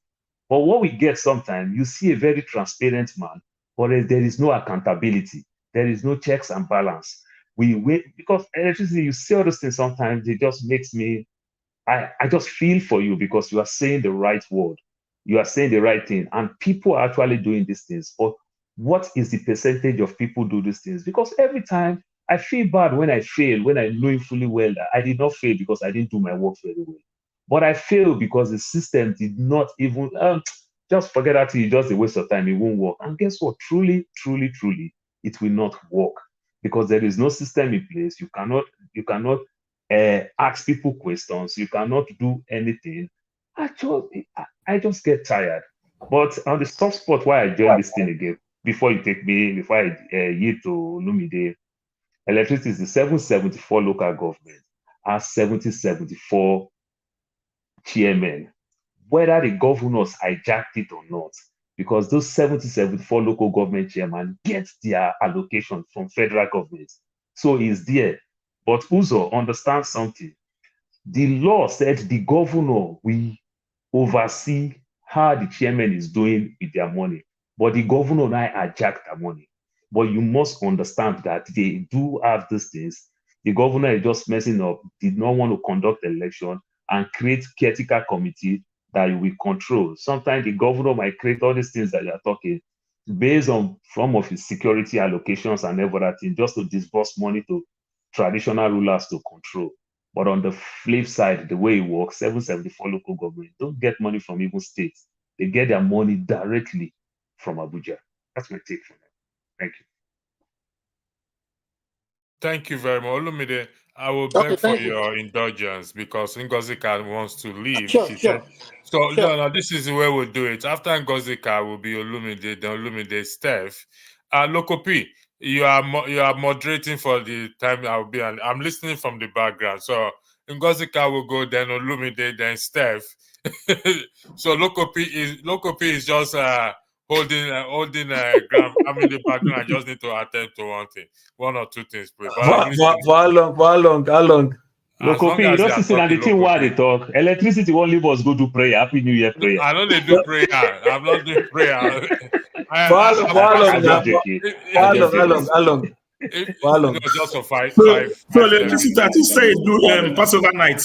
This is the Passover night I'm doing. I told people I early in the also broadcast in of change Nigeria background that most of them will go and do Passover night from darkness to darkness. They will do Passover night from darkness to darkness in Nigeria. I told them this morning I when think I I was tell you, broadcasting. darkness. Very bad, Sha. Very bad. No, I'm listening. I'm in the background, honestly speaking. All right. No worries. Ungozika, then Olumide, then Steph, then Lokopi. Then Lokopi, you now direct how you go with the rest. Bumi or Amadio. Remember, you are the moderator, so you can't speak for now. All right. Thank you, sir. Okay. So, Mr. Olumide, thank you for letting me have your time. I'll just be quick because this is after 1. I want to go and sleep. Tomorrow, this morning will be very busy for me. Speaking on INEC, I just wanted to say this. I just wanted to say it before I go to sleep because go green me hope for Bele. I think we are already too late. Hear me out. Just hear me out. We're already too late because the people that believed in snatching it, grabbing it, snatching it, and running away with it did exactly what they said they would do.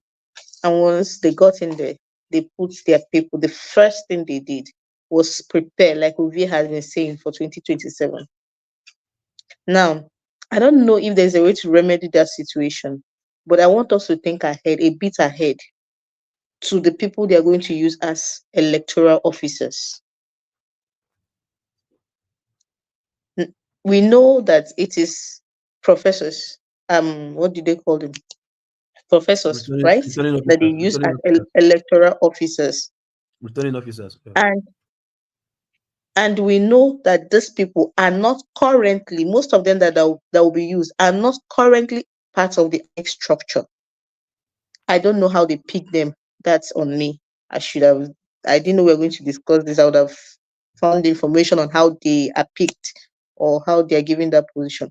But I want to see, is there a way we can preempt who these people are going to be and make sure that whoever is picked knows, since we're talking about consequences and I'm still dwelling on it, knows that if they fuck up, if they write nonsense, it will not be business as usual. Because I have realized something. You can go with the up NEPA, New Year has started. So you can finally like so. Everyone was just yapping me now, but that's different. So if you can follow the ballot box to the ward collation office, you can do that. But when it gets to the local government collation center, that is where everything happens. We saw it play out. And the people that can oversee it and make sure nothing goes wrong, they are the electoral officers. If we can hold those, since we can't do anything about the people that have been appointed as INEC people right now, I don't think there's anything we can do about them. But if we can go a bit further and hold those electoral officers and make them know that if you like, after counting 200, write 417, we are waiting for you outside.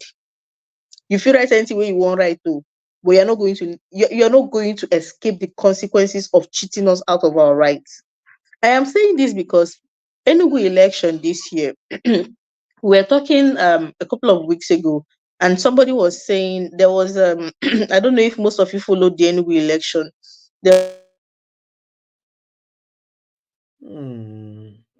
Upon say the road billets, your network don't freeze. Let me see. Let me do 10 minutes countdown to see if you come back. 10, 9, 8, 7, 6, 5, 4, 3, 2, 1. Okay, so network is back. Omilide, you can. Olumide, I say, I thank God. Say today, they show. You decided to start it from there.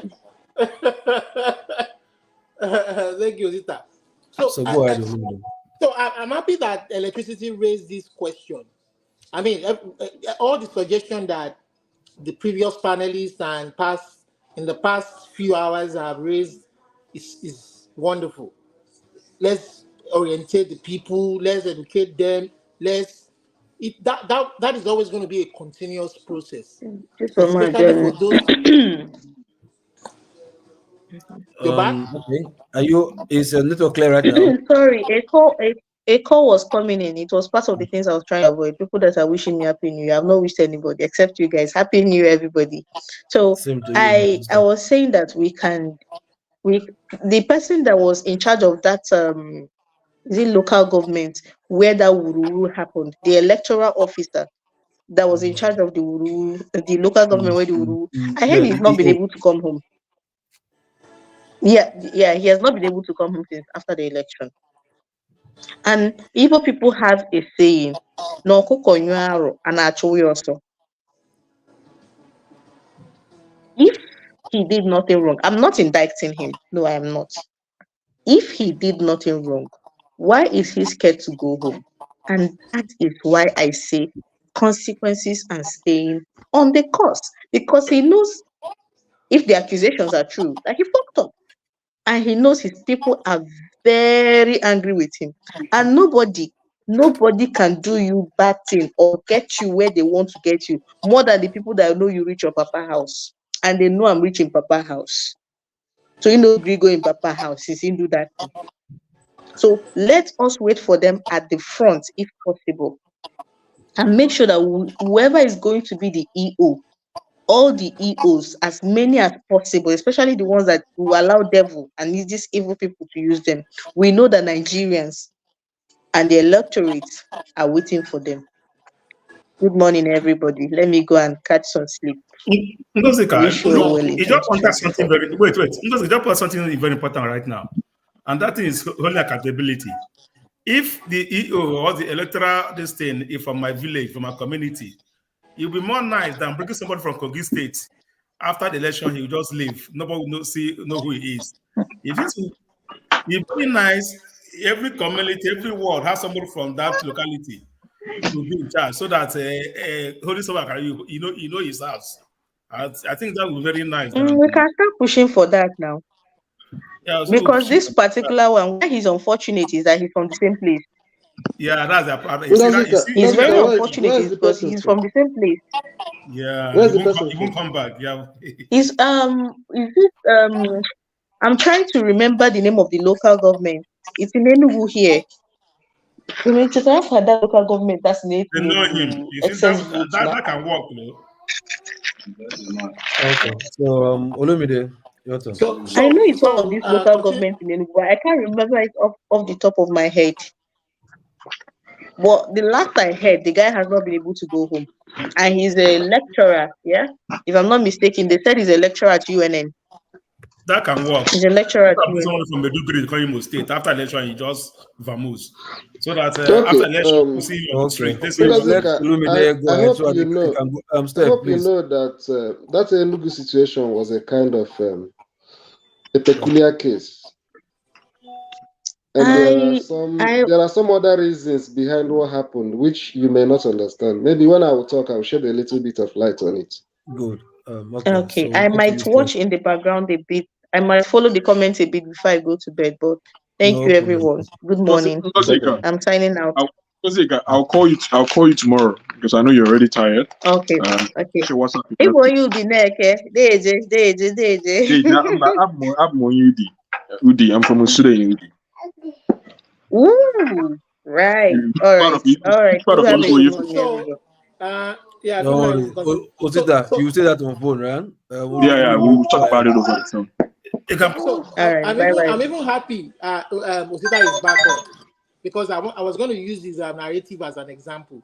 Now, Osita is interested in going back home to participate in elective position because he wants to bring some of the ideas that he has learned from this part of the world and wants to use it to impact his people's life. Now, Osita doesn't want to join APC. He doesn't want to join PDP because of their kind of politics. He has seen that their kind of politics is not a good vehicle for him to achieve that aspiration. Maybe Osita wants to join another party of his choice. AAC, to be precise. The show Red Party. Okay, so there might be And I have my reason why I want to join AAC. Good. There might be different reasons for wanting to join AAC. Maybe Osita is of the view that, you know what, they won't sell him a form that will cost 5 million naira or 10 million naira for an elected position. maybe the form will cost maybe 500 naira. You understand? And then he also realizes that he doesn't have to bribe delegates within the party. All he has to do is make a speech to the different delegates, believe in him, and hope that he can deliver and convince them to select him as the flag bearer of the party for that position that they want him. Now, Osita gets that elected to represent his party as that candidate, either as a chairman or whatever position that he gets elected in. Now, my fear for Osita is at the end of the day, Osita has Mr. Steph, can you please mute, please? Guys, too much noise in the background. Mr. Steph, can you please mute, Mr. Steph, please? Okay. Osita has campaigned to every nook and cranny of his environment, to the people. He has convinced them of what he intends to do, and he's very upbeat that his people will be voting for him to come and, implement that change that they want to see. Now, at the end of the day, my fear for Olisa at the end of the day is Olisa's vote, the umpire that is supposed to collate those votes and show the results to the people that yes, Olisa truly and freely and truly won this election. My fear is that because the other parties that are corrupt and have no intention of really doing anything, using the people's resources for their betterment, has now corrupted the system, influenced the system in a negative way by bribing officials to swing those votes in his favor. My fear is that the umpire we have in Nigeria at all levels, the local government, the state government, the state House of Representatives and senators, and indeed the presidency at large, will not collate the true results, but will only collate results to reflect the person who has influenced them the most in a negative way. Now, my other fear is that part of the institution, we know there's a problem. The other institutions of government that should see this thing happening and arrest the situation, the law enforcement officers, our police or our army, seeing people snatching ballot boxes and arresting them, look the other way when these things happen in favor of the government of the day or whoever is doing such vice. So that is my fear, which electricity brought up, that we have a major problem. No matter how much we enlighten our people, we educate our people, at the end of the day, the umpire is a big factor. That the umpire should give us a good first-time results. We know that the judiciary now is another problem that we never thought in our wildest dream would be a major problem, but now, so we are in a conundrum that just keeps getting worse and worse. And imagine we're already talking about 2027 now, and we are everybody's like, we're not even sure what to do, we're not sure where to go, we are not sure of how best to resolve this situation. So that is my own fear for Osita. That I don't think it stands a chance until these problems are addressed. No problem. Can I respond? You are not God. Hold on, you respond, please. You are not God. You don't know what will happen, so you can't say it doesn't stand a chance. Try to maybe discourage him from doing what he believes he wants to do. So I would say, Olumide, you are very wrong, 100%. That's just my own objective analysis. Because you don't know even his community, you don't know what he has done before now in his community, you don't know the ideology he's bringing to his community that they might key or buy into. So saying he doesn't have a chance with the way police is run in whatever terrain you come from, I would say that is very wrong for you to say it doesn't stand a chance. But God for everybody. Is it Mr. Steph, right? Yeah, I think you wanted to say something. So we just do it from. Yeah, Osita Demma, good evening. And my brother, well done. Look up here and the rest. It's a good thing to hear that you're planning on hitting the ground running in Enugu. Is it going to be governorship? It's not your business. Leave it. It's a secret. Yeah, not your business. Leave her. No. Okay. The area most passionate about, which I believe is the only place where changes can start happening, is in the local government area. Exactly. That's what I believe. Okay. Let me speak a little bit on INEC, then I'll make an appeal to you directly. On INEC, I think that lots of things have happened already, as Ngozika said. You know, we thought that Buhari was a strong man. But when Buhari appointed Loretta Onochie, a card-carrying member of APC, into as INEC Resident Electoral Commissioner, the whole country were on rampage. They criticized it, they made noise, and subsequently he listened and withdrew the appointment. No, sorry, it was pressured, not even listening, it was pressured. No, whatever it is. But then what happened when a different president, Tinubu, became president? He appointed not one, I think 2 or 3 card-carrying members and active participants in their various states into the same position. Did he budge? He did not. So what did he tell you? Gives you an idea of what is to come.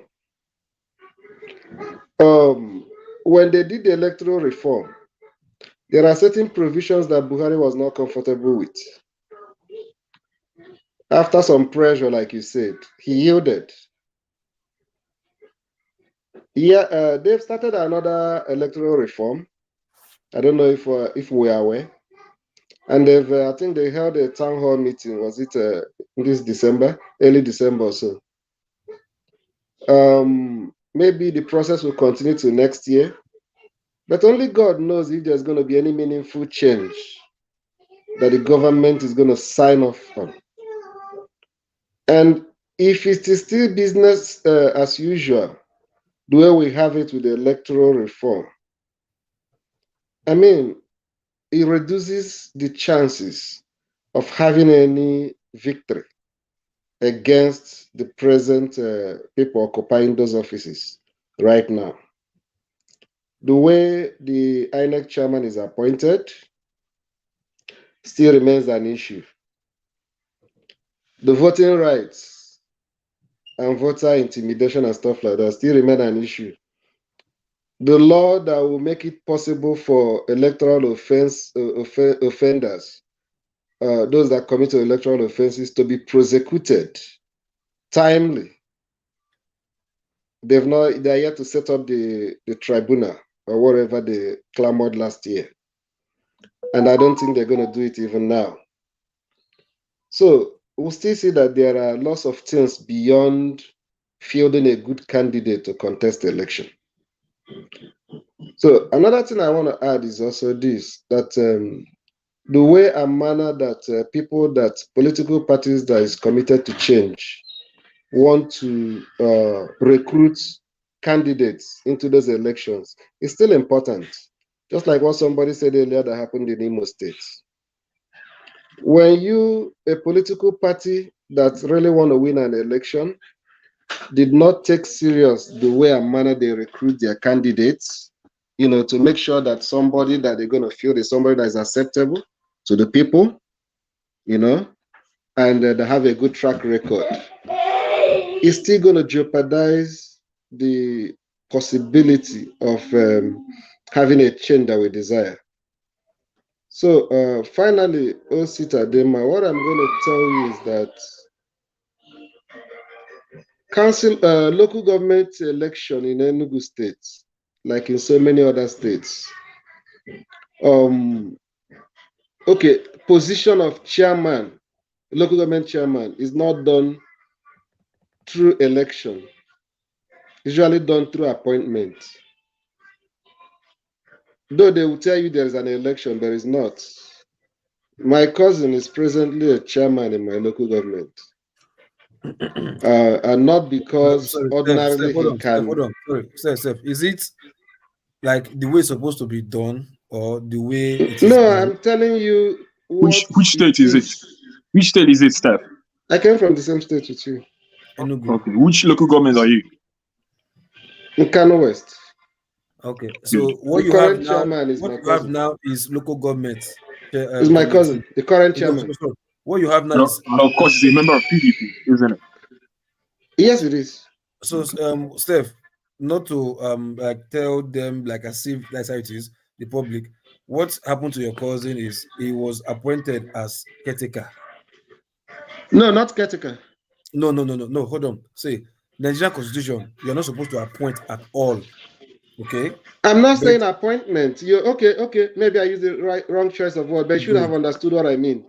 What I mean In is that quotes, it's just Lokopi is explaining in yeah. quotes. What I mean is that during that season, in one of their political meetings where they have to do the nomination of candidates, the ruling party itself, Okay. when they gather, Mhm. the political figure in that local government that is in good terms with the governor Yeah. will recommend somebody who he feels that they can trust. Yeah. Of course. You understand? Yeah. Of course. Because they're going to commit resources into the local government chairman's hand. Yeah. And those resources are going to be used for mobilization, Okay. recruitment of thugs and cultists and yeah, all those ideally, things. but yeah, not supposed You to be. understand? Yes. So, based on recommendation, because the governor did for the local government he did not come from, he now said, okay, we are now nominating so and so Mr. Loco as the flag bearer for our party in the local government election. Good. Okay? Yeah. Then, on the day of the election, the state electoral board will now release the results of people that won the election. So you may still be in the field conducting election, casting ballots. Mhm. Then they will start announcing the results. Yeah. Did you understand how it happens? But this day I'm not telling you what I think. I'm telling you how it happens. Hold on. No, I understand what you mean. No, you see, we've seen that before in Nigeria. Even results are coming in from some local governments, right? The INEC officials are bringing results, transporting it, and they've announced results. We've seen that before. But like what you are saying now is this, right? It was the state governor, right, who maybe wants his party to be in that local government, right, will now coerce or twist, not even twist, bribe the state electoral officer. No, he's not bribing. He's not bribing. No, the state electoral board is set up by the governor. It's the same thing. They have allocation. I'm coming. They have allocation. It's the same thing. It's the same thing. That's what I'm saying. He doesn't need to bribe them. How things are being done, not normally. Nigeria doesn't. He doesn't have to be first. You're still not getting my point. You appointed them, right? Which is very wrong, right? You said you're not supposed to appoint them first. You can only send for recommendation to Local P. Don't worry, I'm just saying it for the benefit of us so that he will know what is going to be up against. Okay? So, because they set up the State Electoral Commission, they already have a mandate. This is what we want. Don't get me wrong, they're going to do campaign. In Enugu State, for instance, they run beautiful campaign. Yeah. They take it serious. Yeah. You understand? Mm-hmm. But whatever result is going to come out that day is not based on what happened in the field. They run the campaign just to make sure that they fulfill all righteousness.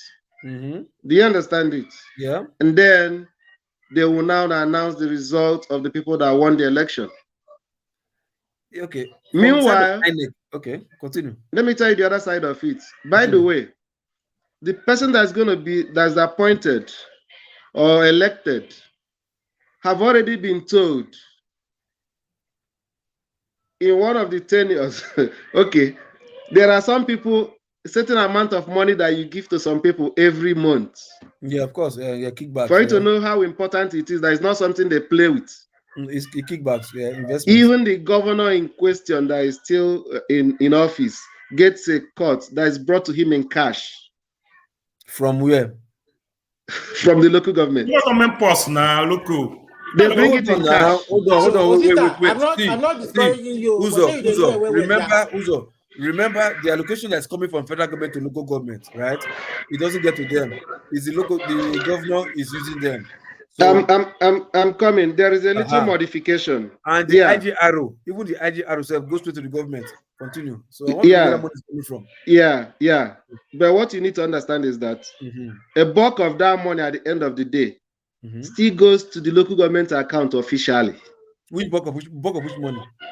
That federal allocation that comes to the states for local governments into the joint account. Yeah. After some deductions for maybe some joint projects that they want to do, a reasonable amount of that money still goes directly to the local government, signed by the chairman. But it's different from the cut, which the chairman is going to bring in cash, either to the governor and some other godfathers in his own local government that recommended him. Those things are agreements. I know there was a time, I think before the tenure of this, I don't know how much this my cousin gives. Tenure before this, my cousin is like 8 million to the present governor then, and then the one that was before him, that was the one that recommended him, gets about 6 million. This thing is given in cash. It's not transfer every month. So I'm just giving you a background of why you cannot just come an outsider from any party say you want to contest. Or have to do. It's easier for you. I'm coming. It's easier for you to win a House of Rep from a different party than to win a local government chairman from a different party. Chairman is a small local government is a small entity. Do you understand? Local government politics is stronger than the presidential politics. Electricity, I hope you understand what I'm saying. Hey, loco. Uzo, you say waiting. So, just factor it into your consideration. Sorry? So that you don't just go throw money around anyhow. Yeah. No, see, look, my brother, I'll tell you this for free. Look, when it comes to politics in Nigeria, right? First of all, it's all about ideology first. Then, if you now say that's your cousin now that is now the local government chairman, first, ideally, you present yourself to party leaders. That depends. No. Hold on. No, let me tell you, his own. He wasn't contesting. It's not contesting. Okay, it doesn't matter. He was like, can I give you a background? No, see, I understand that political meeting that they had that day.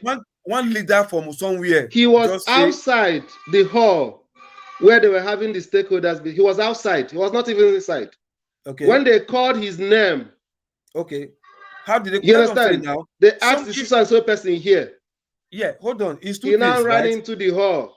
Okay, see, it's two things. So it was a shock to him. Okay, Steph, hold on now. It's two things. On that day. You might present yourself if you want to contest to party leaders, you understand? Or secondly, in the midst of discussion from one leader to another leader, you like I think we have one competent somebody in one local government called Mr. Steph. I think I've seen him around. He's well read. Is this and that?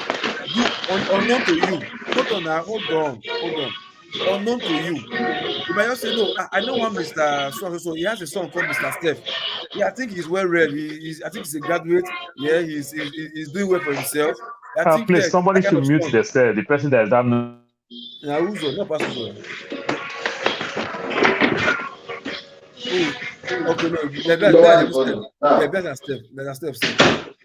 You understand? So they might just be discussing and like, oh yeah, we have one Mr. Steph. I think I know his father. His father is he's late now, but he's doing well. Yeah, they might just call your name, but it's not that they don't know you from Adam. Nobody can pick you from Adam. They don't know you. So like that, they must have seen you trying in one place. And who is that guy? I think that guy is from which local government or from which? Yeah, I think we should use that guy. I think then they will now call you. Like that's why you now come into the picture, and they will not tell you this is what we want you to do for us. So, if you're interested, if you game, then they key you into the issue. Then coming for the election part, they've already had a consensus that now is you they want to bring out from that ward or local government or whatever. And as they are going, they might also convince other leaders in other community or other ward or other local government that you are not the one now. That will they now choose to represent us in this local government. and with your leaders who have strong foot in the party, they will say, okay, leader don't talk, nobody will contest like that. Then they might also say what's that the point? kingmakers. What is different from what Steph has just said? The same thing he just said. See, hold on now. See, Uzo, I'm painting two scenarios. I say one is you might present yourself to them and discuss with them, and they might find you worthy, and they say okay. Secondly, you might not even know what's happening, and they might just go that, yeah, we know somebody for some place. At least the position hasn't got to this area before, and we know somebody who will take his competence that can do it there, and they just call you in. That's what I'm painting two scenarios whereby you can come in. Then take it further to when it comes to election. They've now come to consensus that you are no contender, unopposed, and you're not a flag bearer. You understand? Then whatever you now go for primaries or whatever, you understand? They already know it's you. You might even win the election unopposed. Everybody nominates you and votes you on a regular good election, and that's it. Then when it comes to the INEC now, state INEC conducting the election for local government, you understand? Ideally, they're supposed to be unbiased, but the people who are doing that, they are coming from recognized state INEC representative that is known to federal INEC, as in national INEC. It's not like the state governor will just say, no, you come. I was one who nominated you there. Do my bid. No. It doesn't work that way. The people who are conducting the election also report to the federal INEC. You understand? So, but conducted in states wise, with federal INEC not interfering. Can I help you? Can I help you? Wait. Let me ask something there. Can I help you? Can I round up and help you? Let me finish now. Let me round up and help you. Those people are appointed by the state government to work on their behalf. No. They might be. Can you wait so I can round up with my time? I'm going to round up and leave you to talk. They might. I just want to clear. I just want to clear one or two things you said. Number one, right. State electoral commission has no relationship whatsoever with INEC. 100% right. No. 100% State electoral commission has no relationship whatsoever with INEC. They don't have any form of relationship. No.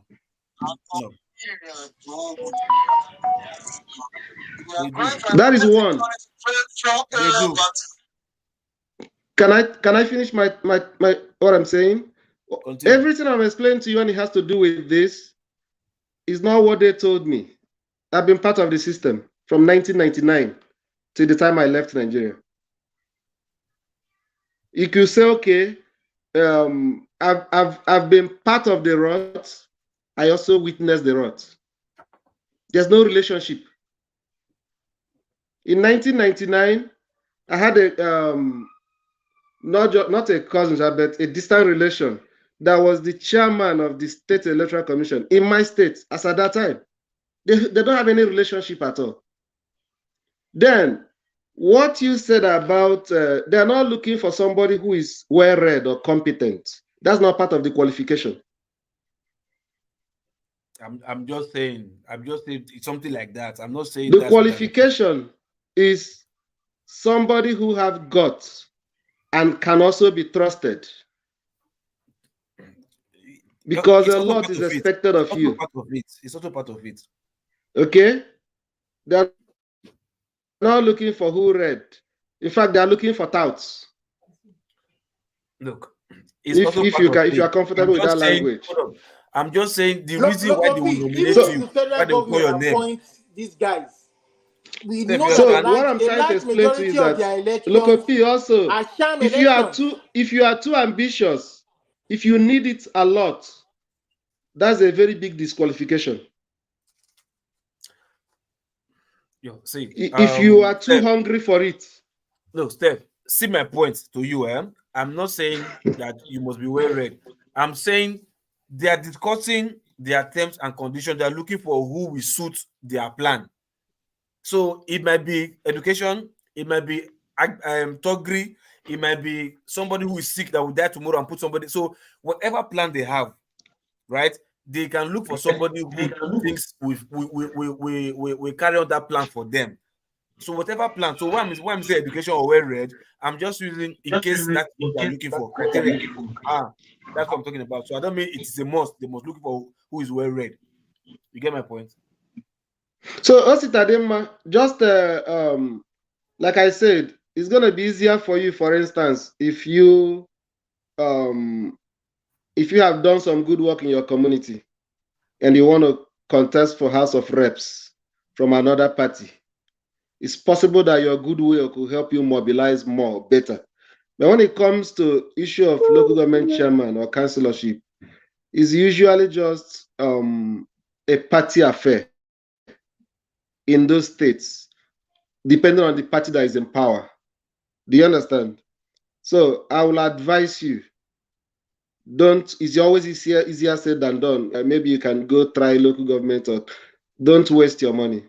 If you doubt it, go ask questions. Since 1999 till date, if there's anybody that is not PDP that have ever held councillorship or local government position, chairmanship position in Enugu State, there's nobody. And I don't think it will start from you running for local government chairman under AAC.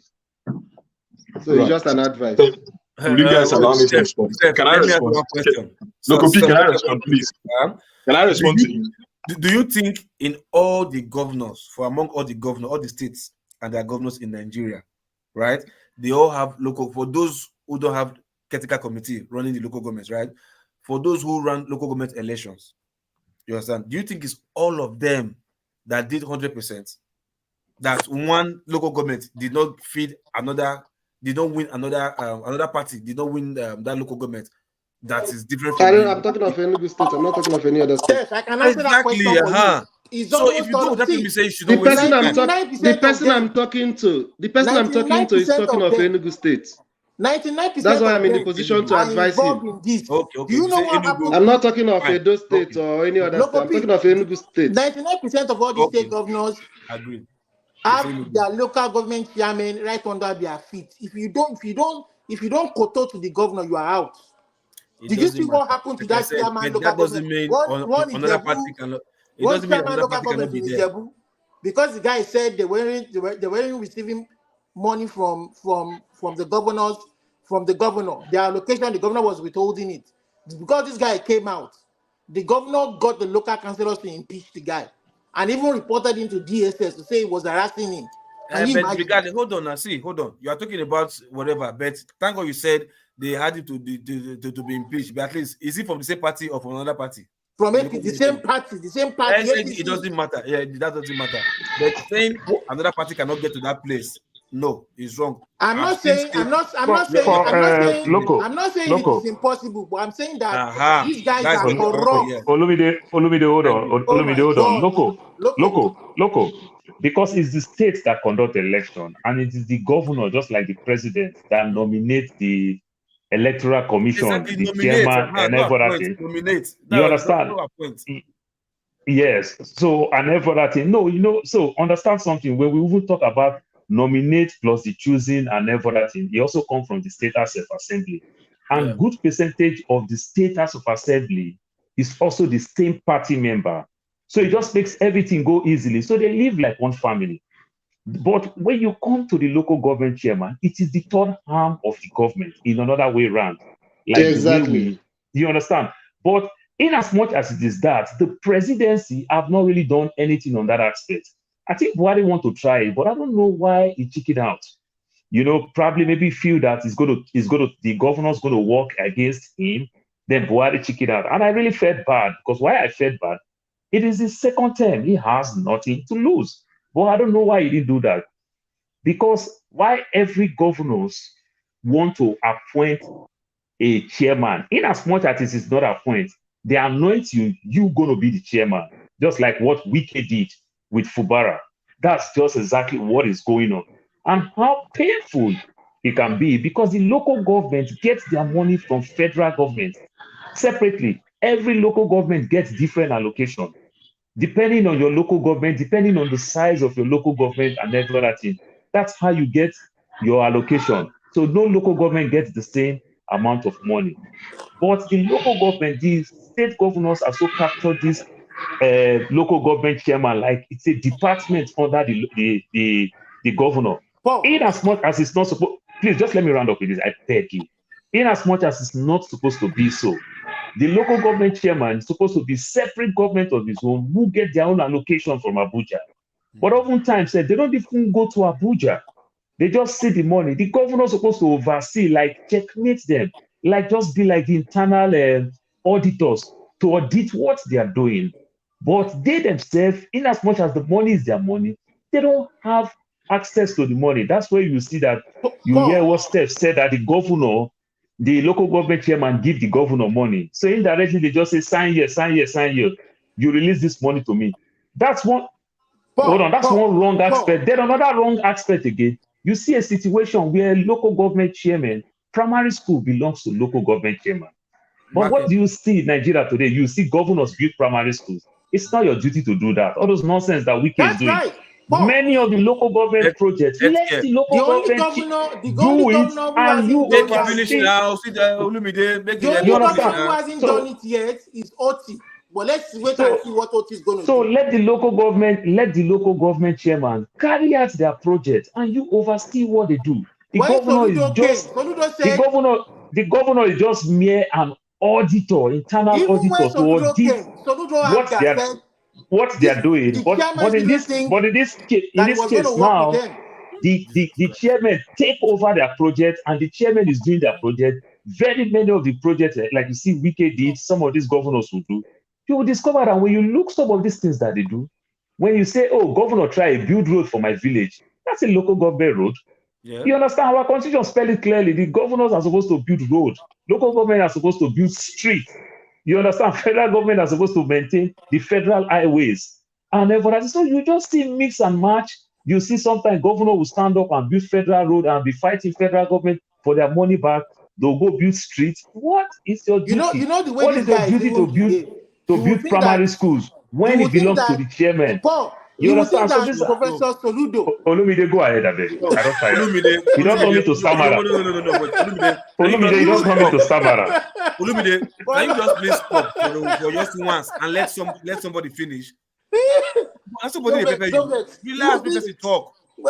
No vex. You would think that Professor Soludo, that is well educated, will obey the law. But Soludo came in. Soludo said, the chairman of this local government, you know what? Don't think that I'm going to work with you guys. He was Abga governor. Some of the chairmen of local government are PDP or APC. He said, don't expect me to work with you. I will give you your salary. I will give you your entitlement. But if you're expecting anything else from me, forget it. Okay, Olumide, let me remind you, I'm still the person moderating here. So please, Paul, continue. So if the governors allow the local governments to work, this is where you see local government, you see challenges, because any local government that didn't deliver, at the end of the day, when they are leaving, they'll say, governor sees all my money. You understand? So there is no competition.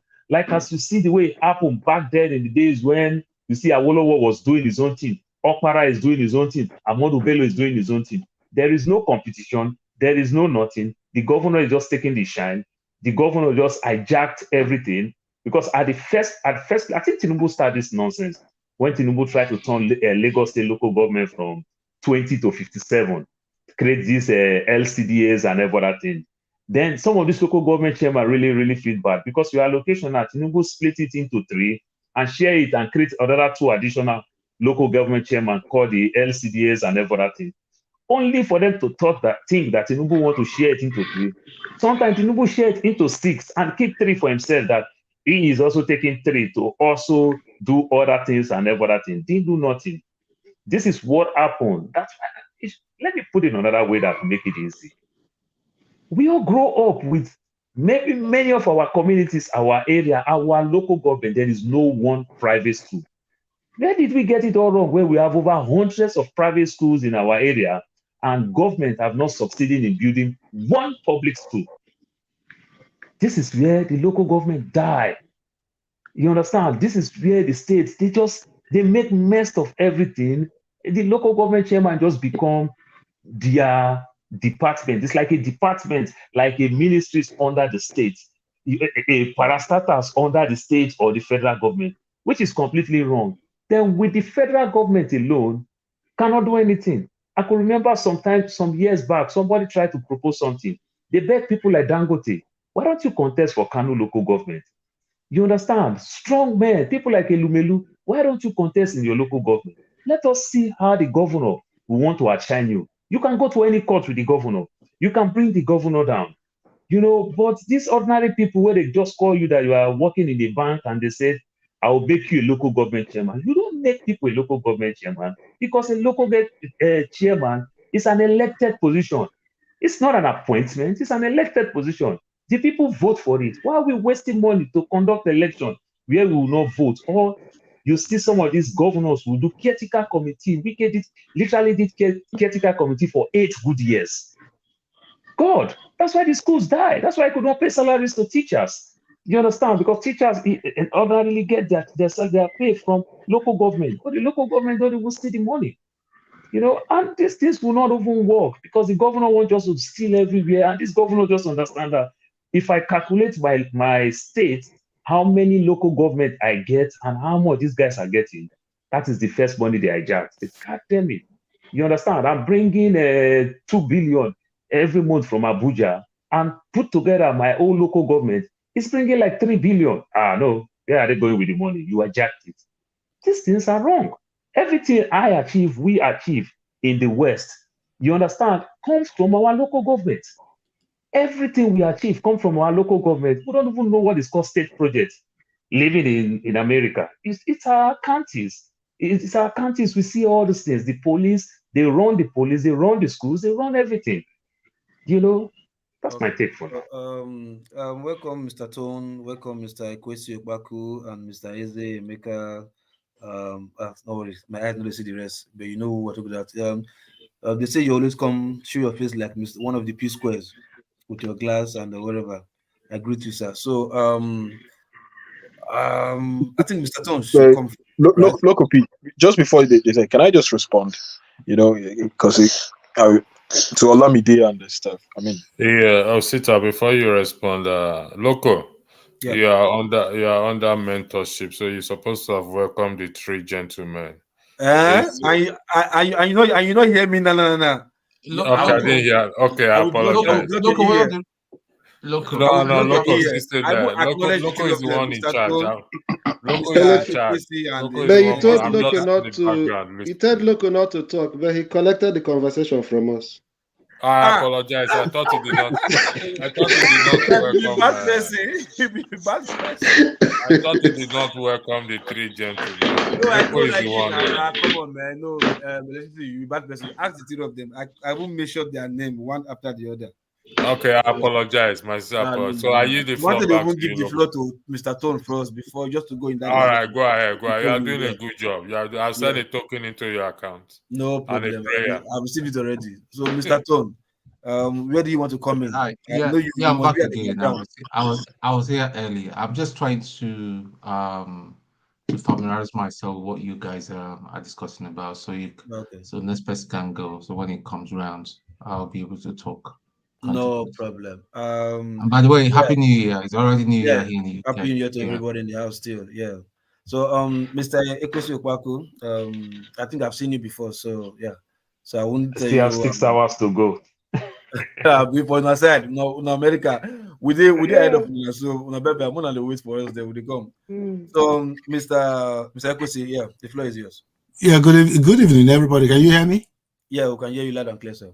Yeah, I like the way Paul spoke. Paul actually explained the entire system we run in Nigeria, and even Steph was saying, I don't think Steph was making it up.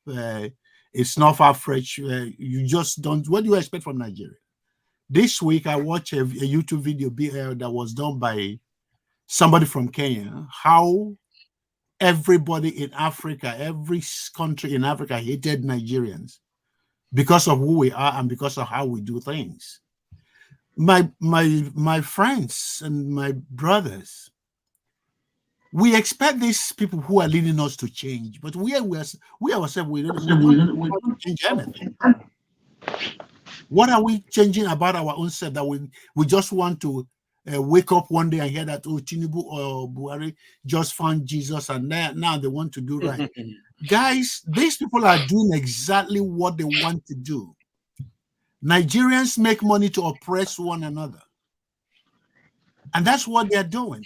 So, look, don't defend the situation because the situation is rotten to the core.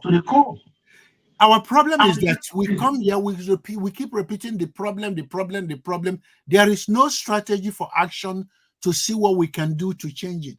It took 100 years from emancipation to when civil rights started in the United States. But at the end of the day, the only thing that changed the situation was the action of the people. It wasn't the people who messed it up that changed it, because that's what Albert Einstein said. You can never change a system from the same method that destroyed it in the first place. Our goal on this platform should be, what is our strategy? It's never going to be overnight success. What is going to be our strategy to start striving to see what we can do to change it? And Osita Dimma can go there. If Osita does not win any chairmanship in Enugu State, that's why I disagree with Steph. If he doesn't win the chairman or chairman of any local government, he can shake the system. I'm from Anambra State anyway. He can shake up the system. And that's what P2B did. P2B came to office, paid pensioners' arrears for about 10 years, if I'm not mistaken. Who owed them the 10 years the P2B came and paid back? Some other governors. And guess what happened? Because he cut the money from renovating the governor's mansion, they impeached him for saving money. Guys, we know what's going on. Our people are corrupt to the core. So there's no question about that. Paul already said that in the United States, everything that goes on in the United States is done by the local government. At best, the state government does when it comes to public universities. The universities in America are not owned by the United States government. Probably when you see all the universities, they are all owned by the state governments. They're all sponsored by, financed by the state government. But we don't have a foundation like that, and we want things to be right. Somebody got to build a foundation before you build a house. And that's what the guy, Lincoln, you did in Singapore. That's what they did in South Korea. But we expect things, even if we elect all of you here, because I know no matter how corrupt you are here, you're not going to at least eat all the money. You're going to eat, probably going to eat 50% and use 50%. It's not going to change Nigeria. Mr. Okpagu, I'm sorry, this is the first time I've heard it. But if you have spoken well... Olumide, no, I won't allow you. No, I won't allow you, please. I just have a question for him. Don't worry. When I'm done, you can ask your question. So this issue is not telling ourselves, reminding ourselves about problem over and over and over and over. It makes us look retarded. Because all our life we grew up in Nigeria. Steph said that he used to be a part of the deal. That people that causing all these things. But now he's on the other side. He's now actually seeing the light why it is not right. Why it is not right. And to be honest with you, so we know the problem. It's not new to us.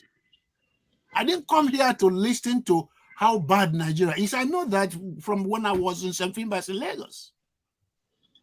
I know how bad Nigeria has been since I was born. It's not a new thing. What are we going to do? What is our strategy to start reshaping the system? That's all I have to say. Now, let me hear Olumide's question. So my question was, now my fear for Osita is that except I feel that the primary challenge Osita will face at the end of the day, after doing all the hard work of reaching out to his community, convincing them that he's the best person to deliver development and use their resources to their benefits, that is the best person to do that for them. My fear for Olisa is that the umpire that is saddled with doing that will not allow him get there, they will rig him out. Okay. That is the biggest challenge that he has to face. Okay, let me answer you. The umpires They've been there forever. We've known about them a very, very long time. You are not telling us a new story. These corrupt people have been there all the time. Osita knows that he's from that place. He doesn't look like a 10 years old kid. To me, it takes courage. Listen, it takes courage to do anything that you have never done before. And he knows that the possibility of losing is there. I support, if he's raising money, I will put my money in him. Because it takes courage to do anything. And that's what we lack as Nigerians. We lack courage. We're very weak people. We don't take initiative to do something fearful. There is a statement, John F. Kennedy made a statement when he was talking about putting a man in the moon. He said, the second sentence he said is, we are not doing it because it's easy. We are doing it because it's hard. In Nigeria, we don't do anything because it's hard. We are looking for easy things and easy way out. And that has to change, both for me and for everybody else. Because we have to reconfigure our mindset. Can I make this comment? Listen, and that's the only thing that makes sense on this platform. Every other thing is garbage. Can I chip this thing in? Thank you very much. Yes, sir. Okay, what I want to chip in is this. It's not as if I'm discouraging us, Denmark. I just remember what I concluded with. I said I want him to know what he's going to be up against. Good. Do you understand? Good. Because that is important. Good. I don't think that anybody that really want to go and occupy a political office is going there just because I want to go try. Do you understand? Yes, you want to win. If our brother that I think almost everybody here rooted for, who is Peter Obi, contested the presidency, but it seems like he was not really fully aware of what he's going to be up against. Oh no, he knew that, because don't forget that Buhari ran 3 times before he won the 4th time. I'm coming. Yeah. So you think that he ran just to try? No, he was running to win. Exactly, but you see, he knows that even Peter Obi knows that he was. I'm coming. Why I said I think that he does not really know what's going to be up against. So, Osita Demma, if you're going to do it, it's going to be double the hard work. Yeah. You're going to consider the fact that you're not just hoping for people to vote for you, because even if they vote for you en masse, you're going to secure the votes. You're going to count it and announce it by yourself. Because the same people who printed the ballot paper is the same people who knows the number of ballot paper they have. Mr. Steph, I think what you are doing, I think you're doing in as much I think you're advising him, right? Guys, can I come in? I've been trying to speak since I got all these Can I just come in? The advice is like no. Can I just I'm respond? somebody who believes that I should know all the odds that's going to be against me when I start planning. Listen. Even the advantage, you're not even telling the advantage. Listen, you're telling more of the disadvantage of listen, guys. Yeah. Listen. Tell him what is good, what can happen. Listen. Exactly. Mr. Tone, as soon as Enugu State local government election is just around the corner. It's in February. Yes, brother. You see that, bro? Now, I'm not going in there because I don't want to go in there because I have the certainty that I'll win. No. I'm not going in there without knowing that, okay, look at all these factors. I know that the odds are 99.9, in fact, 110% against me already. Thank you. I'm not a part of the political system. Thank you. The only thing I have is the passion to make a change. Exactly. You might say, oh, I could lose money, lose my resources and everything. So what? If all of us, if we keep on holding down money, keep on protecting ourselves, not wanting to lose anything, we're not going to get forward. It will all be just about complaining and complaining. I said this year is a year of action. Yeah. We can either move forward or we stay stagnant. In fact, there is no stagnancy, because stagnancy even means that we're in one place. It's either we decide to move forward or we continuously retrogress. As a matter of fact, let me interrupt you, Osita. Steph, you're going to be the chairman of his campaign in the United States. And we're going to raise that money for you. You know, the truth is that someone has to do it. I know. I feel you, bro. I believe you. Why did I choose the platform APC? And I'll come back to Alex Oti. Someone just said something, and I was having a conversation with a senior and sister of mine here in the UK, who's from Abia State. She lives in England. I live in Scotland. She was, she was saying all the good things about, how good things are happening in Abia State. I said to her, look, I admit that we've started seeing certain changes in Abia State, but I said to her, how long has it been since Alex Oti has been in government now? Almost 6 months, if I'm not mistaken. What happens to the local government? Because for me to know that a governor really at this point, day and age where we are, wants to bring development to the people, you can't tell me you want to bring development if you're not allowing that free democracy to thrive within the local government, if you're not ready to empower the local government. And the first step to empowering the local government is by making sure allowing a free and fair election, regardless of how detrimental it could be to you. So while we all, make cheers for Alex Oti and everything, we need to start holding him accountable as well for what happens in the local government. Because someone said it here, the roads you find in the streets, in the communities, the market, the primary schools, the secondary schools, where you have the worst of deterioration and retrogression happening, it falls under the jurisdiction of the local government. If we had very functional local government, you and I wouldn't even necessarily want to care about who becomes the governor of a state. Exactly. Nothing should concern us about who is the governor. That is why the seat has become so intoxicated and powerful unnecessarily. We shouldn't have to bother about who becomes the president. The things happening in Plateau State, where it happened, they said politics is local. The word local, and I shout it in capital letter. Politics is local. So, Sita, I had one word to you. You continue. That's why the mayor of New York City is popular than the governor of New York. Exactly. The local government, all we should care. And that was why when I was asking you people, delving deep more into the structures of local government, when we are making the conversations about ward and councillors, which made me start. When Amadia spoke about community chairman, and I now started interrogating, where does this community chairman fall in the structure of governance? Because I couldn't find it. Because to the best of my knowledge, what I know is that the wards elect councillors. Councillors, exactly.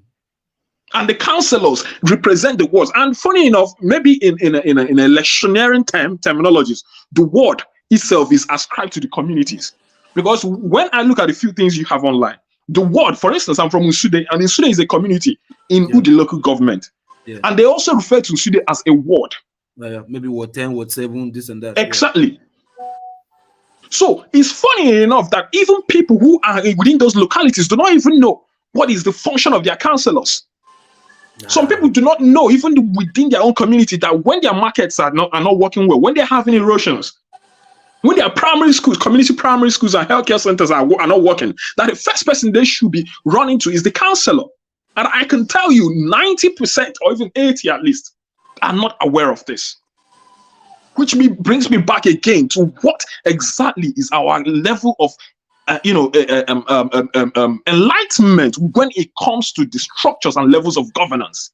Because something will happen in a village, market, and the person in the village will start calling the governor. You've not called a councillor, you've not called the local government chairman. So we cannot all be saying, oh, we are scared, you're not going to win, or no. There is no other way we're going to change the system unless we engage it by ourselves. We interrogate it for ourselves. We stand tall and question it for ourselves. We've seen the line. See, I can decide to go and erect a mansion in my village. But who is that house going to help at the moment? Who is it going to help? I don't live there in the village at the moment. And my child, and the funny thing is, I already have my child here. My family is almost here. And if care is not taken, and that you say, okay, we want to just continue to live our comfortable life in the UK and everything, send people money and all that stuff, we will slowly lose our heritage, guys.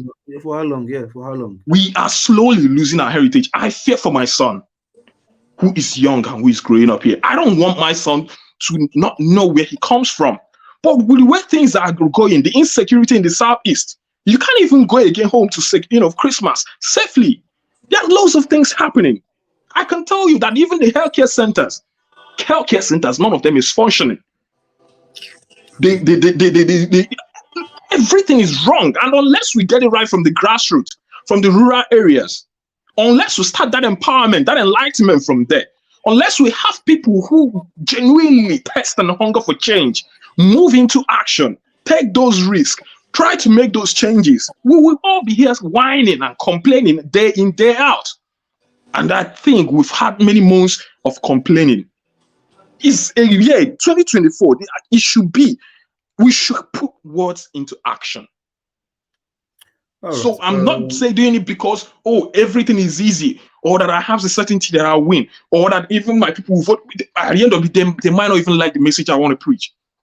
But my own message, I have to put it out there. I might not win the election, but I'm sure that I will win 1, 2, 3, or 3 or 5 people's mindsets during that process. Even if I'm not the only one who finally bring the change, let it be that someone has started initiating it. If you talk about a place where someone who wants to make a change is, you can remember my own community and say, there is someone who tried or who is trying. Maybe from there, someone from Abia State or someone from a neighboring local government might also want to have the courage to try. We must continue. We must press forward.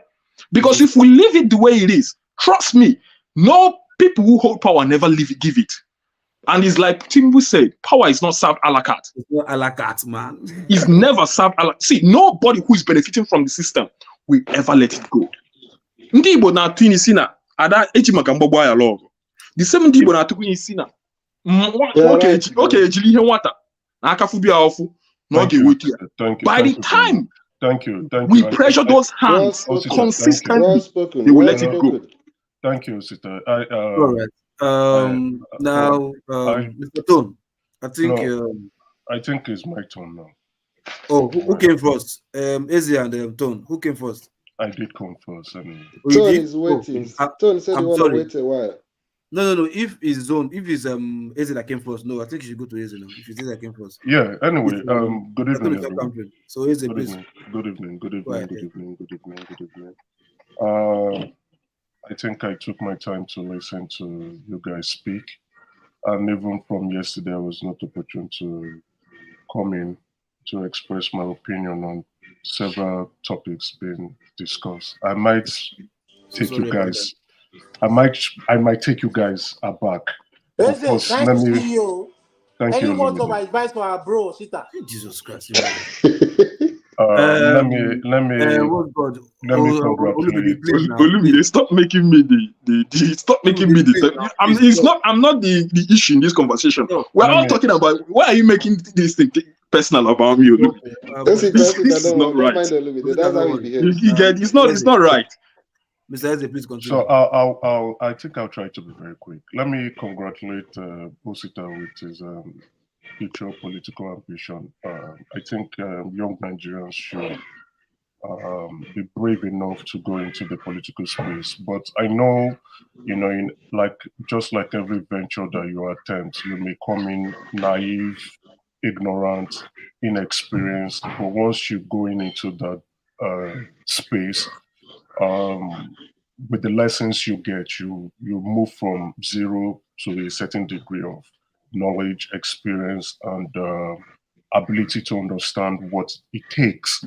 So I would encourage you, please go ahead, even regardless of the fact that you know that you are not going to make an impact, but it is good.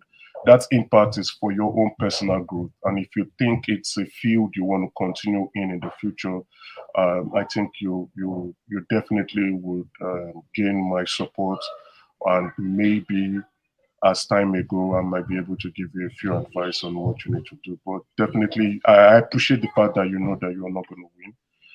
which is really good. You're going there to, I think the thing you need to go there to do is to gain experience, understand that political space, which a lot of young Nigerians do not know. And that's why they keep complaining and talking gibberish, especially on social media. So once you go in there, I believe a lot of people will look at you, especially you coming from the diaspora, and they know that you come with some level of exposure and experience of Western society, right? And you'll definitely find some people who would gravitate themselves to you. But again, even if the result do not turn out in your favor, count that as some experience on your heart, and move on, keep striving, keep building, keep re-strategizing, keep reorganizing, keep re-energizing yourself. And before you know it, your followership will continue to increase, and then you'll begin to have the ears of the people who will want to listen to what you have to sell. But while I think I'm here for a specific purpose, especially from yesterday's view show. And why do I say so? I said a lot of us, especially young Nigerians, when I say young Nigerians, I'm looking at the age of 20 to probably 55. We are very impatient.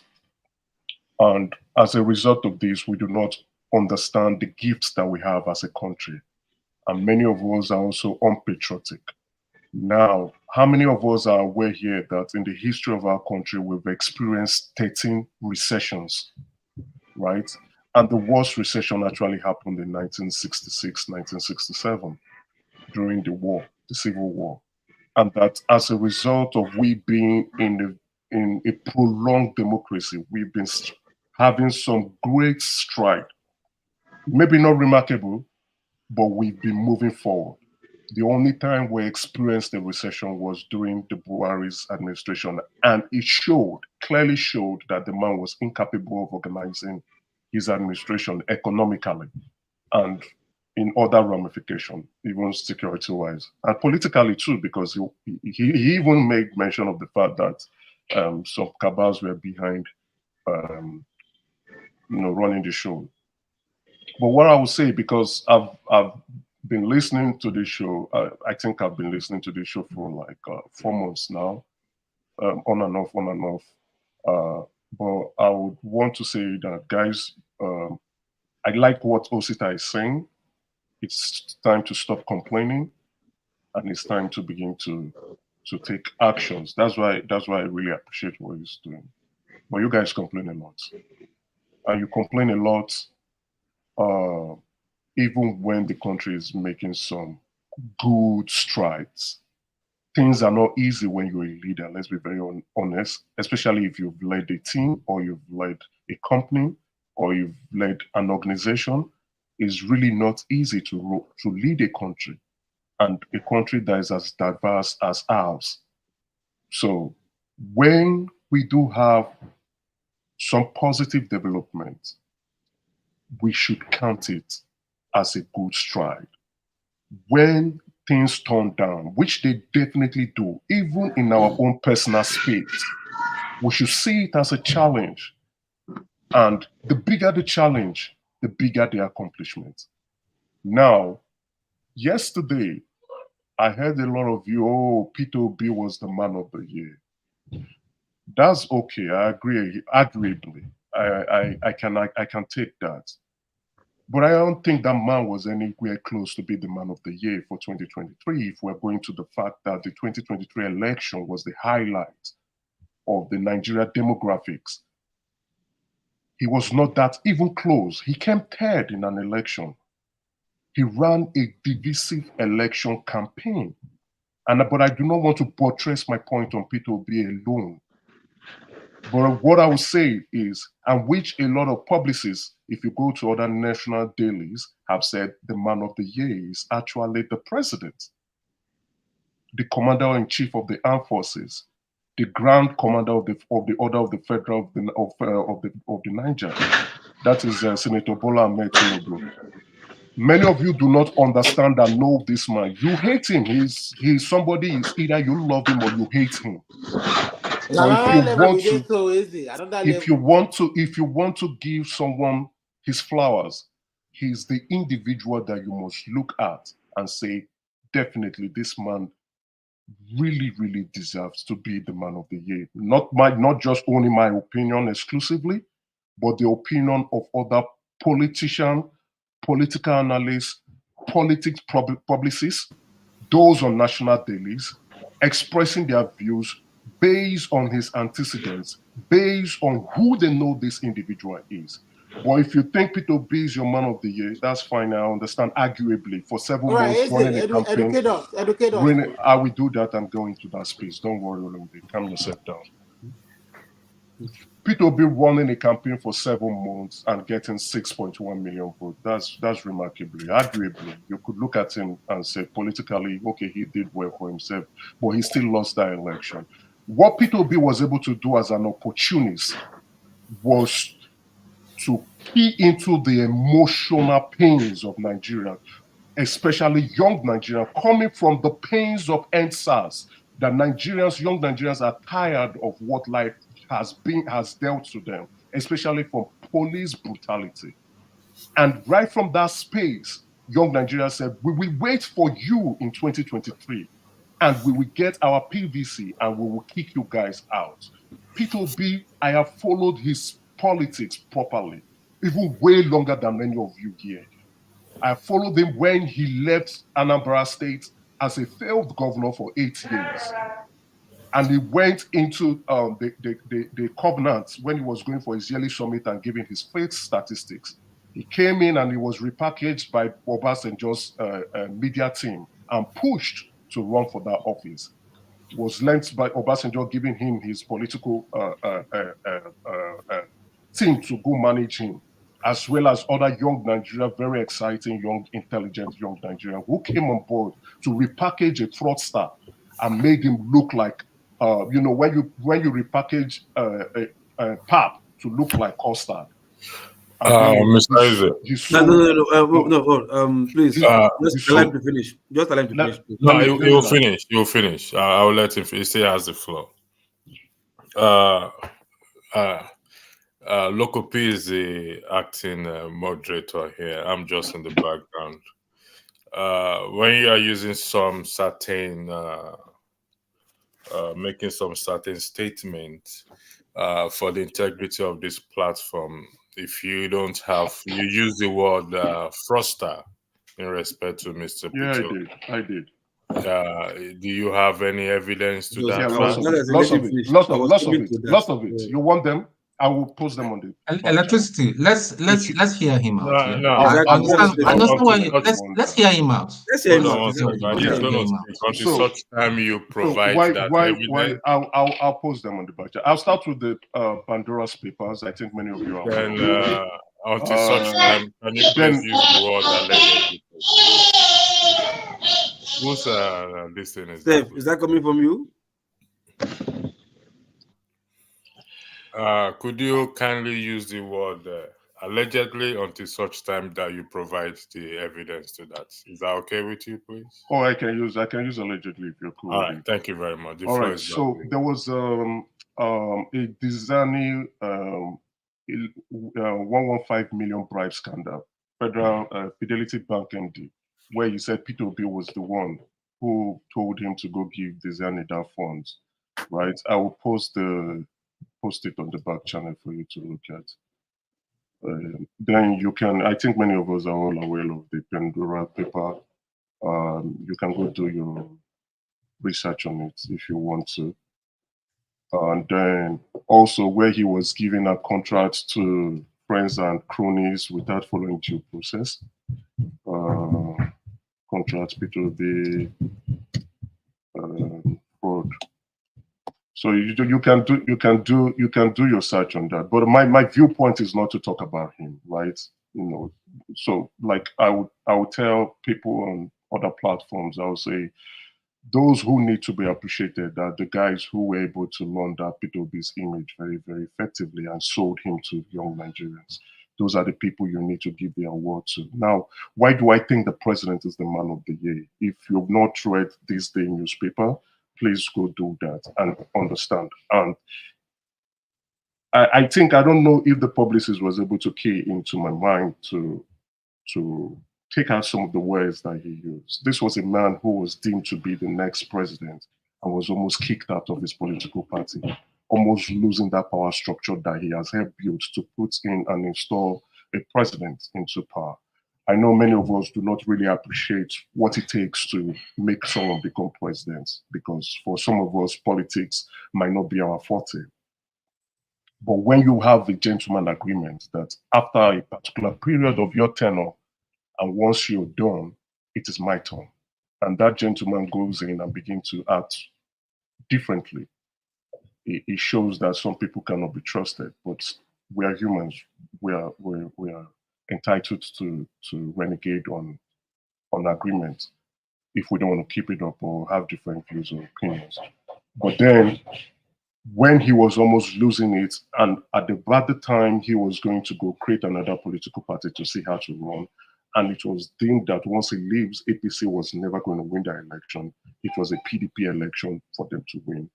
He was able to galvanize his people around, went to the Southwest delegates, even though his own godson was betraying him.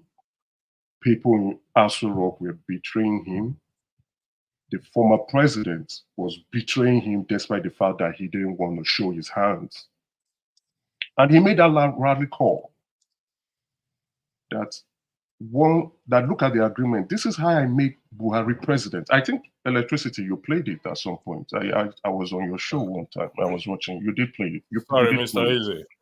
I just read the document you posted, and I'd like the record to reflect that issue is an allegation that has not been proven. Would that be correct? It didn't go to court.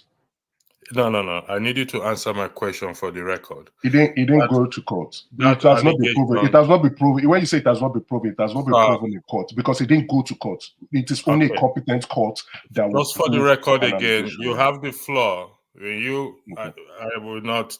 The channel don't tolerate maligning somebody's character without evidence. So no, but Electricity. I know. You said you are not the moderator, right? I told you I've been watching this show for 4 months, and I've seen you guys malign the president. So don't bring up that morality piece. When you are the moderator, I can accept that. But I have seen, for you, I have not seen you do it. But I have seen people malign our president, call him different names, insulted him. So don't use that on me, please. Please, I beg you. Mr. Eze, please, I beg you. No. Electric. Then I will call you bias. Because I have seen people call the president different names on this platform. Listen to me, okay? Please. People call the president different names. I can agree with you on that. This one. And when they call the president names, but you don't call them out now. Then come on, that's what I'm holding you to. You're finding it difficult to hold that. I do. Listen, right? if you follow my moderating, okay, mm-hmm. I call people out. I'm not saying you should not speak about him, about anyone, not just Peter Obi, because I've been on Peter Obi's case for some time. I am saying to you, for the record, that I just read a document you just sent in the private chat that the allegation is not proven. Would that be correct? No, that's correct. It has not gone to court. So that is just what I want the record to reflect. Yeah. The record. Let the record reflect that. If people call somebody's name or this and that, and I am moderating, you draw my attention to it. Sure, I like that. I like the ground. So, I am not being biased. I just want to get. I just need to ensure that everything is in place. Unreserved apology to to All that right, space. the Because floor is back to you. yeah. Thank you. So first and foremost, let me just roll that out before I go back to my train of thought. I think I like what you just did. And I think I will hold you to task based on that. Okay, I'm not going to be biased. If you're calling someone's name, you call the person out. But I know a lot of people have been calling the president names, right? So I would use the word allegedly because it has not been proven in court. It has not gone to court. It was never. It didn't bring up. The matter didn't go to any court. But it's an allegation that the Fidelity managing director at that point in time brought up to the FCC, and as well as other allegations, inclusive of the Pandora Papers. So let me go back to, I don't want to dwell on him. He's not my cup of tea. He's somebody who I think got an opportunity, made a mess out of it, and now is creating that there's a big problem as a result of him not being able to manage that opportunity that was gifted to him. So back to the president. Now, when he went, he made that rally call. He called on his Southwest delegates because there were a lot of betrayers, and he told them that it is my turn. And his Southwest delegate responded. Unfortunately for him, he became the APC nominee. And despite the fact of him being the APC nominee, the challenges and the issues never stopped. There were people who were highly determined that that man never becomes president, even those who were in his party. He was being fought by the opposition. He was being fought by people in his party. And their hands showed that he was not going to win this election. Now in come in the Naira redesign, which was aimed at him to ensure that he does not have the funds to go out to move his supporters to vote. In all those limestones, challenges, problems, pitfalls that were and landmines that were being placed on him, he survived, and he became the president. I've heard a lot of people say, "Oh, he didn't win the election. No, P2B won the election." Please, let's cut the crap. We have an election that was being conducted, and that election was, apart from the 1993 election, that election was something that was close to it. Other elections have never come that close, and I'll give my reasons why. Because that election reduced all these high number of voting, young voters who come around, especially from the north, to vote, and the Beavers cut them off. And you could see the turnout was quite low as a result, if you compare it to other previous elections. Now the president came, he won. The road has not been any easier, but I can see the man trying to do the best he can at this challenging period in our history in the country. It's not the most challenging we've ever experienced. I think the most we've ever experienced was in 1966, 1967. We've had similar in 1977, 1976, 1978. Let me ask you, Eze, let me ask you a question. See, I'm coming. You can call me Emeka. Please call me Emeka. Right. Eze is my Okay. title. Oh, okay, Emeka. Let me ask you, let's put things in perspective. Okay? Two things. Regardless of which political party we are aligned to or which person the individual we voted for. The issue of the money confiscated from him in the United States, is that true or false? Those were, like, I will borrow your term, those were allegations, right? Emeka. Okay, we are not allegations. Because you have proof of those things. But Osita, hold on 1 second, please. Emeka, we started earlier. You said I'm biased. I told you I'm not biased, and I showed you I'm not biased. Okay. And I will rightly tell you to respectfully not to insult the viewers and everybody, because this is all over everywhere. So I'm going to ask you the question when again. you say no, let's be Let me mature. ask you the No. question So wait, hold on. We can have this conversation if you want me to have this conversation with you. Okay. And I'll be respectful if you want me to All be. right. So I'm going to But again, ask do you not hold on, Electricity. Hold on, electricity. Wait. Do not. Emeka has been talking for the past. He's been talking for about electricity wants to have a conversation with me. No. Hold on, he wants to ask me a question, and I want to set the ground rules. So electricity, I will appreciate it to be respectful too, so we can have a healthy conversation. I'm not here to fight. I'm not here to throw shades. I'm not here to hit at anybody. So what I would say, we are both Nigerians and we're both passionate Nigerians. Okay, we both want Nigerians to be a very good place. Okay, so if you come with a biased mindset, then I will feel okay. No, listen to me again, Emeka. When you sent the link in respect to P2B, I went to read it. I read everything, and I told you, and which you agree that there are many more, but I'm talking. But maybe with time, when the others are discussing, I can send you. You gave me something which I went to read. Go ahead. Yeah, and I read it, and I came back to you, and you corrected yourself that it's an allegation. Would that be correct? Yeah, I did. And I am asking you just one thing, okay? Forget about election, forget about whether people hate Tinubu or whatever it is or P2B. The issue in respect to 430,000 US dollars, if I'm correct, that it forfeited to the, is it true or not? Yes, it's true. There was a forfeiture. Okay. Now, Emeka, you take 2 steps backward, for example. Just take 2 steps backward and ask yourself this question on a neutrality basis. A man, regardless, a man that $430,000 was seized from him, purported to be proceeds from either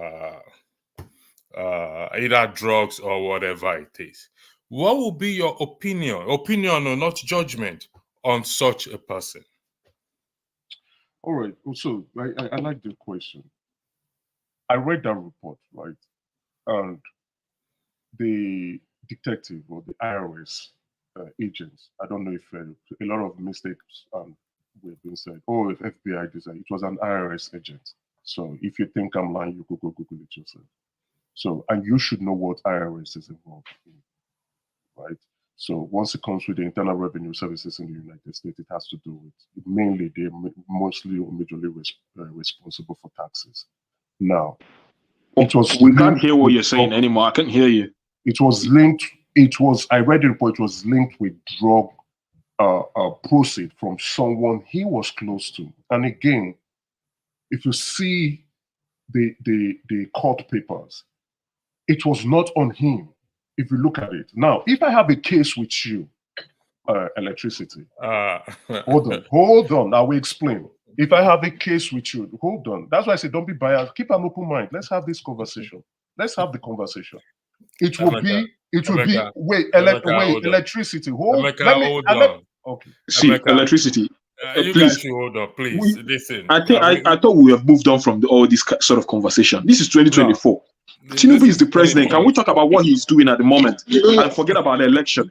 Forget about P2P and talk about how we can move forward. Thank you, Osita. I think I like that. I mean, Omega, this topic, I'm not sure because to be honest, okay, and I appreciate it when people. I love it when people who don't even have, this thing, inclination towards P2P come to the platform. Why? Because we cross-pollinate our ideas. But at this point in time, this is 2024. We shouldn't be dwelling on what is in the past. I agree with you. Tinubu's information has been out there in the public for years. All of us know about it. The same as Obi. I agree with you. Okay? Can we start moving forward? Was to explain why the president is the man of the year. And I was not. I wasn't here yesterday. I wasn't here yesterday when you guys discussed about who is man of the year. I wanted to give the president his flowers. You could have given him his flowers without even calling it to. Exactly. Do you know you could have done that? Gentlemen, electricity. No. Electricity. You're not the moderator. I'm talking now. This is my turn. I'm talking now. Thank you. I'm the moderator. So Yeah, that's the power I don't moderator. know whether vested you. in me. The power vested in me. Don't continue. Electricity is the moderator. If Loco is the moderator, Tone, you can see the way I mute. You can see the way I muted everybody. So I am You the get moderator. level. You not get level. Osita, what I wanted to say. Wait, What I Tone. wanted to say was, Well, just be listen, fearless. I Just be have not. fearless, and Well, Elizabeth, now please now. Listen, Elizabeth, with Elizabeth, due please now, respect please. to everyone, I have not got myself involved in this conversation. I just left it for it to flow, and it's been flowing. But we need to put things. I know we've moved past this, but we need to put things right. Even if it means this is the way we can bring Emeka to our side. I mean, he's entitled to who he wants to Exactly, to make man of the year. support So we or shouldn't this make a and big that. deal about it. It's not a big deal. That is not debatable. However, when I highlight the case of that Tinubu, okay, you listen. My job, Emeka, let me tell you. When I say my real job involves investigation, I'm not going to go further than that. So that's why I said, do not insult people's intelligence. No, the record. listen, did not.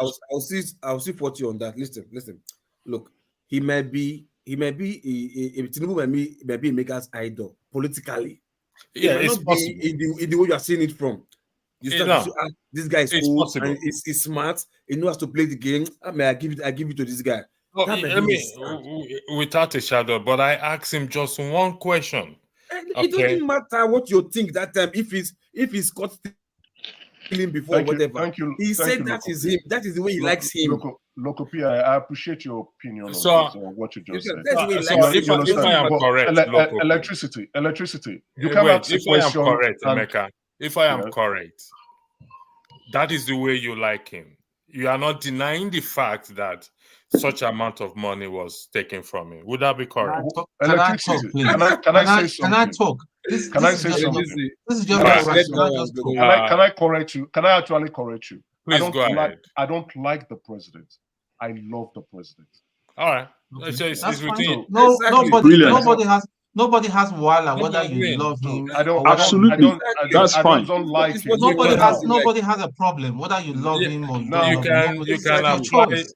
Now, You can apply for you him see- to adopt you. I will sign it. I will sign the document as well. You see. All right, Don, the floor is yours. A lot of Okay. people do not know. the Loco, Bible. can I talk now, please? You understand? Okay, go ahead, Ton. The floor is yours. Okay, please, Osita, everybody, please Osita, give the back, floor to back Tom. to what I was trying to address you. I laud you, my brother, for your courage. Because if every young person, especially in diaspora, can come out and go back to make the difference and not going back to spread lies.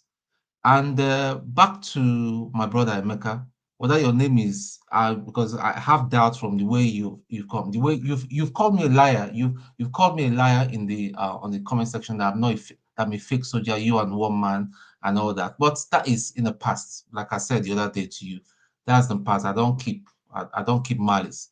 But what you just need to understand is, I like what you said. You said we have no other country. That is very, very true. Very, very intimate question. Now, for us, I don't know how old you are, but I'm damn sure I'm older than you. Don't be deceived by this young face. I'm sure I'm damn older than you. Okay. Now, Nigerian politics, even from '66. What gave rise to that to the first coup d'etat and then the war is a mirror of what we are facing now. And if we cannot call out the truth, because our problem right now is that everybody loves his own crook, his own ethnic crook, whether because listen, if my dad was alive today and part of the rotten system, I'll call him out.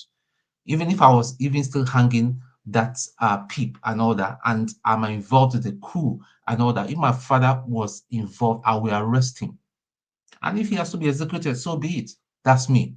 That's who I am. So you're very, very free, whatever party, whoever person that you align, but we need to ask ourselves, we need to be very, very honest with ourselves and ask ourselves, this thing I'm standing for, is it really the truth? I'm not saying that Peter Obi is a saint. And I'll repeat it again. Now you're looking at me in the camera. You must have heard me said that over and over again. Many, many years ago, he used to come to my uncle's house. If my uncle, my mom's junior brother, was still alive, he will probably be one of his real inner caucus men. Yeah? You mean Obi? No, I'm talking about Tinubu. So I know Tinubu person to person.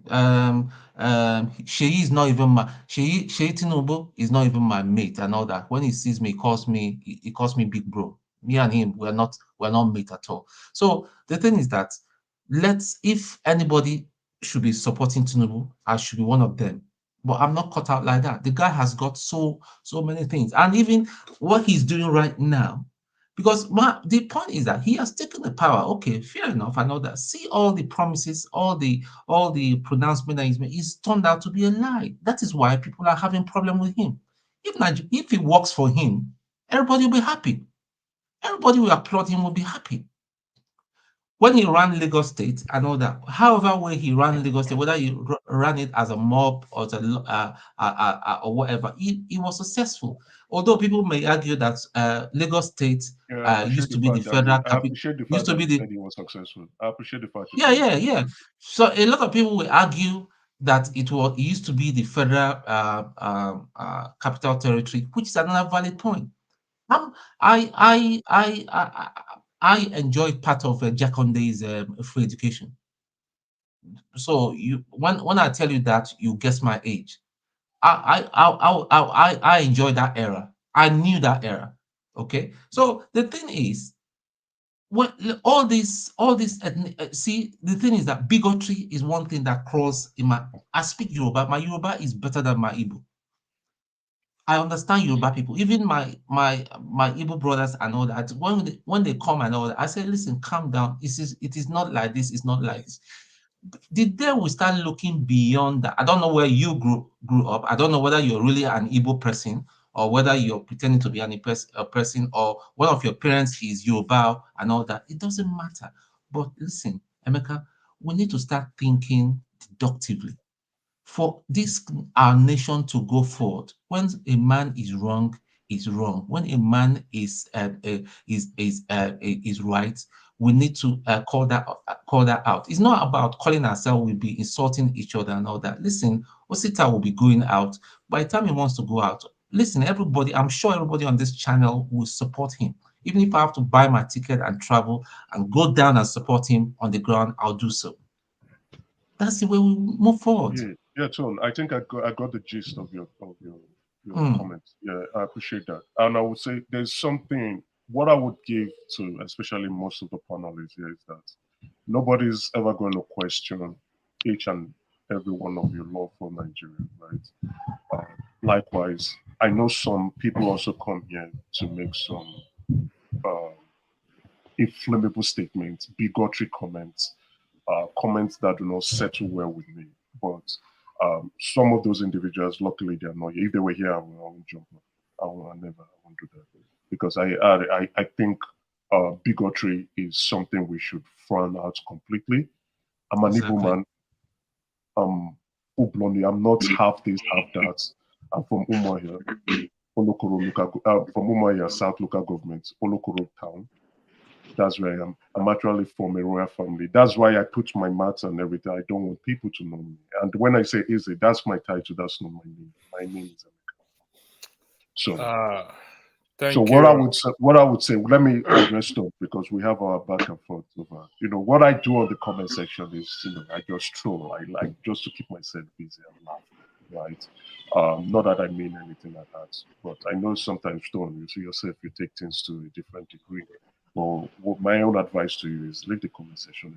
They just don't get bothered about No, I don't. See, listen, you need to know my background. My background as a military officer, I've been used to when I tell people to do something, they must comply. But what I also want to say is, my love for Nigeria. Gentlemen, Osita, I will give you the floor, but before I give you the floor, I need to say something. Yes, this is we sit down here to talk, and I keep telling us, and I'll say it again for the record, that what we say here goes a long way, and it will also be used to determine the kind of person we are. Let's give an example. The January 6th issue that happened in the US. Some lost their job, and those who intervened probably will get a job from onlookers. Our views and our opinions, if we don't know right now, our views and our opinions will be weighed by somebody we do not know, that our path will cut across tomorrow in life. And in doing so, whatever we say here is either we're shooting ourselves or it's going to elevate us. Words are powerful. So, like I said to the gentleman, it's within your right to support whoever you want to support.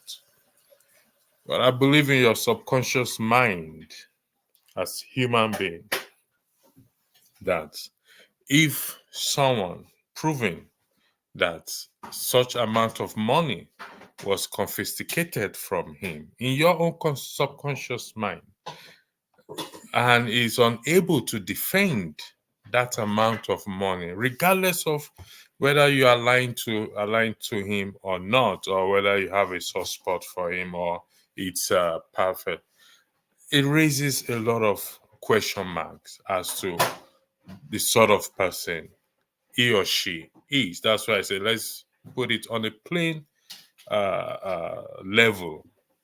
So while I say it's your right and everybody says it's your right as to who you support, morally and actively bad, it's something we also have to consider at the end of the day. So when you provided the document, I read it. Electricity, come on. We should not go based on politics, right? We should not be using the needle of morality to judge politicians. One of the tenets to be a politician is that you are not a moral individual. If you want to be moral, go be. Emeka. No. That is where I absolutely disagree. Emeka. This is the bane of our problem in Nigeria. I don't want this is the bane. This is why we are where we are. Please, see, I will counter. I will disagree wholeheartedly. Sorry, I just jumped in. But when it comes to morals, you can say anything about anything. I can accept it. But morals, you cannot judge anybody's morals. You are not God. No, you are not God. No. We on our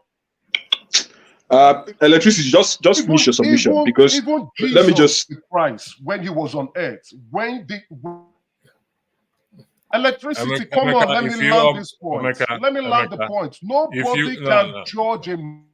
Emeka, if either of you unmute yourself again, I'll put you backstage. Respectfully. Okay. A lot of people. Let me put something on the this thing for you to read. Who took this thing off? Rudolph took it off. There's something. There's all this. It's gone. There was something here, but I think Rudolph, it was changed. Okay, it's gone. I don't know why it's gone. I wanted to put something up there before. So, I don't know. I don't want this thing to turn into, based on this, your last statement you made, Emeka. Electricity, why you're pulling up what you're pulling up? Like, I'll just drop this statement.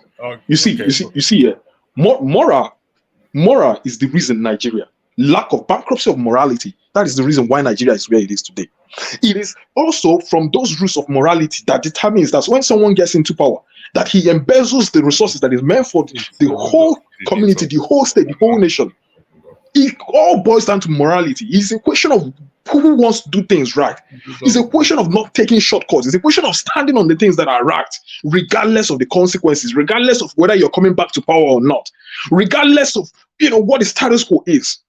No, we could see. I've lived in the UK for a number of years, and this country is only built on one thing: the principle of doing things right. The politicians in the UK are not moral. No, when you Jesus Christ, Osita, hold on. When Jesus no, Christ Emeka, no, I will not hold on. Osita, I will not give you the no. I will not yield the floor to. I can yield the floor to someone else. I can yield the floor to someone else on this topic, but not you. Don't tell me that the politicians in the no. Don't tell me that the politicians in the UK do not have morality. I've seen Boris Johnson resign. I've seen a prime minister resign in this country. I've seen someone resign just because of an email. I've seen someone resign just because of having the wrong videos, watching wrong videos in the toilet. Why did Boris Johnson resign? In an office, in an official complex, in an official building.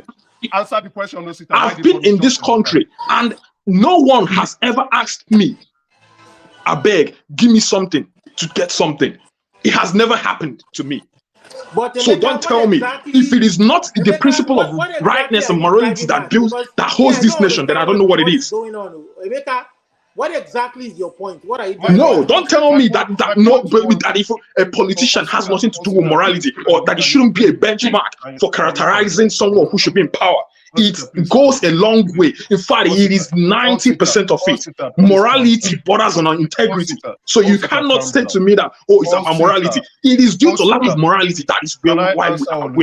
That is why most of us live in corruption. Osita, I agree with you 100%. No, please. And that is the mindset. This is the mindset we are trying to correct. This is the mentality we are trying to make sure that the coming generation do not have. It is okay that you might have accepted that lack of morality is okay in politics, but no, please do not impact it to the next generation. That is why we're on a public platform and we must watch what we say. You don't know who is listening or who is going to hear this. Osita, please. I don't like. Let me tell you, I didn't want to say anything about Peter Obi because I believe it was gone. The only reason why people gravitated towards it because they saw a limelight of certain level of morality. So that others can come in. No, I will not give the floor to you if you're not going to, unless you're about to retrace your step when it comes to morality. But don't go out and put it out there to millions of people who might even see this video in years to come and tell them that morality doesn't matter when it comes to governance, when it comes to being a politician. So what matters then? Must we bear a badge of corruption and immorality for us to be politicians? No, criminality is what matters. Wait. When I went to the military school, I always said it, I didn't tell my dad. My mom didn't know. My mom was living here. She's lived here all her life, most of her life anyway.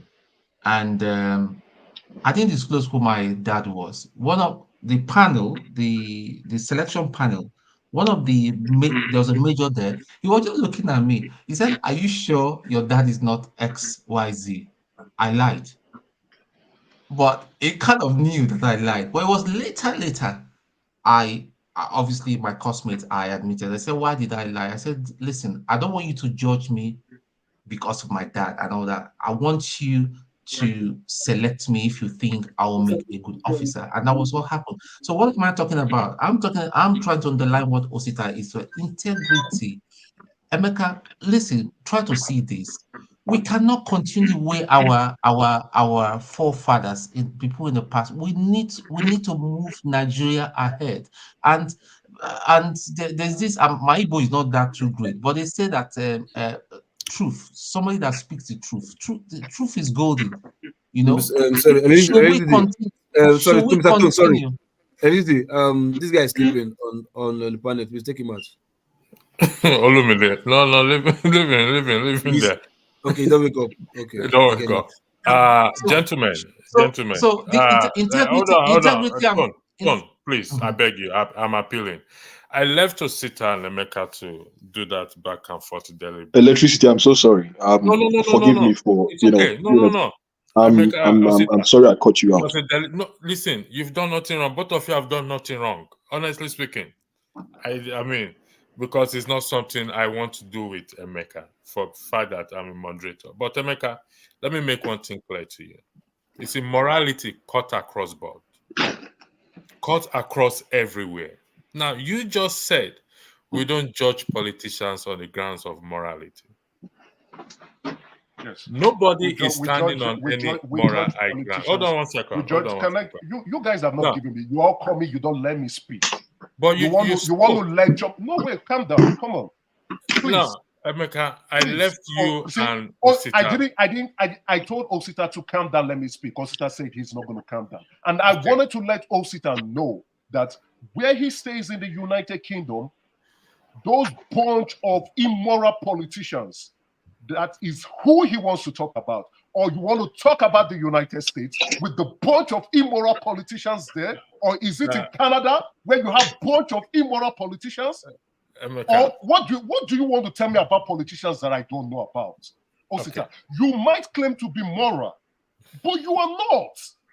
Even when Jesus the Christ was here and he told the people who wanted to stone that prostitute, who has not sinned, cast the first stone. So let's stop being hypocrites. Now, say, hold on. I'm speaking. Hold on.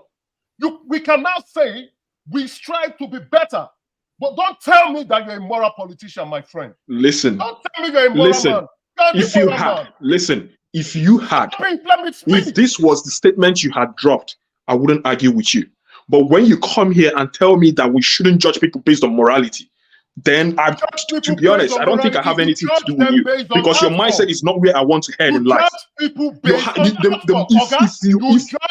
believe that we should listen, nobody is perfect. I accept that.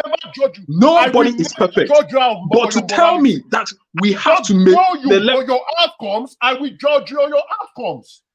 I can judge you on your morality. So don't dare you come out and tell me you're a moral man. The moment you open your mouth to tell me you're a moral man, I cast you out.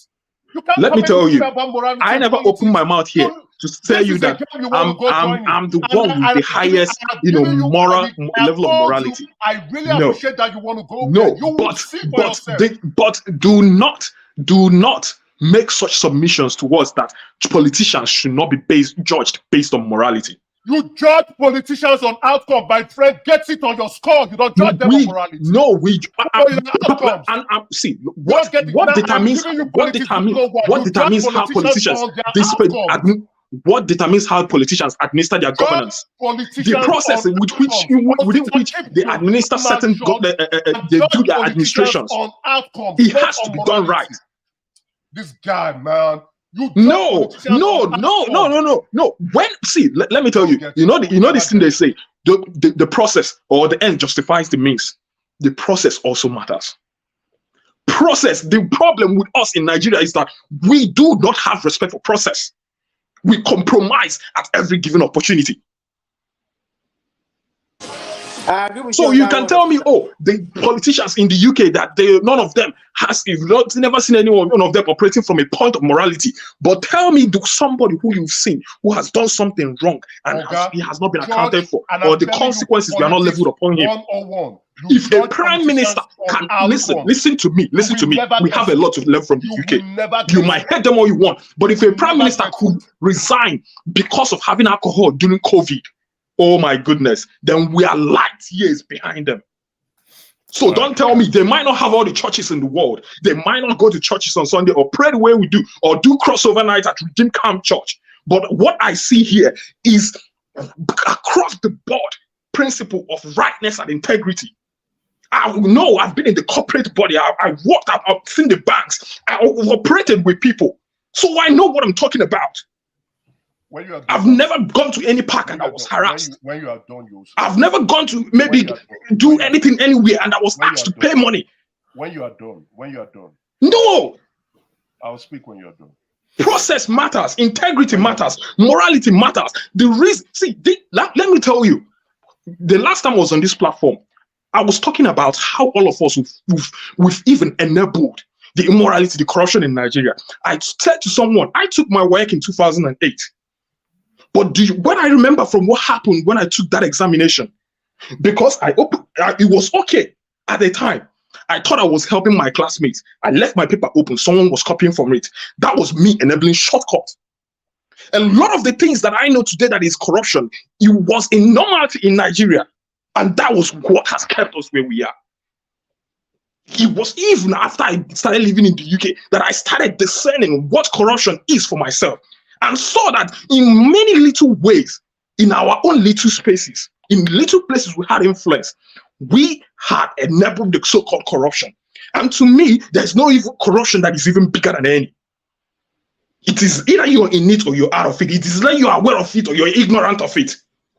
But I think that the majority of our problem is the fact of even from a point of ignorance. Because a lot of us don't even know what is right from what is wrong. Because we've been brought up, raised in an environment that accepts wrong, that has permeability to wrongdoing. Others come in, please. I don't need to come in, but can others come in? But please, let us not trivialize the significance, the imperativeness of integrity and morality, especially within the spaces of governance. Because if the head is right, then it trickles down. And even the Bible, I don't want to quote the Bible because everyone here has their own religion. But a nation cannot stand where righteousness lacks. And righteousness is not about going to church, it's about just as the word says, doing things right. It's as simple as that. So let us get into the culture of doing things the right way. We can complain about someone rigging election or local government or hospitals not being built or roads not being built. It all boils down to doing things right. Come in, please. Can others come in? If can others come in? All right. Again, I decided to leave both parties for reasons, obvious reasons. I don't think anyone is standing on moral high ground here condemning somebody else. No, that's what I see. That's what I see. I don't want to be going to that. Listen, if you interject me again, I let both of you can to talk. No, you can kick me out if you want to. I'm not going to kick you out, so allow me to speak, please. No, he can't be shouting on the top of his voice. I can't do that. I don't have the energy. Okay, so I am speaking. But you, as the moderator, no, you allow him to speak. No, don't do that. I left the floor for both of you. You can't be doing that. Emeka, listen, if you don't, it's your choice if you want to leave. But you see, I allow both of you to speak. Don't tell me I allowed him to speak. I left the floor for both of you. And don't insult me on that, please. It's obvious here that both of you were speaking. If we want to have the conversation, I think you choose not to respond to him. Both of you were speaking. It's never going to make any sense if I do that. What I'm trying to tell you is, don't tell me I allowed him to speak only. I left the floor for both of you. But that's where you come in to say, okay, calm down, let him speak. It's never going to make sense. If we're shouting at each other, it's never going to make sense. You come in, now when I want to speak, you're not telling me you are going to mute me. If you want to kick me, you kick me out. I won't do that. I said, let me speak. But you don't allow him to speak. He's going to be mad. Listen to me. I said, I want to speak. I didn't say I left the floor for the both of you. I left the floor for the both of you. No, but you can't leave the floor. No, I understand what you're saying. You can't leave the floor when somebody is just raising his voice. If I want to match that energy, see, I try to stop the both of you. It's never going to make sense. Guys, please, I apologize that I raised my voice. Okay, you don't apologize when you I apologize, and then Emeka, it's nothing personal to you. I like, I like you as a person. And the major reason I like you is because the only thing I said wrong, the only thing I said was that of us trivializing morality. That was for the record again. Your assertion, Emeka, I'm going to rebut it immediately in that which represent as if I left the floor for Sita allow it. No, I left the floor for the both of you to talk. But you choose, and he even apologized. And I said, no, it's on record. Everything just happened, it's on record. And I said, no, I deliberately left the floor for the both of you, not preferring one to the other person. in the case of morality, he said that if the second argument is the way you present it at first, then that is fine by him. So, but in the case of morality, we can't defend it. We are not standing on any moral high ground and throwing stones at anyone. There are politicians, everyone, there's no system that is perfect. Even in the UK, the system is not perfect. But to a large extent, they hold their politicians or their leaders, let me put it that way, accountable. And that is what we need to do back in Nigeria. So when you hold that view or float that view that we can't judge or we can't say this in terms of morality, no, I don't think that is proper. We're not saying anyone when will is you be done? perfect. Can I say something?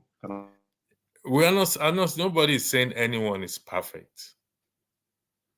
No system is perfect.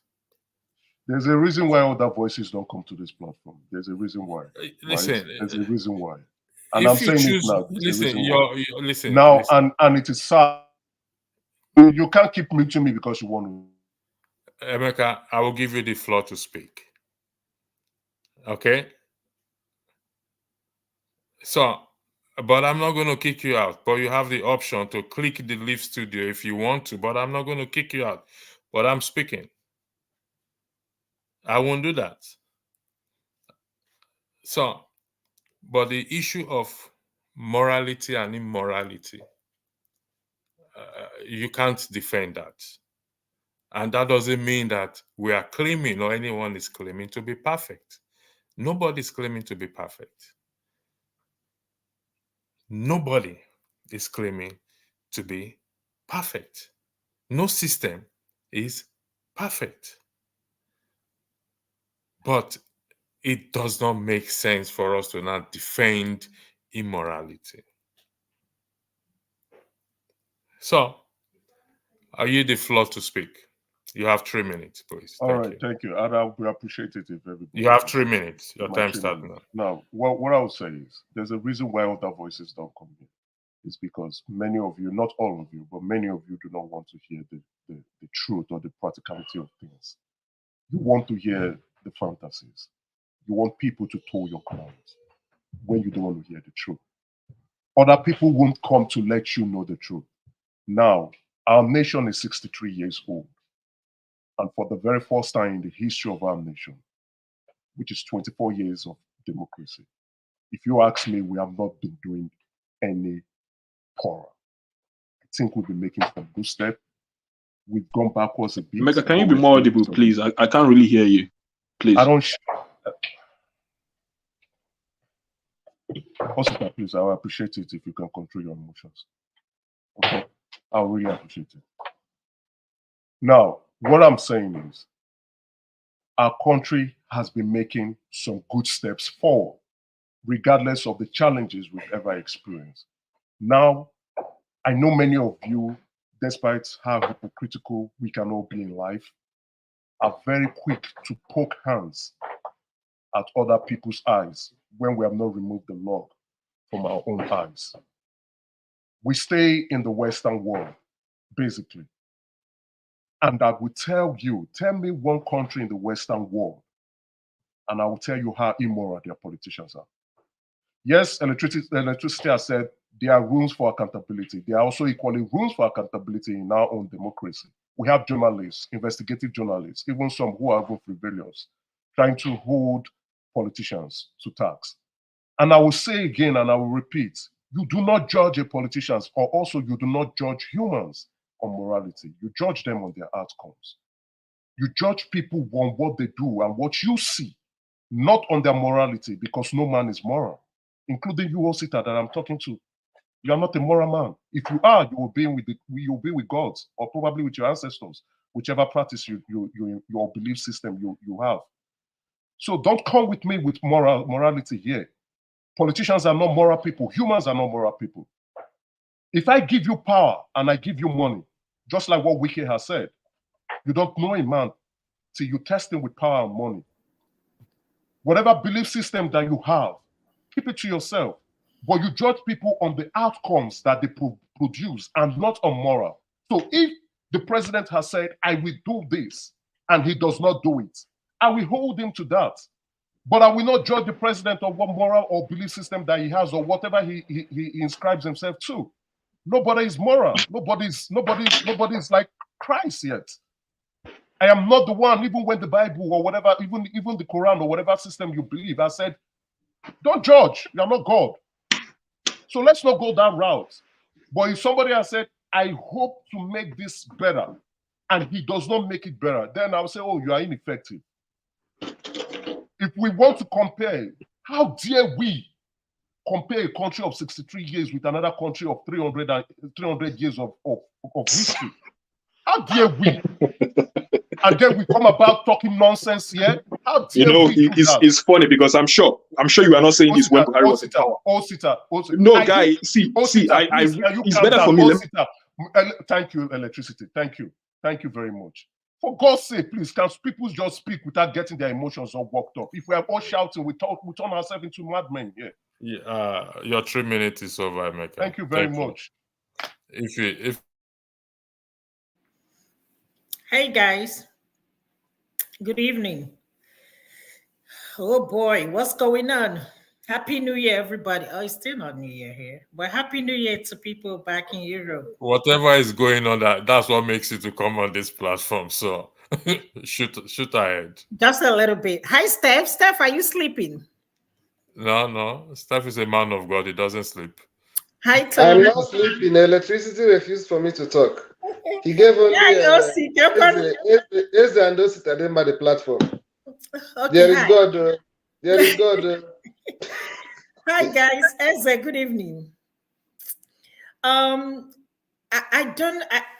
think I came in the. Sorry, someone was saying I said that I'm from Imo. I'm not from Imo State. I'm from Abia State. Please get your head straight, man. I'm to correct that impression. I'm from Abia State. I don't think anybody talked about where you came from now. Not the panelists. I'm talking to the comment section. I'm from Abia State. You can reply them in the conversation. You can type it in the conversation. Okay, so I think I came in the middle of argument between Osita and Eze. Eze, let me ask you a question. I know we keep comparing Nigeria. Eze is my title. Emeka is my name. Sorry. Okay, Emeka, my name is Ifoma. So let me ask you a question. If you, why do you have to say your name is Ifoma? My name is Ifoma. Calm down. So let me ask you a question. I heard when you said something about how dare we compare a country of how many years to a country of 63 years. So my question I have for you is this. Do we have to wait like 300 years in order for us to? No, we don't have to. We are doing the right thing. We don't have to wait. Hold on. I've already answered your question. We don't have to wait. Okay. We can keep complaining, yes. All right. Okay, no problem. Electricity. I'm going to leave you guys. Good night. Steph, good night. Osi. If hold on. No. Happy New Year to you. Happy New Year to you. If hold on. You gotta sit back here, please. Before you click that. I'm going to work tomorrow. Yeah, no. You cut your argument short. We are going into 2024. We're already in 2024. I still have like 2 hours and 36 minutes. Okay, I need you to finish your submission. You did not finish it. See, the truth of the matter. Okay. The truth of the matter is this. The argument that we don't have to compare Nigeria to other European countries or what? My question is this. Must we have to wait like 500 years in order to begin to see changes? Changes like having electricity in Nigeria. Changes like having good healthcare in Nigeria. Changes like, do we need to know that 1 + 1 is 2? I heard you made a comment that we have to hold, what's his name, accountable, that he said he's going to do this, do that. Can you tell me one thing Tinubu has done since he got into power? The same thing Buhari told us. That is where we are today. We cannot even boast of anything. I saw something about a minister. I think some investors want to come in and invest in Nigeria. And a minister was asking for a bribe to come and invest in Nigeria. So that one, we have to wait for another 500 years in order for us to get census. A country where we cannot even conduct common election. Do we have to wait like 1 million years in order for us to conduct common election? By the way, if it was the UK, by the way, sorry, if it was the UK, that minister will be sacked straight up. I know what you're talking to. Let me ask you a question. Have you seen any Nigerian politician resign from the government? Just tell me one. Yes. Tell me in Nigeria. So we have to wait for them to, yes, we need to keep enabling them. She asked me a question and you're muting me. What? Huh? We keep borrowing and borrowing and borrowing money. Electricity, please unmute. Please kindly unmute him. Please, we keep give him the whole platform. Borrowing money in Nigeria. Now they have giving him an approval to borrow more money. The question you have to ask yourself, the ones you borrowed, what did you do with it? I don't understand. I just want to understand where the argument is coming from. We're going to borrow millions of dollars. What are we going to use with the money? Come on, look at buying cars for them. I don't know what country you live in. I have a question but the question I want to ask you too, do the Senate have to buy cars for their National Assembly in order for them to come and do a job? I've never seen that happen. Even if they have to do that, why should it be a foreign-made car? Why you have a manufacturer in your own country? Why not go and support the person so that you can build the economy? Do we have to wait for 100 years for that to happen? It's a common sense thing. Just because he took the 1 million, 1 + 1 is 2, it will never be 3. I have never seen any corrupt country like Nigeria. Let me say that. If we are not number 1, we might be number 1, 2, 3. Count us 1, 2, 3. And we are giant of Africa. We are not producing anything. We are giant of Africa. We don't even, the oil we are producing, we can't even give account of it. Every time we keep hearing that people are stealing vessels of oil and selling it in another country. How many years ago, 60-something years ago, 40-something years ago, look at Dubai. They came to borrow money from Nigeria. Nigeria said, no, look at Dubai today. It's like heaven. And look at us today. Dubai used to be a desert. It's still a desert. And look at us today. Everybody wants to leave.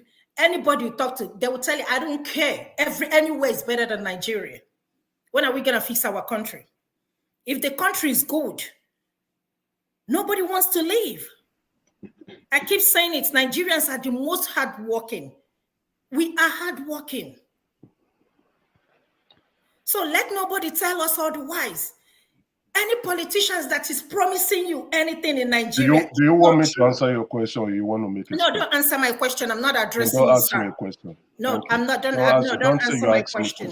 I'm not addressing you any longer. If you don't want me, if you don't want me to answer your questions, then don't tell me my opinion. Then if you want to rant, then you rant. Don't tell me to answer the way you were because ranting I just posted before, on the link. You said Nigeria is the 3rd most corrupt country. I just posted on the link. Excuse me. When you were talking, stop painting Nigeria bad. That's what. Stop painting Nigeria bad. Stop painting Nigeria bad. Stop it. You do not even know the presidential power of the country. You do not know power. Stop acting like a 2-year-old child. Stop painting Nigeria bad. I respected you. Stop painting Nigeria. Show me respect too. I respected you, Oga. You guys should stop painting Nigeria. Nigeria is not about. I respected you. Show me respect. Don't come here and be acting like a fool. But you said you want, right? You said you wanted to ask. You wanted to ask question. Did I call your name when I addressed you? Did I call you? Calm down. You're not making any points. Stop acting like a 2-year-old. You're the one who's not making points. I just no. Calm down. I'll face you with facts. The link. Stop making a boxing ring. Stop saying the boxing ring.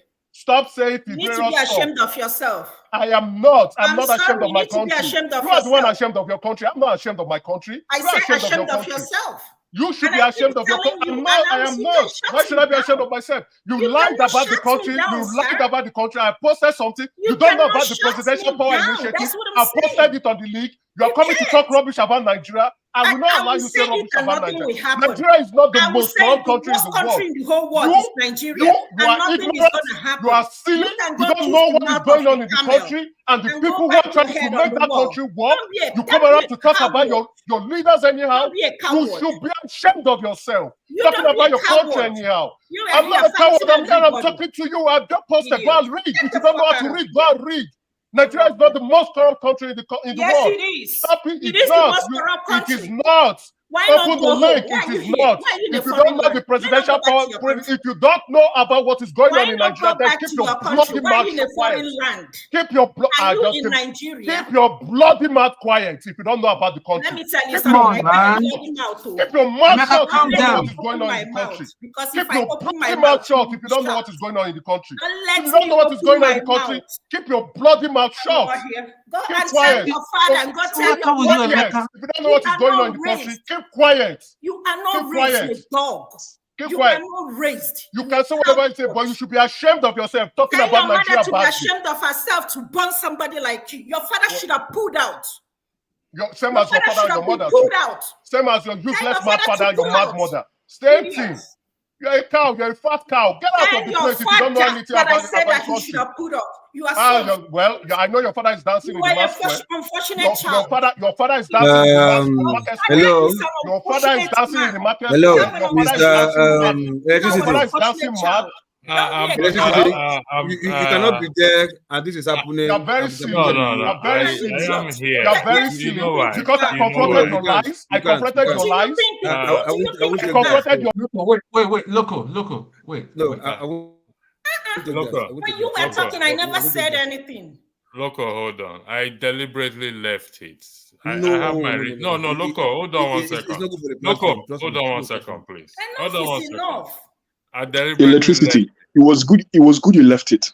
I And deliberately I understand left how I absolutely understood why you left it. Under It normal was circumstances. Because he has been saying that we shut him out and we shut him out. You know, and for once, for the records, I always love it when people with different perspectives Emeka, I'm going to bring you back in, okay? come in here. I always love it when people who are maybe not supporters of Obi come in here. I love it when someone who supports Tinubu and Atiku, when they come in here. Do you know why? Because these are the people that we need to still interact with in a broader Nigeria. These people, they are people we need to interact with. And I'm also happy he comes from the Southeast, at least according to his name.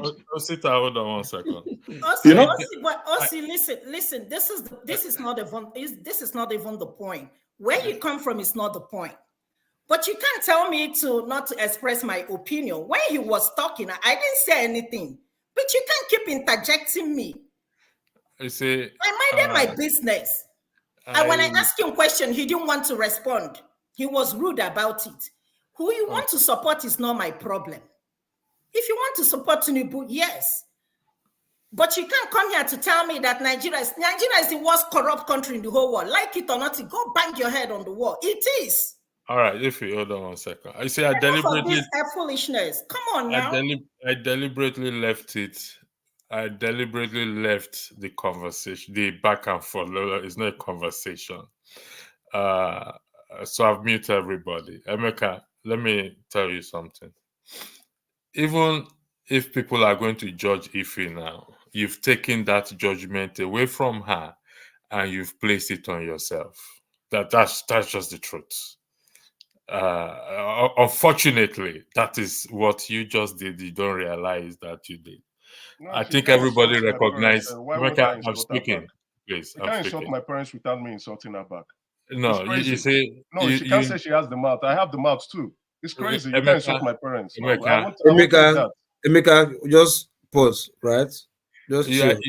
You see, you are a titled man. You told people not to call you easy because you're a titled man. And I think earlier on in this broadcast, I don't know who was who was talking about title has to do on integrity, and sometimes if you're a titled man, so you need to act as a titled man. So if your subjects are watching you now, wherever you are, they will now be asking themselves a question: is this the kind of titled man we want to have, who is not showing respect to a woman, even if the woman is wrong?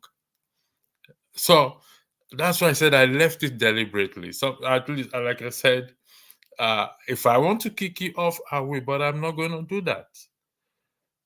She's a woman. I mean, I have to be honest with you, irrespective of what you think about what I want to say now. It's just that you just let yourself down. That's just the truth. This is man to man speaking to you. And I said, this is a platform. The world we watch and we judge us based on how we behave and conduct ourselves here. So the conversation will flow. No more interjection. So can others also talk? Oh yeah, sure. Steph, I apologize.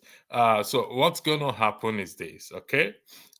If you will finish your submission, then we go to Steph, we go to Loco P, Tone, what's his name? Osita, then Emeka, you will go last. Thank you very much. If the floor is yours. You are muted. You have to unmute yourself. If you are muted. Oh, I don't have anything to say other than to apologize to you, Electricity, Steph, Loco, Tone, and OC. I am so sorry, but when I have to let it out, I have to let it out.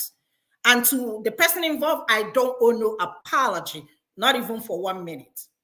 Back to what I'm saying about Nigeria. Whether you like it or not, believe what I'm saying or not believe, present your fact, put it on CNN. We don't have no record.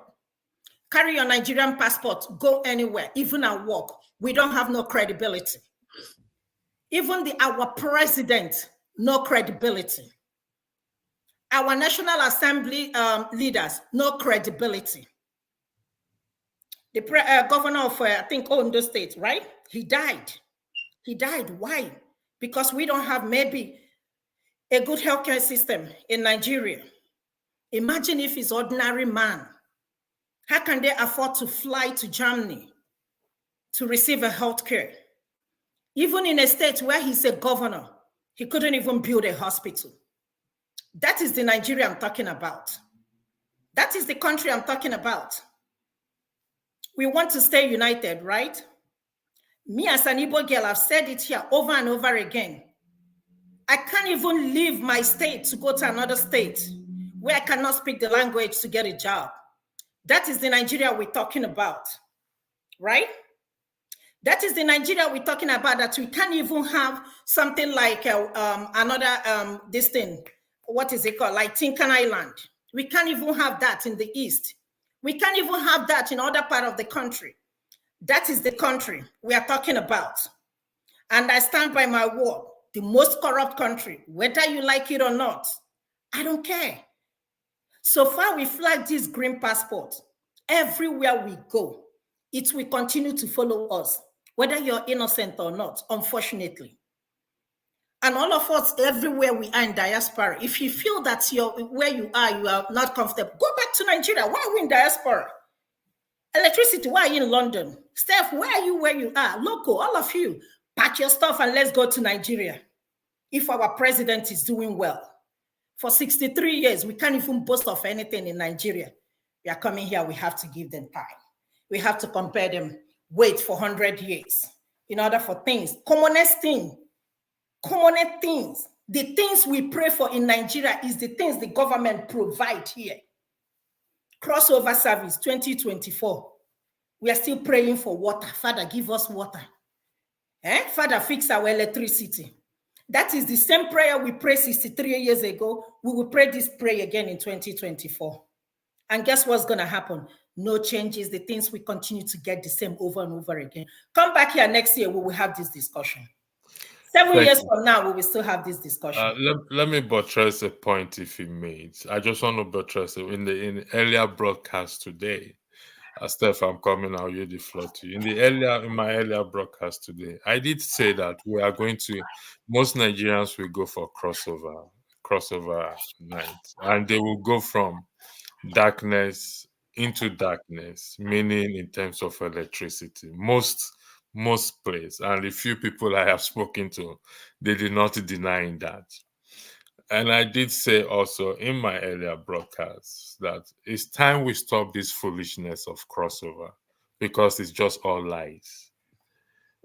We've done, some of us have done the crossover here now on this platform now. We've crossover from light to light. Tinubu is the president. And unfortunately, any president that comes into power, all the blames of past president falls on him, unfortunately. And that is how it happens everywhere. I can say the things you've posted in the private chat, Emeka, but I follow history as well too. I don't know if you are up to date with what is going on in ground in Nigeria. I'm going to play a video for you right now. I played this video earlier. Steph, I beg, please, I indulge you guys. Let me play this video for the benefit of Emeka, please. It's just based on the things you are posting on the platform there. So I'm going to play this video.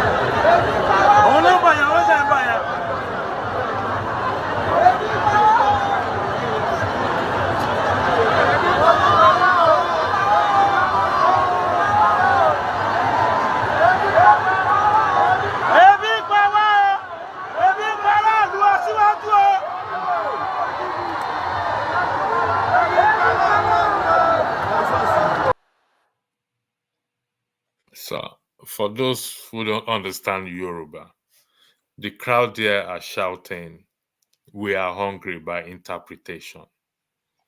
I think that is a wrong narrative. Yes, we heard it, right? But I can tell from that crowd that is there, that is not a voice of a crowd. Yes, some few persons said it, right?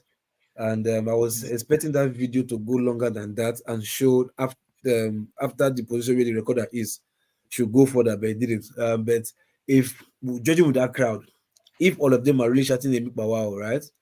It would have been more, as in the echo would have been louder than that. You understand? But I understand. Whether it is the whole crowd that is shouting or not, that the people that are shouting are in the crowd there. Would that be correct? Exactly. Yeah. Okay. Not really everybody. And looking at the crowd, they are not happy crowd. Yeah, no jubilation, like people shouting, raising their hands, waving, and all that stuff. Yeah. So, just to highlight, based on the things you posted in the private chat, President Tinubu unveils plan for massive investment in health sector. All those are, to be honest, all those are. So, Steph, the floor is yours. Thank you very much. Thank you. Finally.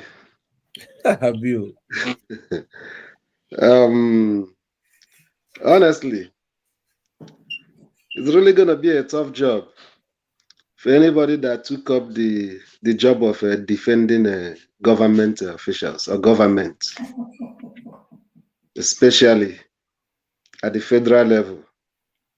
You really have your hand full because you go explain tire. You go defend tire. As they usually say, I don't care who you hump. I don't even care which politician you support. But see, Nigerian government, anybody that want to defend it, since Lai Mohammed cannot do a successful job defending Buhari, you go explain tire. Where's that guy, sir? Where's that guy? To be honest with you. Do I love Nigeria? Yes, I love Nigeria. Do I want a Nigerian that works? Yes. Nigeria the way it is today, am I proud to be a Nigerian? No, I'm not. Thank you. I'm not. Do I want to be proud to be a Nigerian? Of course I am. And anybody that is pretending that all is well when nothing is well, I think they are among the people that is actually giving the government the false narrative. And that may be the reason our journey may be more prolonged than we think that it can be. Having said that, the budget of Dashed Hope that was released was based on exchange rate of 750 per dollar. Nick, can you help me with this guy? 750 per dollar. On Friday, the Naira exchanged in the official rates, $845 Naira per dollar. What is it showing you? That even before we begin to implement the budget, the assumption, the major assumption upon which the budget was based is already failing. A government, of course, it's important how a government came into power. Process matters. But let's assume that it was even P2B that won the election. And the way things are since he was sworn in, see, today is what it is today.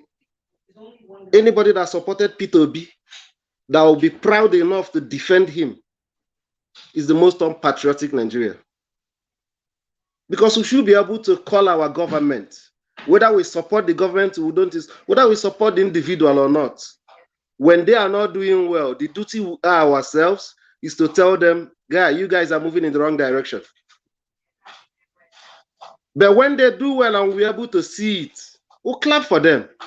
Yesterday, I said something. I said that whether we like it or not, Tinubu is the president of Nigeria. And as far as I'm concerned, I will be more than happy. I'll be more than happy for him to succeed. Because if he succeeds, the burden that some of us bear on our loved ones in Nigeria will reduce. But until I see it,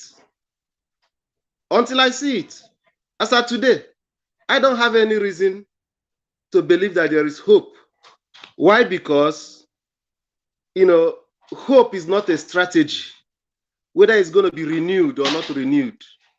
It's not an economic strategy. It's based on policies. You look at a budget, you see what is going to come in, what is going to go out. What is the priority of government? Where you start seeing that something is amiss is when a government is budgeting how many $1 billion to renovate a Dodon barrack that has been abandoned for how many years? A government that should be thinking of how can we sell Dodon barrack to recover money to be able to finance our budget. One man's pleasure, because that's what the Dodon barrack is going to be. One man's pleasure in the country of how many millions? The same government budgeting another billions, about 7 billion, to build a new house that was abandoned for vice president. When another billions, about 2 billion, was in the supplementary budget to renovate where he's currently living.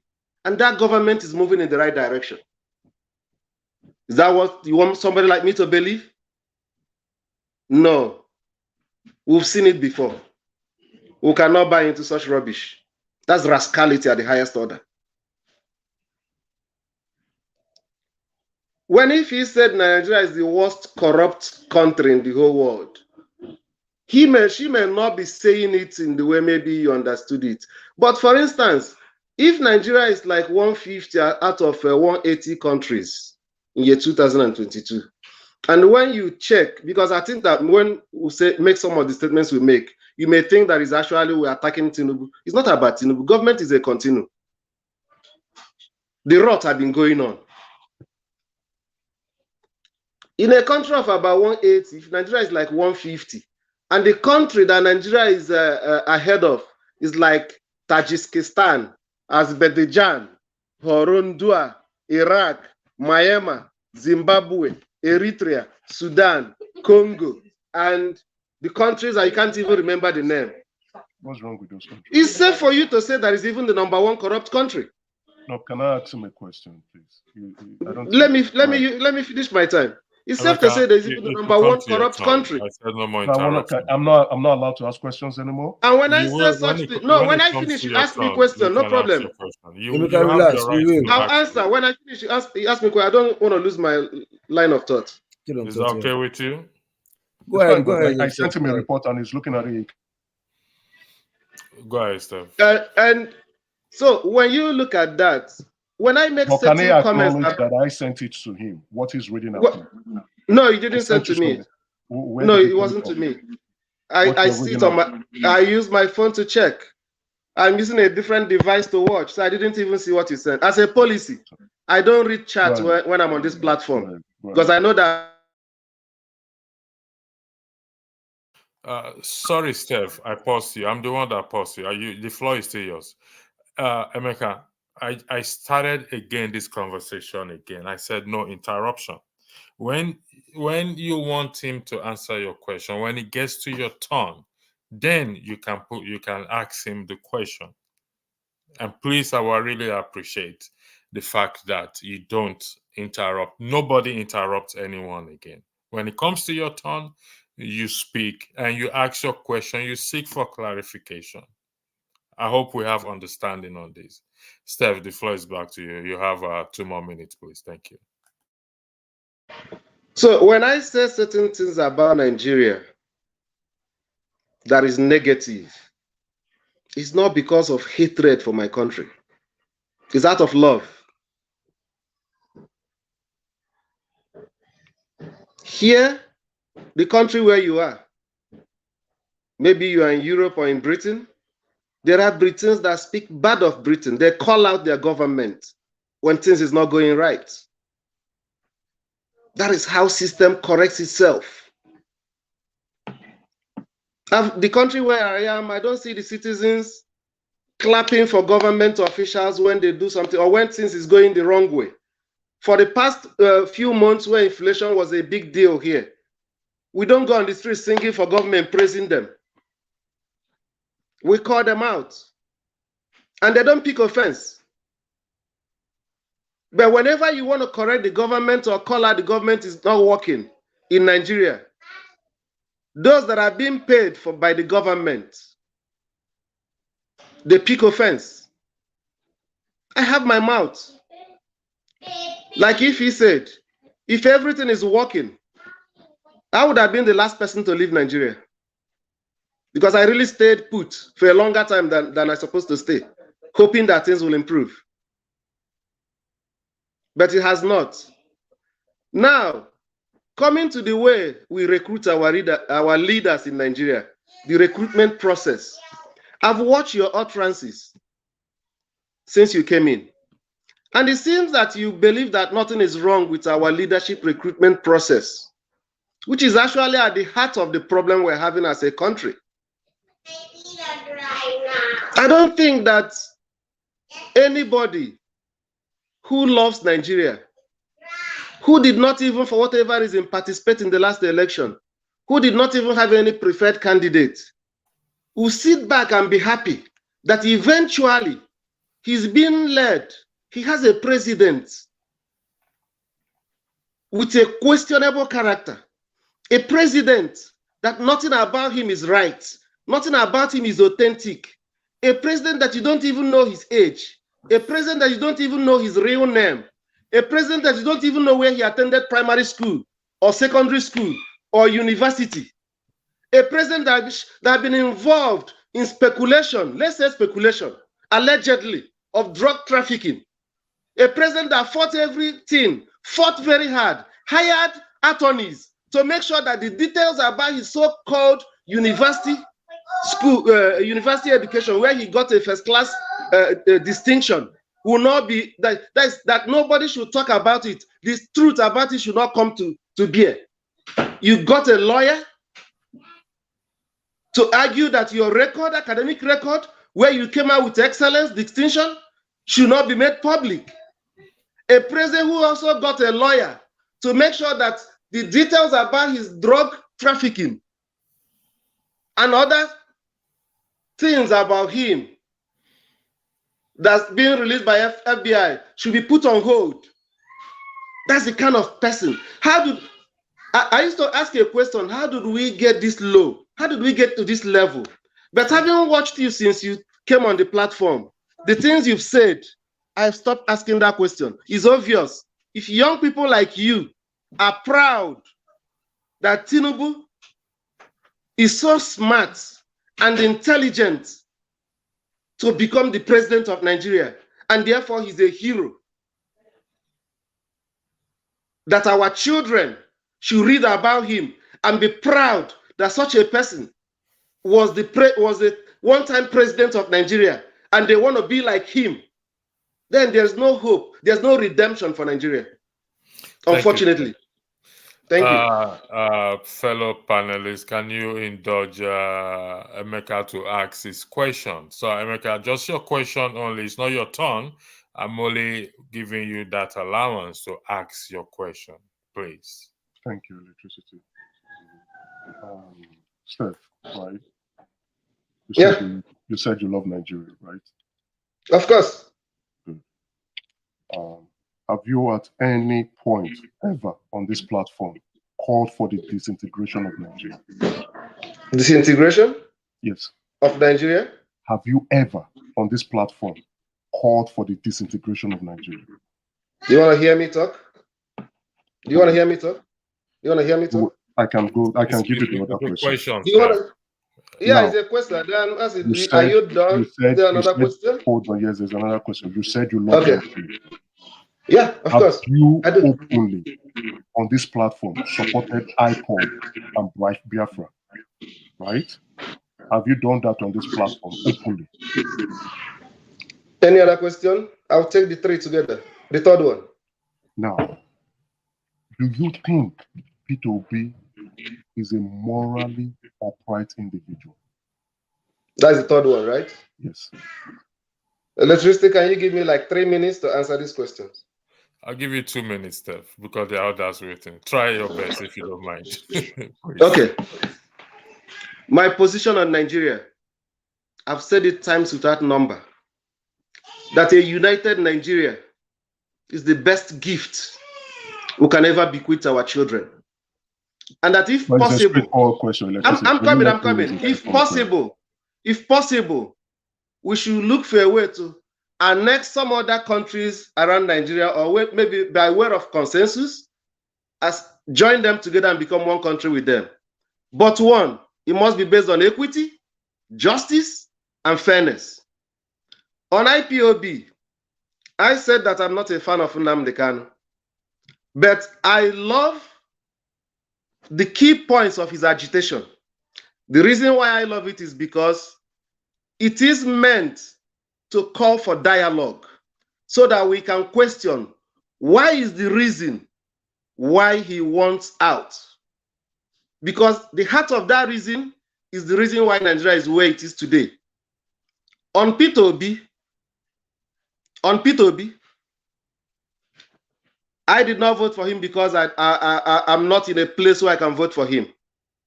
But if you ask me about him, the man you said is the man of the year cannot stand shoulder by shoulder with him in anywhere. He cannot.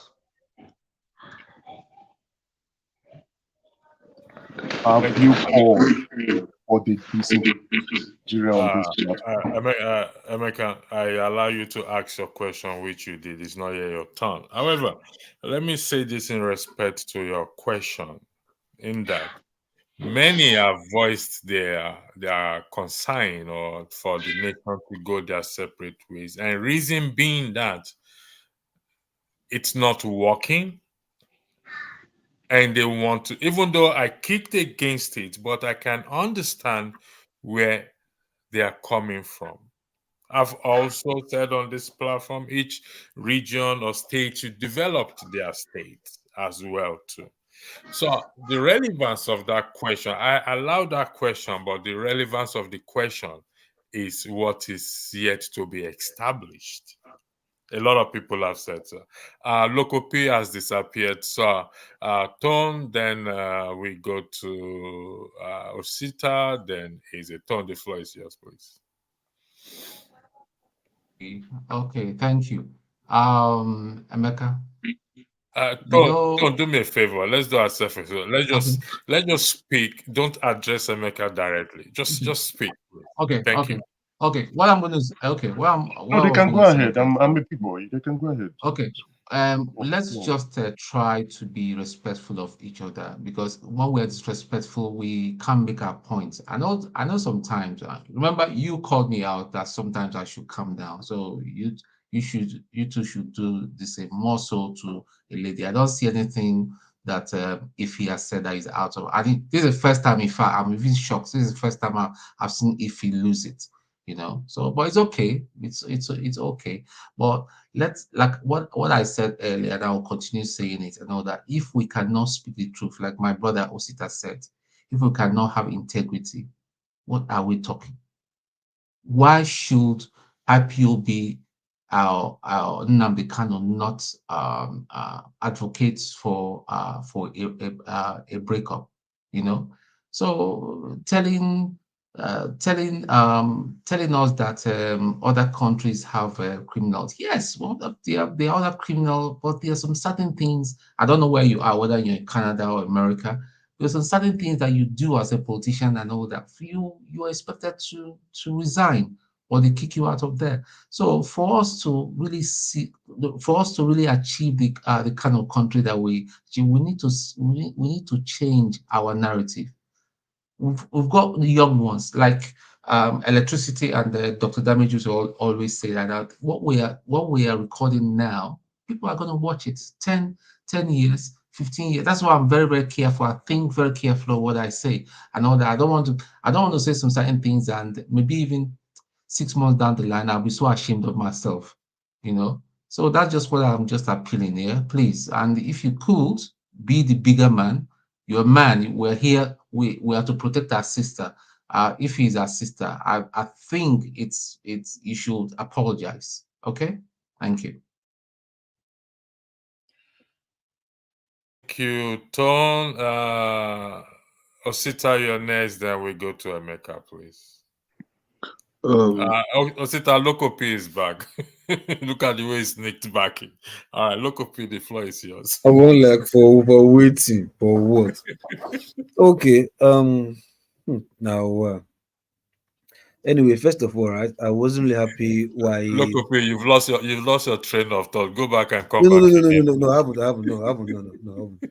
I wasn't really happy with the banter. I know people in the comment section, that's their food anyway. They so much love it, right? The basketball, this and that. But first thing first, this is New Year, and although New Year is like every other day for me, though every day is a New Year for me.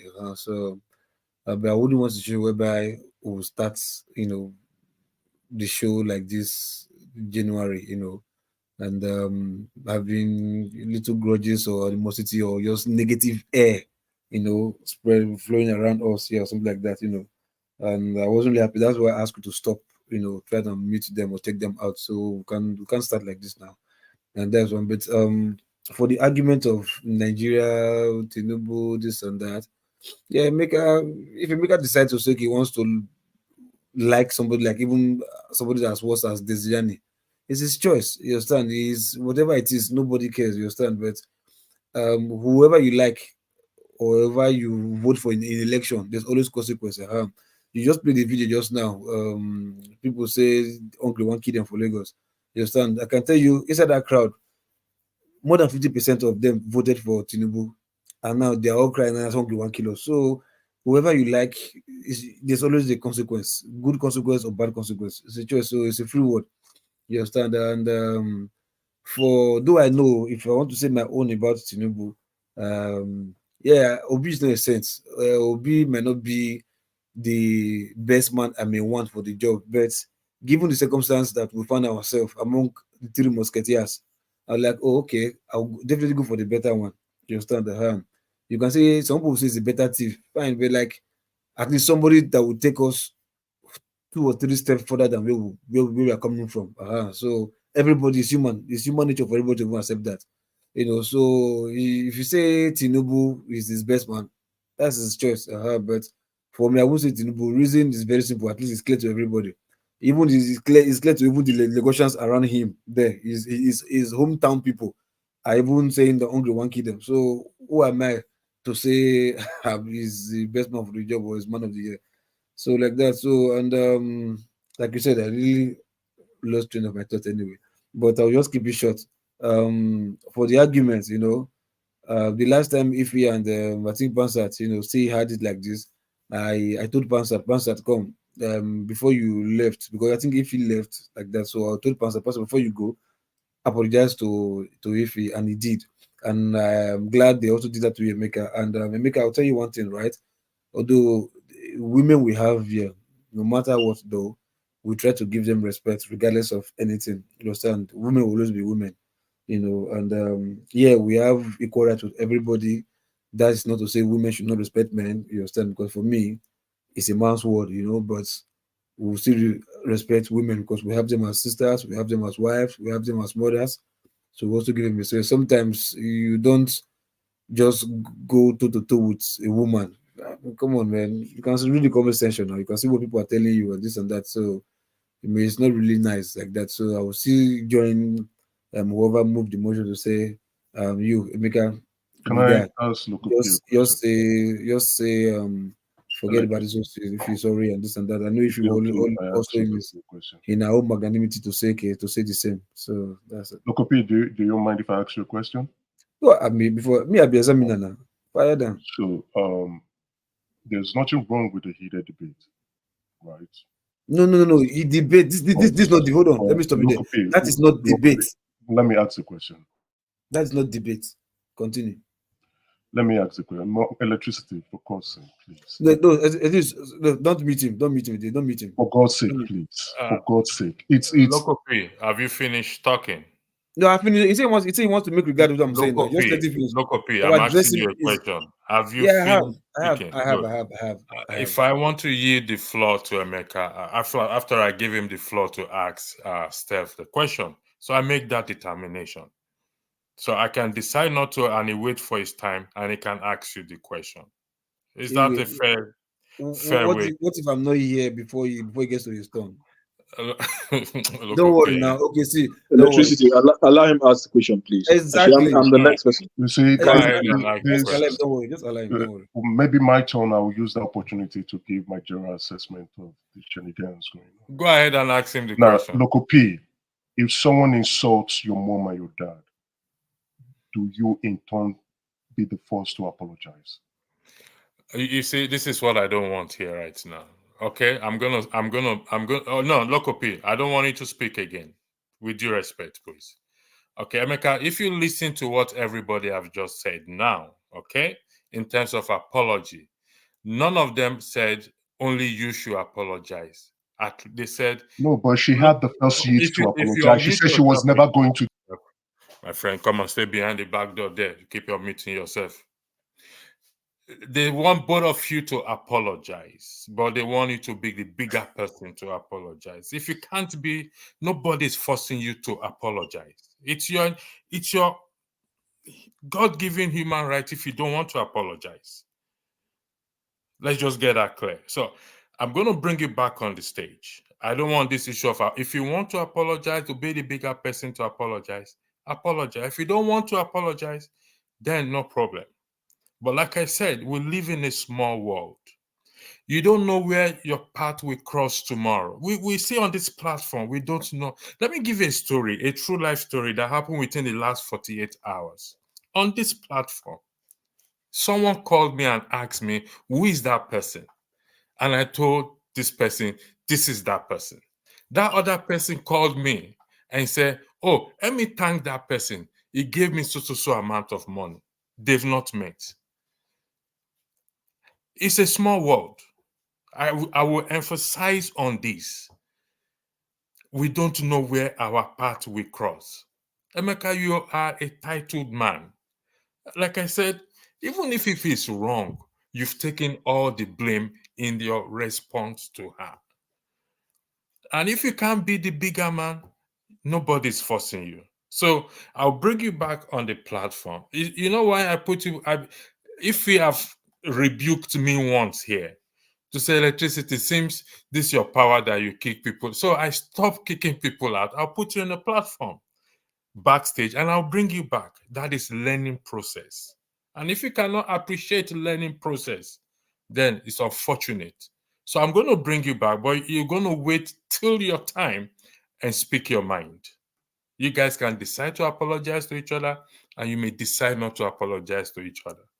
But what happened is already out there. And if you read the comment section, particularly from the ladies, I don't want to highlight it. So it's your call, but do not interrupt again. The floor is now to Osita. Then after Osita speaks, then you can speak as well. Thank you. Hello, guys. It's 12 minutes past 3 where I am, of course. And Happy New Year to everybody once again. And sometimes when the argument gets very hot, please, I always advise, please, can we refrain from being very personal, like using personally harsh words, like you're stupid, you're mad, you're crazy. It doesn't. There are things that as grown-up people, we should still be able to attack the issues, say things without saying things that will personally, I can't find a word for it, that attacks personalities. Please, it's basic stuff. In terms of who should apologize to who, it doesn't take anything to apologize. I apologize to all of you on all of you's behalf, even on my own behalf, because I also contributed to the tempo being, as hot as it has been. I'm a married man. I've been married for some years. It doesn't take me anything. When I go into argument with my wife, even most of the time when she's wrong and I pointed out to her, I still have to bear the burden of that correction because she will go quiet for some hours, and that puts me in a very difficult position.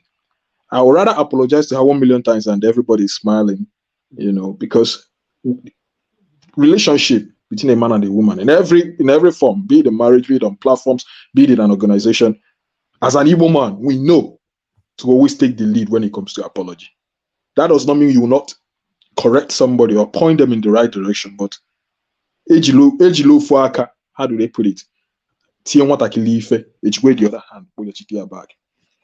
Now back to the major issues. It's quite unfortunate, and electricity. Before these arguments started, I was trying to stop us from focusing on what happened in the previous election of these personalities, Tinubu, Adobe, and everything. But unfortunately, we are where we are, and it's quite unfortunate because I think, regardless of sometimes how we try to run it away from it, I think this 2023 election, I think it's going to be in our heads for almost a very long time if care is not taken. Because if one thing happens, you can't even point out things without someone thinking, oh, it's because it's Tinubu. And I was going to at some point ask him, say, Was he in the previous? What did he? Could he have given such submissions if we were Buhari that was in power? You get? Could he have stood his ground on such submissions when Buhari was in power? You know, when it comes to saying the issues of, oh, we're not representing our country, where we're keep speaking bad of the country. No, nobody wants to speak bad of the country. He definitely doesn't love Nigeria more than myself. Nobody. And anyone can argue that they love Nigeria more than any other person. And it is beautiful like that, because that is what makes us patriotic. We should love the country personally more than any other person. And that is fine. The only place I do not agree with Eze, I disagree with him, is on the fact of process. Doing things right. Should we now, because things have been done wrong in the past, and continue on that pathway? Over the years, and he could have mentioned in the 1967. I wasn't born in the 1967. I was born in the 90s. So I might not remember everything that happened in 67. For as long as I can tell, we are reading books, seen it on clips. What about the people who are coming now? The people who are 10 years old, 5 years old? What example, what models are we setting up for them? What should be the new benchmark? It's not for us. Someone said here that we are already done. The majority of us are already at the peak of our career. We already know what we are going to be, even in the next 10, 15 years. So please, when we come on this platform, and the reason I'm saying this is, I encourage Emeka to come more on the platform. It's okay to have a different idea. It's you guys absolutely fine. You guys don't want different opinions. You get no. I'm contrary to what you think. You don't want it. I love different opinions. Electricity has showed his hands, so he's not somebody. He's very biased. Please let me just finish. Okay. You're not the first person who has been on this platform. There are a number of people who have been on this platform, and I encourage as much people as possible. I actually thought that they're not going to come because you guys are very biased. Even electricity, how many times did they kick me out? Right? You guys are, but you don't want alternative views, and actually, you don't want the truth. You don't want it. Do you know how many people on this platform? No, there are lots of people on the platform. You guys don't. So when you say you guys, local for you, local for you, right? You're a bit moderate. You can listen. Then why will you say you guys? Yeah, but those who see electricity, right? Hold on. Hold on. Emeka, look, listen. I don't get into that. We could go into that. Let us let me tell you why I stopped you guys. Let Osita continue. Let me tell you what. Hold on. Let me. Can we let Osita continue? You know why I told you guys quarreling? This is not my platform. Neither is any of us platform. This platform belongs to the damages. Like I feel as one of maybe the pioneers or one of the oldest member, you understand, of this whatever. I think I owe it to the damages to make sure we send positive message out with this platform. You get my point. So that's why I stopped the quarrel, the banter, because it's not healthy for audience and whatever. Then secondly, when you say you guys, that's why my first question to you was, do you know how many people on this platform? Now when you say lots of you guys, so when you say you guys, it's like you're referring to everybody apart from many of you, including electricity. Many of you. That's why I have to watch you there. Like don't say you guys. No, for you, local people. This platform belongs to someone I can have a conversation with. Can I just finish my conversation, my submission? Sorry for interrupting. See, Eze, and from the deepest part of my heart, if I see you anywhere tomorrow, I'll sit down with you, have a drink, hug you, pat you in the back. And do you know the funniest thing? In this platform, I'm probably one of the people who have the most of friends who support Tinubu. A lot of my friends in Lagos, my Yoruba friends, a good majority of them, they supported Tinubu. We still talk. And I don't hold it against them. They have their own views. I have my own view. But whatever has happened pre-election has happened. What about now? And all I'm saying is, please, can we start doing things right? Let us stop accepting that, things have to remain here. That is the status quo. That is the way it has to be. That is the way it has always been done. That is what brought us here. You know, Nobody loves this country, even the ones who are agitating to go out. If you're truly in touch with things in the Southeast, if you're truly in touch with people in the Southeast, you will even know, or people who are Oduduwa people, someone like Olumide, you will know they are not agitating because there is a definite future out there if they were to, have their emancipation from Nigeria. It's because that when people look left and they look right and they see no other option, they will go for the last option they see, even if that option leads to their demise. There are millions of people in Nigeria who do not have any slightest idea of where their next meal is coming from. People in Plateau State being murdered on a daily basis. Oh my goodness. A lot of people have been in IDP camp since 2015 up in the north. And I remember when that thing was happening then in the north. I know I was saying it in the Lagos then. My goodness, something has to be done. If something is not done, this thing will come to the south. We are here today. A great number of people voted in APC. We all know how a good majority of people fought to get APC into power. I didn't vote APC in 2015. My cousin that I lived with was living in Lagos with, he voted APC. When the election finished, where everybody was saying, say Baba, say Baba, say Baba. My own sister, who is now in the UK, also who used to live in Lagos then, he was telling me that, oh, Jonathan had to go. She was in my house last month and she retreated. She said, oh, if only she had known. But where it is worse is when we see that things are going wrong, even when it is clear to everybody and we can't say it out. It's wrong, regardless of whose ox is God. Even as well as people try to praise Peter Obi, when he was campaigning during then, I don't know whether he was on this platform or who can remember. When I said, people say, I said, well, the one place I have something wrong about with Peter Obi is the fact that he didn't conduct local government elections early enough. He could have given all the excuses, all things, political instability and all of that. I can understand that. But I do know that if someone had the political will to conduct local government election as a governor, nothing could have stopped that person. And this thing and I'm more bothered about local government because I believe that is where the problem can start being solved. So please, and for a good number of us, people who are even supporting Alex Otti, I supported Alex Otti. Should start calling him out now because he's been in power for a while now, and I've not seen any signs of local government election. And when he finally conducts it, how much interference does he bring into it, or will he allow it to be free and fair? The same thing is about to happen in Enugu State, and this can go down, trickle down to even to our political parties. How do they evolve? How do we recruit leaders? We can say all we want, think we are safe overseas and everything. My brother, every month I see the same money. Tomorrow, my phone now, there's a voice note from my mother. Now, money, it never stops. Someone said it here. If Tinubu, things start working out with Tinubu's administration, he lessens the burden on the people in diaspora. When I tell people, my colleagues, my partners, how much I send back home, they ask me, oh my goodness, this is wickedness. This is wrong. Does your mother not work? Does your mother not have what is it called? A pension? What do you mean need to pay for hospital bills? It's alien to them.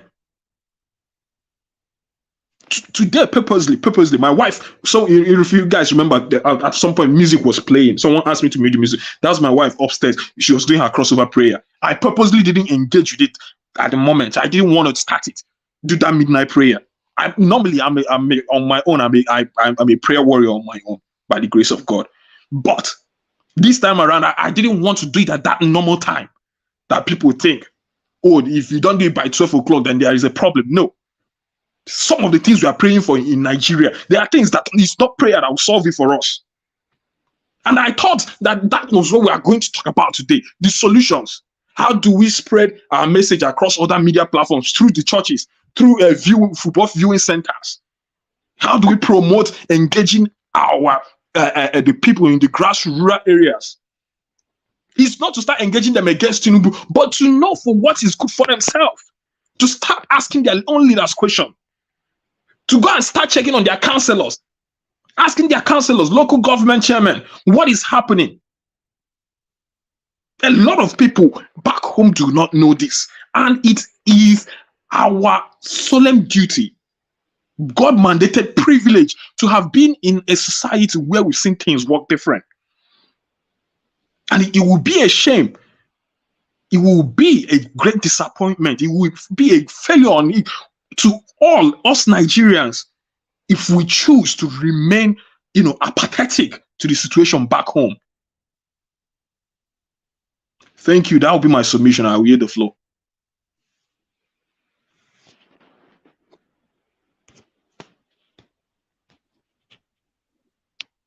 It seems no one can hear me. Oh. We can hear you. Oh, have I been ranting all along? Oh yeah, sorry. I was praying into 2024, even though I'm already into 2024. Let me acknowledge those with super chats there. That's Kulata and one other person, something Cho, Kulata and Cho.